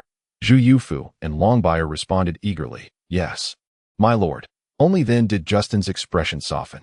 As for matters of sustenance, Gatsby shall be in charge. Should there be any other considerations or protocols, the administrative department will draft the necessary guidelines. 2 minutes later, Justin observed that no one had any intention of speaking up and gestured for Karens to continue presiding over the meeting. Karens then announced, "We shall now proceed to the 6th agenda item, the state of commercial development." Vivian gently remarked, as the Minister of Commerce and the leader of the Department of Goods, "I will briefly summarize the recent developments in Thorn territory over the past few months." The attention of the other attendees immediately sharpened, for the expenses of Thorn territory were exorbitant, leaving them astounded. Whether it pertained to town construction, military expansion, the acquisition of slaves, the influx of various goods, or the expansion of the free market, all required a substantial outlay of funds. Moreover, the salaries of government officials and food rations also constituted a significant expense. Even Karens was uncertain about the source of the vast amounts of money fueling the audacious gamble on the free market. The size of the free market had expanded from its original 20 square kilometers to 100 square kilometers. This expansion was not merely a grandiose ambition of Justin's, but rather a response to his vigilance and caution regarding the northern demon Cloud Empire, should the trade routes from the north be severed by the Empire. Thorn territory could easily establish maritime routes. More importantly, he envisioned that the trade of the free market could radiate to various coastal and inland cities via these sea passages. When Justin shared this grand vision with Karens, Vivian, and Qing Juling, all three deemed the idea overly audacious, citing the unassailable dominion of the sea tribes over the ocean. Justin countered, "In the future, the trade of the free market will inevitably involve the sea tribes. They should be regarded as our trading partners rather than sources of conflict." Following this discussion among the four, the free market, which was already under construction, would transform into the political center of Thorn territory, the Zijingwa royal city, while the newly planned expanded free market would become its economic hub. This was the essence of Justin's newly conceived two hearts in one city strategy. Chapter 52. The seafood topic resurfaces, embarrassing old Jew. Vivian was well aware of the focal point of concern regarding expenditures. She stated, "As Minister Justin boldly pointed out, our financial situation in Thorn territory is one where expenditures surpass revenues, resulting in a deficit operation. However, we are fortunate to have a selfless lord who has quietly offered up his family's ancestral treasures for auction through the Balian Pavilion, surrendering the profits entirely to the Department of Commerce to sustain the rapid development of Thorn territory." The attendees were instantly filled with a sense of respect, astonished by the Lord's immense sacrifices made behind the scenes. A truly exceptional leader. Observing the admiration, reverence, and emotion in the eyes of the attendees, Justin felt a blush creep onto his youthful face. Truth be told, all these auction items had been provided by Dubabai. Had Justin's ancestors possessed such treasures, it would still have been a bleak future had he not emerged. Clearing his throat, Justin said, "Since the territory nominally belongs to me, Justin, I must make sacrifices and contributions for its promising future." Witnessing the vigorous development of Thorn territory and the diligent, uncomplaining efforts of all of you affirms that my endeavors are worthwhile. The attendees erupted into applause, celebrating the Lord's selflessness as well as their own work ethic being recognized by him. Vivian waited a moment, allowing the fervor to subside, before continuing. Thorn territory has transitioned from a state of poverty to one of thriving development, with commerce being an indispensable factor. Upon hearing this, Qing Juling could not help but curl her lip, internally scoffing. "Doesn't this indirectly underscore your importance?" "Well, fine, you are comparatively important." She sat there somewhat sullen. Indeed, her disdain for Vivian stemmed from Vivian's maturity, grace, steadiness, generosity, and above all, her formidable capabilities. For Qing Juling, such a woman posed an intimidating competition. Unperturbed by Qing Juling's sulking and hidden thoughts, Vivian continued, "After several months of development, Thorn territory has evolved from an import-centric realm to one that balances both imports and exports. The quantity of imported livestock has significantly decreased, while exports have surged. The exportation of agricultural products such as fruits and vegetables has also steadily risen. We have creatively achieved the brand effect for our agricultural products as instructed by the Lord, establishing the Nongshin brand." Lombel inquired with confusion, "What is this brand effect?" Vivian explained, "Lord Justin once mentioned that meditation techniques can be categorized into high, medium, and low tiers. The brand effect we aspire to create is to craft high-tier agricultural products that attract widespread desire yet remain unaffordable for the masses. This is also related to our territory's rapidly growing population, leading to high consumption of agricultural products, which hampers the swift increase in export sales. It is a brand effect characterized by limited supply and high profit margins." Lombel and the others soon comprehended that Thorn territory was pursuing a high-end approach in food, making it appealing to many while only a privileged few could indulge, thus catering to the vanity of the wealthy and further boosting sales. Seeing that the audience grasped the concept, Vivian continued, "Seafood has become a flagship product in our territory's commercial development, particularly after we gathered all the chefs and gourmets skilled in culinary arts at the Lord's behest to create a variety of seafood recipes. The export volume of seafood skyrocketed, especially as over 30 new cities merchants flocked to commercial hubs like Arc City, Seaview City, and others to place orders, far exceeding our catch." Justin smiled and remarked, "Vivian, You need not worry any longer. Karen's just mentioned that we have discovered 2 new fishing grounds, which can significantly boost our production. Moreover, we can allocate some strong laborers to assist the ogres in the catch, thereby reducing their involvement in transportation and increasing the number of ogres engaged in the fishing work. Casting a glance at the anxious Cangmang, Justin added, "Let us designate one of the 2 bays for the beast folk, allowing them to contribute as well, for our goal in Thorn territory is the peaceful and prosperous development of all races together." Finally, reserving a share of industry for the beast folk. This could be considered a concession to Cangmang. Justin internally mused about how Cangmang always had her elbow pointed outward, perpetually thinking of the interests of the beast folk. At this moment, Cangmang interjected, "My lord, let both bays be allocated to the Ogre Tribe. We desire the bay inhabited by the Sea Demon clan, and we can handle the sea demons ourselves." Justin regarded Cangmang intently and replied, "Very well." Cangmang, under Justin's gaze, felt a bit flustered and her heart raced. Vivian smiled and continued, "With the Lord's assurance, I feel emboldened that I will continue to explore new commercial outlets, striving to establish 10 more cities for commerce within the next month, elevating the seafood business of Bao Pavilion to greater heights." The attendees began to chatter excitedly, pondering the lucrative prospects of the seafood trade, reminiscing about the various seafood rations provided 5 times a month. Their mouths watering. Hearing the collective sound of saliva being swallowed, Justin chuckled. "After the meeting, let us gather for a feast. I have specifically invited members of the Bao Pavilion's culinary research group to prepare a seafood banquet for everyone." Observing the expressions of unbridled joy among the attendees, Justin could not help but tease, "You are all esteemed figures in the territory. You mustn't behave like unsophisticated individuals, drooling at the mention of seafood. That would not only be embarrassing for you, but would also tarnish my reputation." Laughter erupted throughout the room. Zhu Yufu remarked, "In the future, if the Lord provides us with 20 pounds of seafood daily, we shall never drool at the mere mention of it." Justin feigned deep contemplation before responding, "Zhu Yufu's point does hold some merit." The attendees rejoiced at this prospect. Envisioning a life of luxury where they could indulge in seafood, taking 1 pound while discarding another, truly a life of opulence. Seeing their excitement, Justin continued, "Any excess seafood will be deducted from the monthly stipend, while any shortfall can be compensated with contribution points." The previously high spirits of the attendees suddenly deflated, leaving them slumped against their chairs, utterly dispirited, as if they had been knocked to the ground and trampled upon. Upon hearing the latter part of Justin's statement, Zhu Yufu, especially, found himself in a moment of tragic irony. The water he had just sipped went down the wrong pipe, causing him to cough loudly. Struggling to regain his composure, seeing that his intended effect had been achieved, Justin laughed. "Let us arrange for 10 deliveries each month. Everyone should remember to thank Zhu Yufu that if he suffers any ill effects from choking on water. Do not forget to pay your respects at his grave." Once Zhu Yufu had caught his breath, he declared loudly, "The Lord underestimates me.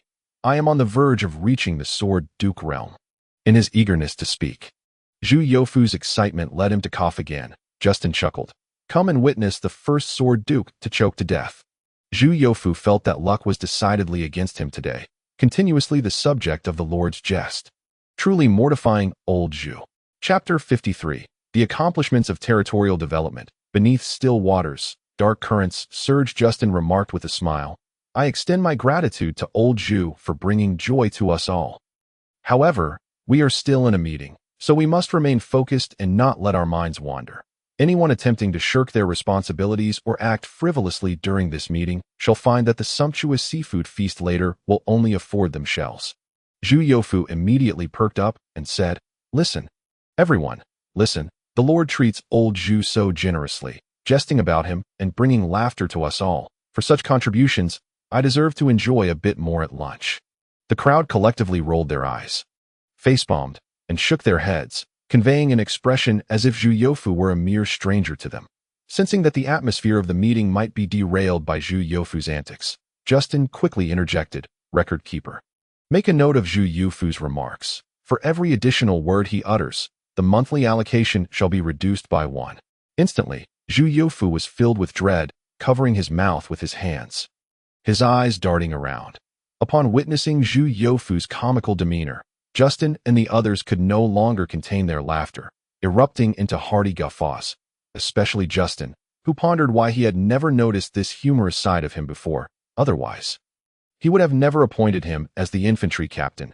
Vivian cleared her throat and stated, "In recent months, the Treasure Pavilion has imported a total of 200,000 livestock and exported 150,000, yielding a profit of 500 gold coins."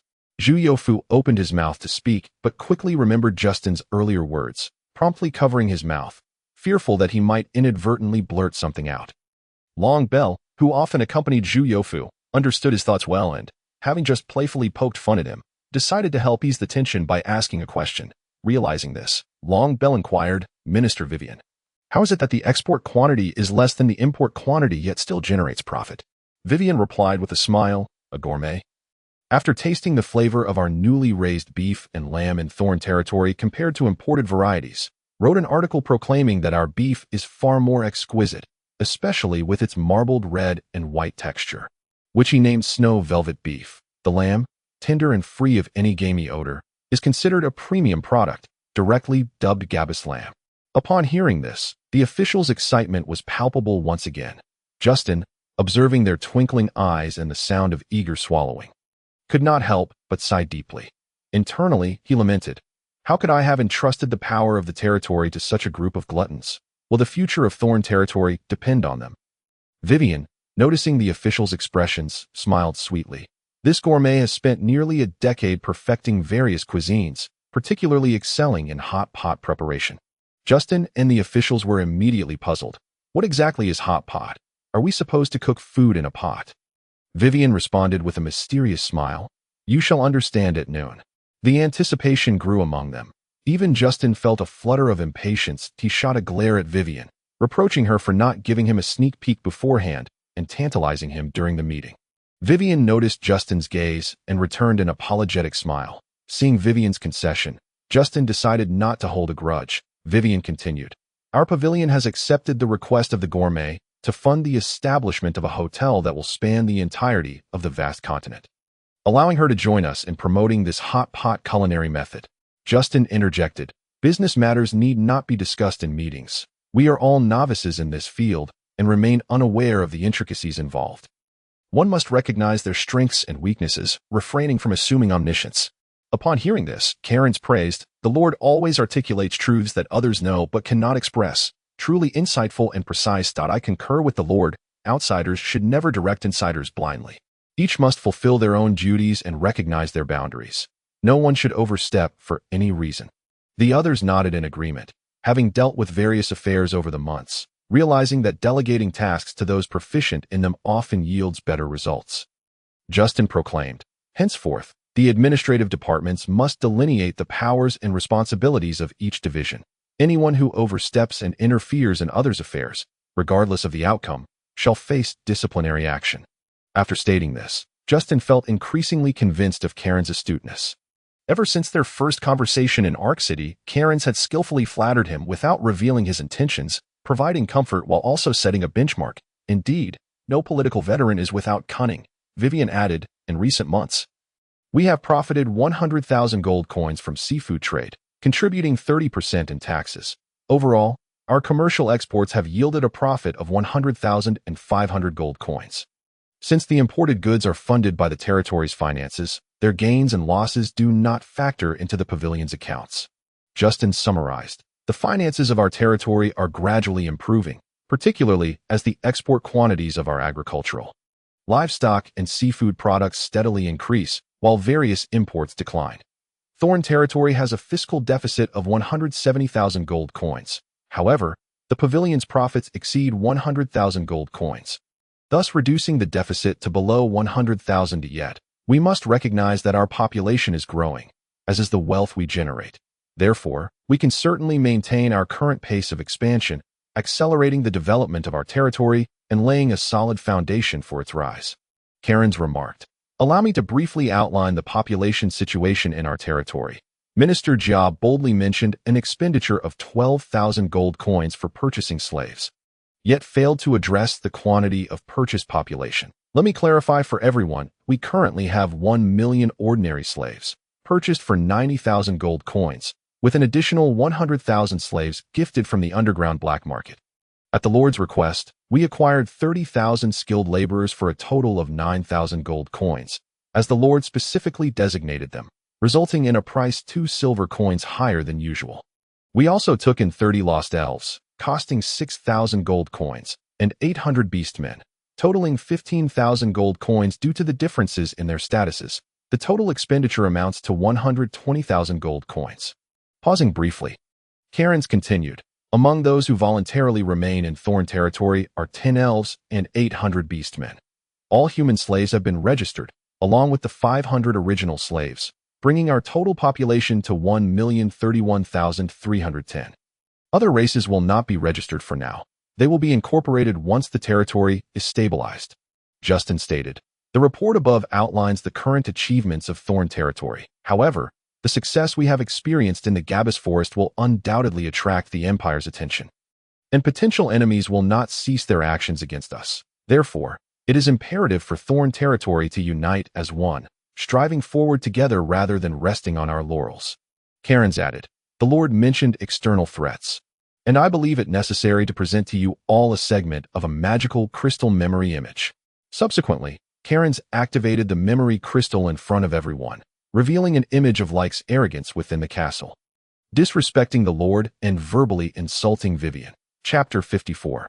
The ambition to conquer Ark City thwarted. Contemplation turns negative. Zhu Yofu, filled with fury, exclaimed, My lord, even if you confiscate my seafood quota, I must say that this son of Ark City is exceedingly arrogant. I propose we attack Ark City and slaughter the entire ruling family. Although Long Bell was equally enraged, he responded, This matter requires careful consideration. Ark City is a stronghold on the border, and with our current capabilities, we may only bring about adverse consequences. Qing Juling, livid yet laughing, asked Long Bell, Are we to endure the humiliation of the Lord and Sister Vivian?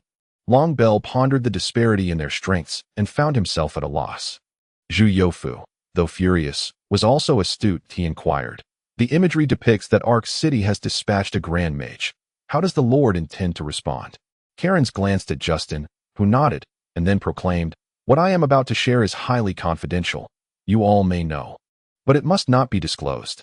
Upon seeing everyone nod in agreement, Karen's excitedly declared, Our Lord is the one confronting the Grand Mage. As soon as these words left his lips, the entire assembly was left astounded. The notion that the Lord could single-handedly confront a Grand Mage was utterly astonishing. Long Bell thought to himself, If a mere 14-year-old Lord can stand against a Grand Mage, then what does that make my age?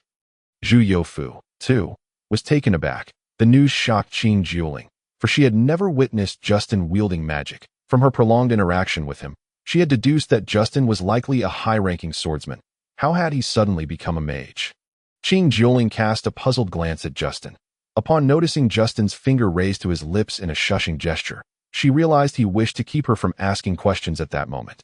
Gatsby was ecstatic, for in the legends of the Elven royalty, a medium is someone favored by the heavens, destined to achieve great feats. Justin's ability to confront a Grand Mage at the tender age of 14 was a testament to the Elven legends, likely persuading the Elven royalty to further recognize his identity, thus garnering their support for the free marketplace's ambitions. Zhu Yofu and Long Bell, after expressing their astonishment, wore incredulous expressions. They are quite distinct from others, frequently training alongside Justin. However, witnessing Justin's fierce struggle against the Ogre Tribe is quite remarkable.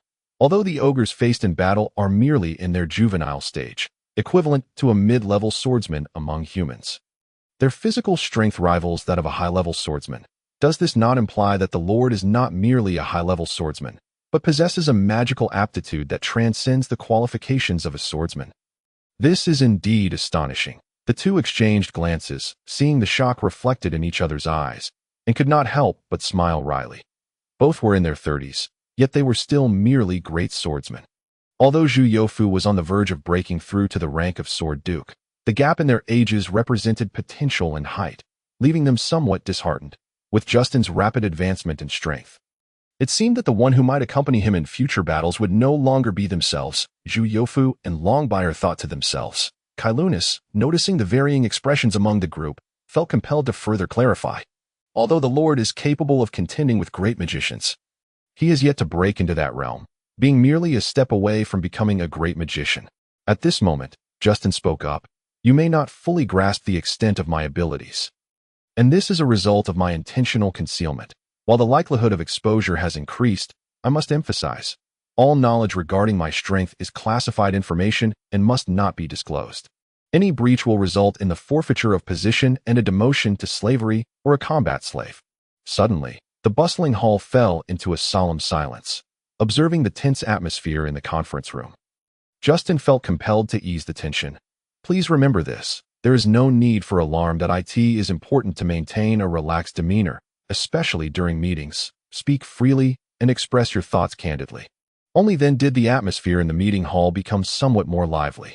Kailunis continued, let us refrain from inquiring about the Lord's strength among ourselves.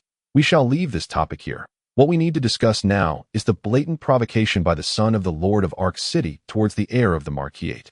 An act of insubordination that constitutes a serious affront to the imperial rank and fief system. Moreover, his actions harbor malicious intent against the Lord. I wonder what your thoughts are on this matter. Zhu Yofu was the first to step forward, declaring, we should strike directly and seize Ark City as our own. Longbyre, originally a baron, had been demoted to a captive due to a blunder in war, yet a deep-seated reverence for the empire lingered within him. Upon hearing Zhu Yofu's aggressive suggestion, Longbyre replied, as I previously mentioned, our current strength is insufficient to conquer Ark City. Furthermore, we cannot rely on the ogre's combat power. Our own strength would be further diminished. Zhu Yofu inquired, why can't we utilize the ogre's combat strength? Longbyre patiently explained, this is a matter of human pride. Should the ogres become involved, even justifiable actions may be rendered unjust. Thus, any military action must be considered with utmost caution. Justin also perceived that the initial plan was somewhat reckless. While uniting with the Ogre King to conquer Ark City might temporarily alleviate their grievances. Revealing this trump card bore both advantages and disadvantages that on the one hand, it would prevent anyone from underestimating the Thorn territory and deter future disruptions, that on the other, it would inevitably provoke the wrath of the Demon Cloud Empire, risking the legitimacy of the Thorn territory's fief and rank, even leading to a potential campaign against them. Although Justin was unconcerned with the Demon Cloud Empire's retaliation, he feared that the Ogre King might succumb to bribery, leading to treachery that could spell disaster. Moreover, the Thorn territory's rapid development relied on human support. An open alliance with the Ogre Tribe against human cities could spread damaging rumors, tarnishing the Thorn territory's reputation and branding it as traitors to humanity, thus relegating them to dependence on the ogres. Such a scenario was utterly unacceptable. The mere thought of having to rely on the Ogre Tribe sent a chill down Justin's spine. The pool of divine blood attested to the fact that the Ogre ancestral god was no trifling matter. Once independence was forfeited, he would be left at their mercy. That he could not allow momentary rage to obliterate his long-term ambitions as long as he adhered to a methodical approach in his development. He would not have to worry about lacking the strength to compel the Demon Cloud Empire to submit. Reflecting upon the beleaguered state of the Demon Cloud Empire, struggling under the watchful eyes of the two formidable adversaries, the Heavenly Dragon Empire and the Holy Spirit Empire, only solidified his initial policy to build high walls, amass grain, and delay declaring kingship. Upon coming to this realization, Justin felt a sudden clarity. After Longbyre spoke, he had been observing Justin's demeanor. When he noticed that Justin appeared to have reached a conclusion, he promptly offered, I suggest the Lord report this matter to the Empire, denouncing the Lord of Ark City's son for his violent actions and ineffective governance. Calling for punishment if the Empire ignores our plea, we should proceed with caution, avoiding haste. Chapter 55. A crisis looms. Zhu Yofu, startled by a jest Kailunis, remarked, while Longbyre's strategy may dampen the morale of our Thorn territory, it is currently the best option. After all, we are under the shadow of the Demon Cloud Empire, and in the event of conflict, it is uncertain whether they would support us. Therefore, our primary task now is to amass resources. Gatsby added, I have never lived in Ark City, so I am not familiar with it. However, during my time in the Western Border Fortress, I was well aware of its formidable defenses and the numerous hidden strongmen, far surpassing what our Thorn territory can offer. Thus, I also support Longbyre's viewpoint. Intrigued, Justin inquired, in which city of the West did you reside, and what were its defenses and strongmen like? Gatsby recalled bitterly, I once assisted a hunting team in the forest, and they earnestly invited me to join them. I was drawn to the outside world, so I joined the hunting team. For the initial 5 years, we got along quite harmoniously. However, we later ventured to the edge of the western Death Desert to hunt the Sand Lizard Tribe for rewards. As he recounted his tale, Gatsby's eyes welled with tears of sorrow, yet he choked out. While residing in the fortress city of Xiongwu, we were suddenly besieged by a wave of sand lizards. All hunting teams in the city were summoned. Despite magical enhancements, the walls of Xiongwu were ultimately breached by the sand lizards skilled in earth magic, leading to urban warfare. Of the 10 or so hunting team members, only 3 survived, including my beloved, who perished in battle.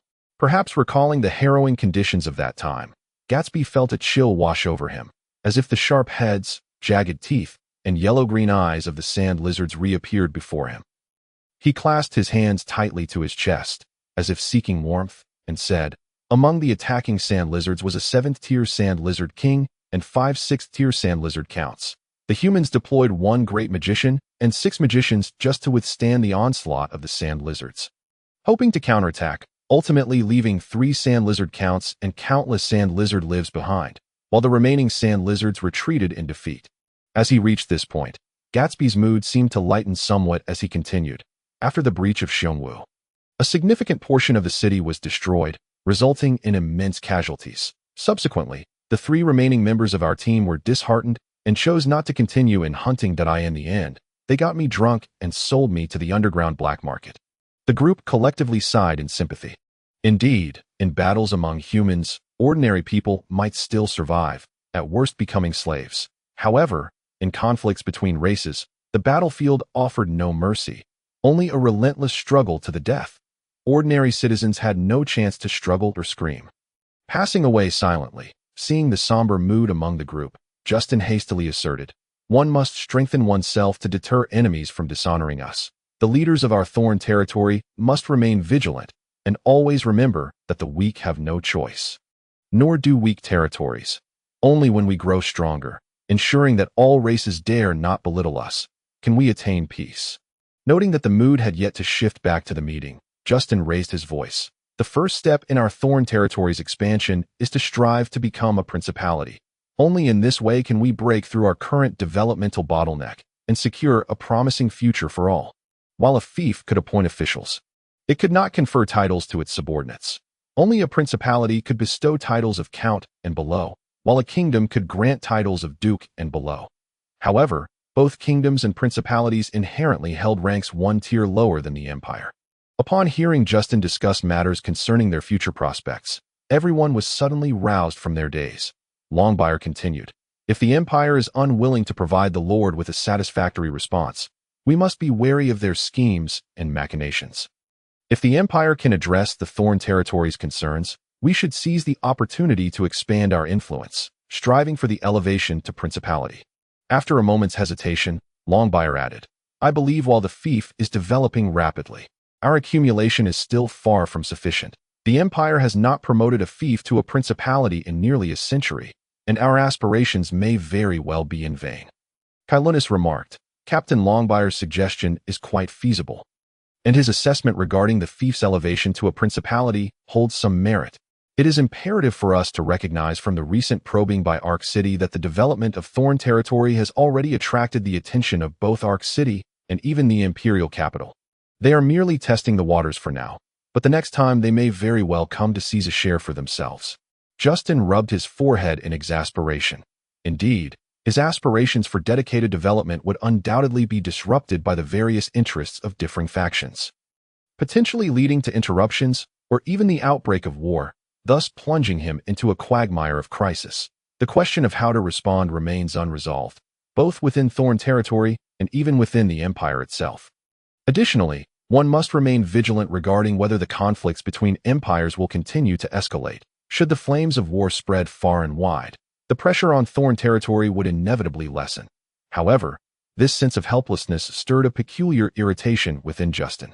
Whether facing the man-eating demon tribe or Ark City, he felt utterly constrained, lacking the authority to overturn the table or reveal his cards. Indeed, it was not only Thorn territory that was too weak. He himself was also far too insignificant. All he could do now was hope that the Free Trade Mall would be successfully constructed soon, preferably before any fallout with the Empire. Justin raised his head and noticed the perplexed expressions of his companions. And with a light laugh, he said, "There is no need for everyone to be overly concerned. After all, the Empire has yet to reveal its stance. We have not sunk to the level of goblins." Moving entirely underground out of fear. The atmosphere in the conference room lightened once again. Yes, many crises may be latent, but as long as they have not erupted, there remains the possibility of avoidance or even turning peril into safety. Justin concluded, "I urge everyone to seriously contemplate whether there are areas in your respective departments that require improvement, striving to tap into our internal potential and invigorate departmental enthusiasm, thereby expediting the development of our territory." Cairns, upon seeing Justin nod in his direction, announced, "The first administrative meeting of Thorn Territory is hereby concluded. There will be a banquet afterward, so please do not rush home." Zhu Yofu exclaimed loudly, "There isn't a fool among us." The crowd couldn't help but chuckle. Indeed. Who would wish to return home to a meal when there was free food available? Justin, observing Zhu Yufu's rather agitated demeanor, called him out. "Captain Zhu Yofu, you were like a timid kitten during the meeting. Yet now you resemble a tiger. You clearly came here not to attend a meeting, but to seek a feast." Zhu Yofu, caught off guard by Justin's words, sheepishly scratched the back of his head and replied, "Wasn't it you who told me not to speak?" Justin glared at Zhu Yofu, retorting, "When did I ever say that you couldn't speak?" Zhu Yofu hastily defended himself. "Just now, you explicitly stated that if I spoke out of turn, my seafood delivery quota would be deducted. I certainly wouldn't misremember that." Justin sighed heavily. "I did mention deducting your seafood quota, but I never said you couldn't voice your thoughts." Zhu Yofu took a moment to process this. Justin remarked, "I genuinely worry for your intelligence. You dare not even voice an opinion for fear of losing out on food. How can I trust that you won't betray Thorn Territory for a meal in the future?" Zhu Yofu's face turned crimson, speech escaping him. Seeing Zhu Yofu's flushed cheeks and the beads of sweat on his brow, Justin couldn't help but burst into laughter, saying, "All right, I was merely teasing you that I never realized you could be so entertaining." Zhu Yofu sighed in relief, internally vowing, "Just wait, I'll make you regret this jest." The expressions of the others relaxed as well. After all, Justin had never been this critical of anyone before.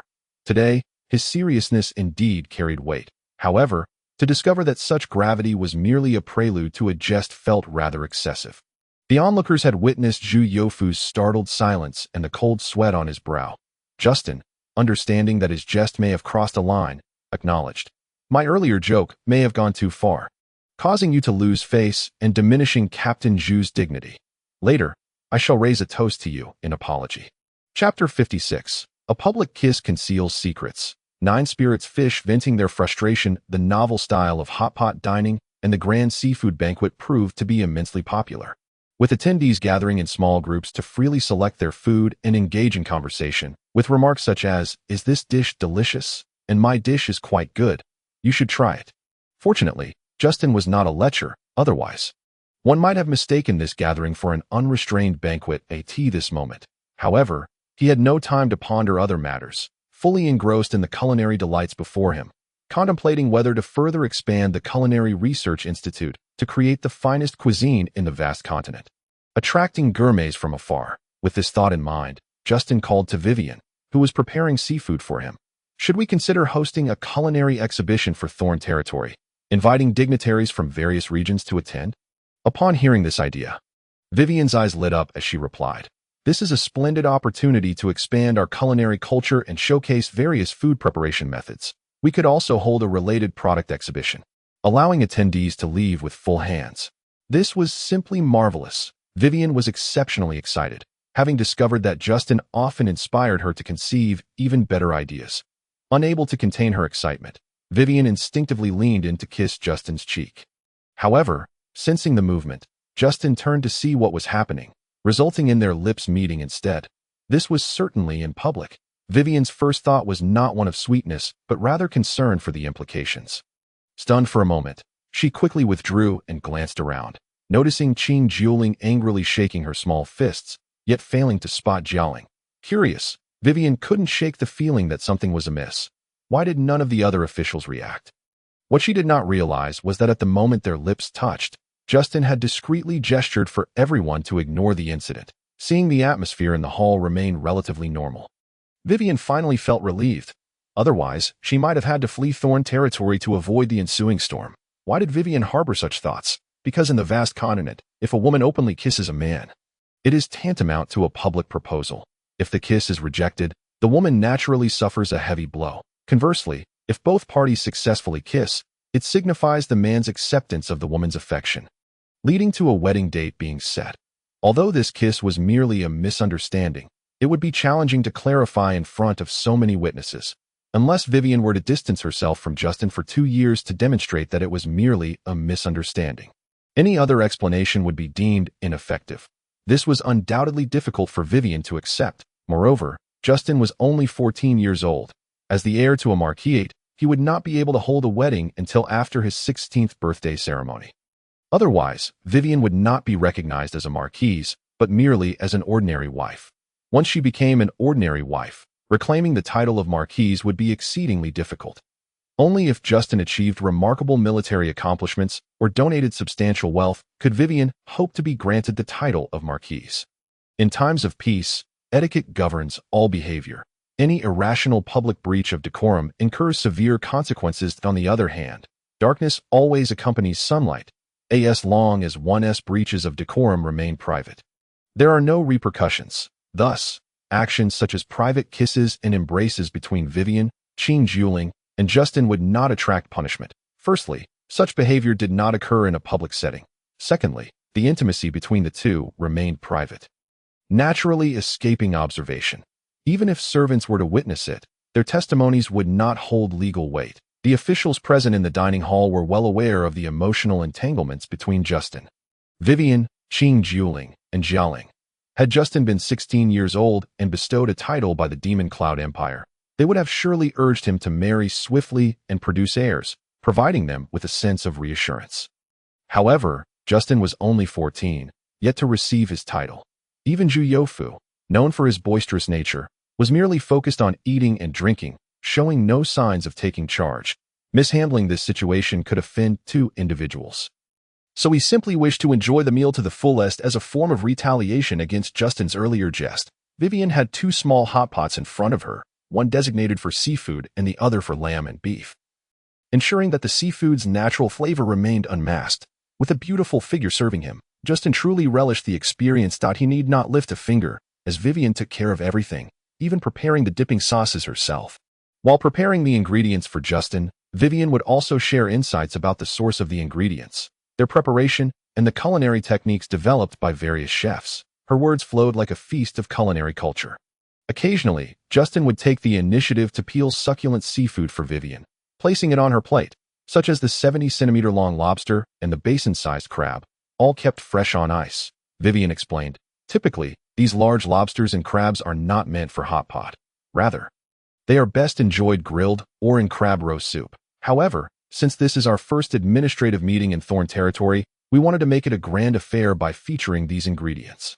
Having said that, Vivian picked up a silver tray and served Justin a selection of exquisite dishes, saying, "This is curry squid, a novel dish. Squid has recently been discovered as an edible ingredient, and its flavor is delightful. Additionally, we have this shellfish called oysters, and this one is known as scallops. These 2 types of shellfish have often been discarded due to their meat containing a considerable amount of sand, which adversely affects their texture. However, a gourmet, after days of experimentation, discovered a method to clean the sand, revealing their unique culinary potential. Justin suddenly recognized the advantages of being a swordsman, at least in terms of dining. They far surpassed mages. Mages, often engrossed in meditation and training, rarely indulge to the extent that they become particularly gluttonous or corpulent, reflecting on how he used to feel satiated with just a morsel. He now found himself perpetually hungry, and he sighed. Now, this is what life is about. Seeing Justin relish the food she had prepared, Vivian's large eyes crinkled into a narrow slit, radiating sheer joy. Meanwhile, Cangmang was vigorously attacking a plate of fried fish not far away. If one approached, they might overhear her muttering, "Let you be proud and fawn. Watch me with my fork, stab, stab, stab." The whole piece of fried fish had been reduced to a mash under her fork. Yet it did little to alleviate her simmering frustration. Even though her side was adorned with 5 plates of the same fish, her pride in her lineage as a fox was being overshadowed. Renowned for their cleverness, charm, beauty, and grace among both beast and human tribes. These traits seemed utterly useless at this moment. In terms of nurturing others, she fell short of Vivian. In terms of emotional intimacy, she could not compete with Jialing, and when it came to enticing men, perhaps this was her true battlefield. Yet, her current limitations stifled her ability to showcase her strengths perfectly, frustrated by her lack of advantages. Jialing gritted her silver teeth. Humph, I won't let this little hussy bask in her glory. Chapter 57. The Duel of Two Women. Justin confronts the sea crab demon. Jialing lifted a glass of freshly brewed grape wine and approached Justin, handing him the cup, saying, having indulged in such delectable dishes, you must be thirsty. Do take a sip of wine to quench your thirst. Justin stared at Jialing in bewilderment, somewhat at a loss. Typically, when Vivian was by his side, Jialing refrained from interjecting between them, but today her behavior was unusually forward, leaving Justin questioning her intentions. With a charming smile, Jialing continued, I observe how Sister Vivian is so attentive and gentle, and I thought I might learn a thing or two from her to avoid relying solely on my looks, for beauty fades and love wanes. Vivian, catching the underlying sarcasm in Jialing's words, remarked, if the sister is less charming than the younger one, naturally, she must put in more effort and undertake some rough tasks. Hearing their exchange, Justin felt a headache coming on. Jialing's jibe implied that Vivian's looks were insufficient, leaving her to rely on her nurturing skills to capture hearts. In turn, Vivian retorted that Jialing only knew how to flaunt her beauty without understanding the art of care. Observing the tension between the two, Justin decided to withdraw from the conversation. Feeling overwhelmed, he addressed them, saying, I am full. You two may continue your discussion, that I shall take a look at the ogre camp. With that, Justin wiped his mouth and hurriedly departed, appearing somewhat anxious. Jialing smiled sweetly. Oh, sister should not have interrupted the lady in serving the Lord. Your kindness has gone to waste. Vivian replied nonchalantly. The Lord has already had plenty to eat and is likely full. What he didn't consume today, I shall prepare for him another time. However, sister's unwarranted antics have caused the Lord to flee, which is rather inconsiderate. Reflecting on Justin's hasty departure, Jialing chuckled. The Lord would naturally not hold it against me, after all. I am younger than sister, and he will surely be more forgiving of my antics. Vivian felt a twinge of irritation. Her age was a sensitive topic, especially since she was 6 years older than Justin, soon to be 7. Nevertheless, she masked her feelings, responding, Hee, that is precisely why sister struggles with nurturing. With that, Vivian gracefully sashayed away. Jialing seethed inwardly, though her mood lightened at least momentarily, as there was no longer anything to vex her. After Justin left the dining hall, he found himself at a loss for where to go. The ogre camp was merely an excuse. Mounting his magic cloud horse, with his trusty staff in hand, he galloped out of the fortress. As he rode aimlessly, the thought of the marauding sea demons near the bay crossed his mind, stirring his interest. Since his initial defeat against Dubabai, he had diligently practiced magic, yearning for an opportunity to test his skills without exposing his full capabilities in public. Now, the notion of confronting the sea demons intrigued him. He wished to gauge his magical prowess, convinced that even with the physique of a high-level swordsman, he could evade danger. With a newfound objective, Justin headed straight for the bay, 50 kilometers away. The magic cloud horse galloped along the trade route as if it were a fish in water. Having been captured, it had never before enjoyed such unrestricted freedom, showcasing the strength of a first-tier magical beast. Covering 50 kilometers in just over 10 minutes, the horse displayed its innate affinity for the wind element, allowing it to increase its speed despite lacking magical understanding. Justin felt a tinge of shame. He had been unaware of his horse's remarkable speed. He had always pulled the reins gently, strolling leisurely, but now he preferred this exhilarating pace. When he was 5 kilometers from the bay, Justin slowed the horse, wary of startling the sea demon tribe with their proximity. Upon sighting the coastline, he dismounted, patting the horse's neck as a signal for it to roam freely. Since acquiring the magic cloud horse, he had utilized his innate ability to communicate with it, especially during their journey to Ark City, where he hardly rode. Instead, he led the horse alongside the ogres for training. Even at night, he would converse with the horse. In just over 20 days, they had forged a deep bond. The horse enjoyed a degree of freedom in the castle, rarely tethered, always coming to him at the sound of his whistle. Now, while outdoors, Justin saw no need to tie it up. As he observed the horse frolicking among the roadside trees, Justin stealthily made his way to a vantage point near the bay. Thankfully, having trained alongside infantry during his time with the ogres, he felt experienced enough to venture alone. Had he been in his initial state of trepidation, he would have likely summoned Gabise for companionship. Surveying the area, he noted that the ogres had already dismantled their camp, indicating that someone had begun the relocation process.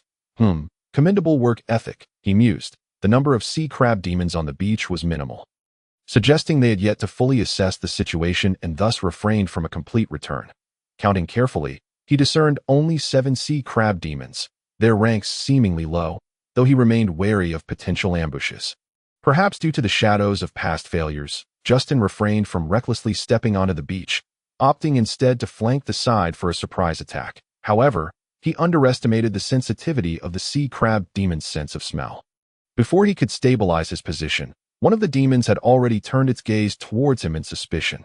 Realizing the gravity of the situation, Justin steadied himself and unleashed a 4th-tier fire magic spell. Fire Gun.as demons, the sea crabs were not to be underestimated. Upon realizing the threat, one raised its claw as a shield.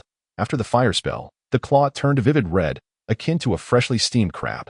The injured sea crab emitted a faint cry, prompting the other 6 to converge upon him. In haste, Justin retreated, cursing himself for not bringing along a great sword for a more decisive battle.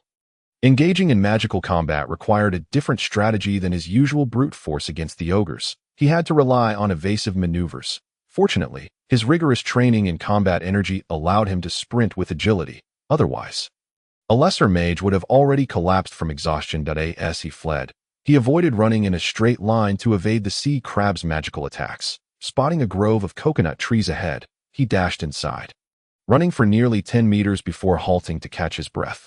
Observing the disarrayed formation of the sea crab demons, Justin furrowed his brow. Although his mental fortitude was substantial, repeatedly casting fire gun was taxing. And while it could injure, it could not guarantee a kill. He pondered using a 5th-tier spell, Fire Dragon, which could potentially turn the tide in one blow, but the mental strain would be even greater. Previously, he had refrained from employing wind magic to conserve energy during the chase, fearing that he might exhaust himself entirely in combat. Now, however, he resolved to unleash the Fire Dragon spell, though casting fire magic in a forest was ill-advised. He reasoned that in a desperate situation, he could rely on wind magic to escape, and he doubted the sea crab demons could fly. Chapter 58. Burning the Sea Demons, seeking Gabise's assistance as he watched the flames engulf the grove.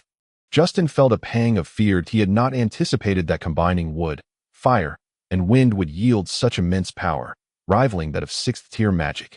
With resolute determination, Justin unleashed the dragon fire technique, resulting in the immediate demise of the sea crab demon. Although the surrounding trees swiftly succumbed to the flames as anticipated, the other sea crab demons, terrified of the fire, attempted to extinguish it using their innate water spells, only to be met with Justin's 3rd-tier wind spell. The gale, which harnessed the flames, causing them to engulf the entire forest. After casting the gale, Justin dared not linger to assess the aftermath. Instead, he swiftly turned and invoked the 4th-tier spell, the Whirlwind. Making a wide arc to escape, hearing the frantic cries of the sea crab demons echoing through the woods, he felt compelled to retreat without delay, yet he failed to locate the one-legged sea crab demon's whereabouts. Fearing that the sea crab demons might call for reinforcements, Justin hastily returned to the point where he had parted ways with his steed, the Cloud Horse. With a sharp whistle, the Cloud Horse swiftly appeared. Mounting his steed, Justin wasted no time and departed with urgency, sensing a formidable force rising from the ocean that he believed he could not contend with. Thus, it was wise to make a hasty retreat. Even after galloping for several dozen miles, he could still hear the sea crab demons' piercing cries, as if venting their inner fury. Justin found himself puzzled as to why the cannibalistic demons had not encountered this powerful sea demon during their previous foraging. Could it be that the sea demon had summoned reinforcements? Justin had no desire to antagonize the sea demon clan, for they were an essential target demographic in his vision of a free marketplace. The ocean's bounty was beyond the imagination of both Justin and the officials of Thorn Territory. In recent months, the pearls harvested by the cannibalistic demons were countless. This bounty had been discovered by a gluttonous cannibal demon, who had since been promoted to foreman, exemplifying the adage that power can indeed be devoured. Initially, Thorn territory focused solely on catching various edible sea fish, underestimating the value of clams. It wasn't until the cannibal demons discovered that clams contained pearls that their worth was acknowledged. Subsequently, Thorn territory acquired a large number of gourmet chefs and slave cooks to develop diverse culinary methods for seafood, allowing the clam's culinary value to shine. This was merely the value and benefits brought by the clams. Other marine treasures such as sea corals and exotic sea snails were also quite popular in the general store. Particularly, high-quality corals became coveted decorative items among the nobility, fetching exorbitant prices. Should the sea demons establish a shop in the free marketplace to sell the rare treasures from the deep sea, it was likely that merchants and nobles across the vast continent would come seeking them. After all, the ocean remained an enigma to humanity, faced with the strife between Thorn territory and the sea demon clan. Justin felt a sense of helplessness. He indeed required numerous suitable bays for harvesting to meet the rapidly growing demand for seafood. However, most of these bays were inhabited by sea demons, and forcing them to abandon their homes would inevitably incite resistance. Yet, he could not simply abandon the pursuit. Resolutely, Justin proclaimed, "If we strike hard enough, it will surely facilitate negotiations." No longer mired in indecision, he resolved to personally visit the cannibal demon clan and invite Dubabai to discuss strategies against the sea demons. With this thought in mind, Justin bypassed Thorn territory and galloped straight towards the cannibal demon clan.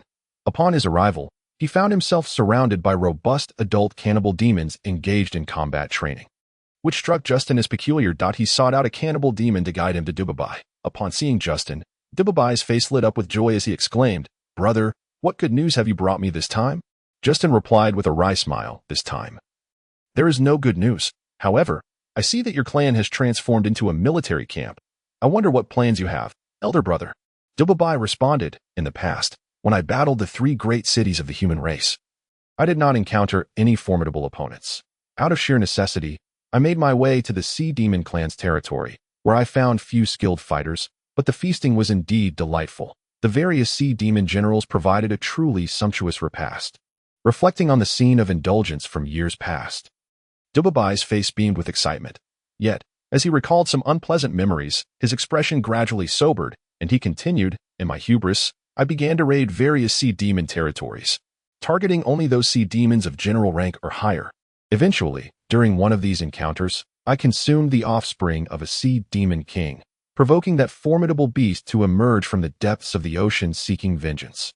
Remembering that fierce battle, Dubabai pressed his thick lips together and said, "I found myself evenly matched with that sea demon king, especially since it belonged to the sea crab clan, which has formidable defenses. That battle was truly exhilarating. I fought against the sea crab king for 3 days and nights, and in the end, we were left mutually defeated. We then agreed to meet for battle once a year.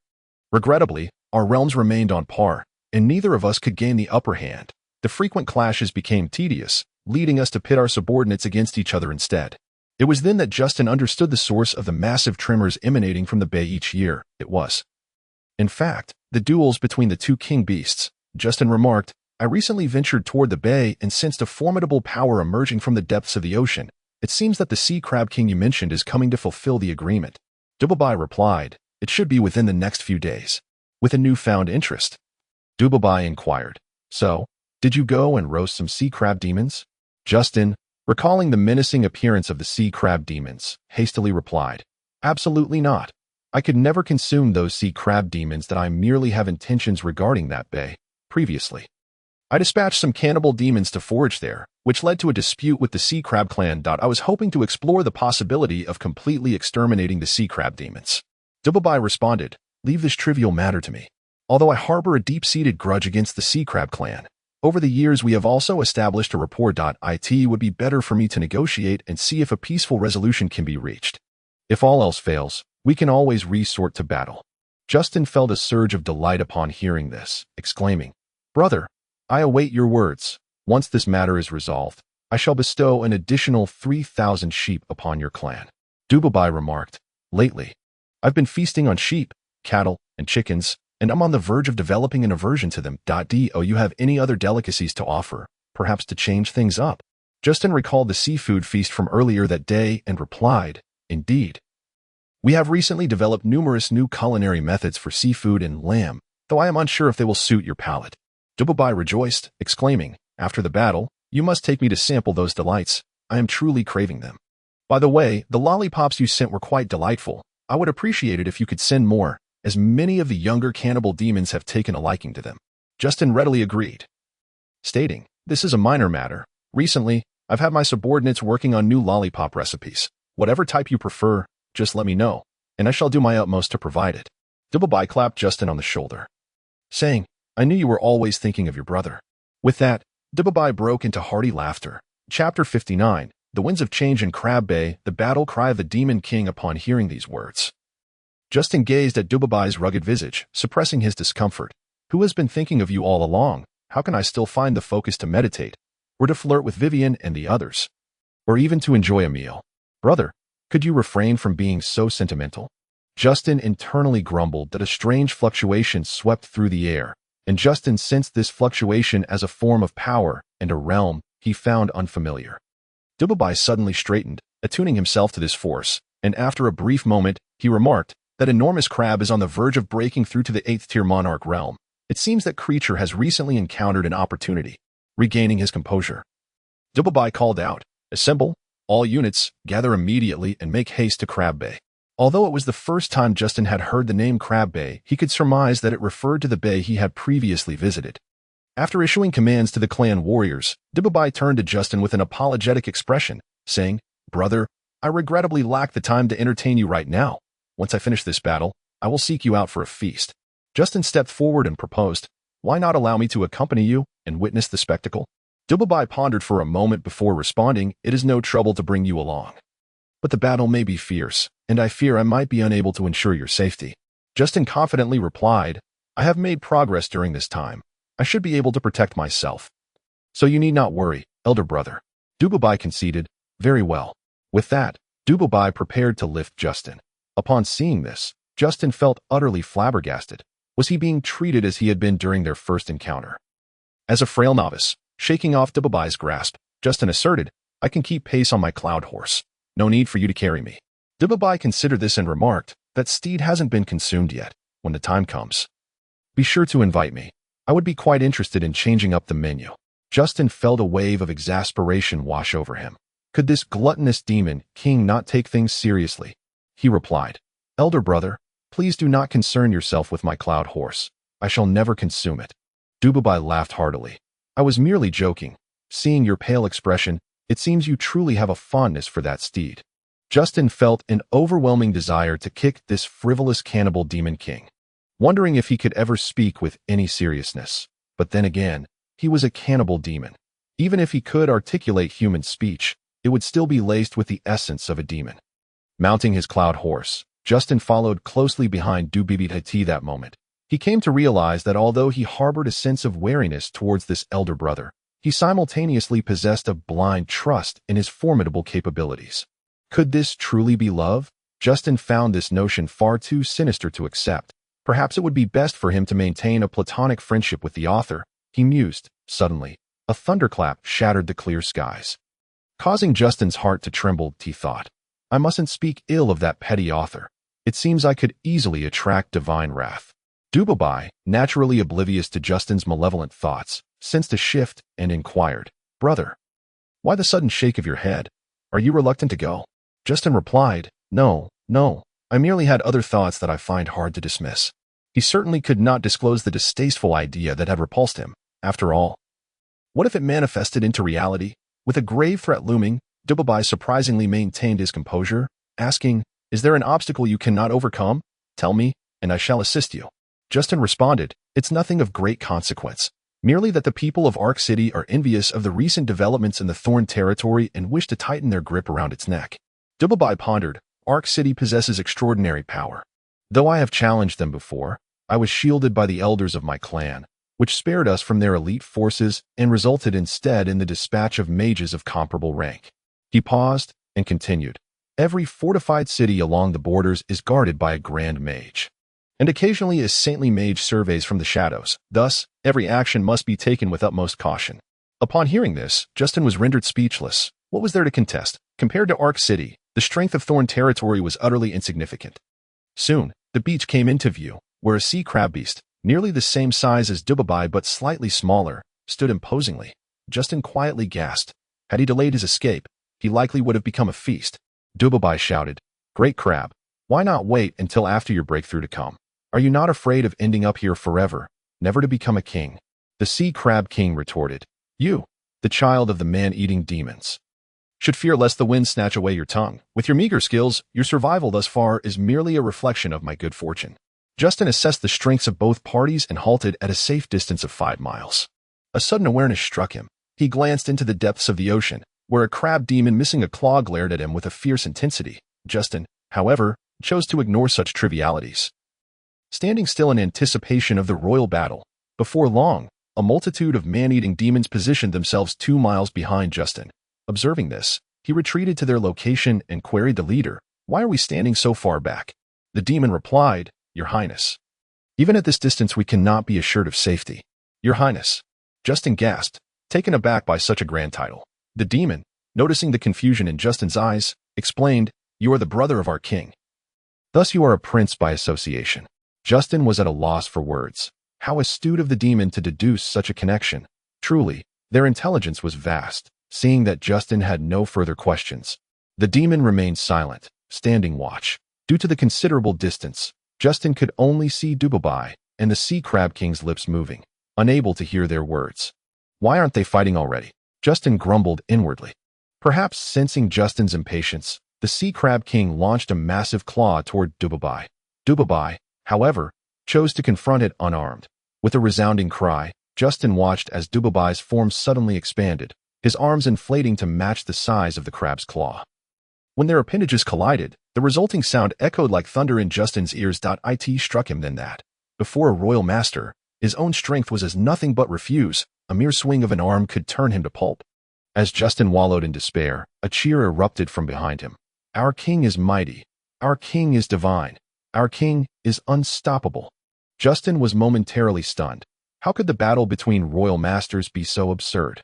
Noticing the questioning look Justin cast in his direction, the nearby demon quickly replied, "This is a tradition learned from the Sea Crab Tribe. Originally, our king fought alone. But upon witnessing the grandiosity of the Sea Crab Tribe's chants in the depths of the ocean, he encouraged us to adopt the practice." Chapter 60. The masters clash and recognize the disparity indeed.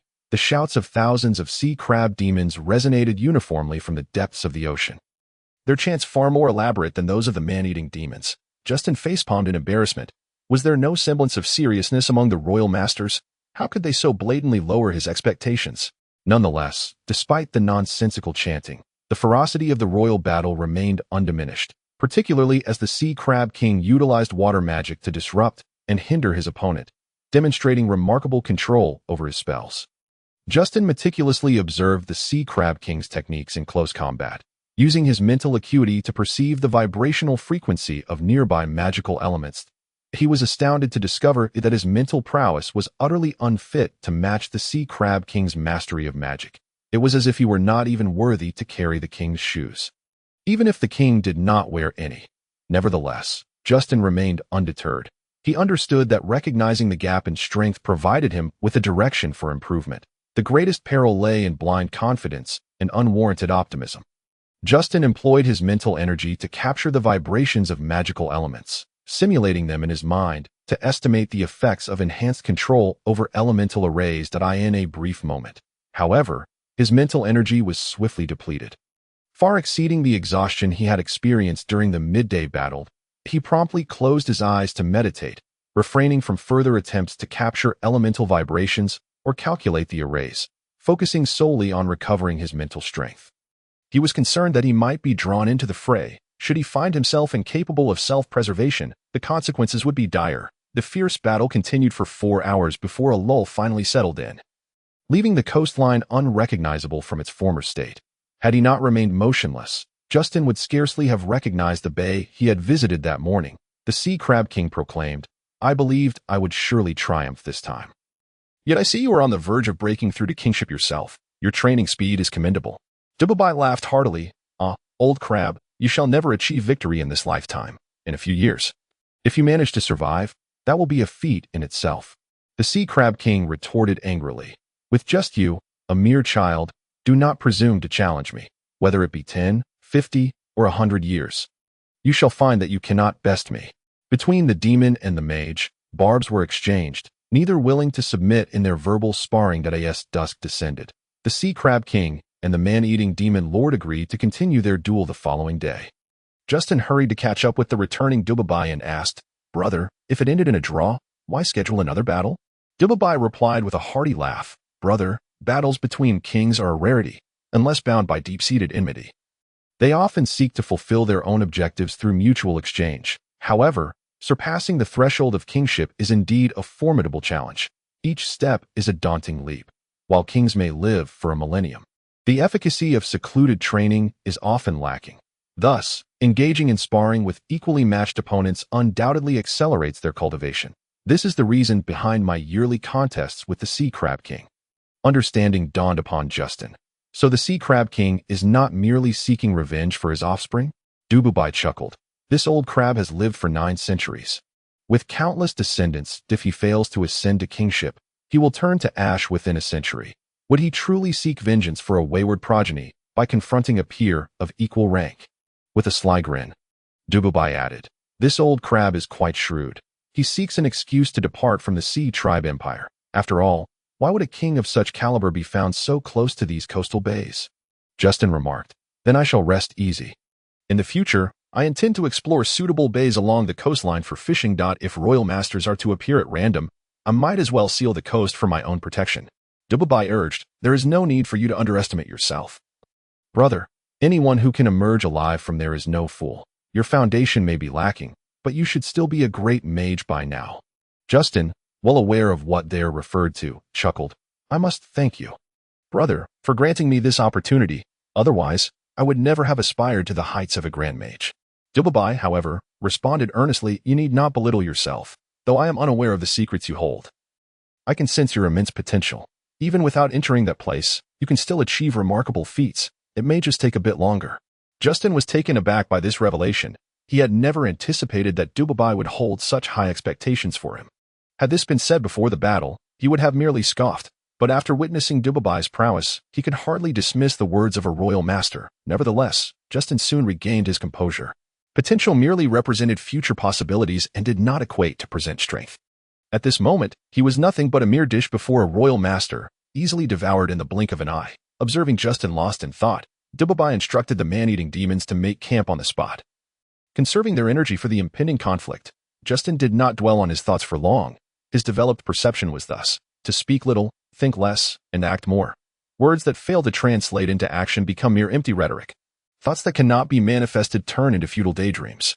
Engaging in action, through trial and error, yields both successes and failures, guiding one toward the right path through reflection on mistakes. Armed with this understanding, he forged a unique path through the desolate wasteland of magic resources devoid of foundation, skills, or mentors. Whenever he recalled the hardships of this journey, he reaffirmed his aforementioned beliefs. Upon hearing Dubabai's instructions, Justin momentarily fell into a daze. He could not help but inquire, "Why does my elder brother not prepare some provisions for them?" Going without food or drink would significantly impact their combat effectiveness. Dubabai chuckled, "As a cannibalistic demon, I can endure hunger. Such trivial matters are inconsequential. Moreover, I have recently gathered 10 small tribes, and our food supplies are somewhat lacking. I may need to send some provisions to my younger brother. It is not easy to maintain a household, and it is even more challenging to support everyone. Thus, it is best not to waste food in such insignificant battles." After speaking, Dubabai sighed deeply, as if lamenting the hardships of providing for his family. Justin, upon hearing this, found himself in a state of bemusement. It seemed his brother was playing tricks on him, subtly hinting for him to provide food. Was it really necessary to frame it in such a pitiful manner? In reality, it was not Dubabai who was supporting the cannibalistic demons. Rather, it was Justin who was taking on that responsibility. Justin casually sent out a magical message arrow. 20 minutes later, a man clothed as a postman rode in from afar, his horse trembling at the sight of the 1,000 cannibalistic demons, leaving him utterly stunned. Justin approached, taking the reins, and inquired, "From which town do you hail?" The postman, upon recognizing Justin, immediately spoke smoothly, "My lord, I am the postman from Listening Waves Town. Upon seeing the magical message arrow ascend, I came to investigate." Justin replied, "I appreciate your effort. There are nearly 1,000 cannibalistic demons here. Please inform the General Goods Pavilion to prepare 2,000 sheep daily for delivery here. starting with the first batch tomorrow morning. The postman, upon hearing this, hesitated. Could you perhaps write a letter for me to deliver? Otherwise, I fear I may be met with disbelief from the people at the General Goods Pavilion. Justin was not irritated. Instead, he admired the postman's thoroughness. He pondered. There is neither paper nor pen here. How can I write?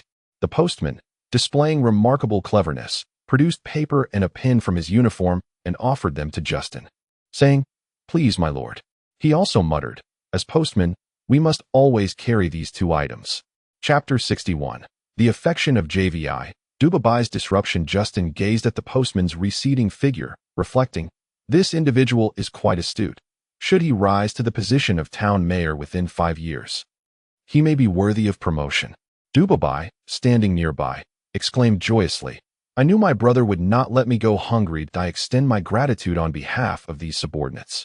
Justin was left speechless. It seemed he had been outmaneuvered by Dubabi all along. Now, Dubabi's wishes had been fulfilled.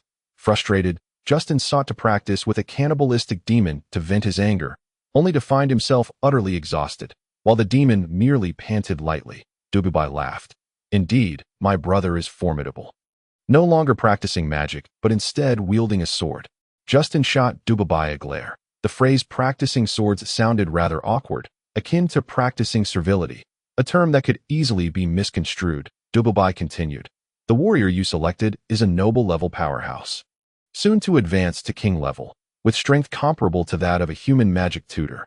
Thus, it is only natural that you find it arduous to contend with him, especially when you are pitting your strength against his. Justin felt helpless. Was this not a veiled insult to his own strength? Truly, while a brother may endure, a younger sibling cannot. Just wait until I ascend to greatness, and then I shall show you, dear brother. Oblivious to his own insensitivity, Dubabi went on. In comparison to your previously frail physique, it has only been a few months since you have achieved the level of a human senior swordsman. Truly, you possess remarkable talent.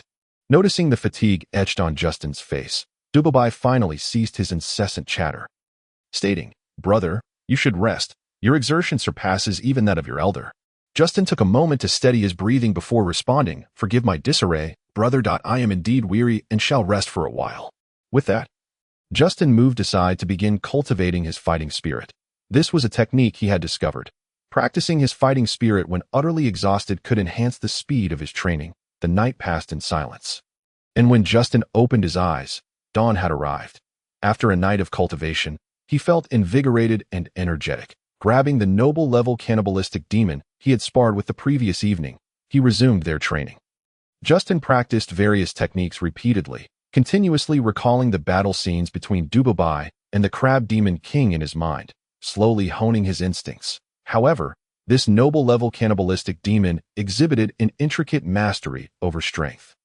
Albeit lacking in finesse, time and again, it merely defended without launching an attack. If an unavoidable strike came, the noble-level cannibalistic demon would withstand it with sheer force, resulting in Justin's hands being jarred, causing his palms to crack and bleed. Tearing off a piece of cloth to wrap around his injury, Justin continued to train until he was utterly spent. Fortunately, at that moment, the General Goods Pavilion had delivered the livestock, and the person in charge was Vivian. Upon seeing Justin lying exhausted on the ground, Vivian picked up a towel and wiped the sweat from his brow, saying, You are being reckless. How can you possibly contend with a noble-level cannibalistic demon? What would you do if you injured yourself?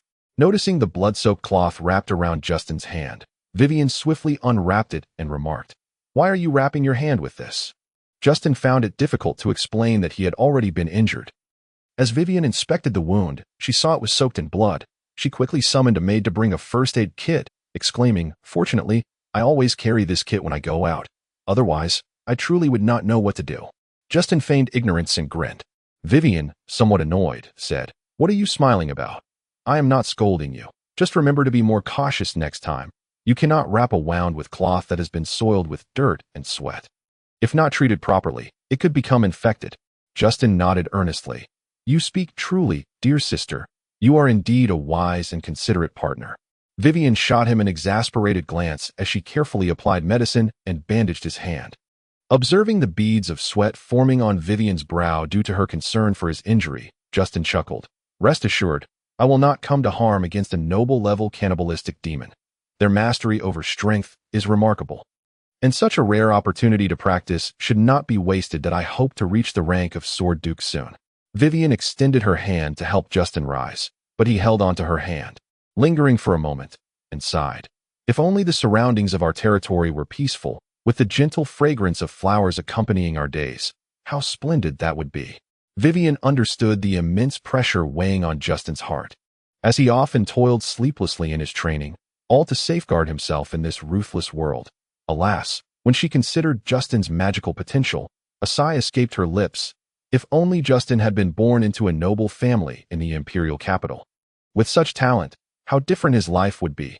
Justin savored this brief moment of warmth before quickly standing beside Vivian, saying, "Why did you come personally? There are so many matters to attend to in the territory. Making this round trip will surely leave you sleepless." Vivian replied uneasily, "Yesterday you left suddenly and did not return all night. I was concerned that you might be upset with me and Cangmang." Justin gently twirled a strand of Vivian's hair, which had been tousled by the wind, around his finger, saying, "I possess tempered steel, while you embody tender grace. Long have I been ensnared by your affection, and how could I possibly be angered over trifles?" As he gazed at the silken strands wrapped around his finger, a sweet sensation blossomed in Vivian's heart. How vividly poetic the imagery of silk and affection was. The two chatted for a while, until Justin heard Dubabai call out, "Brother, stop with the sweet nothings and come eat some meat." Justin grasped Vivian's hand and called out loudly, "Elder brother, do not sneak a bite, otherwise I shall go hungry." Dubabai laughed and scolded playfully, "You dare jest with your elder brother? With all this cattle and sheep, how could you possibly go hungry?" Vivian interjected, "Please wait a moment. I specifically had someone prepare a fresh portion of the meal you did not get to eat yesterday. You may have it first." Upon hearing this, Justin felt a wave of gratitude wash over him. That girl Cangmang was indeed reliable, though she often treated him as a mere vessel for her training in charm magic. As for caring for others, well, Justin found himself taking on that role more often. While Jialing was meticulous, she was still quite young and lacked the understanding of how to care for others, needing guidance from Jiafeng and Jiafei. This was precisely why Justin had placed her in the supervisory department. Only Vivian, no matter how busy she was, would always think of him whenever she was in the thorny territory. Even when she was out negotiating business, she would bring him various small gifts, displaying a meticulous thoughtfulness. Justin felt a pang of guilt and said, "I was a bit irritable after your banter with Cangmang yesterday, so I sought out elder brother afterward, causing you to worry." Vivian gently touched Justin's lips with her fingers, saying, "You need not apologize for anything you do."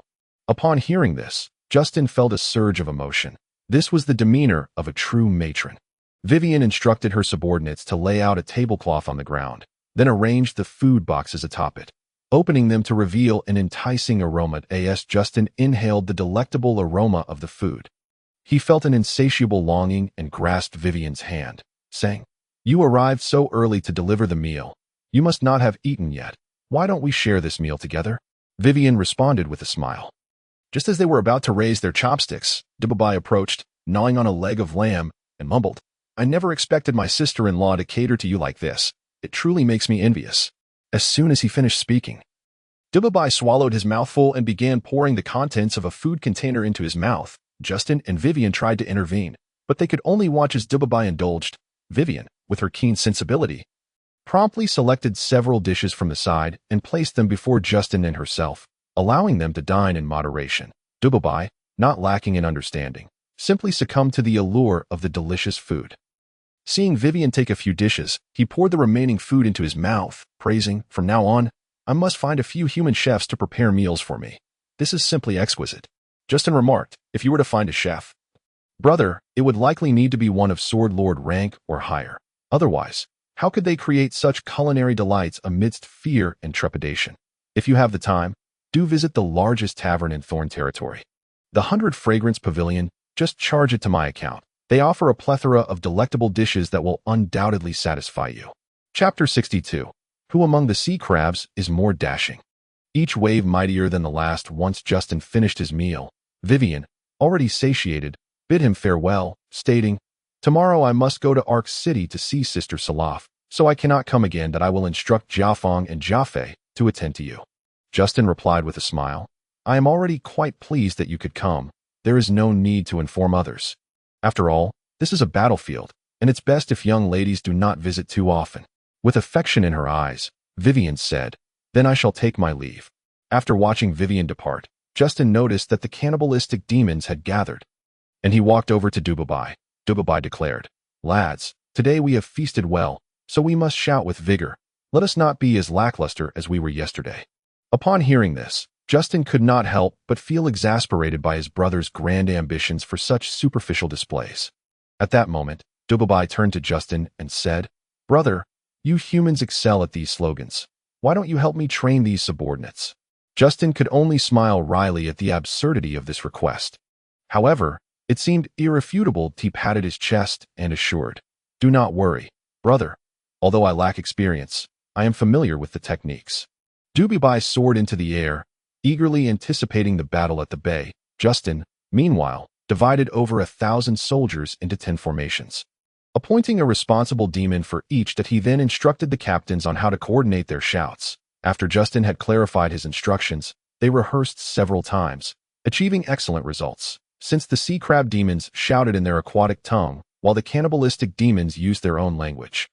The two groups shouted in harmony, much to Dubabai's satisfaction, regardless of whether the opposing side understood, as the language barrier rendered them powerless. The towering waves roared as the sea crab demon king stood atop the crest, striking a rather impressive pose. Dubabai, on the beach, appeared significantly diminished in comparison. Not wishing to be outshone, Dubabai ascended into the sky, and from a distance, Justin could only see a mere speck. He did not anticipate that this sea crab demon king, having lived over 9 centuries, would exhibit such flamboyance, truly resembling the foolish old emperors of humanity. Both were destined for self-destruction. One demon stood amidst the waves while the other hovered above, surveying from a height.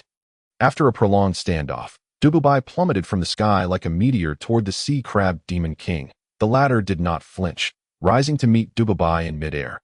However, it did not foolishly absorb the full brunt of Dubabai's descent. Instead, it ascended to match Dubabai's altitude and collided with him head-on. Dubabai, wild and unrestrained, did not evade. Even with his center of gravity descending, he boldly braced against the sea crab demon king's frontal assault. A thunderous boom resonated from the bay, vibrating Justin's ears. Astonished, Justin realized that Dubabai appeared to possess even greater physical prowess than the sea crab demon king. The sea crab demon king adeptly utilized its advantage on the water, conjuring massive waves to crash against Dubabai, compelling him to constantly alter his course. Justin watched in awe, mesmerized by the prowess of a near-royal combatant. As the waves surged tumultuously, each crash resembling a waterfall suspended in midair. Clenching his trembling hands in excitement, Justin internally declared, "I too shall achieve greatness. I must succeed." Finding himself at a disadvantage in the battle on the water, Dubabai reluctantly retreated to the shore to confront the sea crab demon king once more. The sea crab demon king, naturally not relying solely on magical advantages to assist in combat, recognized that it could not awaken the latent powers hidden within its bloodline through mere sorcery. This power was the key to ascension. Thus, the sea crab demon king relinquished its advantage on the water and engaged Dubabai in a true melee on land. This battle was no less intense than the previous days, perhaps even more exhilarating and splendid. As a king-level warrior had begun to glimpse the heavenly path, their every action resonated with the laws of nature, bestowing upon them immense authority, which is often described as wielding the might of heaven and earth. Moreover, both the demon and the creature were on the cusp of ascending to royal status, their words and deeds already intertwined with the heavenly principles, imbued with cosmic truths. Previously, Justin had often believed he was merely overwhelmed by Dubabai's foul breath. However, witnessing this grand and formidable battle, Justin came to understand that he was actually daunted by Dubabai's overwhelming presence, which was so swift that he collapsed only when it approached him. Justin strained his eyes to capture the trajectories of their moves. Even observing just 3 attacks left him somewhat fatigued. He seized a lower-ranking cannibalistic demon, disregarding the reluctance evident on its face. What? Reluctance? Who could possibly discern the word reluctance from a cannibalistic demon's expression? Justin disdainfully retorted, "I shall reward him with 10 beautiful cannibalistic demon maidens." Justin earnestly sought to replicate the trajectories of Dubabai and the sea crab demon king's techniques in hopes of grasping the heavenly truths. Yet he continually found himself falling short, unable to capture the essence. Observing Justin's clumsy imitation, the lower-ranking cannibalistic demon could no longer tolerate the waste of time hindering its own comprehension that it advised, "Brother, you must seek your own path. Rather than merely mimic another's imitation will always yield only semblance, never truth." With that, the lower-ranking cannibalistic demon resumed its observation of the battle, leaving Justin enlightened and realizing he had indeed strayed from the right path. No wonder he had always felt something was amiss. After watching the combat for a while longer, Justin began to focus intently on mastering the most elementary technique of sword slashing. Previously, he had always believed that merely perfecting the technique was sufficient. However, after witnessing the near-royal battle, he discovered that mere technical proficiency was only superficial. The essence, spirit, and alignment with the heavenly path were essential to truly grasping the art. Gradually, Justin began to appreciate the subtleties of sword slashing. A technique he had previously deemed mundane, now imbued with a hint of mystery in his eyes. Yes, the technique was quite ordinary, merely a downward slash of the sword. Yet, what if this technique contained the essence of the heavenly path and wielded the might of heaven and earth? With just a fleeting thought, Justin suppressed all distractions and concentrated on practicing his swordplay. Dububai, growing increasingly exhilarated from the battle, called out, "Lads, let us raise our voices." Over 1,000 cannibalistic demons swiftly formed 10 formations, with the first formation setting the rhythm for the others to join in. The first formation shouted, "Cannibalistic Demon King." The remaining 9 formations echoed, "Divine powers unmatched." "Cannibalistic Demon King." "Unrivaled might." "Cannibalistic Demon King." "Exquisite and unparalleled." "Cannibalistic Demon King." "Peerless in the world." Justin was jolted from his thoughts by the thunderous, synchronized shouts of the cannibalistic demon formations, resonating through the heavens. More importantly, the content of the slogans was unbearable. Although he had conceived them, uttering them made him feel nauseated, resigned. Justin listened to the cacophony around him and gazed upon the awe-inspiring battle, only to find it utterly unappealing. Upon hearing the chants of the cannibalistic demons, the sea crab demon king immediately commanded its subordinates to join in the shouting. After all, the sea was the sea crab demon king's primary battlefield. With the overwhelming numbers of demons, the echoes of their shouts surged like a tidal wave, creating an even greater tumult. Chapter 63. Encountering a beautiful elven maiden, Justin continues to seize opportunities as the clamor resonated like a demonic symphony. Justin found it increasingly unbearable. Gradually, he retreated 5 kilometers away from the cannibalistic demon forces. With a whistle, he intended to summon his magical steed, but suddenly halted. Slowly turning to his left, Justin discovered a stunningly beautiful elven maiden standing not far from him in the woods, gazing at him. Upon meeting her clear, bright blue eyes, Justin was struck with a mischievous impulse. The earlier events had left him rather vexed. He had finally entered a state of tranquility, feeling the profound truths of sword slashing, only to be disturbed by the chants of the cannibalistic demons, compounded by the sea crab demon king's roar echoing in his ears. In his state of agitation, Justin had longed to return to Thorn territory for some peace and quiet. Yet, upon seeing such a beautiful elven maiden, he found his thoughts shifting, and he no longer felt the urgency to return to his domain. Slowly approaching, Justin remarked, "Beautiful lady, are you gazing upon me?" Initially not anticipating a response, Justin was taken aback to see the elven maiden nod in affirmation, which unexpectedly set the stage for further flirtation. He extended his hands, patting his attire, and declared, "Behold, I am but an inconsequential wizard, undoubtedly a harmless paragon of male beauty." Noticing the elven maiden's continued nods, Justin felt a twinge of frustration. Why did she agree with everything he said? Was he encountering a foolish elf? Or perhaps a dim-witted one? Just then, the elven maiden chirped, "You are both foolish and dim-witted." Hearing her elven tongue, Justin was astounded. This elven maiden possessed an uncanny ability to discern his innermost thoughts. With a playful smile, she regarded him in silence. Justin, exuding a charming grin, said, "My dear sister, do you not realize how perilous it is to linger here? Just ahead, the Ogre King and the Crab Demon King are engaged in battle. Would it not be wiser for you to accompany your elder brother home?" As he spoke, a sense of shame washed over him, feeling akin to an uncle luring a child with a lollipop. The elven maiden, with innocent enthusiasm, replied, "All right, big brother." Justin gently inquired, "Am I not quite handsome?" The maiden nodded. "Indeed, most handsome. Your visage feels familiar." as though I have encountered you before. Justin, astonished, exclaimed, Really? Where might that have been? The elven maiden, with a puzzled nod, responded, I seem to have seen you, but the memory eludes me. Perhaps it was a distant past or an inconsequential event. Disheartened, Justin lamented, I had hoped you would know. Alas, I suppose you do not. When I first beheld my reflection, I was utterly astonished by my own striking features. Surely, I must be the reincarnation of a deity of beauty. The elven maiden giggled. Your words are quite amusing. However, is not the deity of beauty female? Justin, momentarily taken aback, quickly countered, the deity of beauty could very well have been reborn as a man. Being a woman can be quite burdensome. The elven maiden, with utmost seriousness, remarked, Above us, divine beings reside. Do you not fear the deity's retribution? After a brief charade of theatrics, Justin finally stated, Fear not, for I have sought the deity's forgiveness. She claimed I am simply too handsome for her to bear, fearing it might induce her own insecurities. The elven maiden erupted into laughter. You are quite the character. Justin, brimming with pride, replied, Indeed, for within hundreds of kilometers, I am revered as the charming, witty, profound, honest, kind, and exceptionally handsome quiet gentleman. The elven maiden stifled a smile. I have just arrived here and have yet to hear of such a reputation.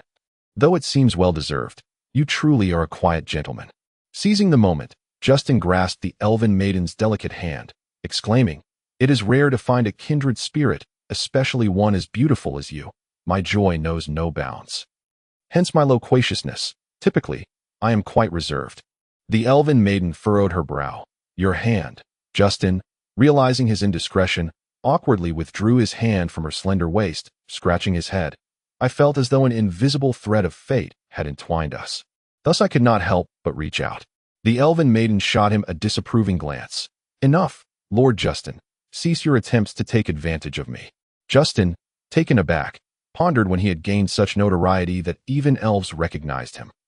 Observing his astonishment, the elven maiden, with her luscious red lips, began to say, I am from the Elven Empire. But Justin quickly interjected, I must have mistaken you for someone else. My sincere apologies. I have pressing matters to attend to. With that, he swiftly invoked a spell of swiftness, vanishing in an instant. The elven maiden gazed in astonishment at the dust he left behind. Dumbfounded. 10 kilometers away, Justin lay upon a grassy expanse, panting, muttering to himself, Could it be that I just took advantage of an elven princess? Surely, it cannot be that fortuitous. I have yet to receive a summons. Moreover, she appears unperturbed. While comforting himself, he wiped the cold sweat from his brow, reflecting on how his first attempt at flirtation had encountered such a formidable challenge. Unable to resist, he brought the elven maiden's hand to his nose, inhaling deeply, and sighed. So delightful. What is so delightful? A melodious voice inquired nearby. Without thinking, Justin replied, The hand of an elven maiden. Realizing his blunder, he opened his eyes to find a beautiful face directly above him. Startled, he quickly sat up, exclaiming, It is you, Selena. I just saw an elven girl who looked exactly like you. She was practically your doppelganger. The elven maiden, bewildered, could not comprehend Justin's antics. What did he mean by claiming the previous elf resembled her? Before she could process it, Justin seized her in an embrace, stating, Perhaps I miss you so dearly that I mistook another elf for you. The elven maiden froze. In the Elven Empire, no male had ever dared to treat her thus. She felt utterly flustered. Justin's hands gently caressed her waist as he lamented, Years have passed since we parted. My heart aches with longing. If you do not appear before me soon, I fear I shall not know how to endure. The elven maiden felt a tickling sensation around her waist, and upon realizing it was Justin's mischievous hands, she retorted, Lord Justin, do not jest any longer. Startled, Justin withdrew his hands, exclaiming, You are the elf maiden from earlier, not my beloved Selena. The elven maiden, unimpressed, replied, Continue your charade if you wish. Justin shouted in disbelief, I refuse to believe it, and turned to flee. As if genuinely unable to face the truth. Chapter 64. Seizing an opportunity through mistaken identity. Is it justifiable? The elven maiden rode her enchanted steed, pursuing Justin. She doubted his claim of misidentification, particularly since he had appeared to be seeing her for the first time. After pursuing him for 10 kilometers, she found Justin seated by the lakeside, his head buried in the crook of his arms. The elven maiden approached cautiously, calling out, "Justin." He sprang to his feet, his expression lighting up upon seeing her. With a swift motion, he stood before her, cradling her face in his hands, gazing deeply into her eyes. "Selena, I mistook another elven maiden for you twice. This time, it must be the truth that I adore hearing you call my name." Before she could respond, Justin leaned in and kissed her enchanting lips. Savoring the warmth and sweetness of the moment, when he attempted to deepen the kiss, the elven maiden pushed him away, leaving him astonished. "Selena, why do you treat me this way, after so long apart? You won't even grant me a mere kiss of comfort. Have you taken another elf as your own?" The elven maiden, without a hint of mercy, replied, "Lord Justin, cease your theatrics." As Justin attempted to flee again, she warned, "If you dare leave, I shall return to the Elven Empire." Hesitating for a moment, Justin, with a beaming smile, remarked, "Selena, so you have returned from the Elven Empire. I wondered why you had been away for so long." The elven maiden, blushing with indignation, retorted, "Justin, do you find this amusing?" Justin feigned ignorance. "You are not Selena. How then do you know my name?" The elven maiden gritted her teeth, articulating each word. "What do you think?" After a brief pause, Justin exclaimed, "Oh, could it be that you are the esteemed princess of the elves?" Realizing her earlier lapse in composure, the elven maiden regained her elegance, saying, "So, you do know who I am?" Justin quickly shook his head, denying, "Initially, I thought you were my beloved Selena. I had no inkling you were a princess. What a delightful surprise." He appeared genuinely astonished. The elven maiden, with an air of nonchalance, replied, "Do not forget, I possess the ability to peer into your innermost thoughts." Unfazed, Justin asserted, "My words are sincere. I speak nothing but the truth." The elven maiden, having never encountered anyone with such audacity, was at a loss for how to respond. Observing her bewildered expression, Justin found her adorably charming and chuckled, "Dearest elven princess, when did you arrive at Thornhold?" The elven maiden responded, "I arrived last night, hosted by King Jiuling, who informed me of your presence here, so I came to see you." Justin remarked, "King Jiuling is truly remiss. How could they allow you, a mere elf, to venture out alone?" The female elf replied, "I sneaked out myself, primarily drawn by the sensation of a royal-level battle occurring nearby, so I came to observe." Justin chuckled, "Indeed, it is the sea crab demon king and the man-eating demon king sparring. Would you like to take a look?" After contemplating for a moment and glancing at Justin, the female elf said, "Perhaps it's best to forego it. It seems rather noisy there." Justin then observed the horse the female elf was holding and inquired, "This horse looks remarkably familiar to me." In truth, Justin had already recognized that the female elf was riding his own horse, but was puzzled as to why the horse did not come back to him. The female elf responded, "This horse is yours. I saw it grazing in the woods and thought it was wild." Justin retorted, "Have you ever seen a wild horse wearing a bridle or similar gear?" The female elf pondered seriously for a moment and replied, "It seems I have not," as Justin watched the female elf's delicate red lips moving as she spoke. His thoughts drifted back to the sensations from their earlier kiss. The female elf nudged Justin and said, "Justin, what are you thinking about?" Instinctively, he answered, "Your red lips." In an instant, silence enveloped them. Justin licked his lips and said, "Ha ha. Just a jest. Please do not take offense. My name is Justin, but I have yet to learn your esteemed name, princess." The female elf remained lost in her embarrassment, barely able to acknowledge Justin. With a bold demeanor, Justin stepped forward, grasped the female elf's hand, placed one hand on her waist, and gently lifted her into the air with a spell, allowing them to ride together. He wrapped his arms around her slender waist, drawing her close to his chest, and urged the horse into a gallop. The female elf, momentarily dazed, found herself nestled in Justin's embrace, her cheeks flushed with confusion. Justin mused, "Indeed, to deal with an inexperienced elf like her, one must catch her off guard and disrupt her composure, rendering her incapable of adapting." As the female elf struggled to rise, she found herself held tightly by Justin, and the more she resisted, the closer she pressed against him. Eventually, she surrendered to the embrace. Justin gazed into her bewildered eyes and asked, "What is your name?" The female elf replied, "I am Ahifulina." Justin gently repeated her name twice before saying, "What a beautiful name. Reminiscent of a daffodil, pure and elegant." The female elf smiled faintly, saying, "In the elven tongue, it signifies daffodil." Justin felt fortunate. not expecting that a simple compliment would yield such a fortunate coincidence. The female elf inquired, "Where do you intend to take me?" Justin replied, "I know not. But I am thoroughly enjoying this warm moment with you nestled against me, hoping we shall never cease." The female elf seemed to regain her composure and said, "You should not wish for the thorny realm, nor for your Vivian."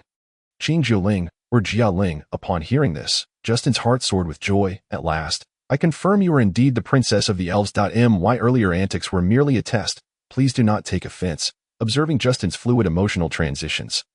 The female elf bit down on his chest fiercely until his garments were stained with blood, finally releasing her grip. Justin understood he had overstepped, yet he could not explain why. Upon encountering the elven princess, he felt as if his true nature had been unleashed, constantly seeking to tease her. The sight of the elven princess's adorable demeanor brought him joy, while her anger felt oddly comforting. Justin recognized that he had been suppressing himself for too long. Particularly after witnessing the duel between two nearly royal-level experts. He decided to let loose, even if it meant provoking the princess of the Elven Empire, gazing at the bloodstains on Ahithulina's lips. Justin leaned in for another passionate kiss, his tongue tasting the slightly sweet, metallic essence of her blood, even prying open her tightly sealed lips to savor the bittersweet flavor. Hiss! Justin inhaled sharply, helplessly stating, "You've already bitten me once. Why continue? Like a little puppy?" Upon saying this, he sucked in a breath, attempting to lessen the sting on his tongue. Ahithulina, with her delicate tongue, licked her red lips and replied leisurely, "You are far too greedy." Justin, with a lolling tongue, responded, "Your beauty captivates me deeply, rendering me unable to resist." Hearing such sweet nothings from Justin, Ahithulina could not help but laugh. Justin simply held her waist, halting the horse in a picturesque valley. Chapter 65. Tender conversations beneath the setting sun, unruly affections and marriage proposals. In this valley, flowers bloomed vibrantly, streams babbled gently, and towering trees swayed as butterflies and bees flitted among the blossoms. Occasionally, a small white rabbit would pop up amidst the flowers, glancing around nervously before swiftly retreating upon spotting a presence. Ahithulina gazed at the enchanting scenery, spellbound, murmuring, "It's truly beautiful." Justin said, "I wish to build a wooden cabin here for you. Would you like that?" Ahithulina turned her gaze towards Justin, who naturally returned her gaze. Biting her lower lip, she replied, "You certainly have some ulterior motives." Justin smirked. "Incorrect. It's not ulterior motives. Anyone who beholds your unparalleled beauty would desire to embrace you." Ahithulina retorted, "That is not what I meant." Justin insisted, "That is precisely what I mean." Ahithulina hesitated. "You mean to say that even if I were not the elven princess, you would feel the same?" Justin wrapped his arms around Ahithulina's waist and declared, "It is your beauty that has ensnared my heart and unraveled my emotions." A faint smile graced Ahithulina's lips. Though it quickly faded, Justin leaned closer, whispering into her ear, "Your beauty allows me to forget the chaos of the world. With you in my heart, I find tranquility." Ahithulina felt the warmth of Justin's breath against her pointed ear. And after hearing his words, her heart fluttered. Her ears involuntarily twitched back, brushing against Justin's lips, causing her body to weaken. Justin lightly kissed the tip of Ahithulina's ear, which instantly flushed crimson. He then tenderly nibbled on her earlobe. Listening to the soft whimpers escaping her lips, reluctant to cease, Justin pressed his lips against Ahithulina's, and they both became lost in a fervor of passion. The magical cloud horse carrying them appeared to grow impatient, giving a light whinny and kicking the ground, rousing the entranced Ahithulina. She gently pushed against Justin's chest, but when he ignored her, she bit down lightly. "Ah, hiss." Justin covered his mouth, stammering, and after a long pause, he managed to say, "Why do you bite me again?" Ahithulina's cheeks flushed a deep red as she shyly replied, "You wouldn't budge when I pushed you, so I had no choice." As she spoke, Ahithulina trailed off into silence. Justin lifted Ahithulina off the horse and shot an annoyed glance at the magical cloud horse that had interrupted their intimacy. Ahithulina whispered, "Please let me down." Justin teased, "If I do not, will you truly bite me?" With a playful pout, Ahithulina lightly nibbled her lips. Justin was delighted to see Ahithulina's goddess-like demeanor fade into a playful and charming version of herself, watching the smile spread across Justin's face. Ahithulina snapped, "How can you still laugh? If you do not believe me, I may just bite you for real." Justin gazed into Ahithulina's blue eyes and softly said, "It's not disbelief. I simply enjoy holding you." Ahifulina ceased insisting on being set down. Instead, resting her head against Justin's chest, as the sun dipped below the horizon, its rays cast a rosy hue upon their faces. Ahifulina appeared as radiant as a blooming flower, while Justin's mischievous smile seemed to be tinged with a hint of crimson. Suddenly, Ahifulina pushed Justin away and stood firmly on the ground, saying, "I just remembered. You." Seeing Ahifulina stammer and struggle to articulate her thoughts, Justin chuckled. "What troubles you? Do you recall where we met? No need to rush. Take your time to think and speak." Ahifulina calmed her inner turmoil. Pain and fear, clearly stating, "I believe I recognized your likeness. It was in the first-generation Elven Queen's journal, where a portrait of you was drawn." Justin was taken aback and exclaimed, "So that is why we are so destined. It must be the foresight of the first-generation Elven Queen." Although Justin sensed something was amiss, he could not pinpoint the issue and chose to comfort her. Ahifulina shook her head, saying, "No." Beneath the portrait were fragmented Elven words. Undying, becoming a demon, heartless, slaughter, alas, alas. Justin, feeling bewildered, asked, "How many years ago was the first-generation Elven Queen?" Ahifulina pondered for a moment and replied, "Approximately over 100,000 years ago." Justin let out a sigh of relief and said, "It has been over 100,000 years. It certainly cannot be me. Besides, many people bear resemblance to one another, so it's not unusual that someone looked like me back then. You needn't dwell on it any longer." Ahifulina shook her head and replied, "No, that is not correct. I must return to investigate." Justin's heart tightened, and he grasped Ahifulina's hand, saying, "Let us discuss the trade matters before you depart. It is no small feat for you to visit the Thorn territory. I have yet to properly host you. Moreover, did you not come to propose a union between us?" Although Ahifulina appeared somewhat distracted, Justin's brazen words ignited her fury. The ancient Elven language flowed from her lips as numerous green vines swiftly entwined Justin, hoisting him high among the trees. Justin was taken aback. One moment they were discussing a marriage contract, and the next he found himself bound and suspended.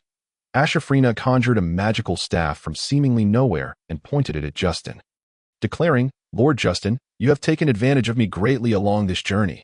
It seems we ought to settle accounts." Justin, with a shameless grin, replied, "But you have also benefited from me significantly."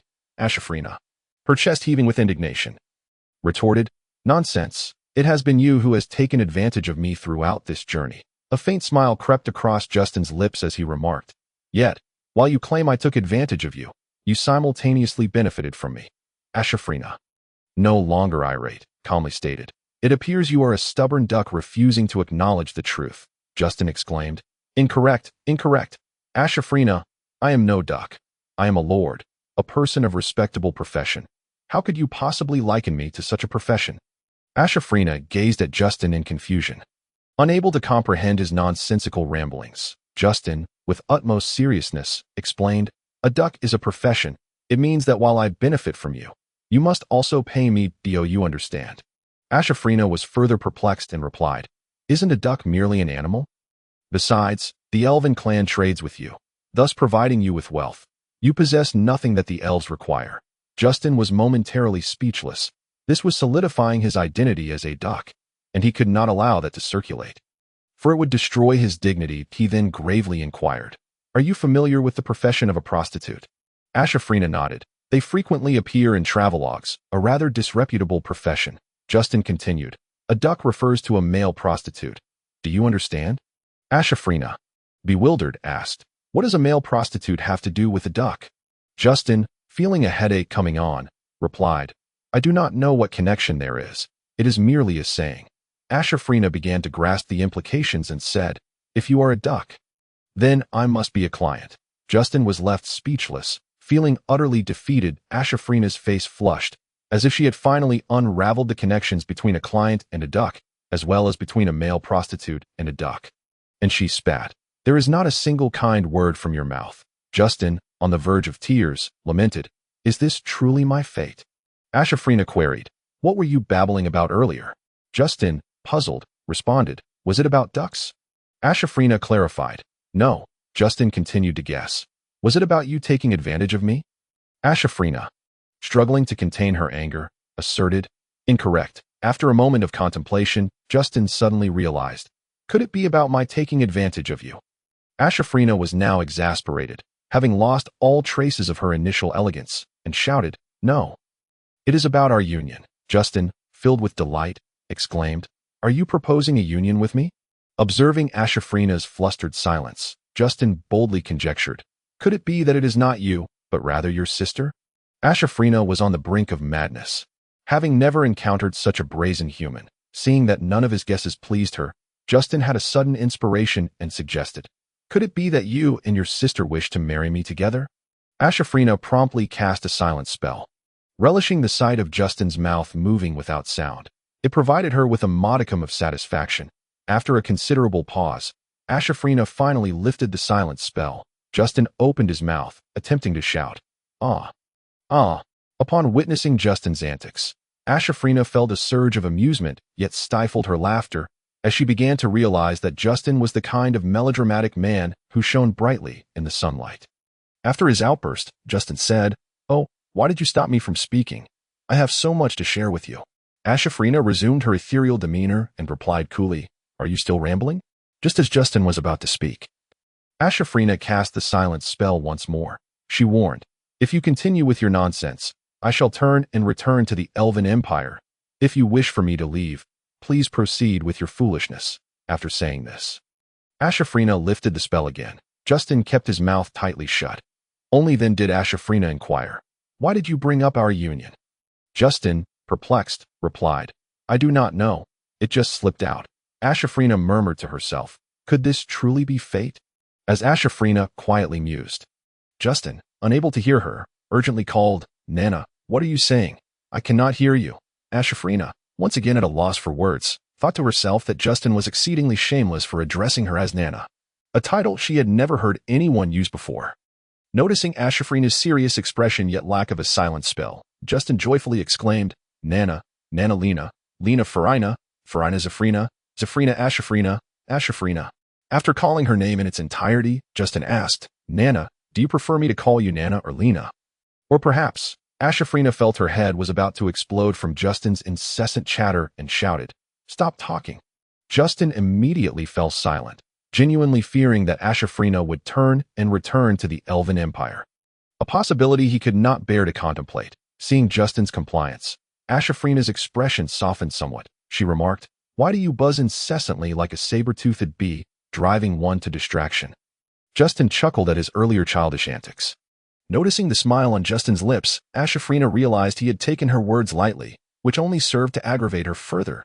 Seeing Ashafrina's silence, Justin hastily pleaded, "Nana, please lower me down. Remaining suspended like this greatly undermines my dignity as a lord." Ashafrina thought to herself, "Oh, when you were taking advantage of me, did you ever consider my identity as a princess? No, I cannot let him off so easily." Justin made various faces while entangled in the vines, yet he received no response from Ashafrina. Leaving him uncertain of her thoughts, Ashafrina, too, was unsure how to proceed, and though she felt a twinge of reluctance to release Justin, she resolved to keep him suspended a while longer. Justin then implored, "Nana, I am but a 14-year-old child. As an adult, surely you can overlook my minor transgressions and spare me this predicament." Ashafrina was taken aback, though she had inquired about Justin's character and social relations through Gatsby. She had not specifically asked about his age. Gatsby's knowledge was vague, merely stating he was a youth in his 20s. "You are only 14? Ashafrina asked in surprise. Justin replied with a grimace, "Everyone in the territory knows, age cannot be fabricated." Ashafrina, observing Justin's tall and robust physique, questioned, "How is it that you appear so much like an adult?"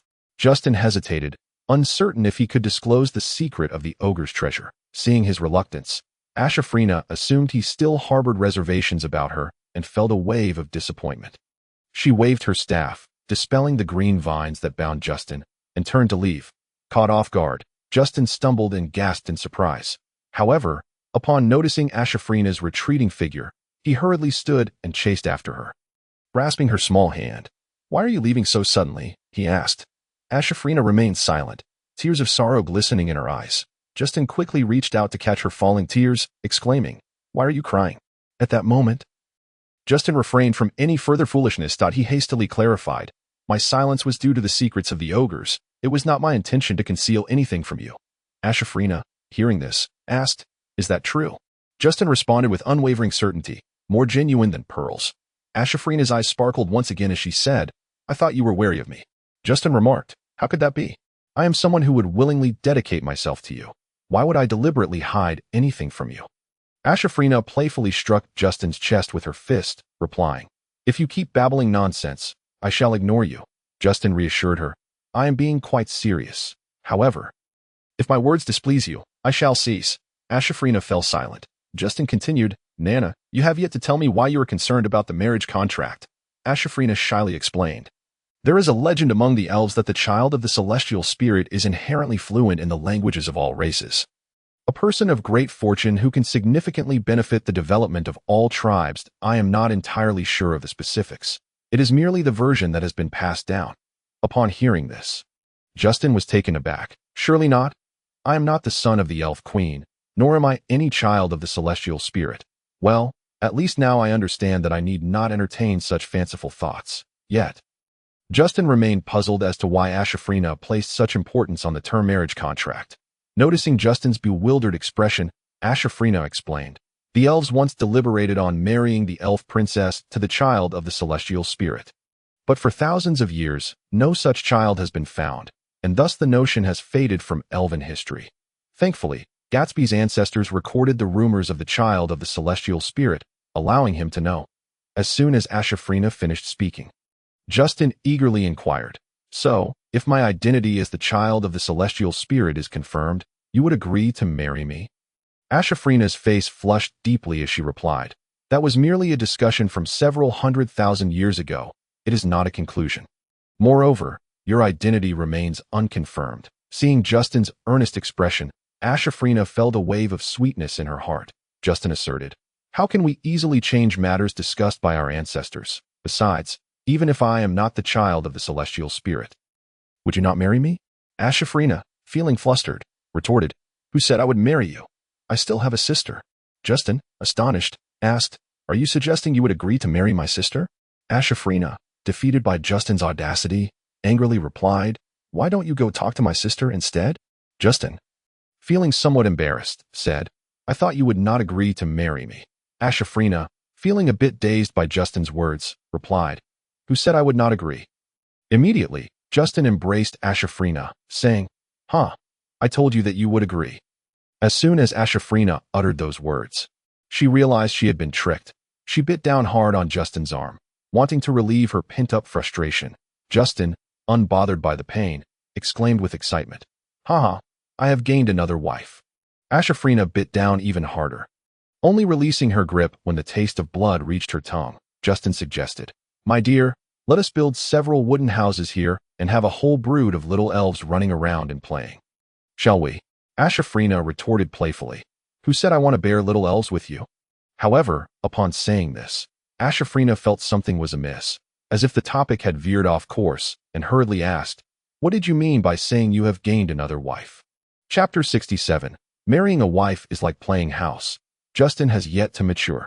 Justin, with a childlike mentality, did not comprehend the essence of marriage or what it truly entailed. He simplistically believed that loving someone meant possessing them. The concept of a wife was merely a ritual of affection, not an identity, ultimately grounded in the individual. Moreover, Justin considered having multiple wives to be beneficial. Just look at Vivian's attentive care, the enchanting allure of Qing Juling, the loyal companionship of Jialing, and the excitement Ashafrina brings him. In his heart, he already regarded Vivian, Qing Juling, and Jialing as family. Adding Ashafrina was merely a matter of one more. He shared these thoughts with Ashafrina, leaving her speechless. She noted how much Justin resembled her sister. Ashafris, who had once cherished the Tree Spirit Festival because many adult elven elders would present her with gifts that day, leading her to wish for more elders to receive even more presents.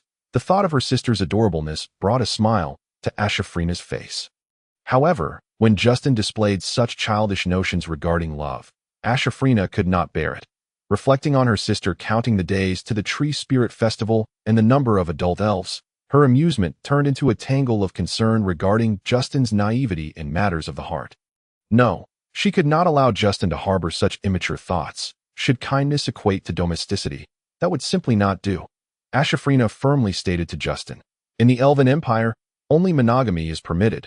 Male elves are not allowed to have multiple wives. Justin was momentarily stunned, pondering for a moment before asking, "Aren't you marrying into the Thorn territory?" Ashafrina was immediately exasperated. She was discussing the institution of marriage, not the location of her marriage, while marrying into the Thorn territory could circumvent the Elven monogamy rule. She had already implied her inability to accept Justin's perspective. Ashafrina clarified, "I cannot accept it." Justin, puzzled, queried, "Why not? I think a large family is wonderful. Look, I've been alone since childhood. Now there's only you, Cangmang, Vivian, and Jialing who care for me. Wouldn't it be nice if we all lived together?" It was then that Ashafrina realized, despite Justin's towering stature, his mentality still resembled that of a child, believing that anyone who treats him well should be together. She began to reconsider her decision to come to the Thorn territory. Perhaps it should have been her sister instead, which might have saved her from such inner turmoil. Ashafrina understood that she could not adequately explain her stance on this matter. So she resignedly said, "I wish to return to the Elven Empire to clarify the situation regarding the portraits. You should return to the Thorn territory." Before coming to the Thorn territory, Ashafrina could not have imagined that her fleeting curiosity about Justin would dramatically escalate to discussions of marriage. And now she found it hard to accept his childish views on love. Perhaps time and distance would dilute this sudden passion, Ashafrina mused. Justin inquired curiously, "Weren't you here to discuss matters regarding the freedom market? If you leave, who will I speak with?" Ashafrina responded, "I brought along over 10 Elven personnel. When the time comes, you can discuss matters with them. I urgently need to clarify the situation with the portraits." Justin expressed concern, saying, "It's too dangerous for you to go back alone. Why not let me accompany you? I also want to know what the portraits are all about." Ashafrina hesitated. "I feel that the matter concerning the portraits may pose a risk to you. If you go to the Elven Empire, there may be no room for retreat. It's best for you to stay in the Thorn territory." Justin shook his head, regardless of what the portraits imply. "I must accompany you for my peace of mind. Otherwise, what if you encounter danger on your way back?" Ashafrina replied, "If I encounter an inescapable danger, having you with me would be of no use." Justin exclaimed in astonishment, "How could that be? I am already a high-level magician with a certain degree of self-preservation ability." Ashafrina countered, "But my strength is equivalent to that of a human mage. If I truly face an insurmountable danger, I would need to divide my focus to protect you." Dejected, Justin lamented, "I never imagined my abilities were so lacking. You are already a mage." After a moment's reflection, he added, "It seems you truly care for me. Otherwise, you would have cast me aside long ago."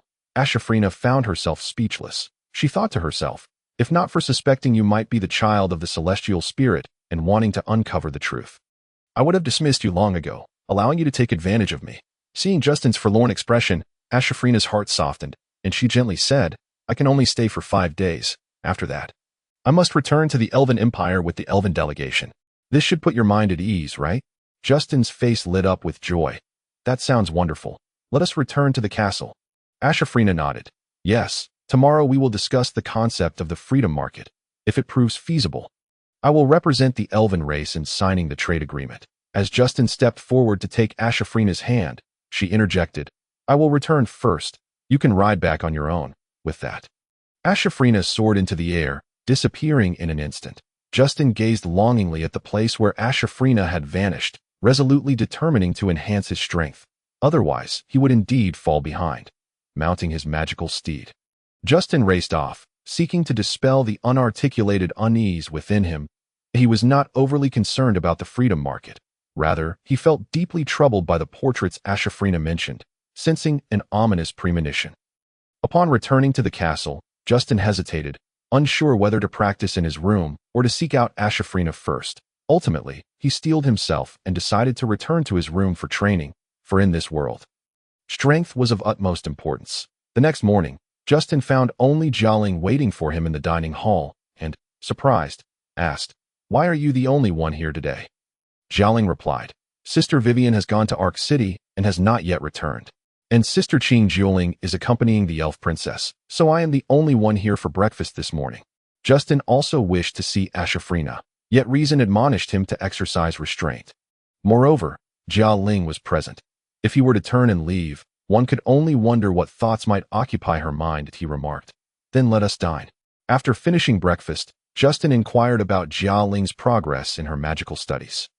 Only to be astonished to discover that her advancement had significantly slowed compared to the past, he quickly asked, "Have you been too preoccupied with affairs in recent days, thus neglecting your training?"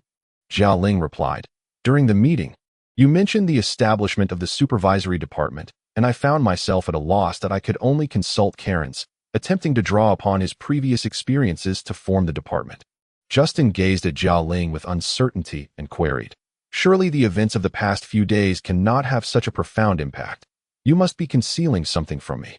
Jia Ling, slightly blushing, replied, "I've been feeling rather unwell these past few days, which has affected my progress."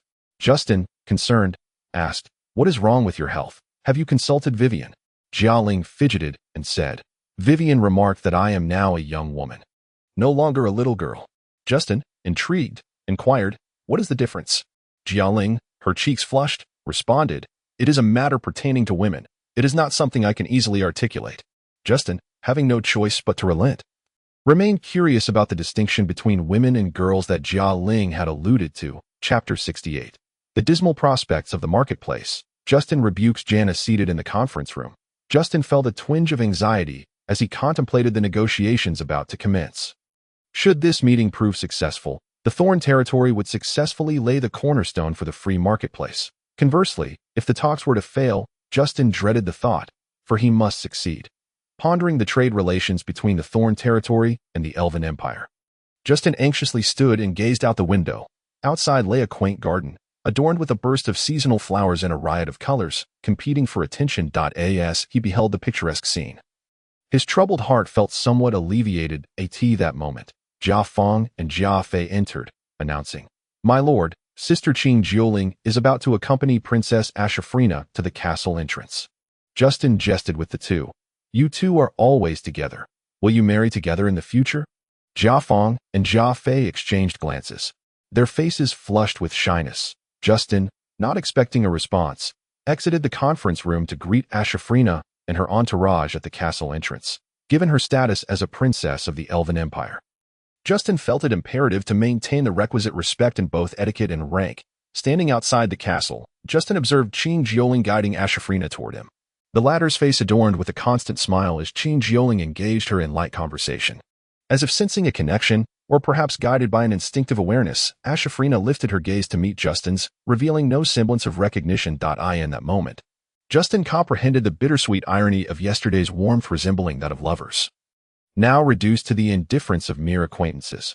Although the reason behind Ashafrina's demeanor eluded him, he recognized that his existence encompassed more than mere romance. It was also characterized by duty and responsibility. Perceiving a hint of despondence and indifference in Justin's eyes, Ashafrina, too, felt a pang of helplessness. Upon returning to her lodgings the previous evening, Ashafrina had summoned the members of the Elven Envoy for discussion.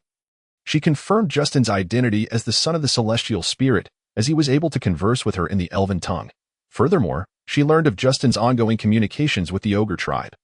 Noting the amicable relations they shared, the members of the Elven Envoy were somewhat taken aback by Ashafrina's conclusion, but were not surprised, having prepared themselves mentally. However, they remained skeptical regarding the prospects of trade between the two territories, doubting that the Thorn territory could provide what the Elven Empire required or bring any benefits to it. Rather, they perceived it as a one-sided advantage for the Thorn territory for the free marketplace. The envoy regarded the notion with skepticism, deeming it a fanciful dream unlikely to materialize. Thus, the members of the Elven Envoy unanimously concluded that there was no necessity to establish a trade point in such a remote territory. Ashafrina herself did not believe the Thorn territory could supply the needs of the Elven Empire, viewing trade as a unilateral benefit for the Thorn territory, were it not for Justin's identity as the son of the Celestial Spirit. The envoy would not have ventured to the Thorn territory at all. Consequently, she found herself unable to persuade the members of the Elven Envoy regarding the identity of the son of the Celestial Spirit. A senior elder among the envoy remarked, "Legends are, after all, ancient. Even if Justin possesses the identity of the son of the Celestial Spirit, he holds neither power nor influence. How could he possibly aid the Elven Empire?" Naturally, the outcome of their discussion was not optimistic. Had it not been for the presence of the Elven Princess, they might have dismissed the meeting as a meaningless excursion. Ashafrina felt a deep sense of apology toward Justin. As despite her efforts, the Elven envoy ultimately did not reach a resolution regarding the establishment of a mutual trading association. As the parties settled into their seats, before Justin could speak, the most senior elder of the Elven envoy interjected, "Lord Justin, the purpose of our visit is primarily to confirm your identity. Princess Ashafrina has already verified your status, and we shall convey her findings to the Elven Empress. As for trade matters, we shall postpone further discussion." Justin pondered for a moment. Grasping the elder's intent, they were disinterested in establishing trade relations with the Thorn territory. He replied, "I am yet unaware of this elder's identity." Gatsby interjected, "This is Elder Janna, the Elven Empire's foreign affairs elder, and the deputy leader of the envoy." Justin fixed his gaze upon Janna and remarked, "I had always believed the Elven race to be a paragon of grace and etiquette. However, witnessing Deputy Leader Janna's comportment today leaves me somewhat perplexed as to what constitutes such grace." Taken aback by Justin's unexpected reproach, Janna was rendered speechless, unable to fathom that a mere lord of a small territory would dare to rebuke her in a public setting. The other members of the Elven envoy bore expressions of fury, stifling their indignation in the name of decorum, awaiting their opportunity to retaliate against Justin's remarks. Justin scrutinized Ashafrina, noting her characteristic green hair, green eyebrows, azure eyes, snow-white skin, and striking red lips that radiated beauty. Even among the attractive members of the envoy, eclipsing the others, the mischievous smile graced his lips as he regarded Ashafrina, causing her heart to flutter, mistakenly believing he might broach the subject of their previous day's encounter. Yet, Justin's expression turned serious as he solemnly addressed her. "Esteemed Princess Ashafrina, your presence renders the Thorn territory's blossoms pale in comparison. Your beauty exudes such elegance and nobility on behalf of the Thorn territory. I extend my warmest greetings to your highness and kindly request that you convey my sincere regards to Her Majesty, the Elven Empress." Upon hearing Justin's praise for the princess, the anger that had simmered within the other envoy members subsided somewhat. Recognizing a glimmer of discernment in Justin, the attendees from the Thorn territory also exhaled a sigh of relief. Upon hearing Janna's words, they had already harbored little hope for establishing trade relations, and Justin's remarks had further plunged them into despair, leading them to believe he had lost his sanity. However, upon hearing Justin commend the Elven princess, their anxious hearts finally settled. Justin continued to address Janna, seated beside Ashafrina. "I fail to comprehend why Deputy Leader Janna commenced with such remarks. If your sole purpose was to ascertain my identity, there was no need for such grandiosity. If you intend to engage in discussions regarding trade with the Thorn territory, it is imperative that both parties lay their conditions upon the table, enabling us to better understand one another and make informed decisions." Shifting his gaze to Ashafrina, Justin inquired, "We have yet to engage in any meaningful contact, and Deputy Leader Janna has already dismissed trade discussions. Does this not seem rather unwise? Furthermore, I find it difficult to comprehend why Deputy Leader Janna would overstep the authority of the leader and utter such imprudent words." Ashafrina cast a glance at Janna. Understanding the latter's motivations, Janna's son harbored affections for Ashafrina's sister, Elven Princess Ashafriz, a fact known to many within the Elven Empire. However, the legend suggested that the Elven race intended to wed the princess to the son of the celestial spirit to secure his assistance in advancing the Elven race's prosperity. Janna feared that the Elven Empire might arrange for the second princess to be betrothed to Justin, rendering her son's aspirations futile. Nevertheless, aside from Janna's personal concerns, the envoy's discussions the previous evening had also indicated a lack of support for trade. Thus, it would be unjust to solely blame Janna for her statements. After a moment of contemplation, Ashafrina calmly remarked, "Janna's premature remarks were indeed a breach of etiquette, and on behalf of the Elven Empire, I extend our apologies to Lord Justin." Chapter 69. A tense standoff with Janna.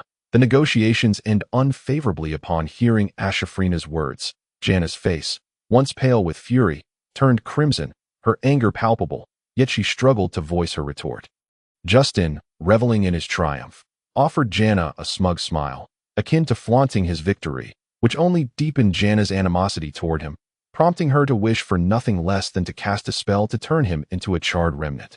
The other Elven delegates wore expressions of displeasure, yet Janna's behavior had indeed been far beneath the expected standard. Perhaps she regarded this remote and desolate territory with disdain, leading to her haughty demeanor.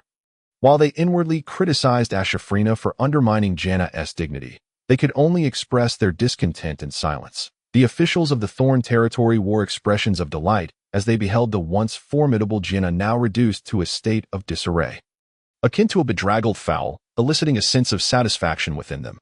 Ashafrina, maintaining her gaze unwaveringly, continued, although Jinnah may have acted inappropriately. The delegation did indeed conclude last night that there is no necessity for trade between the two regions.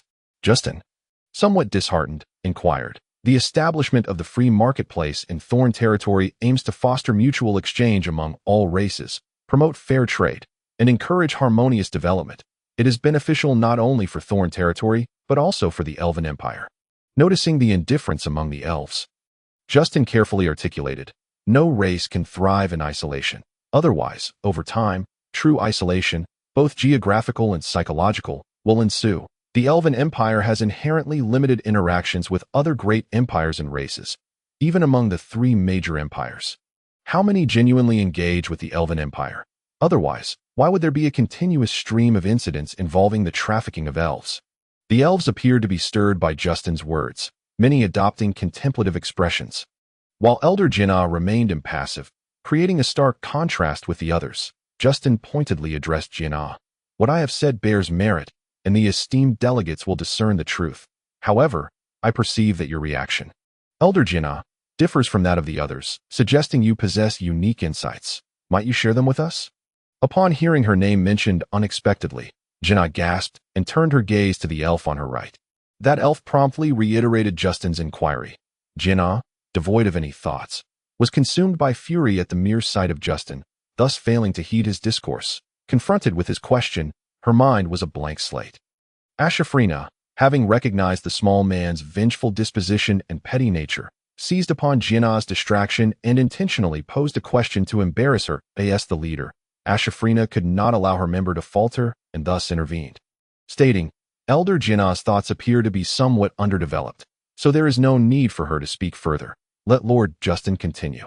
Justin smiled and remarked, if Elder Jinnah's thoughts are indeed underdeveloped, she should learn from the perspectives of others to enrich her understanding and should not confine herself to a narrow viewpoint.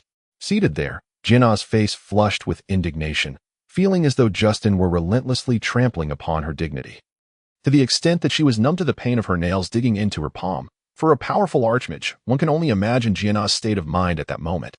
The other elves, having witnessed Justin's prowess, collectively resolved to remain neutral for the time being to avoid his scrutiny, akin to a rabid dog lashing out. After all, the delegation had already reached a consensus. Even the most eloquent arguments from Justin would bear no fruit.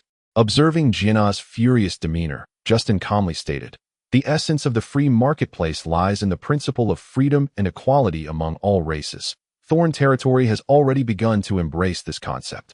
He gestured to Gatsby, who succinctly outlined Thorn territory's efforts to abolish slavery within its domain. The members of the Elven delegation were taken aback, astonished to learn that the territory, once entirely composed of slaves, now boasted a population where 10% were free citizens.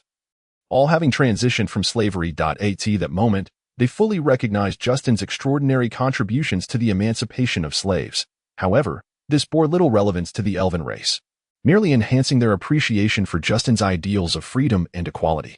Noticing the astonished expressions among the elves, Justin continued, while the free marketplace ostensibly offers opportunities for commercial exchanges, it allows different races to understand one another's cultures, customs, and languages through the exchange of goods. Is this not advantageous for the Elven race? Any insular behavior will ultimately isolate one's race from the world. When the external world seeks to engage once more, it will not be through commodities and goodwill, but through swords and blades. That I urge everyone to contemplate this carefully. Jinnah scoffed. How amusing. Lord Justin certainly knows how to raise alarms. Who could possibly breach the defenses of the Elven Empire? Is it you? Thorn territory, how ludicrous. Justin cast a disdainful glance at Jinnah and retorted, when you are lost in your own delusions, do you realize how many could surpass you in the vast expanse of the continent? Jinnah's face darkened as she replied, surely, that does not include you, Lord Justin. Justin pressed, may I inquire your age? Jinnah, incensed, exclaimed, you insolent child, how dare you speak to me in such a manner? Justin replied, is this the spirit of freedom and equality espoused by the Elven Empire? To disregard the authority of a territory lord simply because of your status as an elder? Jinnah was rendered speechless. Justin continued. I, Justin, am 14 years old, merely a high-level magician, and thus I naturally pale in comparison to Elder Jinnah. Yet, how many years have you dedicated to your cultivation, and what is your current standing? Jinnah's fury surged within her, ready to reprimand Justin, when the elven princess interjected, Lord Justin, considering the discordant atmosphere of this meeting. Let us reconvene tomorrow. Elder Jinnah, let us depart. Casting a resentful glance at Justin, Elder Jinnah finally took her leave. Justin, unfazed, observed her retreating figure and remarked, such a child, thinking she could contend with me. Jinnah's steps faltered slightly ahead, clearly having overheard Justin's words. After all, for a master of her caliber, words spoken within 10 meters could be easily discerned, especially since Justin's voice, though low, was not inaudible. Cangmang and Gabise, puzzled by Justin's apparent animosity toward Jinnah, stood by anxiously. Gabise, noticing the departing figures of the elven delegation, quickly excused himself to follow and accompany them. Cangmang shot Justin a cold glare and demanded, Lord, why are you so intent on targeting Elder Jinnah? Justin chuckled lightly. It's nothing. She was the first to oppose me, and that unsettled me. If I am uncomfortable, I naturally wish for her discomfort as well. Cangmang urged, Lord, the free marketplace is your brainchild. Do not let emotions cloud your judgment. Justin shook his head. You need not worry. The matter of trade is beyond Jinnah's influence. It ultimately depends on the results. Chapter 70. Despair breeds change. New ideas create new opportunities. Cangmang was momentarily taken aback. The situation was dire, and Justin was certainly aware of it. Yet why did he remain so confident? Justin, of course, would not disclose to Cangmang that he too was devoid of certainty. He was merely putting on a facade. Curiosity piqued. Cangmang clung to Justin's arm and implored, Dear brother, please tell me. Justin, feeling the softness of her form against him, remained silent. He genuinely did not know what to say. Should he confess that he too was uncertain and was merely deceiving her? Cangmang, sensing her gentle approach was ineffective, shifted her strategy and playfully smiled. Brother, dear brother, I am simply curious. If you do not tell me, I shall surely lose sleep tonight. You wouldn't want me to wander into the wrong room in the middle of the night, would you? Justin, overwhelmed, recalled the previous instance when Cangmang had climbed into his bed, justifying her actions by claiming she was afraid of the dark. How absurd. She, a formidable beast commander, a level above him, had the audacity to assert she was afraid of the dark. That night, Justin had been tormented by her various teasing tactics, nearly losing control, yet he ultimately refrained from crossing any lines, mindful of her superior status. Henceforth, he would always lock his door before bed, fearing this reckless little seductress might intrude upon him at night at tea times. Justin lamented that travelogues advised men to lock their doors at night for safety. Yet here he was, a fine young man, locking his door to prevent a beautiful woman from entering his room, a notion that would draw laughter from many. Adopting a serious demeanor, Justin declared, This is a matter of utmost importance. You must not disclose it to anyone. Cangmang's heart fluttered with anticipation as she gazed at him expectantly. Justin leaned closer, whispering into her ear, The elven princess is my wife. Thus, I have no cause for concern. Cangmang was taken aback, staring at Justin's earnest expression before bursting into laughter. Brother, you truly are remarkable. Such a formidable excuse you have concocted. Cangmang admires you. With that, she could no longer contain her laughter, doubling over as if she had heard the most amusing joke in the world. Justin frowned. If you do not believe me, why laugh so heartily? Cangmang, finally managing to suppress her laughter, replied, If you were to marry the elven princess, I would gladly serve you for a lifetime. Justin chuckled. You are destined to lose. Cangmang looked at him skeptically. Are you really that confident? Justin nodded sagely. I have my own clever plans. Cangmang concluded that she would not glean any more accurate information and remained uncertain about the source of Justin's confidence. She then stated, I shall visit the residence of the elven delegation. You must think carefully about how to win the princess's heart. With that, Cangmang departed, her laughter trailing behind her. Justin shook his head. If you do not believe me, I fear you cannot escape the fate of being a maid. Standing by the window, Justin gazed at the scenery outside, lost in thought. Previously, Justin had inquired of Gabise regarding the necessities of the elven race's daily existence and whether the Thorn territory could provide what the Elven Empire required. At that time, Gabise responded, The elves reside in tree houses, subsist on fruits, drink from clear springs, and don garments crafted from the unique leaves produced by the trees of the Elven Empire, which, after tanning, become soft and comfortable. Their adornments are predominantly woven by their own skilled hands, and their musical instruments are fashioned from readily available materials. But I truly cannot fathom what the Thorn territory could supply to the elven folk.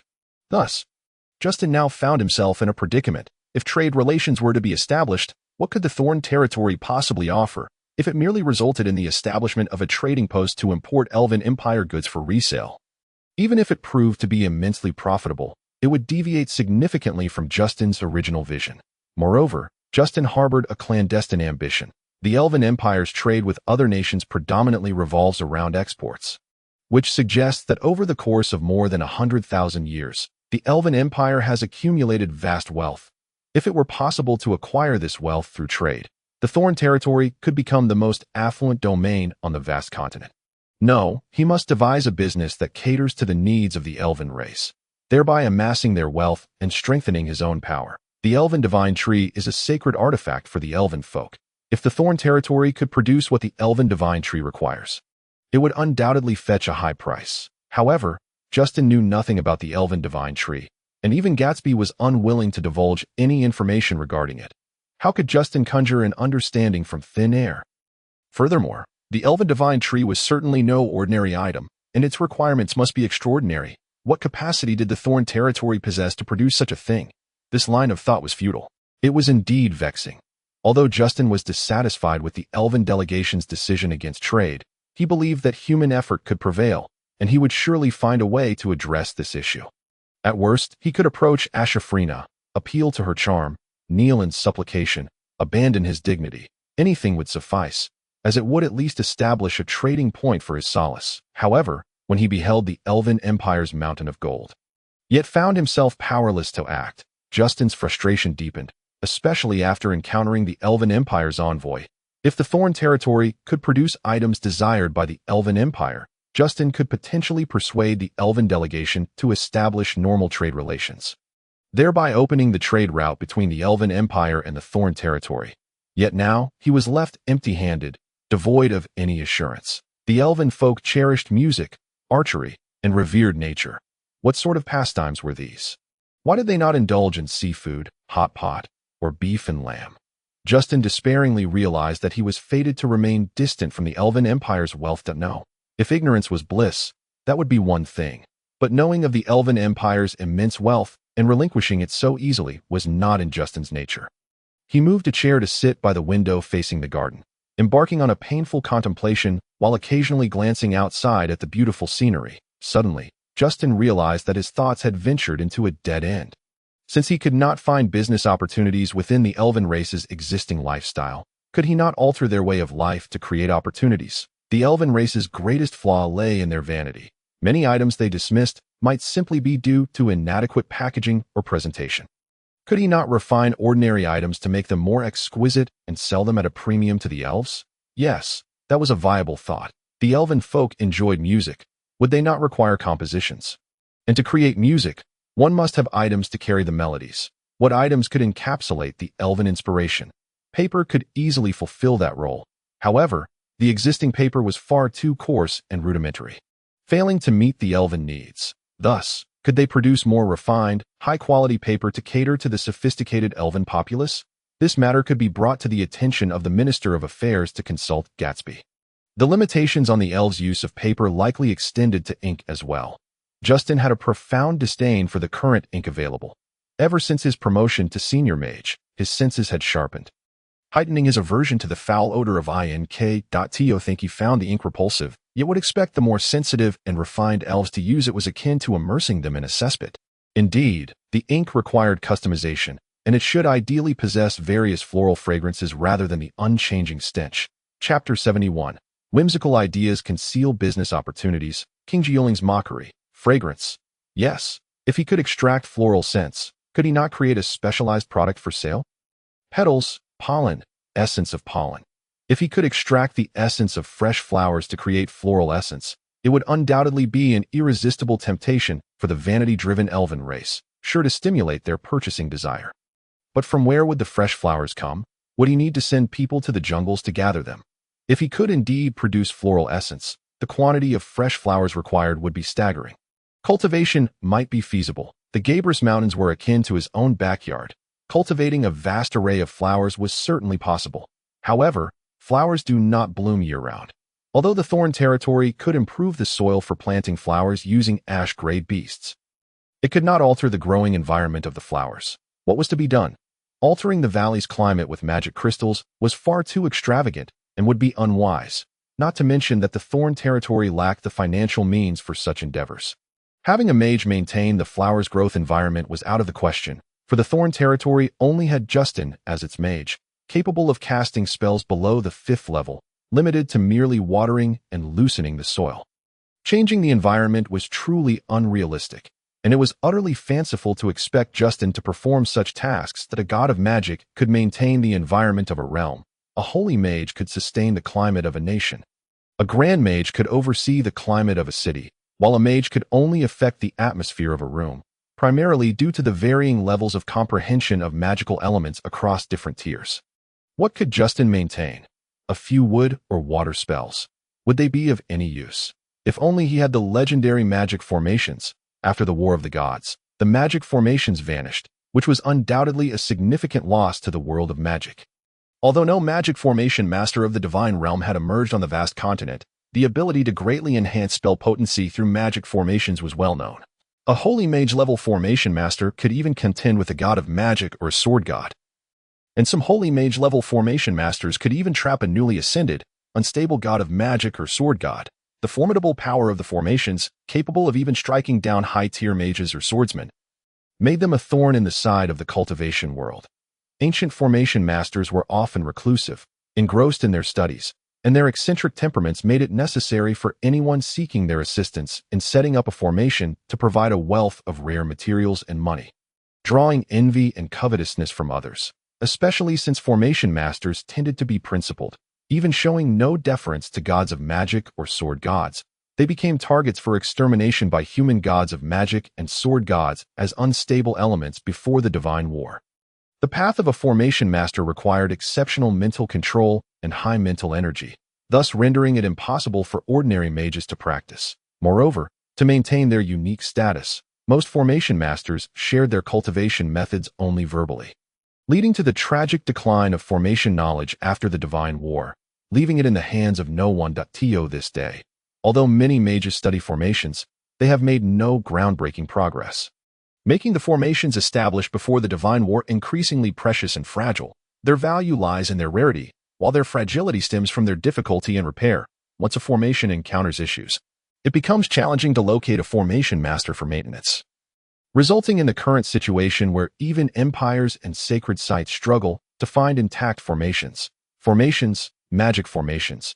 If I could extend my control over individual spells to multiple spells, would I not uncover the mysteries of formations? However, the magical elements and the essence of the world are not matters that a senior mage could delve into. Justin lamented, "No, I must seek opportunities to enter a magic academy for further study. Otherwise, my solitary exploration will only lead to frustration and minimal achievement." Reflecting on his own training, Justin felt another wave of melancholy. Perhaps it would be best to promote large-scale cultivation of flowers.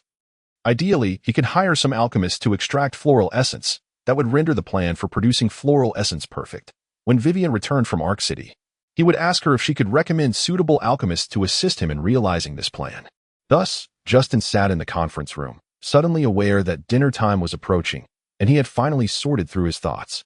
Improving paper, ink, and producing floral essence could serve as the flagship products for the Thorn territory to penetrate the Elven Empire's trade. If mass production were to commence in the future, these goods could also be sold to other empires. No, Justin abruptly recognized that he had exhausted all his ideas. Beyond this, he felt utterly powerless. The remainder could be entrusted to the Minister of Affairs and others to ponder. He could not bear the burden of every matter as the Lord. For what purpose did he have these subordinates otherwise? Justin mused, feeling a lightness in his heart that as for the technical challenges, did it truly require the Lord to personally intervene? Justin thought irresponsibly. Well, it was time to eat. After all, he had skipped lunch and was quite hungry. Upon returning to the dining hall, Justin discovered that King Jiuling and Jialing were already waiting for him. and he greeted the two ladies, Jiafeng and Jiafei.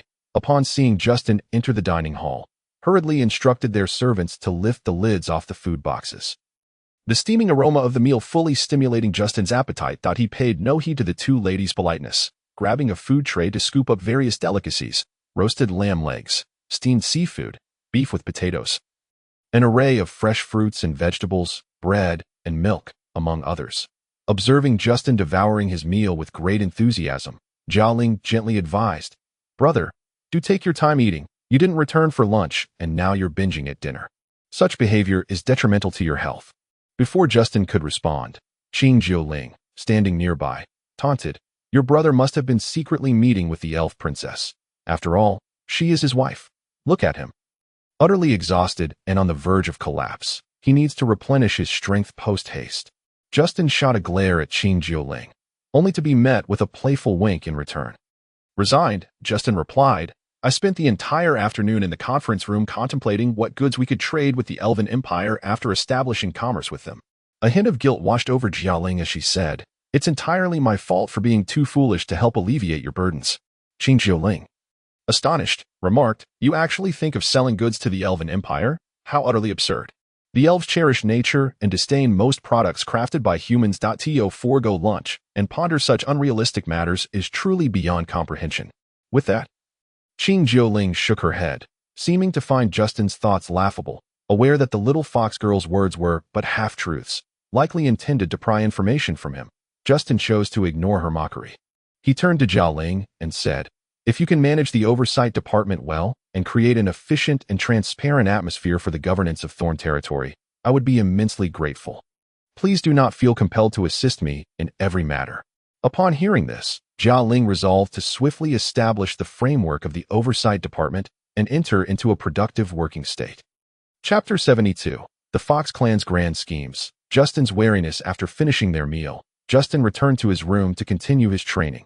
Qing Jialing, pouting, remarked to Jialing, "That unromantic fellow, completely ignoring me. It infuriates this young lady." Jialing chuckled. "You either try to charm him or mock him. He simply can't be bothered with you. If he were to truly engage with you, you would be in for a calamity." Qing Jialing hugged Jialing and declared, "You are the most considerate. Why not let me visit you tonight?" Jialing quickly pushed her away, saying, "You little vixen, can't you be a bit more serious?" Qing Jialing sighed. "The Fox Clan's status in the Beast Kingdom is precarious, increasingly bullied, yet I have no solution. It is truly disheartening." Jialing suggested, "Why not relocate a portion of the Fox Clan here? They would benefit from your care, and it would also strengthen Thorn Territory's power. I believe brother would be quite pleased." After pondering for a moment, Qing Jialing said, "I shall seek him out shortly. If he refuses, I will simply stay with him tonight." Jialing blushed and playfully spat at Qing Jialing before turning to attend to her own affairs. Meanwhile, Qing Jialing directly sought out Justin to discuss the relocation of the Fox Clan. As Justin settled down, intending to read and refresh his mind, he was taken aback to see Qing Jialing barging in unannounced. He irritably remarked, "You little imp, can't you at least knock when entering my room? Is it too much to ask for a modicum of respect?" Qing Jialing flashed a flirtatious smile. "What do we have to worry about between us?" Justin felt a stir within him, reminded of her curvaceous figure, and quickly regained his composure, saying, "Enough, little one. You always manage to catch me off guard. Can't you just settle down for a moment?" Qing Jialing giggled. "This little fox knows how difficult it is for you to restrain yourself. Isn't this just my diligent practice of alluring arts, to comfort your longing?" Justin retorted, "You have no sense of logic. It is you who tempts me. Otherwise, where would this longing come from?" Qing Jialing curled up in Justin's embrace, saying, "I am at your mercy. You should cherish me. How can you blame me for this?" Justin replied, "Enough, little servant. Spare me the theatrics. Have you done something wrong again, or is there something you wish to request? Just be straightforward. I will not be fooled by your antics anymore." Qing Jialing buried her head in Justin's embrace for a moment, then lifted her tear-streaked face, appearing woeful. Justin, feeling defeated, said, "Whatever request you have, I will try my best to fulfill it, but can we not engage in this manner?" Qing Jialing smiled sorrowfully. "As long as I am by your side, living without worries and having a career to pursue, I should feel content. Yet, every day I worry about the safety of my clan. Recently, Thoughts of my family weigh heavily on my heart that I only wish for you to allow my family to settle in your territory. I would have no regrets even in death. Justin sighed. Did I not already promise you that you could relocate your kin? Why must you return to lament? Wiping her tears with Justin's sleeve, Qing Jiuling continued. I must confess one more thing. Justin's interest piqued. He asked, what is it? Have you hidden something from me that is morally reprehensible? Qing Jiuling admitted. My previous request for a bay during the conference was driven by selfish motives.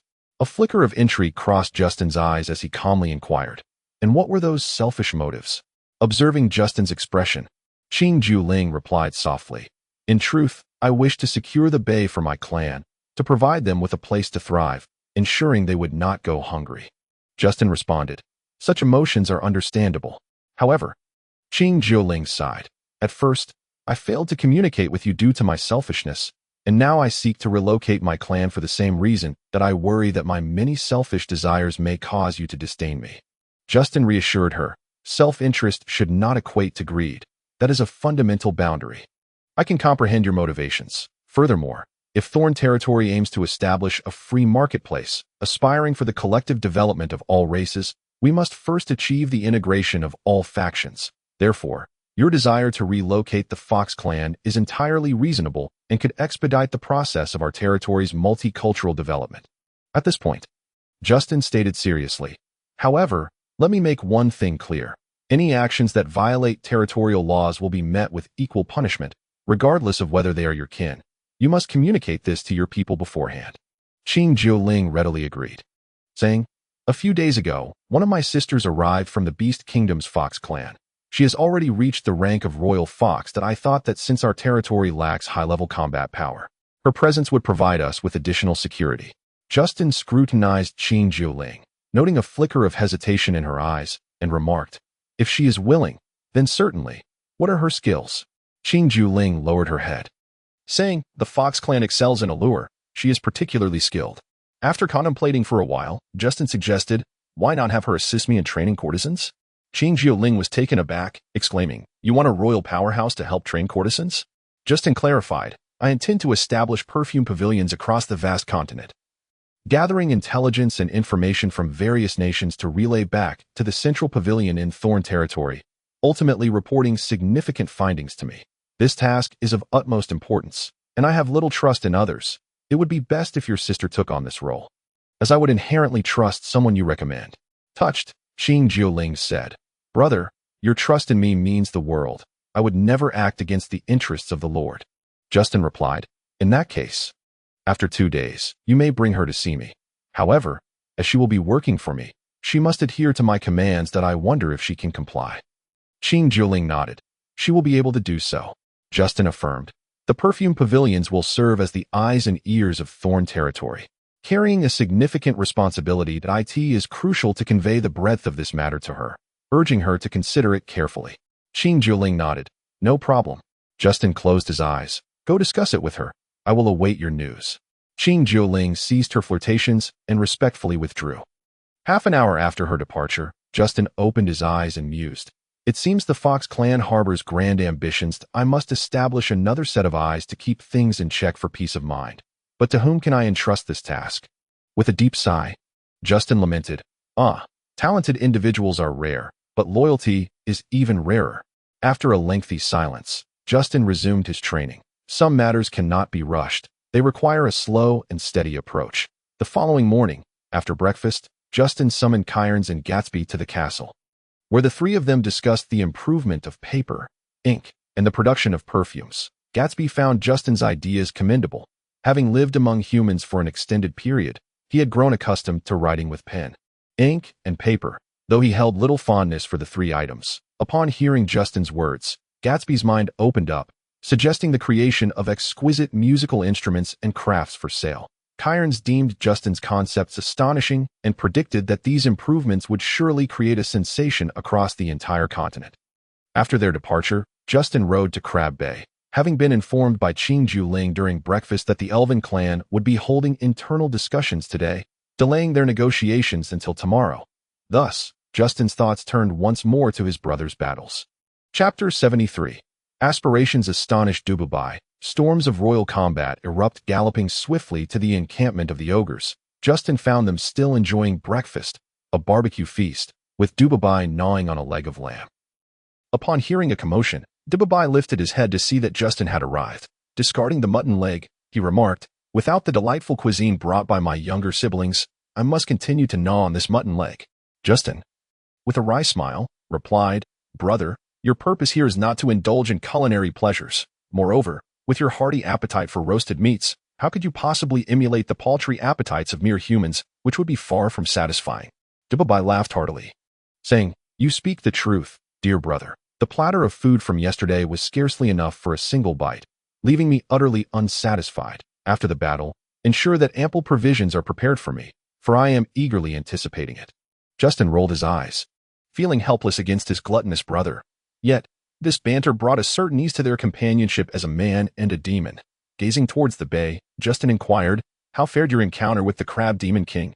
Dubabai responded, "The Crab Demon King leveraged the advantage of terrain to compensate for his waning strength due to age, enhancing the rigor of our duel. I can already sense that a royal breakthrough is imminent." Justin smiled. "The stronger you become, the more confidence our Thorn territory gains, accelerating our development." Dubabai laughed heartily. "You need not worry. Brother, even if I do not ascend to the royal tier, none would dare to encroach upon Thorn territory." However, Justin shifted the conversation back to the Crab Demon King, asking, "What do these sea dwellers desire most?" After a moment's contemplation, Dubabai replied, "Undoubtedly, they covet elixirs that extend their lifespan and enhance vitality." Justin grimaced, thinking to himself that he too desired such treasures. Unwilling to leave empty-handed, Justin pressed on. "And what do the common sea folk require?" Dubabai chuckled. "It appears that you are quite invested in the affairs of the free market. Dear brother, after today's battle, I shall inquire on your behalf, for I am not well versed in the needs of these minor creatures." Justin nodded. "Indeed, brother, my meticulous efforts to develop the free market are aimed at prospering our Gabise forest." Pointing around, Justin continued, "Aside from the forest, I have yet to discover other mineral resources here. Were it not for the assistance of the ash-eating beasts, the food production in our territory would surely dwindle due to insufficient soil fertility. As for livestock, through artificial breeding, we can not only sustain Thorn territory, but also provide nearly 5,000 cattle and sheep to your tribe every fortnight, though this is merely a slight surplus, not an abundance." Justin's tone grew somber as he gestured towards Ark City, saying, "The northern demon cloud empire is exceedingly wary of both Thorn territory and the cannibal demons. Not long ago, the son of Ark City's lord, Lekti, attempted to establish checkpoints on the trade route between Ark City and Thorn territory to levy taxes. After I firmly refused, they contemplated resorting to force against me. Fortunately, with the opportunities you provided. Otherwise, Thorn territory would have already fallen under Ark City's control." Upon hearing this, Dubabai erupted in fury, declaring, "After the battle, I shall pay a visit to Ark City and avenge my brother's grievances." Justin chuckled, "Brother, my intent is not merely to seek vengeance, but to evade the blockade of the Demon Cloud Empire and explore alternative maritime trade routes, hence my inquiries about the preferences of the sea folk." Pointing towards the bay, Justin spoke with fervor. "I have begun to gather skilled artisans to construct grand vessels, hoping to forge a massive maritime trading fleet in the near future, for the ocean is the golden coast of my dreams." Dubabai gazed at Justin in astonishment. "Your lofty ambitions truly impress me." "Dear brother," Justin replied with a knowing smile, "I too aspire to expand the economic influence of Thorn territory gradually, ultimately establishing it as a true ally of the cannibal demons." Hearing this, Dubabai laughed heartily. "You need not harbor doubts. I will never act against your interests.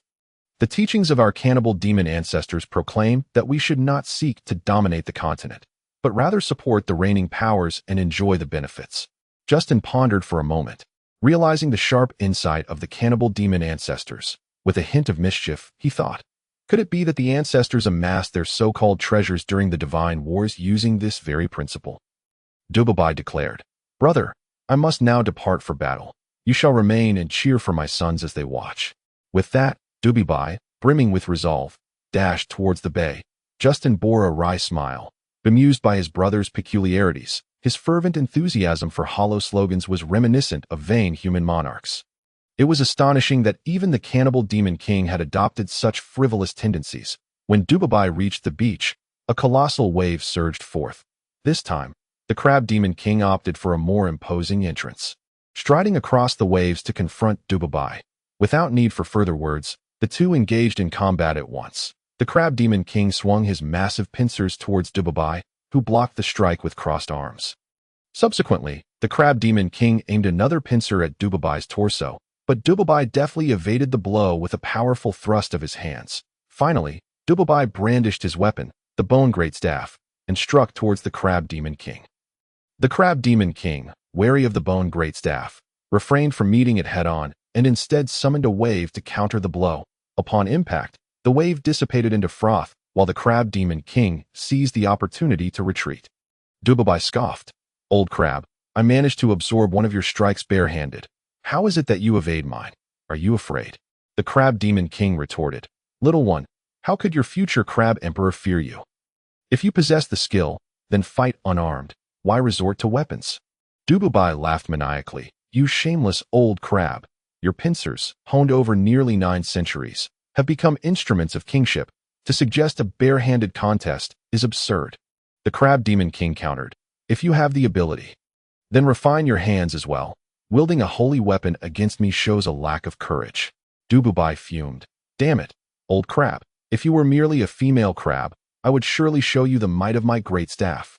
The crab demon king, with a sudden realization, understood that Dubabai's reference to the great staff was not merely the weapon in hand, and retorted angrily, "Wretched brat, you disgrace my royal dignity. Prepare to face my claw." As Dubabai swung the great staff to meet the challenge, the crab demon king deftly dodged again. Left with no choice, Dubabai secured the great staff back to his waist and engaged the crab demon king in bare-handed combat once more, exclaiming, "You truly possess some gall, at your age. You have grown increasingly timid, too afraid to take a single strike from my great staff. What a disgrace to royal dignity."